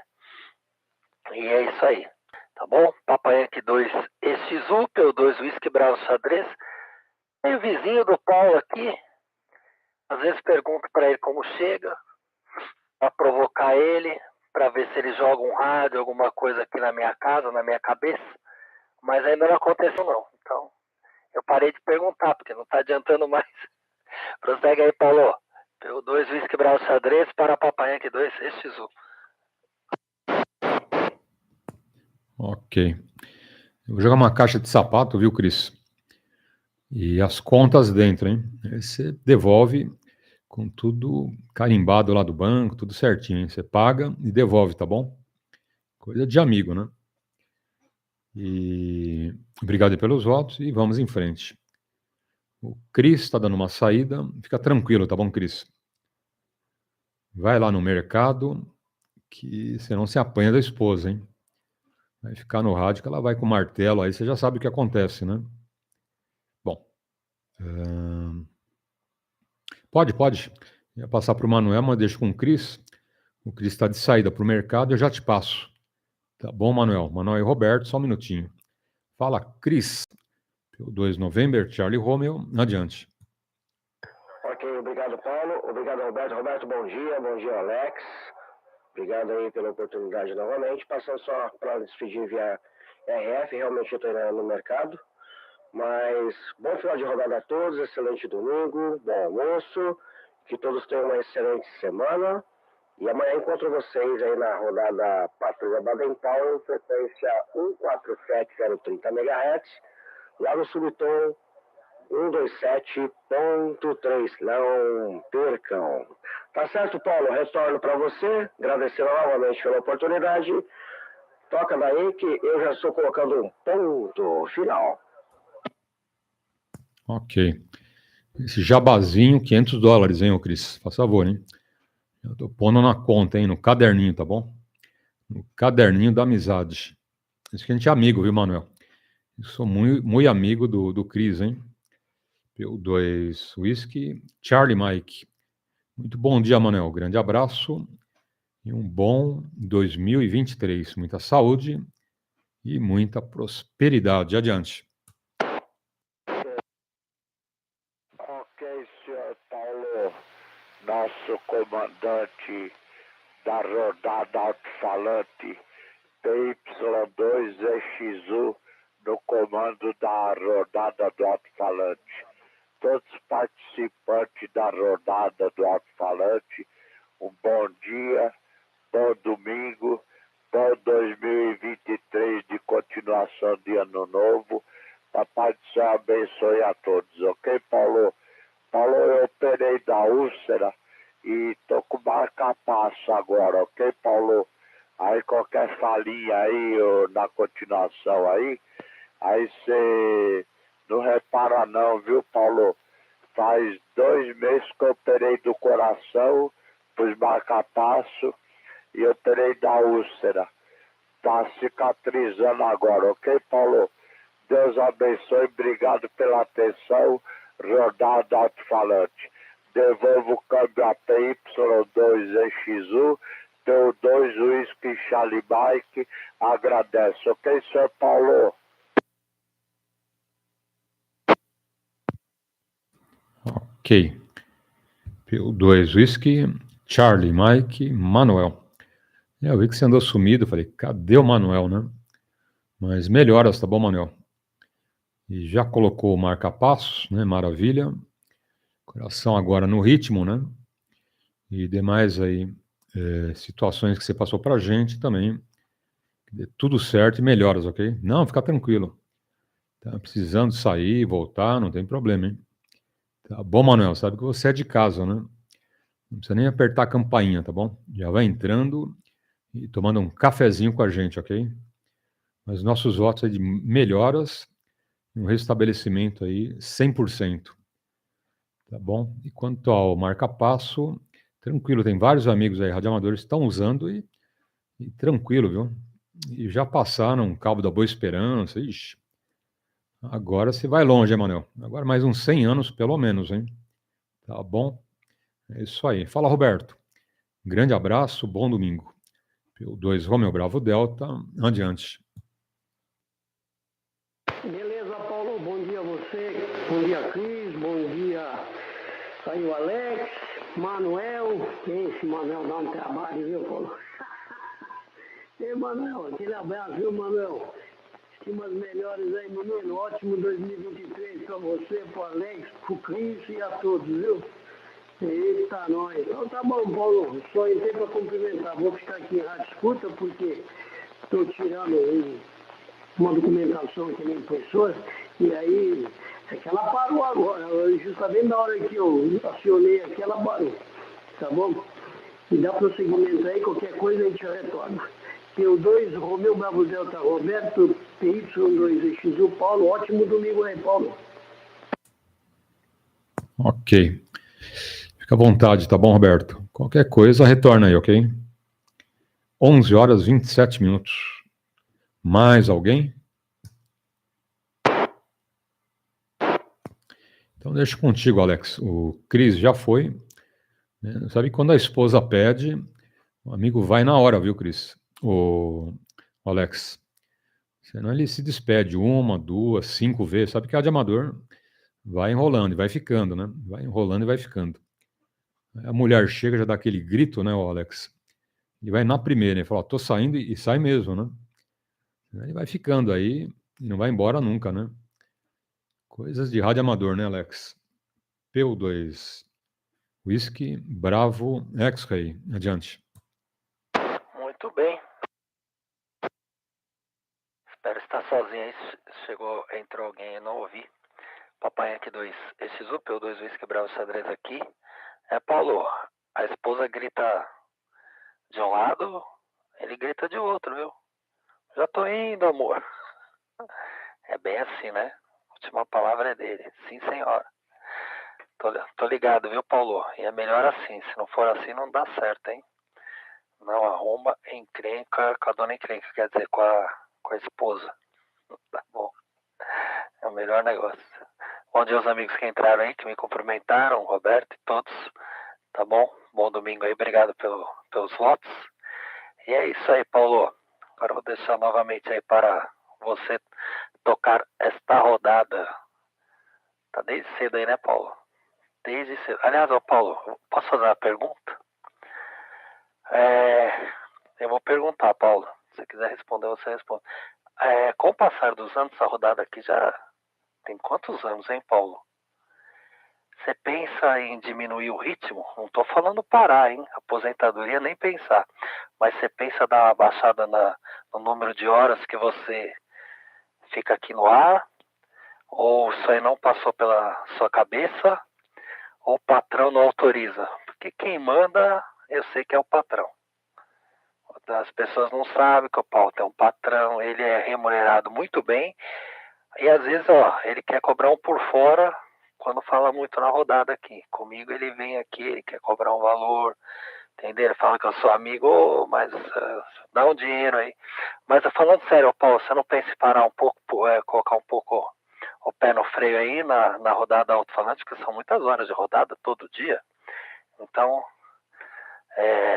comenta isso pra mim aí, que talvez os colegas também queiram ter curiosidade de saber quantos anos tem essa rodada aqui e quantas horas você fica no ar aqui no domingo, por exemplo. Aqui 2XU, P2, Whisky Bravo Xadrez aqui na escuta.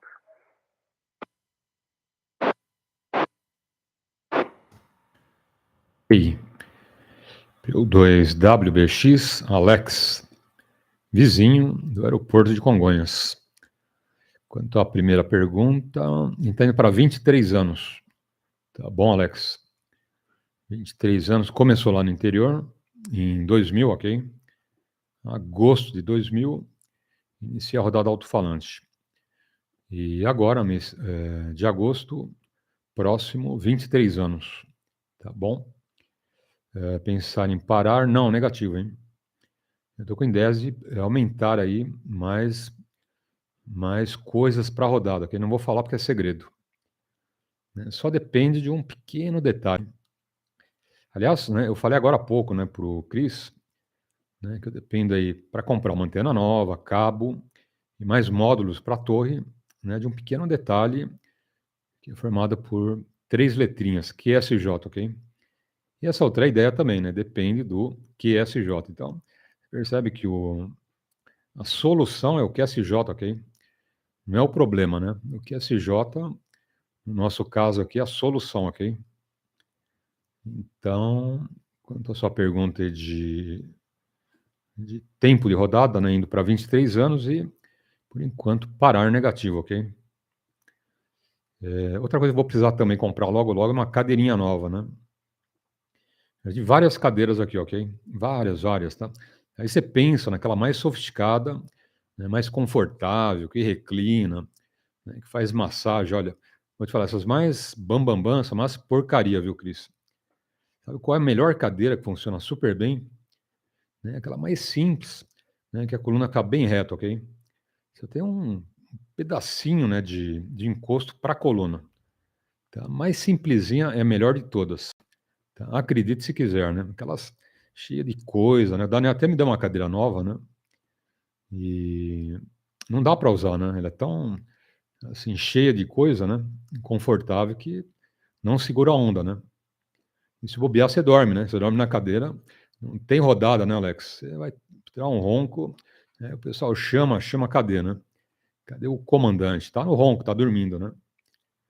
Então, a mais simples é a mais eficiente, né? Você põe uma almofadinha embaixo para ficar mais macio, e o encosto dela, nossa, encostei a base da coluna, já era, né? Não tem nada em cima, né? E as costas não encostam em lugar nenhum, ok? Então, se olhar umas 5 cadeiras, né? Você fala, pô, aquela simplesinha é melhor, exatamente. E todo mundo se engana, pô, a cadeira ali, né? Cheia de massagem, super confortável, deve ser um espetáculo, é uma porcaria, né? Essa dá mais dor nas costas ainda, né? Então, vai ser dessa forma, viu, Cris? O Alex, é dessa forma. Tenho planos, né? Depois da antena, cabo e torre, e planos para mais algumas brincadeiras, principalmente via online, ok? Via internet, tá bom? Mas falta o quê, né? Que SJ. Mas não é o problema, é a solução, né? Na hora que chegar na minha mão, resolvido, né? Eu ponho tudo isso para funcionar, viu, Alex? É só chegar, né? É só chegar essas 3 letrinhas na minha mão, ok? Quebec, Sierra, Juliette. Bom, mais alguém na frequência? É verdade. É Vero, né? É, isso aí. Mas eu não tenho pressa não, né? Mas importante, a gente já tem, né, o Alex, que é saúde, né? Então, tendo saúde, o resto a gente corre atrás. Manuel, fala Manuel. PY2EXU, Charlie, Mike, adiante. Ok, São Paulo, PY2EXU, com rodada alto-falante, 23 anos no ar, né, Paulo? Meus parabéns aí, tá? O senhor sempre foi um radiooperador de respeito, que todos te respeitam. Antigamente eu falava aqui, na rodada alto-falante, mas não tinha prefixo. Aí o Paulo nunca criticou, nunca me deixou na mão. Eu agradeço muito, Paulo, 23 anos, meus parabéns, ok, Paulo? A gente sempre é aquele Manuel grato por ter um rádio amador, não só ele, mas todos os companheiros da rodada alto-falante nunca viraram, me deixaram na mão, pendurado no PDT. Ok, Paulo? Obrigado aí, e o irmão da verdade aí que chegou por aí também. Um bom domingo, bom 2023 para toda a família, paz e saúde. Ok, Paulo? PY2EXU no comando da rodada alto-falante, PY2EXU Charlie Mike agradece. Prossiga, Paulo, estamos por aqui. PY2 Vitor, Índia Foxtrot, bom dia, rodada do alto-falante. Ok. 2 Victor, Índia, Foxtrot. Já passo. É isso aí, Manuel. Quantos anos, né? Quantos anos a gente está no papo, né, Manuel? E o bom da rodada alto-falante é que ninguém é melhor do que ninguém. Se você prestar atenção, né, nesses 23 anos, Manuel, vieram 6 caras folgados aqui, ok? Por coincidência, são todos amigos, né? Com certeza. Tá? Por coincidência, Manuel, não tinha nenhum radioamador folgado, sem indicativo, não tinha nenhum radioamador folgado, classe C ou classe B, ok?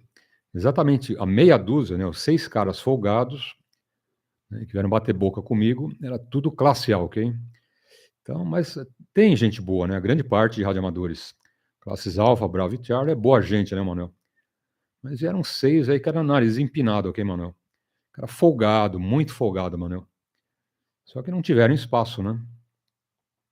Um mais folgado que o outro, né? Você imagina um radioamador folgado, Manuel. Né? Multiplica por 1000, tá bom? Muito, muito arrogante, muito folgado. Então, é o que eu falo, né? Quando o pessoal é humilde, né, como a gente, né, Manuel? Para que eu vou querer ser mais do que alguém, né? Não tem necessidade, né, Manuel? Então, né, todo mundo fala e todo mundo é igual aqui, né? Não tem um melhor que o outro. Mas esses 6 folgados vieram aqui arranjar encrenca, viu, Manuel? E encheram a paciência, né? Nossa, como encheram a paciência. Né? E por coincidência, esses 6 já se mandaram, ok? Foram embora do planeta Terra, né? E que estejam lá num bom lugar, mas que melhorem, né? Que melhorem, porque foram muito chatos e muito cri-cri, viu, Manuel? Como pode, né? Um cara só desse já vale por 1000, hein? Nossa. Como tinha cara... E, por coincidência, todos os 6 arrogantes. Olha que coincidência, né? Então, tem, né? Tem radioamadores aí no mundo inteiro, nota 10, mas tem uma meia dúzia aí no mundo inteiro. Tá? Isso não é só no Brasil, viu, Manuel? Vai encontrar cara folgado no mundo inteiro. Tá? Tem na Rússia, tem nos Estados Unidos, tem no Brasil, tem na Europa, ok? É, infelizmente, aquele radioamador que se acha melhor que os outros. Né, já chega, né, querendo ser mais do que todo mundo, né? Então, ainda bem, né? Ainda bem que hoje está tudo em paz, mas deram trabalho, hein? Como teve cara chato na rodada, viu, Manuel? Eu nunca falei nada com ninguém, né? Talvez você e ninguém aqui acompanhou, tá bom? Mas teve cara que atrapalhou bastante, né? Muito chato e dando palpite, né? Querendo que eu faça a rodada do jeito deles. É o fim da picada, viu, Manuel? É o fim da picada, né? Mas esses 6 já partiram, né? Bom, mais alguém na frequência? Fala, Alex. P2 Whisky, Bravo, xadrez, adiante. Isso aí, Paulo. Papai aqui 2XU, P2 Whisky Bravo Xadrez. Então, eu lembro de alguma situação aí dessas na rodada, mas o Paulo sempre manteve a boa postura aí, né? E soube conduzir, inclusive colocando a pessoa no devido lugar. Eu lembro de uma situação que a pessoa veio até falar da área profissional, coisa que não tinha nada a ver, né, Paulo? E não é o local, né? Mas tem de tudo, infelizmente, né? Nesses 23 anos, muitas situações, muitas histórias realmente para contar, muitas emoções, como diria o cantor lá. Mas fazem parte. Eu acho que quando alguém faz alguma coisa bem feita, principalmente, sempre tem alguém para criticar, né? Ele não consegue talvez fazer melhor, nem parecido. Mas para criticar, nossa, parece um monte de gente, não é? Esses dias eu estava vendo, por exemplo, um programa de TV, senta que lá vem a história, não, vou contar rápido. Lá do Carlos Nascimento, ele tem um barco. E ele estava comentando, quando ele teve esse projeto, ele tem um barco que faz navegação nos rios aqui, no Tietê, na parte limpa, né, obviamente. E ele comentou com amigos, com as pessoas que ele queria construir um barco. Nossa, falaram para ele um monte de barbaridades, que era isso aí podia causar a falência dele, que isso aí poderia causar a separação da esposa, que era a pior coisa que ele ia fazer na vida, era ter um barco. Enfim, escutou de tudo. E ele tá lá com o barco, feliz, navegando. É um barco muito bonito. Então, a gente tem que sempre correr atrás dos sonhos realmente da gente, né? E ficar escutando só o que os outros falam, a gente não dá. Não que algumas opiniões não são importantes, talvez sim. Se a pessoa já tem uma experiência, alguma coisa, você pode sempre escutar, com todo respeito, né? A todo mundo. Mas ficar nessa e não seguir o seu sonho porque estão falando, né? Muita gente deseja não que o seu sonho se realize, ou que você faça exatamente o que você quer fazer aí da melhor forma. Mas estamos na vida aí, né? E a lição da vida que é muito importante aprender hoje, e que o seu conhecimento está sempre incompleto. Todo ser humano está na fase de aprendizado até a morte, né? Porque a vida lhe ensina uma nova lição a cada passo. Certo, Paulo? De vez em quando eu tenho conteúdo também aqui, das bobagens que a gente fala e brinca. Prossegue aí, papai, aqui 2EXU, comandante. Quantas estrelas aí, Paulo? 7 estrelas. Da rodada alto-falante. PY2EXU Bravo Xadrez aqui na escuta, com os demais amigos. Ok. É o Reinaldo Prats que veio com essa história, hein? É o Reinaldo Prats, grande amigo. Eu falei, menos, Reinaldo. Ele vem enchendo a bola, né? Mas amigo é amigo, né, o Alex? PY2WBX, PY2EXU. É isso aí. E vamos tocar o barco, né? Mais alguém na frequência? Esse radioamador que está na tela, Alex, se estiver acompanhando pela internet, ele tem que estar inscrito no nosso canal, ok?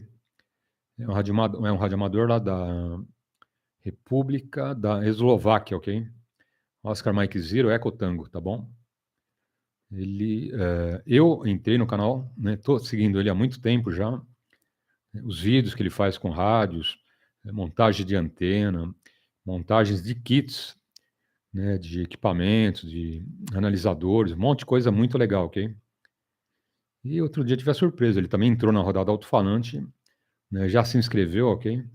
Então você vê como o radioamadorismo hoje estreitou os laços, né, o Alex? Mesmo sendo uma rodada aí muito limitada, né, em 2 metros, né, que a gente fala uns 100 e poucos quilômetros, não mais do que isso, né? Até uns 100 e poucos quilômetros, vez ou outra, né, você pode até chegar um pouco mais longe, né, mas tá limitada, a rodada está limitada aqui. São Paulo, Grande São Paulo, interior, litoral, e tchau e benção, né?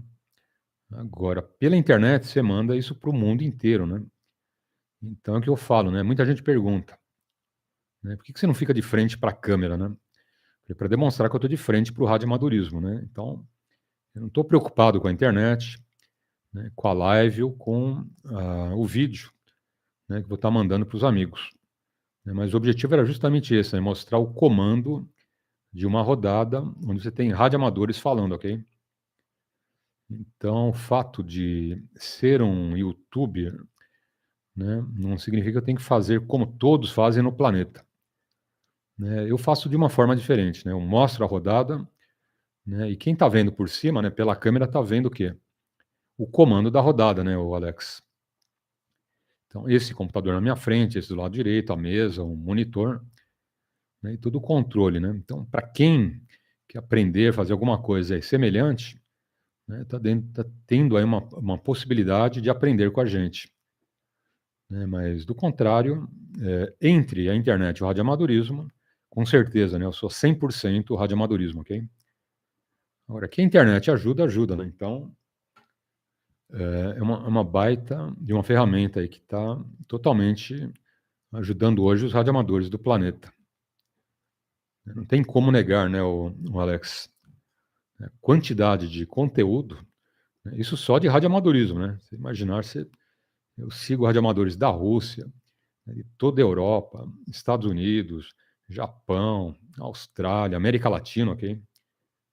E por coincidência o pessoal segue a gente também, né? Técnicos, né, grandes técnicos lá da Europa estão inscritos no nosso canal, eu também, né, me inscrevi no canal deles, então né? Isso é puro radioamadorismo, né? Todos amigos e todo mundo aí trocando figurinhas, né? É bem interessante. Bom, mais alguém na frequência? Perfeitamente. Bom dia. Ok. Esse é o culpado, viu, Alex? Esse é o homem que é culpado, hein? E aí, Reinaldo, tudo tranquilo? PY2EXU Romeo Charlie Oscar, grande abraço, bom domingo, adiante. Muito bom dia, nosso companheiro, professor PY2EXU. Cumprimentando a você, cumprimentando o Alex, o Manuel, parece que tem mais aí o Vanderlei, enfim, tudo tranquilo até agora e vamos seguir assim, sem pressão de nada. Não queremos complicação. Então é isso aí, professor, 7 estrelas. Outras pessoas falam, mas por que 7 estrelas? Porque a pessoa ultrapassa as barreiras do infinito. Quem tem condições de ficar o tempo que ele fique no canal, fazendo o rádio, ensinando, quem não sabe, o CW e outras cositas mais. É o único. Começa às 3 da manhã, vai até meio-dia. Quem é que aguenta? Não tem. Então ele ultrapassou as 5 estrelas. É 7. Eu não vi em lugar nenhum 7 estrelas. Pode ser que tenha 6, mas 7 não.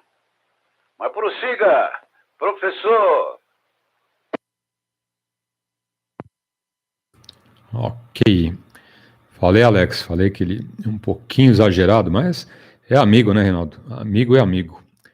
Mas obrigado, tá bom, Reinaldo? Obrigado pela força e pela amizade. E vamos em frente. Além do Reinaldo Prats, mais alguém na frequência? PY2EXU Alfa Whisky, um pouco atrasado, mas cheguei. Bom dia, Paulo. Paulo, atrasado, nunca é atrasado, mas feliz ano novo a todos vocês, do seu QTH, tudo de bom. Tá bom, Paulo? Eu não estava aqui em São Paulo, então por isso não entrei na rodada. Um bom dia, PY2EXU, de PY2EXU Alfa Whisky. Bom dia.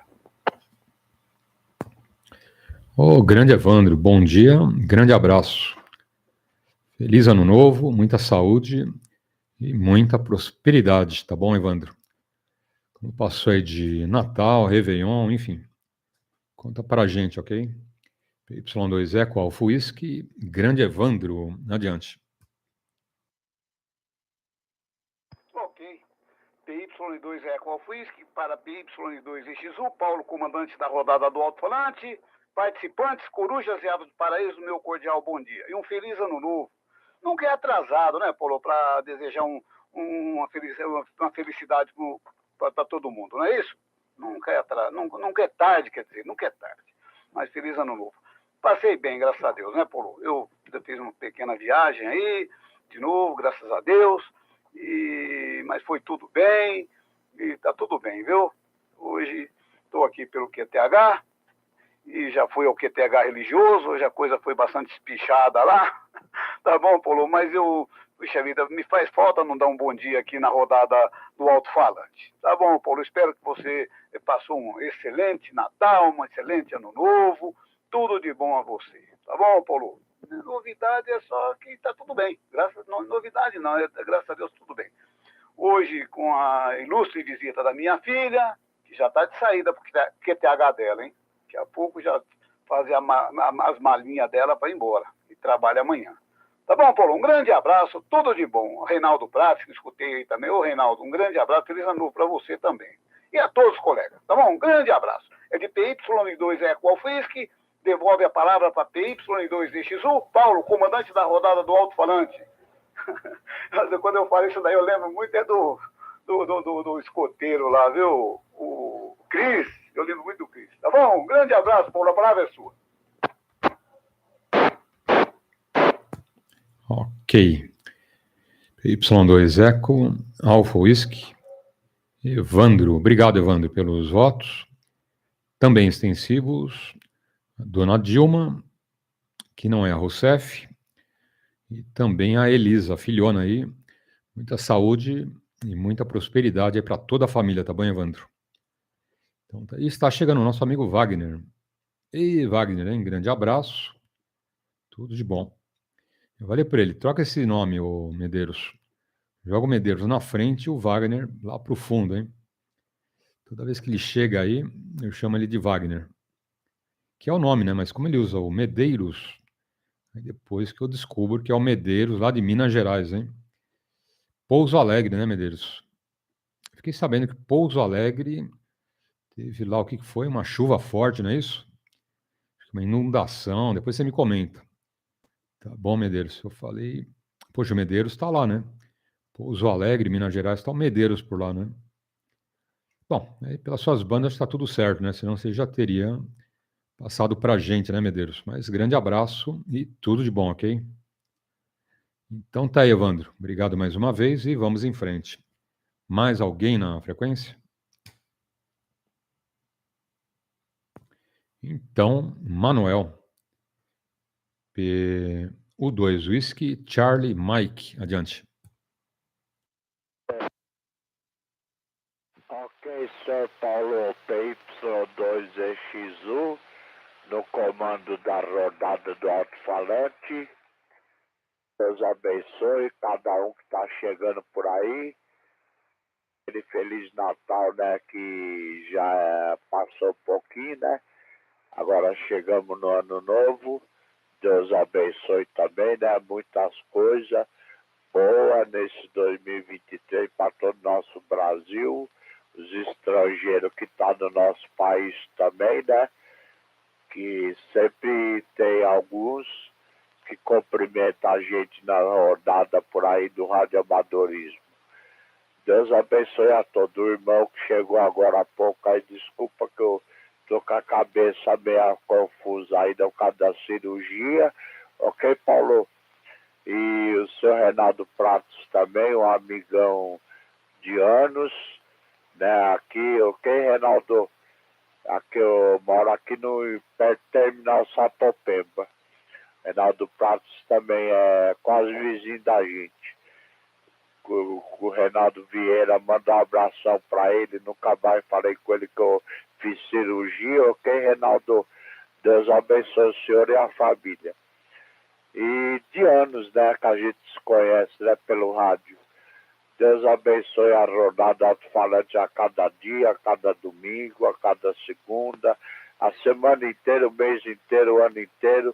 Cada ano novo se renova cada vez mais. Que nem o Paulo estava explicando sobre a internet e outras coisas mais do radioamadorismo. Meus parabéns, ok, Paulo? PY2EXU, na rodada do alto-falante no comando. PY2EXU Charlie Mike agradece. Prossegue, Paulo, estamos por aqui. Ok. PY2EXU Whisky, Charlie Mike, Manuel. Obrigado, tá bom, Manuel? Obrigado aí para você também. Muita energia, muita luz, muita força. E também ficar com Deus. Que o nosso planeta está precisando, né, Manuel? Muita encrenca, né? E guerra de um lado, do outro, e bagunça. O México, então, está pegando fogo, né? Os narcotraficantes com o exército. E prende o filho lá do manda-chuva, né? Está preso lá nos Estados Unidos. E querem levar o filho dele também, né? Enfim. Esse nosso planeta está pegando fogo, viu, Reinaldo? Ô, doido, né? Não bastasse a guerra lá da Rússia e Ucrânia, né? Da China com Taiwan, da China com Estados Unidos, Oriente Médio, né? Faixa de Gaza, e agora no México ali, mas o lugarzinho quente, hein? E dureza, hein? Mas tá bravo lá, viu, Manuel? Nossa. Ali, guerra do narcotráfico com o exército mesmo, né? Você vê a guerra da Rússia e a Ucrânia, tá igual, né? Você vê lá os mísseis, projetos, né? Bomba, matando gente, sequestrando, vixe. Outra encrenca ali no México, hein? Mas vamos tocando barco, né? E orar para que melhore tudo isso. Bom, e tem gente que reclama do Brasil, né, Manuel? Hein, Reinaldo? E amigos, né? Olha lá, quem reclama do Brasil, vem encrenca lá fora, né? Não dá para reclamar, né, o Alex? Eu fico no Brasil, hein? Quem quiser que se manda, vai lá na... Onde está caindo neve à vontade, lá nos Estados Unidos, né? Uma friaca lá de menos 55 graus, hein, Alex? Você quer ir lá para os Estados Unidos? Vai lá, hein? Vai lá. Estados Unidos, Europa, Japão também, tá? O planeta tá em convulsão, vou te falar, hein? E aqui o Brasil tá bom demais, hein? Mesmo com essas encrencas políticas, mas eu fico no Brasil, viu, Alex? Bom, mais alguém na frequência? Agora eu quero falar. Opa. Por coincidência, é a sua vez, hein, Alex? PY2WBX, adiante. Isso aí, Paulo. Papai aqui 2XU, PY2WBX. Vou tentar ser breve nesse câmbio aqui. Bom dia aos amigos que entraram aí, bom domingo. E feliz ano novo. Quem não me ouviu, é a primeira transmissão que eu estou fazendo no ano. Então, feliz ano novo, ainda dá tempo de termos aí, desejarmos, melhor dizendo, um feliz ano novo para todos os colegas radioamadores e suas famílias. Agradecermos, né, Paulo? Sejamos sempre gratos, né? Porque quanto mais a gente agradece, mais bênção acontece na vida da gente, mais sonhos são realizados, mais sorrisos são dados. Enfim, gratidão atrai coisas boas. Sejamos sempre gratos. Esses dias foi o dia da gratidão. E hoje, Paulo, é o dia da fotografia, dia do fotógrafo. Parabéns para você que já fotografou, que foi fotógrafo, você que tem um parente na família, você que cumprimente um fotógrafo hoje. Eu já fui assistente de fotógrafo, viu, Paulo? Eu já fui assistente de fotógrafo. O fotógrafo, no caso, profissional, era o meu irmão. Por isso que eu tenho uma coleção de foto de papagaio de pirata, Paulo, que eu conheci vários artistas. Tem essa explicação, porque de repente alguém veio com vários artistas e não sabe também por quê. É isso aí. Quanto ao tempo aqui no Brasil, né, tá um verão assim meio aqui em São Paulo, quem tá ouvindo fora, isso aqui pode ir pro mundo inteiro. São Paulo não tá muito clima de verão, mas também não podemos reclamar, né, Paulo?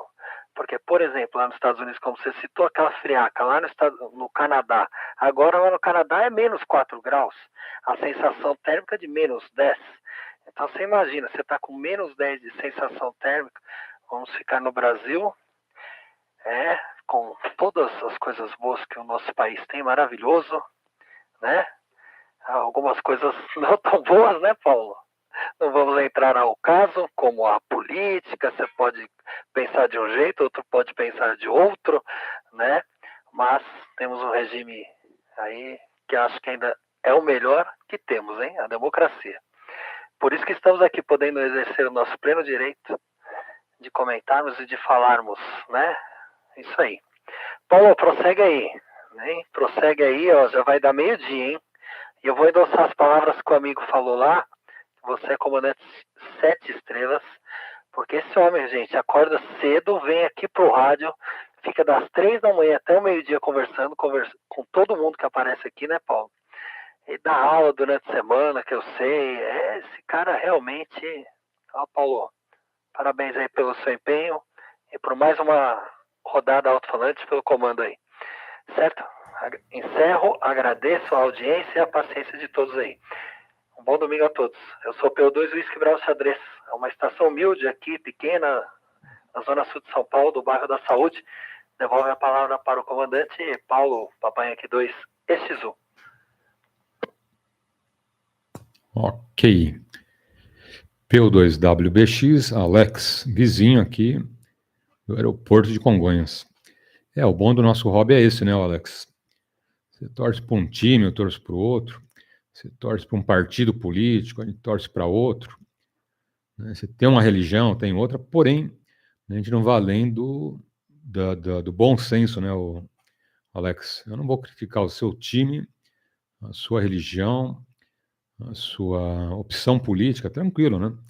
Cada um gosta do verde, outro do azul, um do amarelo, né? Sem problema, né? Por isso que a gente se dá bem, né, o Alex? Por isso, né? Olha o Diogo chegando aí. Grande abraço, hein, Diogo? Tudo de bom? PY3, bravo, Oscar Mike. Sempre aí com a gente. Ótimo domingo, obrigado pelos votos. Tá bom, te ver o Wagner aqui. O que eu vi na televisão, viu, Medeiros? Que é em Minas, né, no seu pedacinho aí, tava bravo, né? Será que o Medeiros está no meio dessa bagunça? Positivo. Positivo, positivo. É isso aí, ô Medeiros.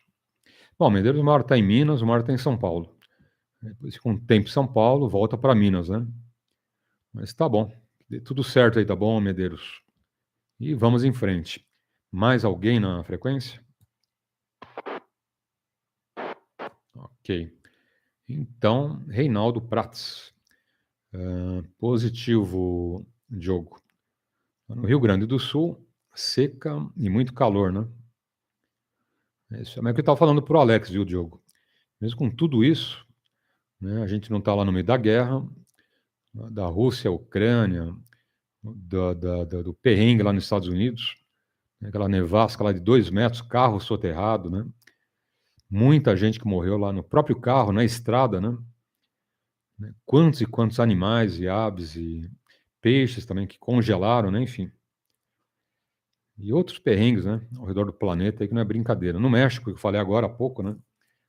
O narcotráfico ali atropelando o Estado, né? O Exército não tem quase força para bater de frente. Né? Parece que os Estados Unidos vai dar uma força lá para o México, ok? Então é fogo, né? Esse nosso planetinha, olha, quanto mais a gente vive nele, mais vai tendo medo, né, Alex? Poxa, agora com 5G, né? Toda essa modernidade aí, agora vai, né? Vai nada, né? É mais encrenca para todo lado, né, Reinaldo? Pessoal encrenqueiro, hein, Reinaldo? Pessoal da bagunça, né? PY2, Romeu, Charlie Oscar, adiante. Perfeitamente. Bom, eu não cumprimentei a passagem de ano para ninguém, mas vou desejar a todos, ao Alex, ao Manuel, ao Evandro, e com alguém aí que eu não ouvi, recebo aí realmente uma passagem de ano. Já passamos, mas estamos no começo. Todo começo é meio difícil, mas nós vamos conseguir ultrapassar as barreiras das coisas que possa bloqueá-las. Sempre tem alguma coisa para querer bloquear nossa passagem, né? Mas vamos vencer todos os obstáculos, desejando a todos vocês que nesse momento estão nos ouvindo, que nós tenhamos aí realmente um ano excelente, completamente diferente de outros que já se passaram. É o que a gente deseja, né, para toda a população brasileira, toda a nacionalidade que aqui está presente, seja de qualquer país. Nós aqui somos um país internacional, aceitamos todos os imigrantes aqui que vieram contribuir com a construção desse país. Tanto o italiano, como o japonês, como o árabe, o espanhol e outros mais aí, imigrantes de outras nacionalidades. E vamos em frente, com a presença do nosso amigo Paulo, que enaltece no dia a dia a faixa do radioamador. Nós nunca estaremos sozinhos. ele estando na frequência realmente é um sentinela que nos defende, que nos orienta, e a gente está sempre dando aquele apoio também, dentro das nossas possibilidades. Eu tive aí, fui aí, já fazia muito tempo que eu não ia até o shopping.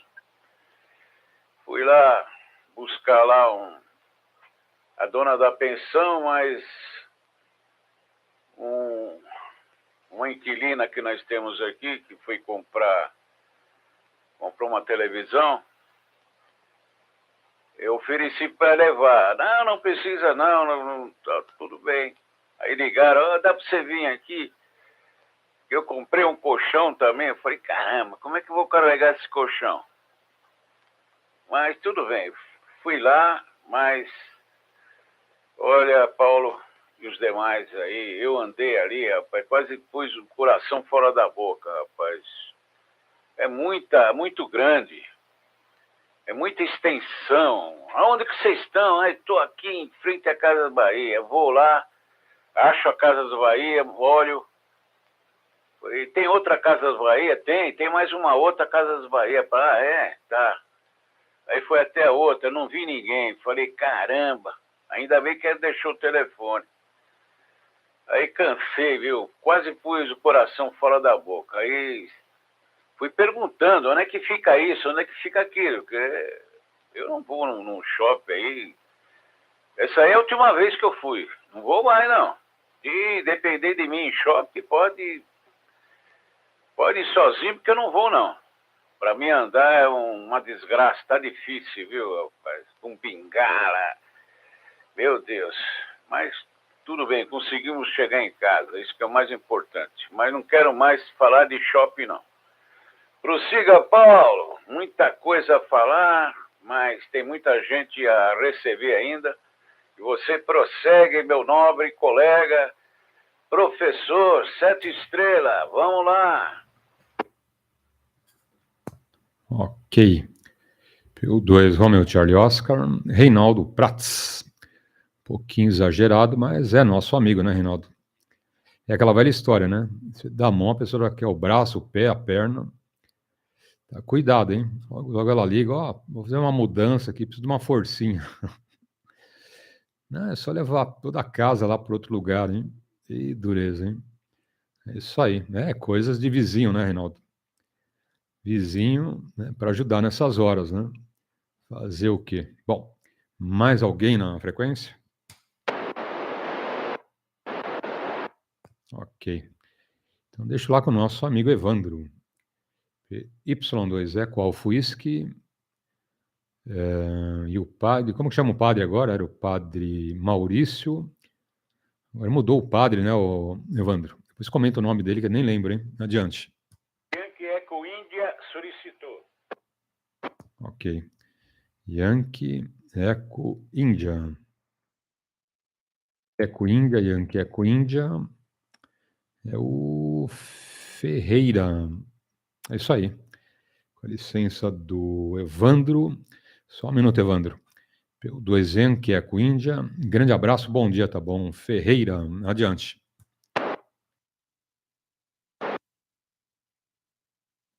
Yankee Eco Índia que solicitou. Não estou ouvindo ele. Se puder fazer a ponte, ô Reinaldo, não está chegando para mim, ok? Acontece que ele solicitou, mas não deu continuação. Então não posso fazer nada. Prossiga. Ok. Então tá, deve estar de HT, ok? Normalmente ele solicita de HT, às vezes chega, às vezes não chega, né, o Reinaldo? Mas tá bom. Tá aí, né? Qualquer momento se adentra novamente, ok? Evandro, PY2EXU Alfa Whisky, adiante. Ok, PY2EXU Alfa Whisky para PY2EXU, Paulo, comandante da rodada do Alto-falante. É realmente o Ferreira, eu ouvi ele também, viu, Reinaldo e Paulo? Mas depois o o Reinaldo deu oportunidade para ele, né, Reinaldo? E ele não apareceu por aqui. Puxa vida. Ô, Reinaldo, eu já te desejei um feliz ano novo, né, Reinaldo? Tudo de bom para você. Só uma coisa, viu, Reinaldo? Eu ia te convidar, caramba. Puxa vida, para você vir aqui no Shopping Interlagos, para você me pagar o almoço. Eu moro aqui pertinho do Shopping Interlagos. Meu Deus, que coisa. Mas eu não vou perder a esperança ainda não. Você falou que não vai no shopping nunca mais. Ô, Reinaldo, eu ia te convidar para você me pagar o almoço aqui, perto de casa, puxa vida, no Shopping Interlagos. Brincadeiras à parte, que nem fala o Paulo, né, Reinaldo? Um grande abraço para você, tudo de bom. Realmente, shopping é meio complicado, né? Meio complicado, viu, o Reinaldo Prates? O Manuel, lá pelo terminal Sapopemba, eu passava em frente a esse terminal, Manuel, todo dia para ir trabalhar. Eu encerrei minha carreira lá, viu? Encerrei minha carreira lá em Sapopemba. Isso faz 7 anos. Encerrei minha carreira lá. Terminei, pendurei minha chuteira num pedestal bem alto mesmo, para não pegar mais. Tá bom, Manuel? Um grande abraço para você. Feliz ano novo. Tudo de bom. O Alex, tudo de bom. Mora próximo ao Paulo, no aeroporto de Congonhas, né, o Alex? Um grande abraço. Feliz ano novo também. O Medeiros lá, Paulo, eu já te contei essa história. Eu estava lá em Minas Gerais, fui com a turma aqui da companhia onde eu trabalhava, tem um coral, eles foram cantar lá, né? E eu fui lá contratado para aplaudir e beber cerveja. Eu não sei cantar, não gosto dessas coisas aí não. Mas eu fui. Eu acompanhava muito a turma do coral lá. E eu levei um HT e de lá consegui... Sem querer, eu liguei o HT e falei com o Medeiros, mas foi engraçado demais, viu? Foi muito engraçado. Tá bom? É isso. Mas é desse jeito. Tem o restante da turma aí, falei bastante. Você me perguntou, Paulo, como que chama o padre? O padre agora está de férias esse mês. Hoje estava o padre Alex. Mas é o padre Regis. É rapaz novo, hein? 38 anos. Gente boa. O outro padre Maurício foi para Belém do Pará. É terra dele lá, hein? Nascido lá. E ele conseguiu mandar ele para lá, não sei como que aconteceu. Mas está para lá. E eu já fui lá em Belém do Pará 2 vezes com ele. E depois veio a pandemia, não fui mais. Tá bom, Paulo? Mas é desse jeito. Mas, Paulo, então eu devolvo a palavra a você, PY2EXU, PY2EXU Alfa Whisky, e com muito prazer vai na sua escuta. Grande abraço, Paulo. Fique com Deus. Bom dia, Evandro aí, é P2 Victor da Foxtrot, levantando o dedo aqui. Ok.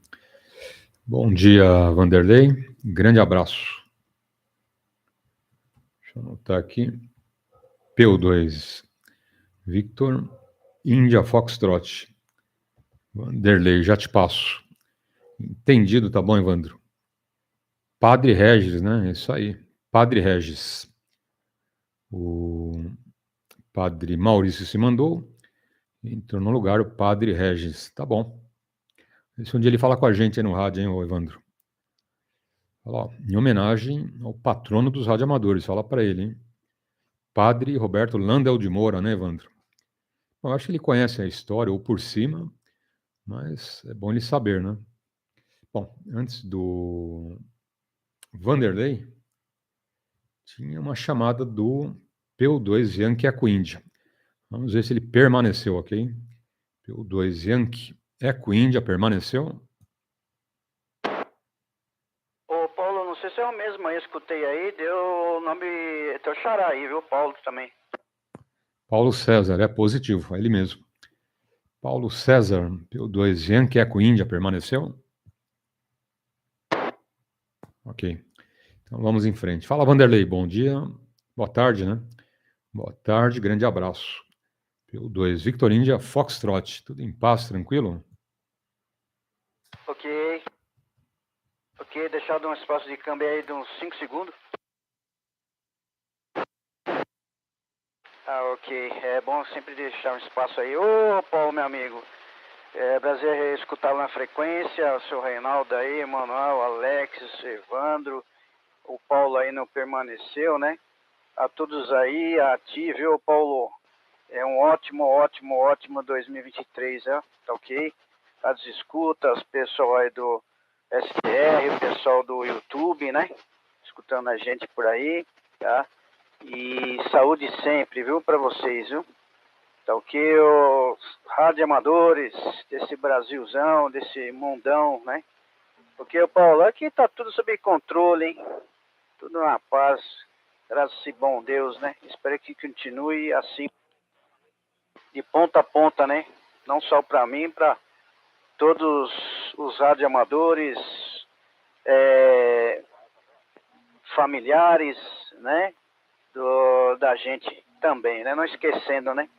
Ô Paulo, eu vou prestar uma prestação de serviço, lembrando aí, muita gente aí tá sabendo, né? Mas é bom sempre lembrar aí e às vezes tem gente que nem tá sabendo da volta do rodízio, viu, Paulo? Amanhã já começa o rodízio aí, né? No município de São Paulo, na cidade de São Paulo, né? Tá bom, ô Paulo? Tá sempre bom a gente lembrar aí, né? Aí, de repente, passo pros amigos aí também, né? Para os familiares, né? Os radioamadores aí, né? Tá ok, Paulo? E também, lembrando aí, da atenção aí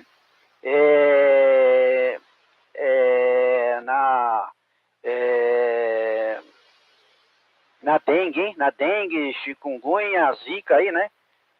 Tomar aqueles cuidados aí que a gente sabe de cor e salteado, né, Paulo? Mas sempre lembrando que tem casos e casos e casos e casos aí, né?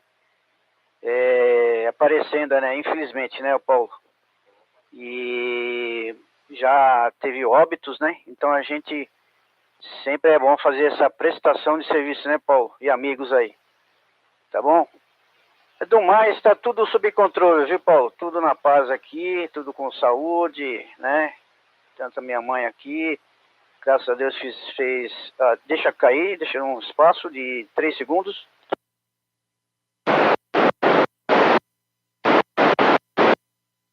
Aí, Paulo. Pode prosseguir, adiante.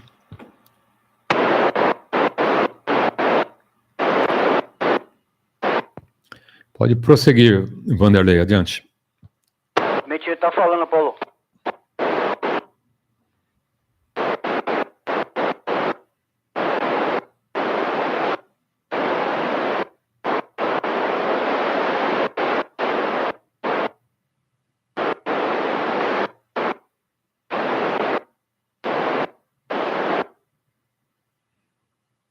Acabou de copiar aí, ô Paulo? Não, nada, nem chegou, ok? Bom dia, abraço, não sei quem é. Passa pra gente, ô Vanderlei. O nome e o indicativo do amigo, ok? Por gentileza. O colega acabou de modular indicativo, o QRA, por gentileza. Acho que tá por São Bernardo, né? O Paulo não tá te escutando aí, que é esse A0, viu, colega? Aqui você tem, com a licença do pessoal, PY2, Vitor, India Fox, Vanderlei aqui, base Diadema. Copiou, colega?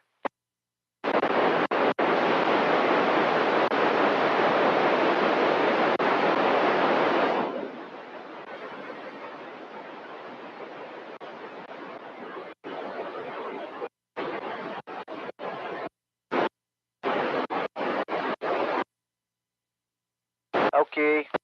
Ok, o Paulo, é o Paulo, o Paulo, tá? Tá parabenizando aí a rodada aí, né? Descendo aí a rodada aí, tá? Agradecendo aí. E é o que a gente tá abrindo espaço aí para ele. Ele não tá te copiando, viu, Paulo? O EXU lá, teu xará. E é o teu xará, viu, Paulo? É que ele chega mais, já não escala, né, pra mim aqui, tá? Eu não sei o que tá acontecendo aí, de repente abaixou aí a potência aí, né, o Paulo? E não tá chegando pra ti, né, o Paulo? Então é isso aí, tá? Eu vou deixar contigo. Não sei se vai permanecer. Você vai permanecer na escuta aí, ô Paulo? São Bernardo, né?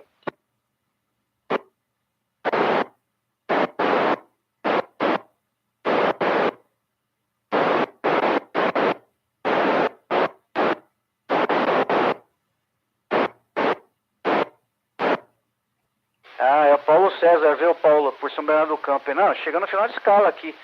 Só o áudio tá um pouquinho abafado aí, tá um pouquinho baixo aí, tá? Pra mim, né? Pra mim, tá bom? Excel?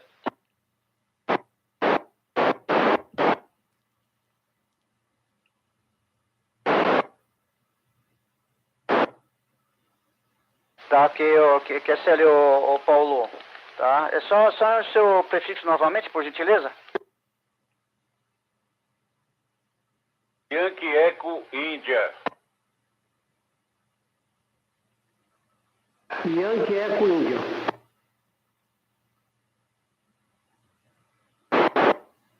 Ah, ok.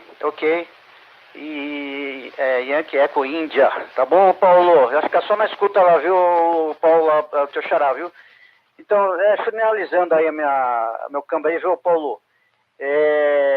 Então, a gente fazendo essa prestação de serviço é sempre lembrando o pessoal aí, né? Mas você está já finalizando a rodada, né, Paulo? Fica à vontade por aí, um 7-3 é o Reinaldo, o Evandro aí, né? TKS aí, né? A passada aí do prefixo do mês por aí. PY2, Vitor, Índia Foxtrot, agradecendo o espaço aqui.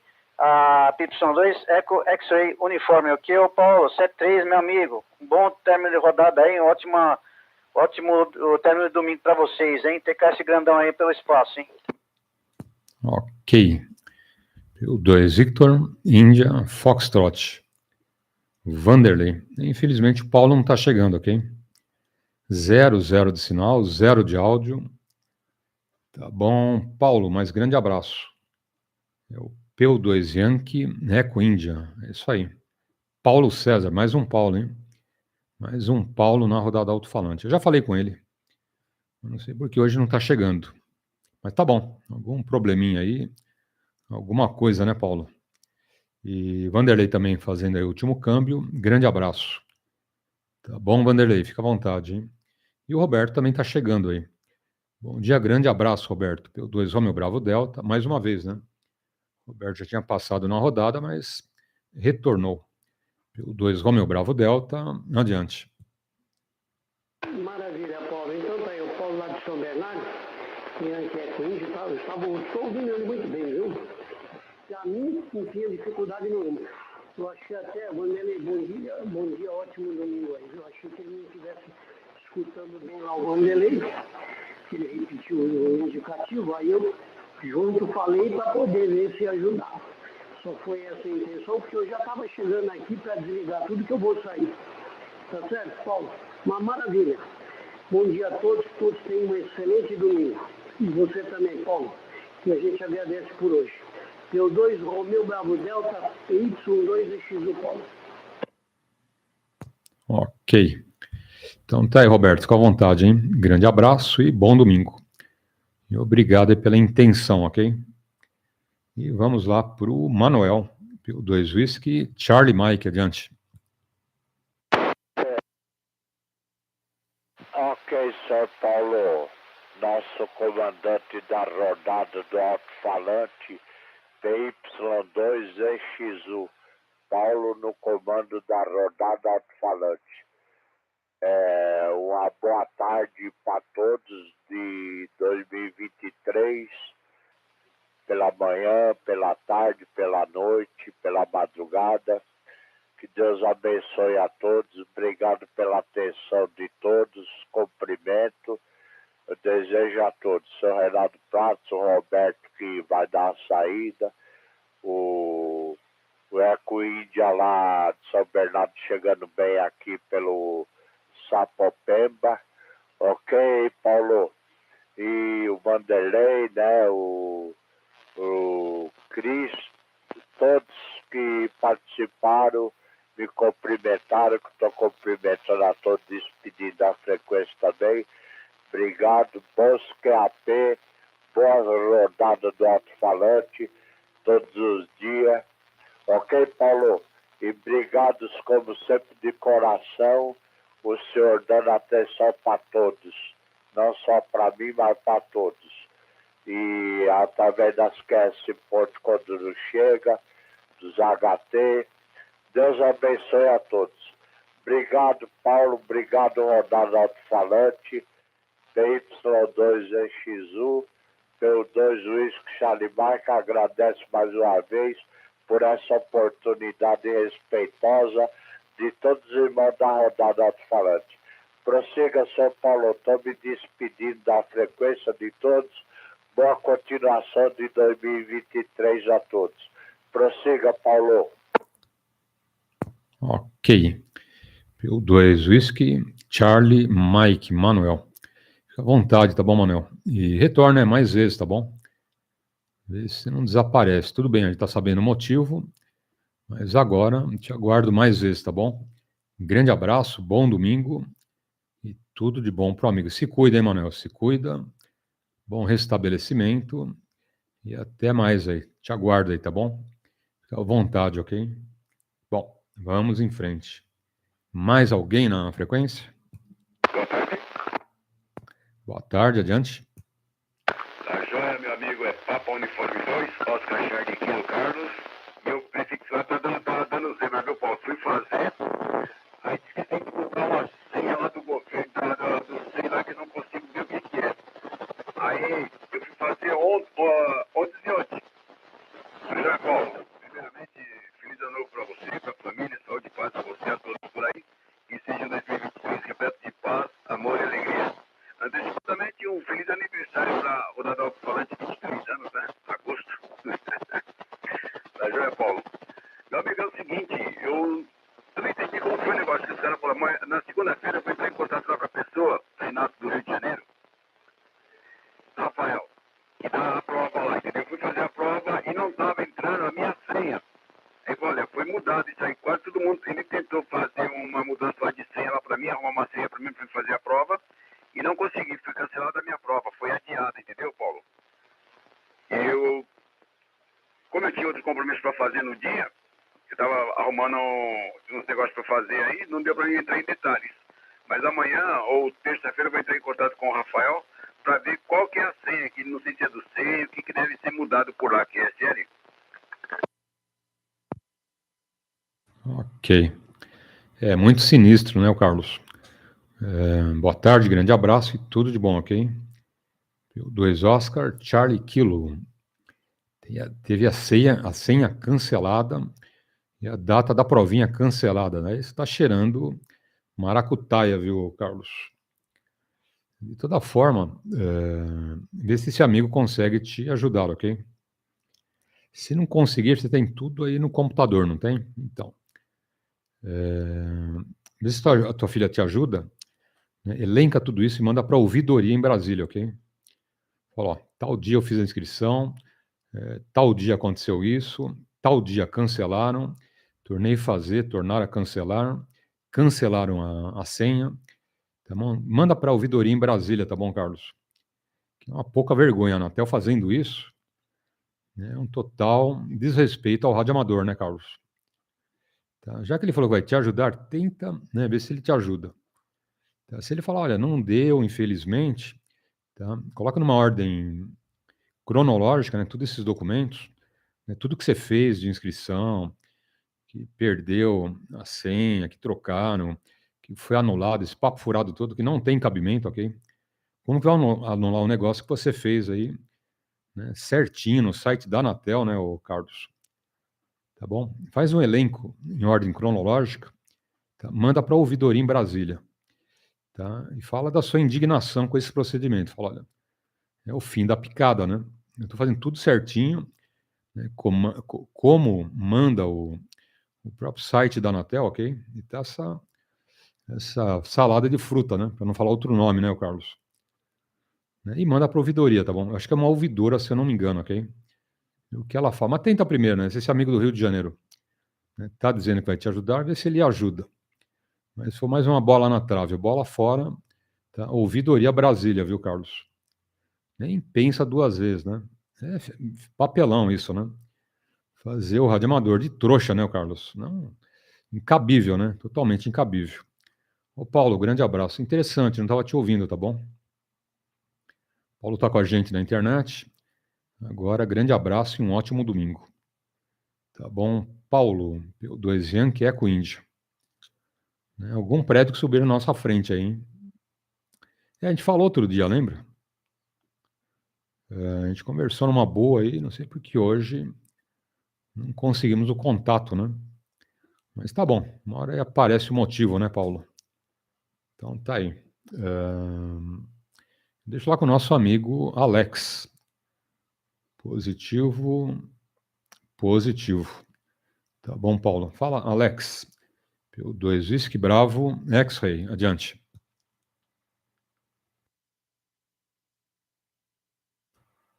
Ok. Esqueci que o Alex já se mandou, né? Ia ficar só na coruja. Então fica à vontade, tá bom, Alex? PY2WBX só na coruja. Mais alguém na frequência? Bom dia, Paulo. É PY2 Kilo Charles Hotel Altamir. Só adentrei aqui na raspa da panela para cumprimentar o Tavô. Eu estava subindo lá de Santos, lá que eu fui levar um negócio da empresa lá, e estava ouvindo você pela internet. Aí cheguei aqui, liguei, você ainda estava... Eu adentrei para falar um bom dia para você e todos aí, companheiro da rodada. Ok. Grande abraço, tudo de bom aqui, Altamir. PY2 Kilo Charlie Hotel, um bom domingo e tudo de bom, adiante. Positivado aí. Eu falei, o Paulo hoje está fazendo hora essa, já é 12h32, ele ainda está por aqui, mas obrigado aí pela oportunidade mais uma vez. Eu estava ouvindo, liguei lá o internet lá no carro lá, no iPad lá pela internet do telefone e estava ouvindo. Aí vinha subindo lá e escutando. Quando dá umas cortadinhas, mas depois no Planalto veio que veio. Tá bom? Mas satisfação em ver aí. Feliz ano novo atrasado, que eu não entrei esses dias. Tá ok pra você, sua família, seja um ano de paz, muita felicidade, prosperidade, muitas bênçãos do céu, muitas bênçãos terrenas. Tá ok? Sobre você e toda a sua família. Tá? São os meus sinceros votos de Papa Universidade 2, Kilo Charles Hotel. Ok. Da mesma forma, tá bom, Altamir? Obrigado mesmo, hein? Tudo entendido. Quanto ao Paulo aqui, deixa eu dar uma olhada. Ok. Positivo. Bom, você pode começar amanhã com a gente, tá bom, Paulo? Já começamos uma semana o curso, ok? Só que é o seguinte, essa semana inteirinha, somente introdução ao CW. Tá para valer mesmo amanhã, tá bom? Então amanhã a gente começa uma jornada de 4 meses. Janeiro, fevereiro, março e abril. Tá bom, Paulo? Se não der tempo para fazer com a gente aí, primeira edição, 5 horas, segunda edição, 17 horas, tem a playlist lá no nosso canal, tá bom, Paulo? É o mesmíssimo conteúdo, ok? 50 videoaulas e a qualquer momento, tendo dúvidas, você adentra aí. Internet, radiofrequência, sábados, domingos e feriados a gente esclarece, tá bom? Te ajuda aí sem problemas. Tá bom, Paulo? Então tá aí. Também começando aí com os 2 primeiros caracteres, ok? Se der, né, começa com a gente, primeira edição ou segunda, ou se não, playlist. Bom, falou Altamir, mais alguém na frequência? Então deixo lá com o Reinaldo Prato. Quanto a hora extra aí, tranquilo. Tá, normalmente aos domingos a gente almoça 2h30 em diante. Tá bom, Altamir? E Carlos e amigos, né? Então, a gente está no tempo da marca dos pênaltis. Né? No tempo aí suplementar, ok? E o juiz não apitou ainda, hein? Então, para sair correndo e chutar para o gol, viu, Reinaldo? 2 Romeo, Charlie Oscar, adiante.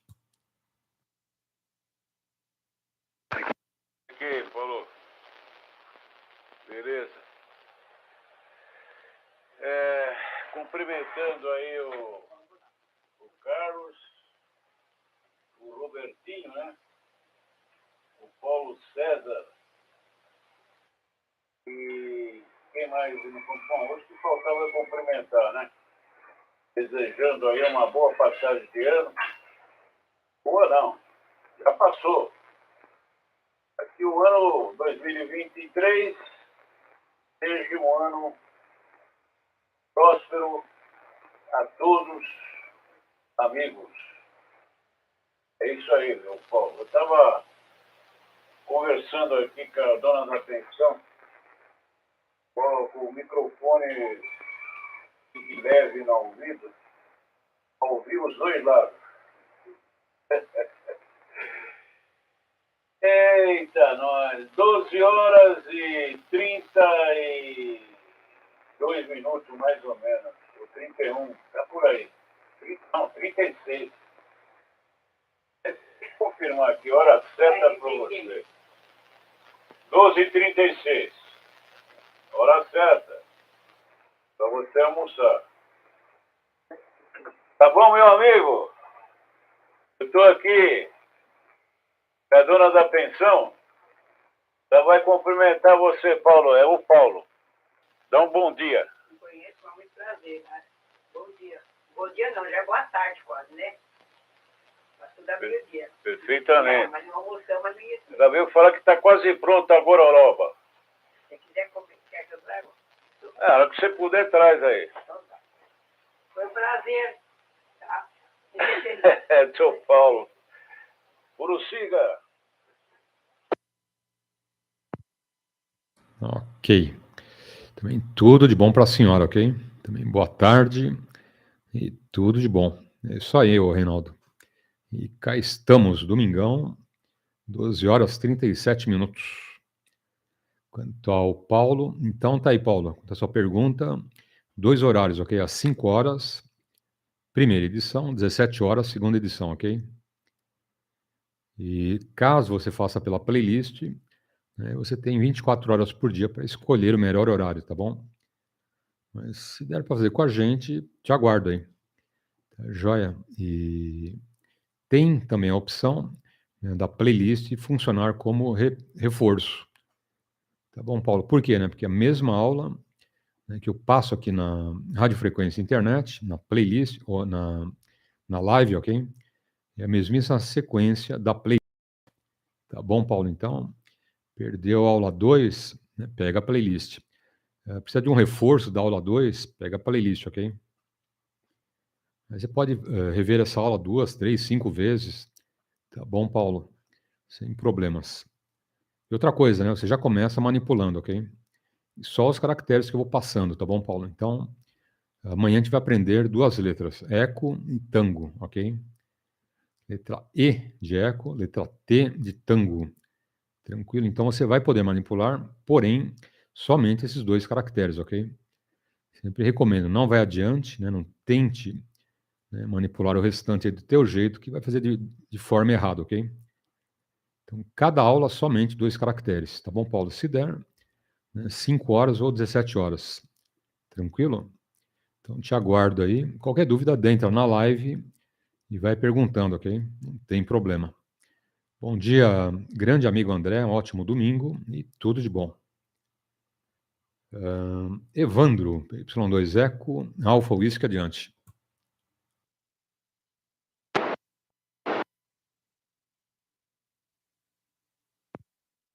Ok. Também já foi.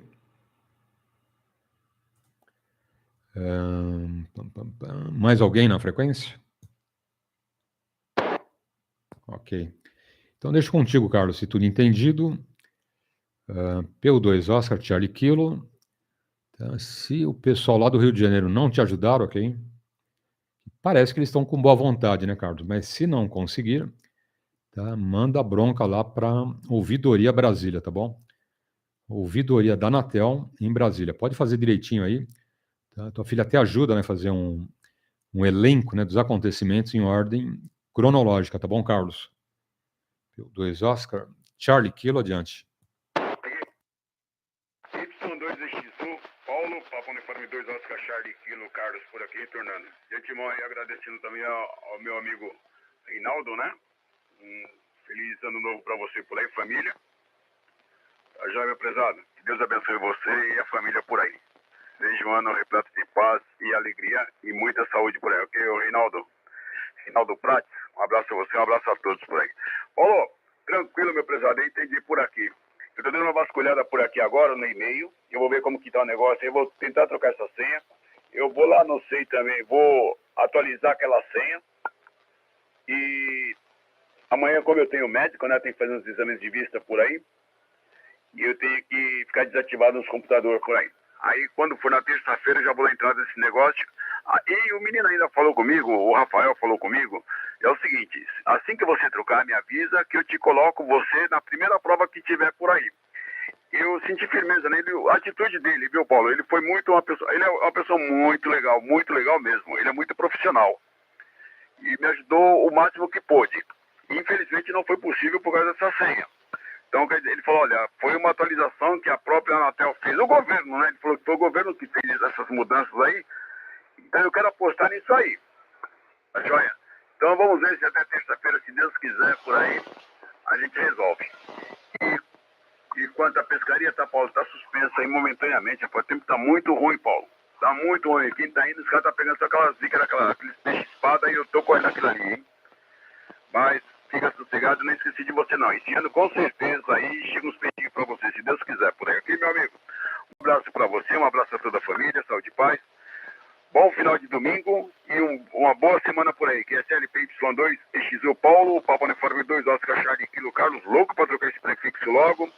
Eu quero fazer uso do KVC, viu, Paulo? Se Deus quiser, esse ano eu devo estar saindo por aí com o PY2 KVC, viu? Positivo. Não, tomara, né? Não, mas eu acredito também, né, que esse amigo esteja com boas intenções, tá bom, Carlos? Tá, normalmente o pessoal da Anatel, nessa intermediação, eles são ponta firmes, né? Então, eu acho que vai dar tudo certo, ok? Mas aconteceu, né? Não é para acontecer, mas aconteceu. Tomara que ele reverta a situação e te ajude. Tá bom, Carlos? Você não volta, eu passo algumas dicas, ok? E a gente manda a bronca, né? Até um ponto você aguenta, né?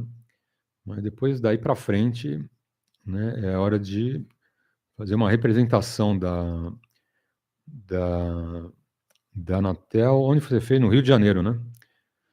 Da edição lá do Rio de Janeiro, né, para a Anatel Brasília Ouvidoria, né? Pode ser esse final de ano, essa troca aí de cartas de baralho, né? Enfim, vamos torcer para dar tudo certo, né, Carlos? Grande abraço, tudo de bom. E quanto à pescaria, entendido. Né? Para quem não sabe, tem um acordo com o Carlos que é o seguinte: o Carlos gosta de pescaria, ok? Eu gosto de comer o peixe. Então, como eu sou muito amigo do Carlos, a gente fez um acordo do Reinaldo. Fala assim, ó, né, como eu sou muito seu amigo, Carlos, você pesca e eu como. Né? Você pesca e eu vou comendo. E ele achou boa a ideia, viu, Reinaldo? Eu também achei, né? E pior, né? Pior que ele não precisa pagar nada, né? Totalmente de graça. Não, eu te pago uma graninha, você vai fazer um baita esforço. Não, amigo é para essas horas difíceis, né? Que acordo bem feito, né, Reinaldo? É coisa de amigo, né, Carlos? Coisa de amigo. Bom, mais alguém na frequência? Ô, Paulo. Oi, Evandro, te chamei aí, você estava longe. Pode fazer o câmbio, tá bom? PY2EXU, Alto-falante, adiante. Ô, Paulo, me desculpa, Paulo, é PY2EXU Alto-falante, retornando. Eu precisei me ausentar aqui, Paulo, e não tive a oportunidade de pedir permissão. Eu estou recebendo uma visita aqui em casa, estão aqui na minha casa, e esse foi o motivo pelo qual. E também despachar minha filha. Tá bom, Paulo? Me desculpa, mas eu vou acompanhar a visita que está aqui no meu QTH, eu peço permissão. Tá bom, Paulo? Um grande abraço para você, a todos os colegas participantes da rodada do Alto-falante no dia de hoje. Que Deus abençoe o lar de todos vocês. Fiquem com Deus. Paulo, a palavra é sua, PY2EXU Alto-falante para PY2EXU. Ok. Não, tranquilo, hein, Evandro? Fica à vontade, ok? Grande abraço e um bom domingo. E primeiro a família, né? Bom, Evandro já tranquilo. Mais alguém na frequência? Então deixo contigo, Reinaldo. Ouço mais uma sua, mais uma do Altamir, e a gente também vai finalizando por hoje, ok? PY2 Romeu, Charlie Oscar, adiante. Perfeitamente, Paulo. Estamos aqui. Eu sabia que mais ou menos se ia finalizar aí a rodada, né? Mais ou menos já estava desconfiado, né? Já até passou da meio-dia, sempre esticando um pouco mais, né, Paulo? Mas quem gosta de fazer o rádio realmente esquece de horário. Quer dizer, esquece para sair. Para entrar não esquece, de jeito algum. Tá ali. Mas deu 10 da manhã, tá firme ali, abriu tudo. E é isso aí. Eu desejo para você... Acho que é a primeira vez que eu estou falando com você depois que entrou 2023, né? Primeira vez. Vou te falar, ontem eu fiquei o dia inteiro deitado. Nem para mim andar, não conseguia andar. Pra você tem uma ideia, rapaz. Doía todas as pernas. Tive que tomar um comprimido aí para dor. Eu não sirvo mais para andar, Paulo. Não dá mais. Não tem condição. Eu falei que nunca mais eu ia nesses shoppings aí, que é muito grande, é muito extenso. Não pelo fator de ver as coisas, é interessante, né? Ver as lojas, comer alguma coisa, enfim. Só se... Eles dizem que tem lá uma cadeira de roda lá com motor, acho que é a bateria, não sei se tem. Eu vou ficar procurando onde é que tá, onde tem, como é que eu faço. Só se eu conseguir alguma coisa aí para mim não precisar andar. Alguma coisa com motor aí, sentadinho, entendeu? Tá difícil, cada vez mais difícil para mim andar, viu? Começa a me doer o rim, rapaz, me dói o rim. É uma coisa que você está dando um passo, aquilo está te dando aquelas fisgadas no rim, entendeu? Deve estar inchado o rim, né? Então, você andando ali com uma dificuldade, não sabendo nem que lado que você vai andar para achar as coisas ali, que eu não sei onde que fica a casa fulano de tal, e isso, mais aquilo. Tem que chegar para o segurança e perguntar onde é que fica a loja tal aí. Só vai por aqui, vira à esquerda ali. E, pelo amor de Deus, parece que nunca chegava lá, e aquela expectativa de achar as pessoas. Aí chego lá, falei, estou aqui em tal lugar assim, em frente a Casas Bahia, aqui em frente à loja tal, em frente à lotérica. Sentei numa cadeira lá e fiquei esperando, né? Daqui a pouco chega a dona da pensão com um colchão. Veja só, para levar no carro, um colchão e uma televisão de 50 polegadas. Eu estava em três mulheres. A dona da pensão, minha vizinha, a irmã dela. Nós estava ali e tal, quase na saída lá. Eu falei, mas acontece que vocês dão o ponto de referência. Vou lá no ponto de referência, você não está. Penso que era só o nome de uma casa, mas tem outra casa com o mesmo nome, né? Casas Bahia, então tem outra casa, tal. E vou procurar outra casa para ver vocês aí. É difícil, e cansa muito, cansa demais.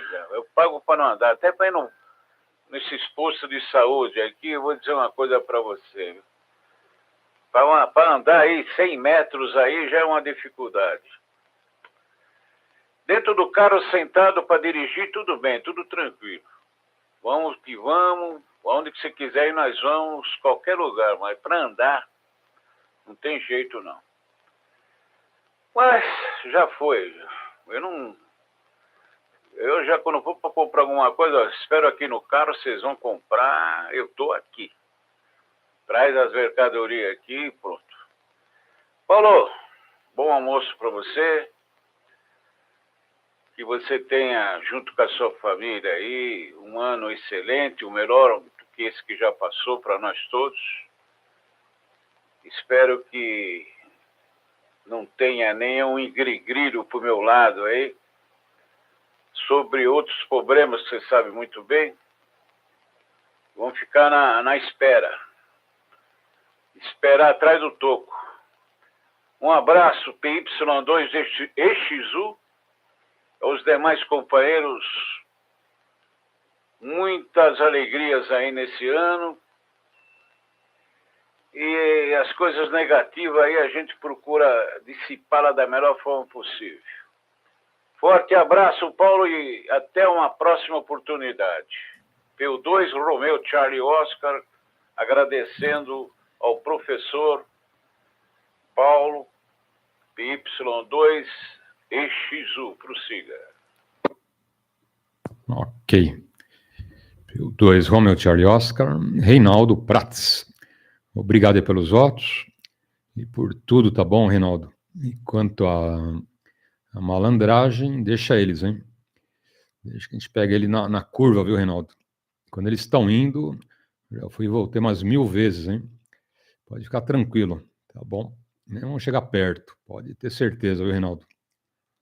Pode ficar na paz e qualquer soprinho aí você me dá um alô, ok? Deixa eles. Próximo passo, quando eles chegarem na tua porta, é chegar com a polícia junto. Aí você vê a malandragem, a capivara que eles têm, né? Sabe o que é capivara, né, Reinaldo? Ficha corrida na polícia, ok? Você vai ver o tamanho da capivara lá do pessoal, né? É tudo picareta, viu, Reinaldo? Tudo malandro, safado, hein? Quando, né, tinha um pau de arara, né, era um bom tempo, né? Hoje, coitado lá do investigador policial que, né, dá um tapinha no marginal, né, o Reinaldo. Mas fica tranquilo, tá bom?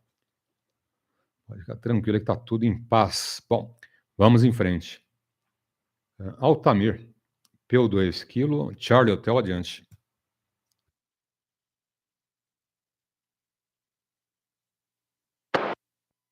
Boa tarde.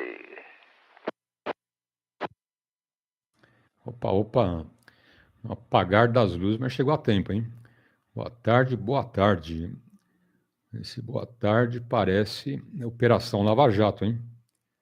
Será que é aquele amigo da Operação Lava Jato? Tem Polícia Federal ou não tem? Acho que não, hein? Esse não tem Polícia Federal no meio. P2OS, grande abraço, tudo de bom adiante. Boa tarde, todos amigos. Feliz ano novo para aqueles que a gente não cumprimentou ainda, né, Paulo? E acabei de chegar cansado, né? Mas eu falei, poxa, Paulo já foi embora já. Você tá aí ainda, né, Paulo? Ô, vida dura, hein, Paulo? Cansado, Paulo. Aqui, até o ponto do ônibus aqui já dá para cansar, viu? Dá para cansar. Então tem que andar outro trecho a pé e tem que andar pra caramba. Mas eu não fui no encontro não, hein? Não fui lá no encontro não. Fui resolver aí mais outras coisas aí. Positivo. Papa Uniforme 2, Papa Alfa Delta, PY2EXU. Ok. P2 Papa Alfa Delta, Altamir. Obrigado pelos votos, tudo de bom, Altamir. A culpa é do Reinaldo Pratos. Eu queria acabar a rodada a meio-dia. Ele falou, não, fica mais um pouquinho, Paulo. Toma mais um cafezinho, né? Fica com a gente aí. Falei, tá bom, né? Aí fui ficando, viu, Altamir? Eu fui ficando e até quase 1 hora, né? Olha lá, já são quase 1 hora, 5 minutos. Bom, deixa eu dar um retorno para o Paulo. Então é o seguinte. Tá, esse curso, Paulo, vão participar amigos deficientes visuais também, ok? Então, na primeira edição, amigos deficientes visuais vão fazer parte, ok? E na segunda edição também, ok? Para eles, a pegada é diferente. Tá? Para eles, aulas de segunda a sábado, ok? Por quê? Porque eles trabalham com visualização mental. Tá? Você vai estar com um caderno e uma caneta, ok? E vai estar vendo, né, uma retenção, né, da informação que você está anotando ali. Então, eu vou estar te passando o caractere, né, a letra E de eco, a letra T de tango, e você vai estar anotando. Então, você ouve, né, já retém por conta do áudio, você vê, né, a sua letra ali no papel, né, também retém informação visualmente, ok? Nossos amigos deficientes visuais não, né? Eles vão só no ouvidômetro, tá bom? Então, por isso que para eles são 2 aulas, ok? É a dobradinha. Você vai poder fazer com a gente segundas, quartas e sextas, ou terças, quintas e sábados, tá bom, Paulo? Ou se quiser o dia inteiro também, né? Você Pode fazer a dobradinha como eles, tá bom? Por quê? Porque a mesma aula da segunda eu repito na terça. Tá bom, Paulo? Aula da quarta, repito na quinta. E aula da sexta no sábado, ok? Tá? Tanto na manhã como à tarde. Tanto na parte da manhã como na parte da tarde, tá bom? Mas não precisa fazer a dobradinha. Fazendo 3 aulas por semana é o suficiente. Ok, Paulo? Então, você vai precisar de um caderno, uma caneta, ok? Que mais se pergunta? Ah, quanto tempo, né? Bom, o curso demora 4 meses, ok? Janeiro, fevereiro, março e abril. Então, finalzinho de abril, né, a gente finaliza o curso. Tá? Durante o curso, você tem várias opções. Primeira, né? Qualquer dúvida, falar comigo. Tá? Via radiofrequência ou via internet na live, ok?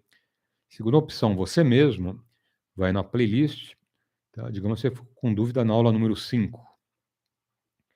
Tá? Você vai na playlist, aula 5 é o mesmíssimo conteúdo. Tá bom, Paulo? Os mesmíssimos caracteres, a mesmíssima aula, ok? Então, todo o conteúdo da playlist, né, 50 videoaulas, eu vou estar passando diariamente na frequência. Tá bom? Então, tem a playlist, tem a gente aqui para tirar dúvidas, né, e você mesmo, né, fazendo um reforço de aula, ok? Aula 2, aula 5, 20, 30, 50, ficou com dúvidas, né, repete a aula e faz um reforço. Tá bom? Junto com a aula vai ter um elenco de caracteres, né, que é o ditado, ok? Você faz esse ditado 2, 3 vezes, não tem problema. Tá bom, Paulo? Então, amanhã, oficialmente, começando aí, com 2 novos caracteres, ok?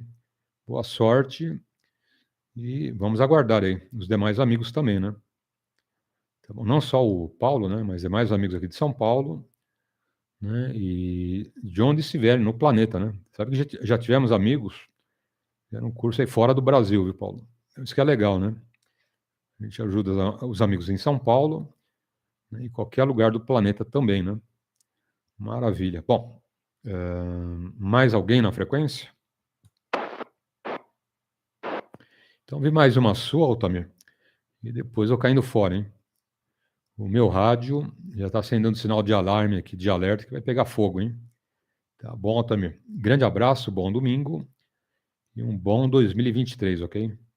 Muita saúde e muita prosperidade, tá bom, Altamir? Papa Alfa Delta, adiante. QSL, Paulo, eu deixei espaço que já está terminando aí a rodada, né, Paulo? Paulo, quando eu saí de manhã, eu estava acompanhando a rodada, mas se eu entrasse, eu estaria atrasado. Então, apesar que eu estou bem adiantado na telegrafia, tá, Paulo? Mas eu vou iniciar de novo. Não sei aonde eu vou começar de novo, né? Mas vou repassar todinha para não ter dúvida na hora de fazer a prova. Positivo, Paulo? Então, iniciando aí, né? Até lá para metade, um pouco mais, os que eu já esqueci. Então eu vou iniciar, não quero perder nenhum, vou deixar já tudo no esquema, caderno novo. Bom, que eu, Paulo, que eu tô sem telefone, né? Eu tô sem celular. Eu tenho internet, mas não tenho celular. E tá no concerto, o cara falou que não vai dar mais, então tem que comprar isso, aquilo, vai ficar muito caro para mim. Então eu tava com vontade de pegar um outro celular novo, né? Eu posso fazer todos os documentos dele. Mesmo que eu comprei um novo levar, agora esse outro também já tá tudo pifado, não dá mais para usar. Então eu vou iniciar junto com vocês aí, tá, Paulo? E não é mesmo que eu não entrar, mas eu tô copiando tudo, Paulo. Falou? Fala, um abraço e desejo saúde, prosperidade e tudo do melhor que não teve no 2022, vai ter no 2023. Quer sério, Paulo? Bom descanso, for descansar, for passear também, bom passeio. E as dúvidas aí do plástico aí também é nossa, né, Paulo? Que nós sempre se preocupamos com tudo, né? Mas a gente cuida mais da nossa natureza, o que nós temos que fazer sempre.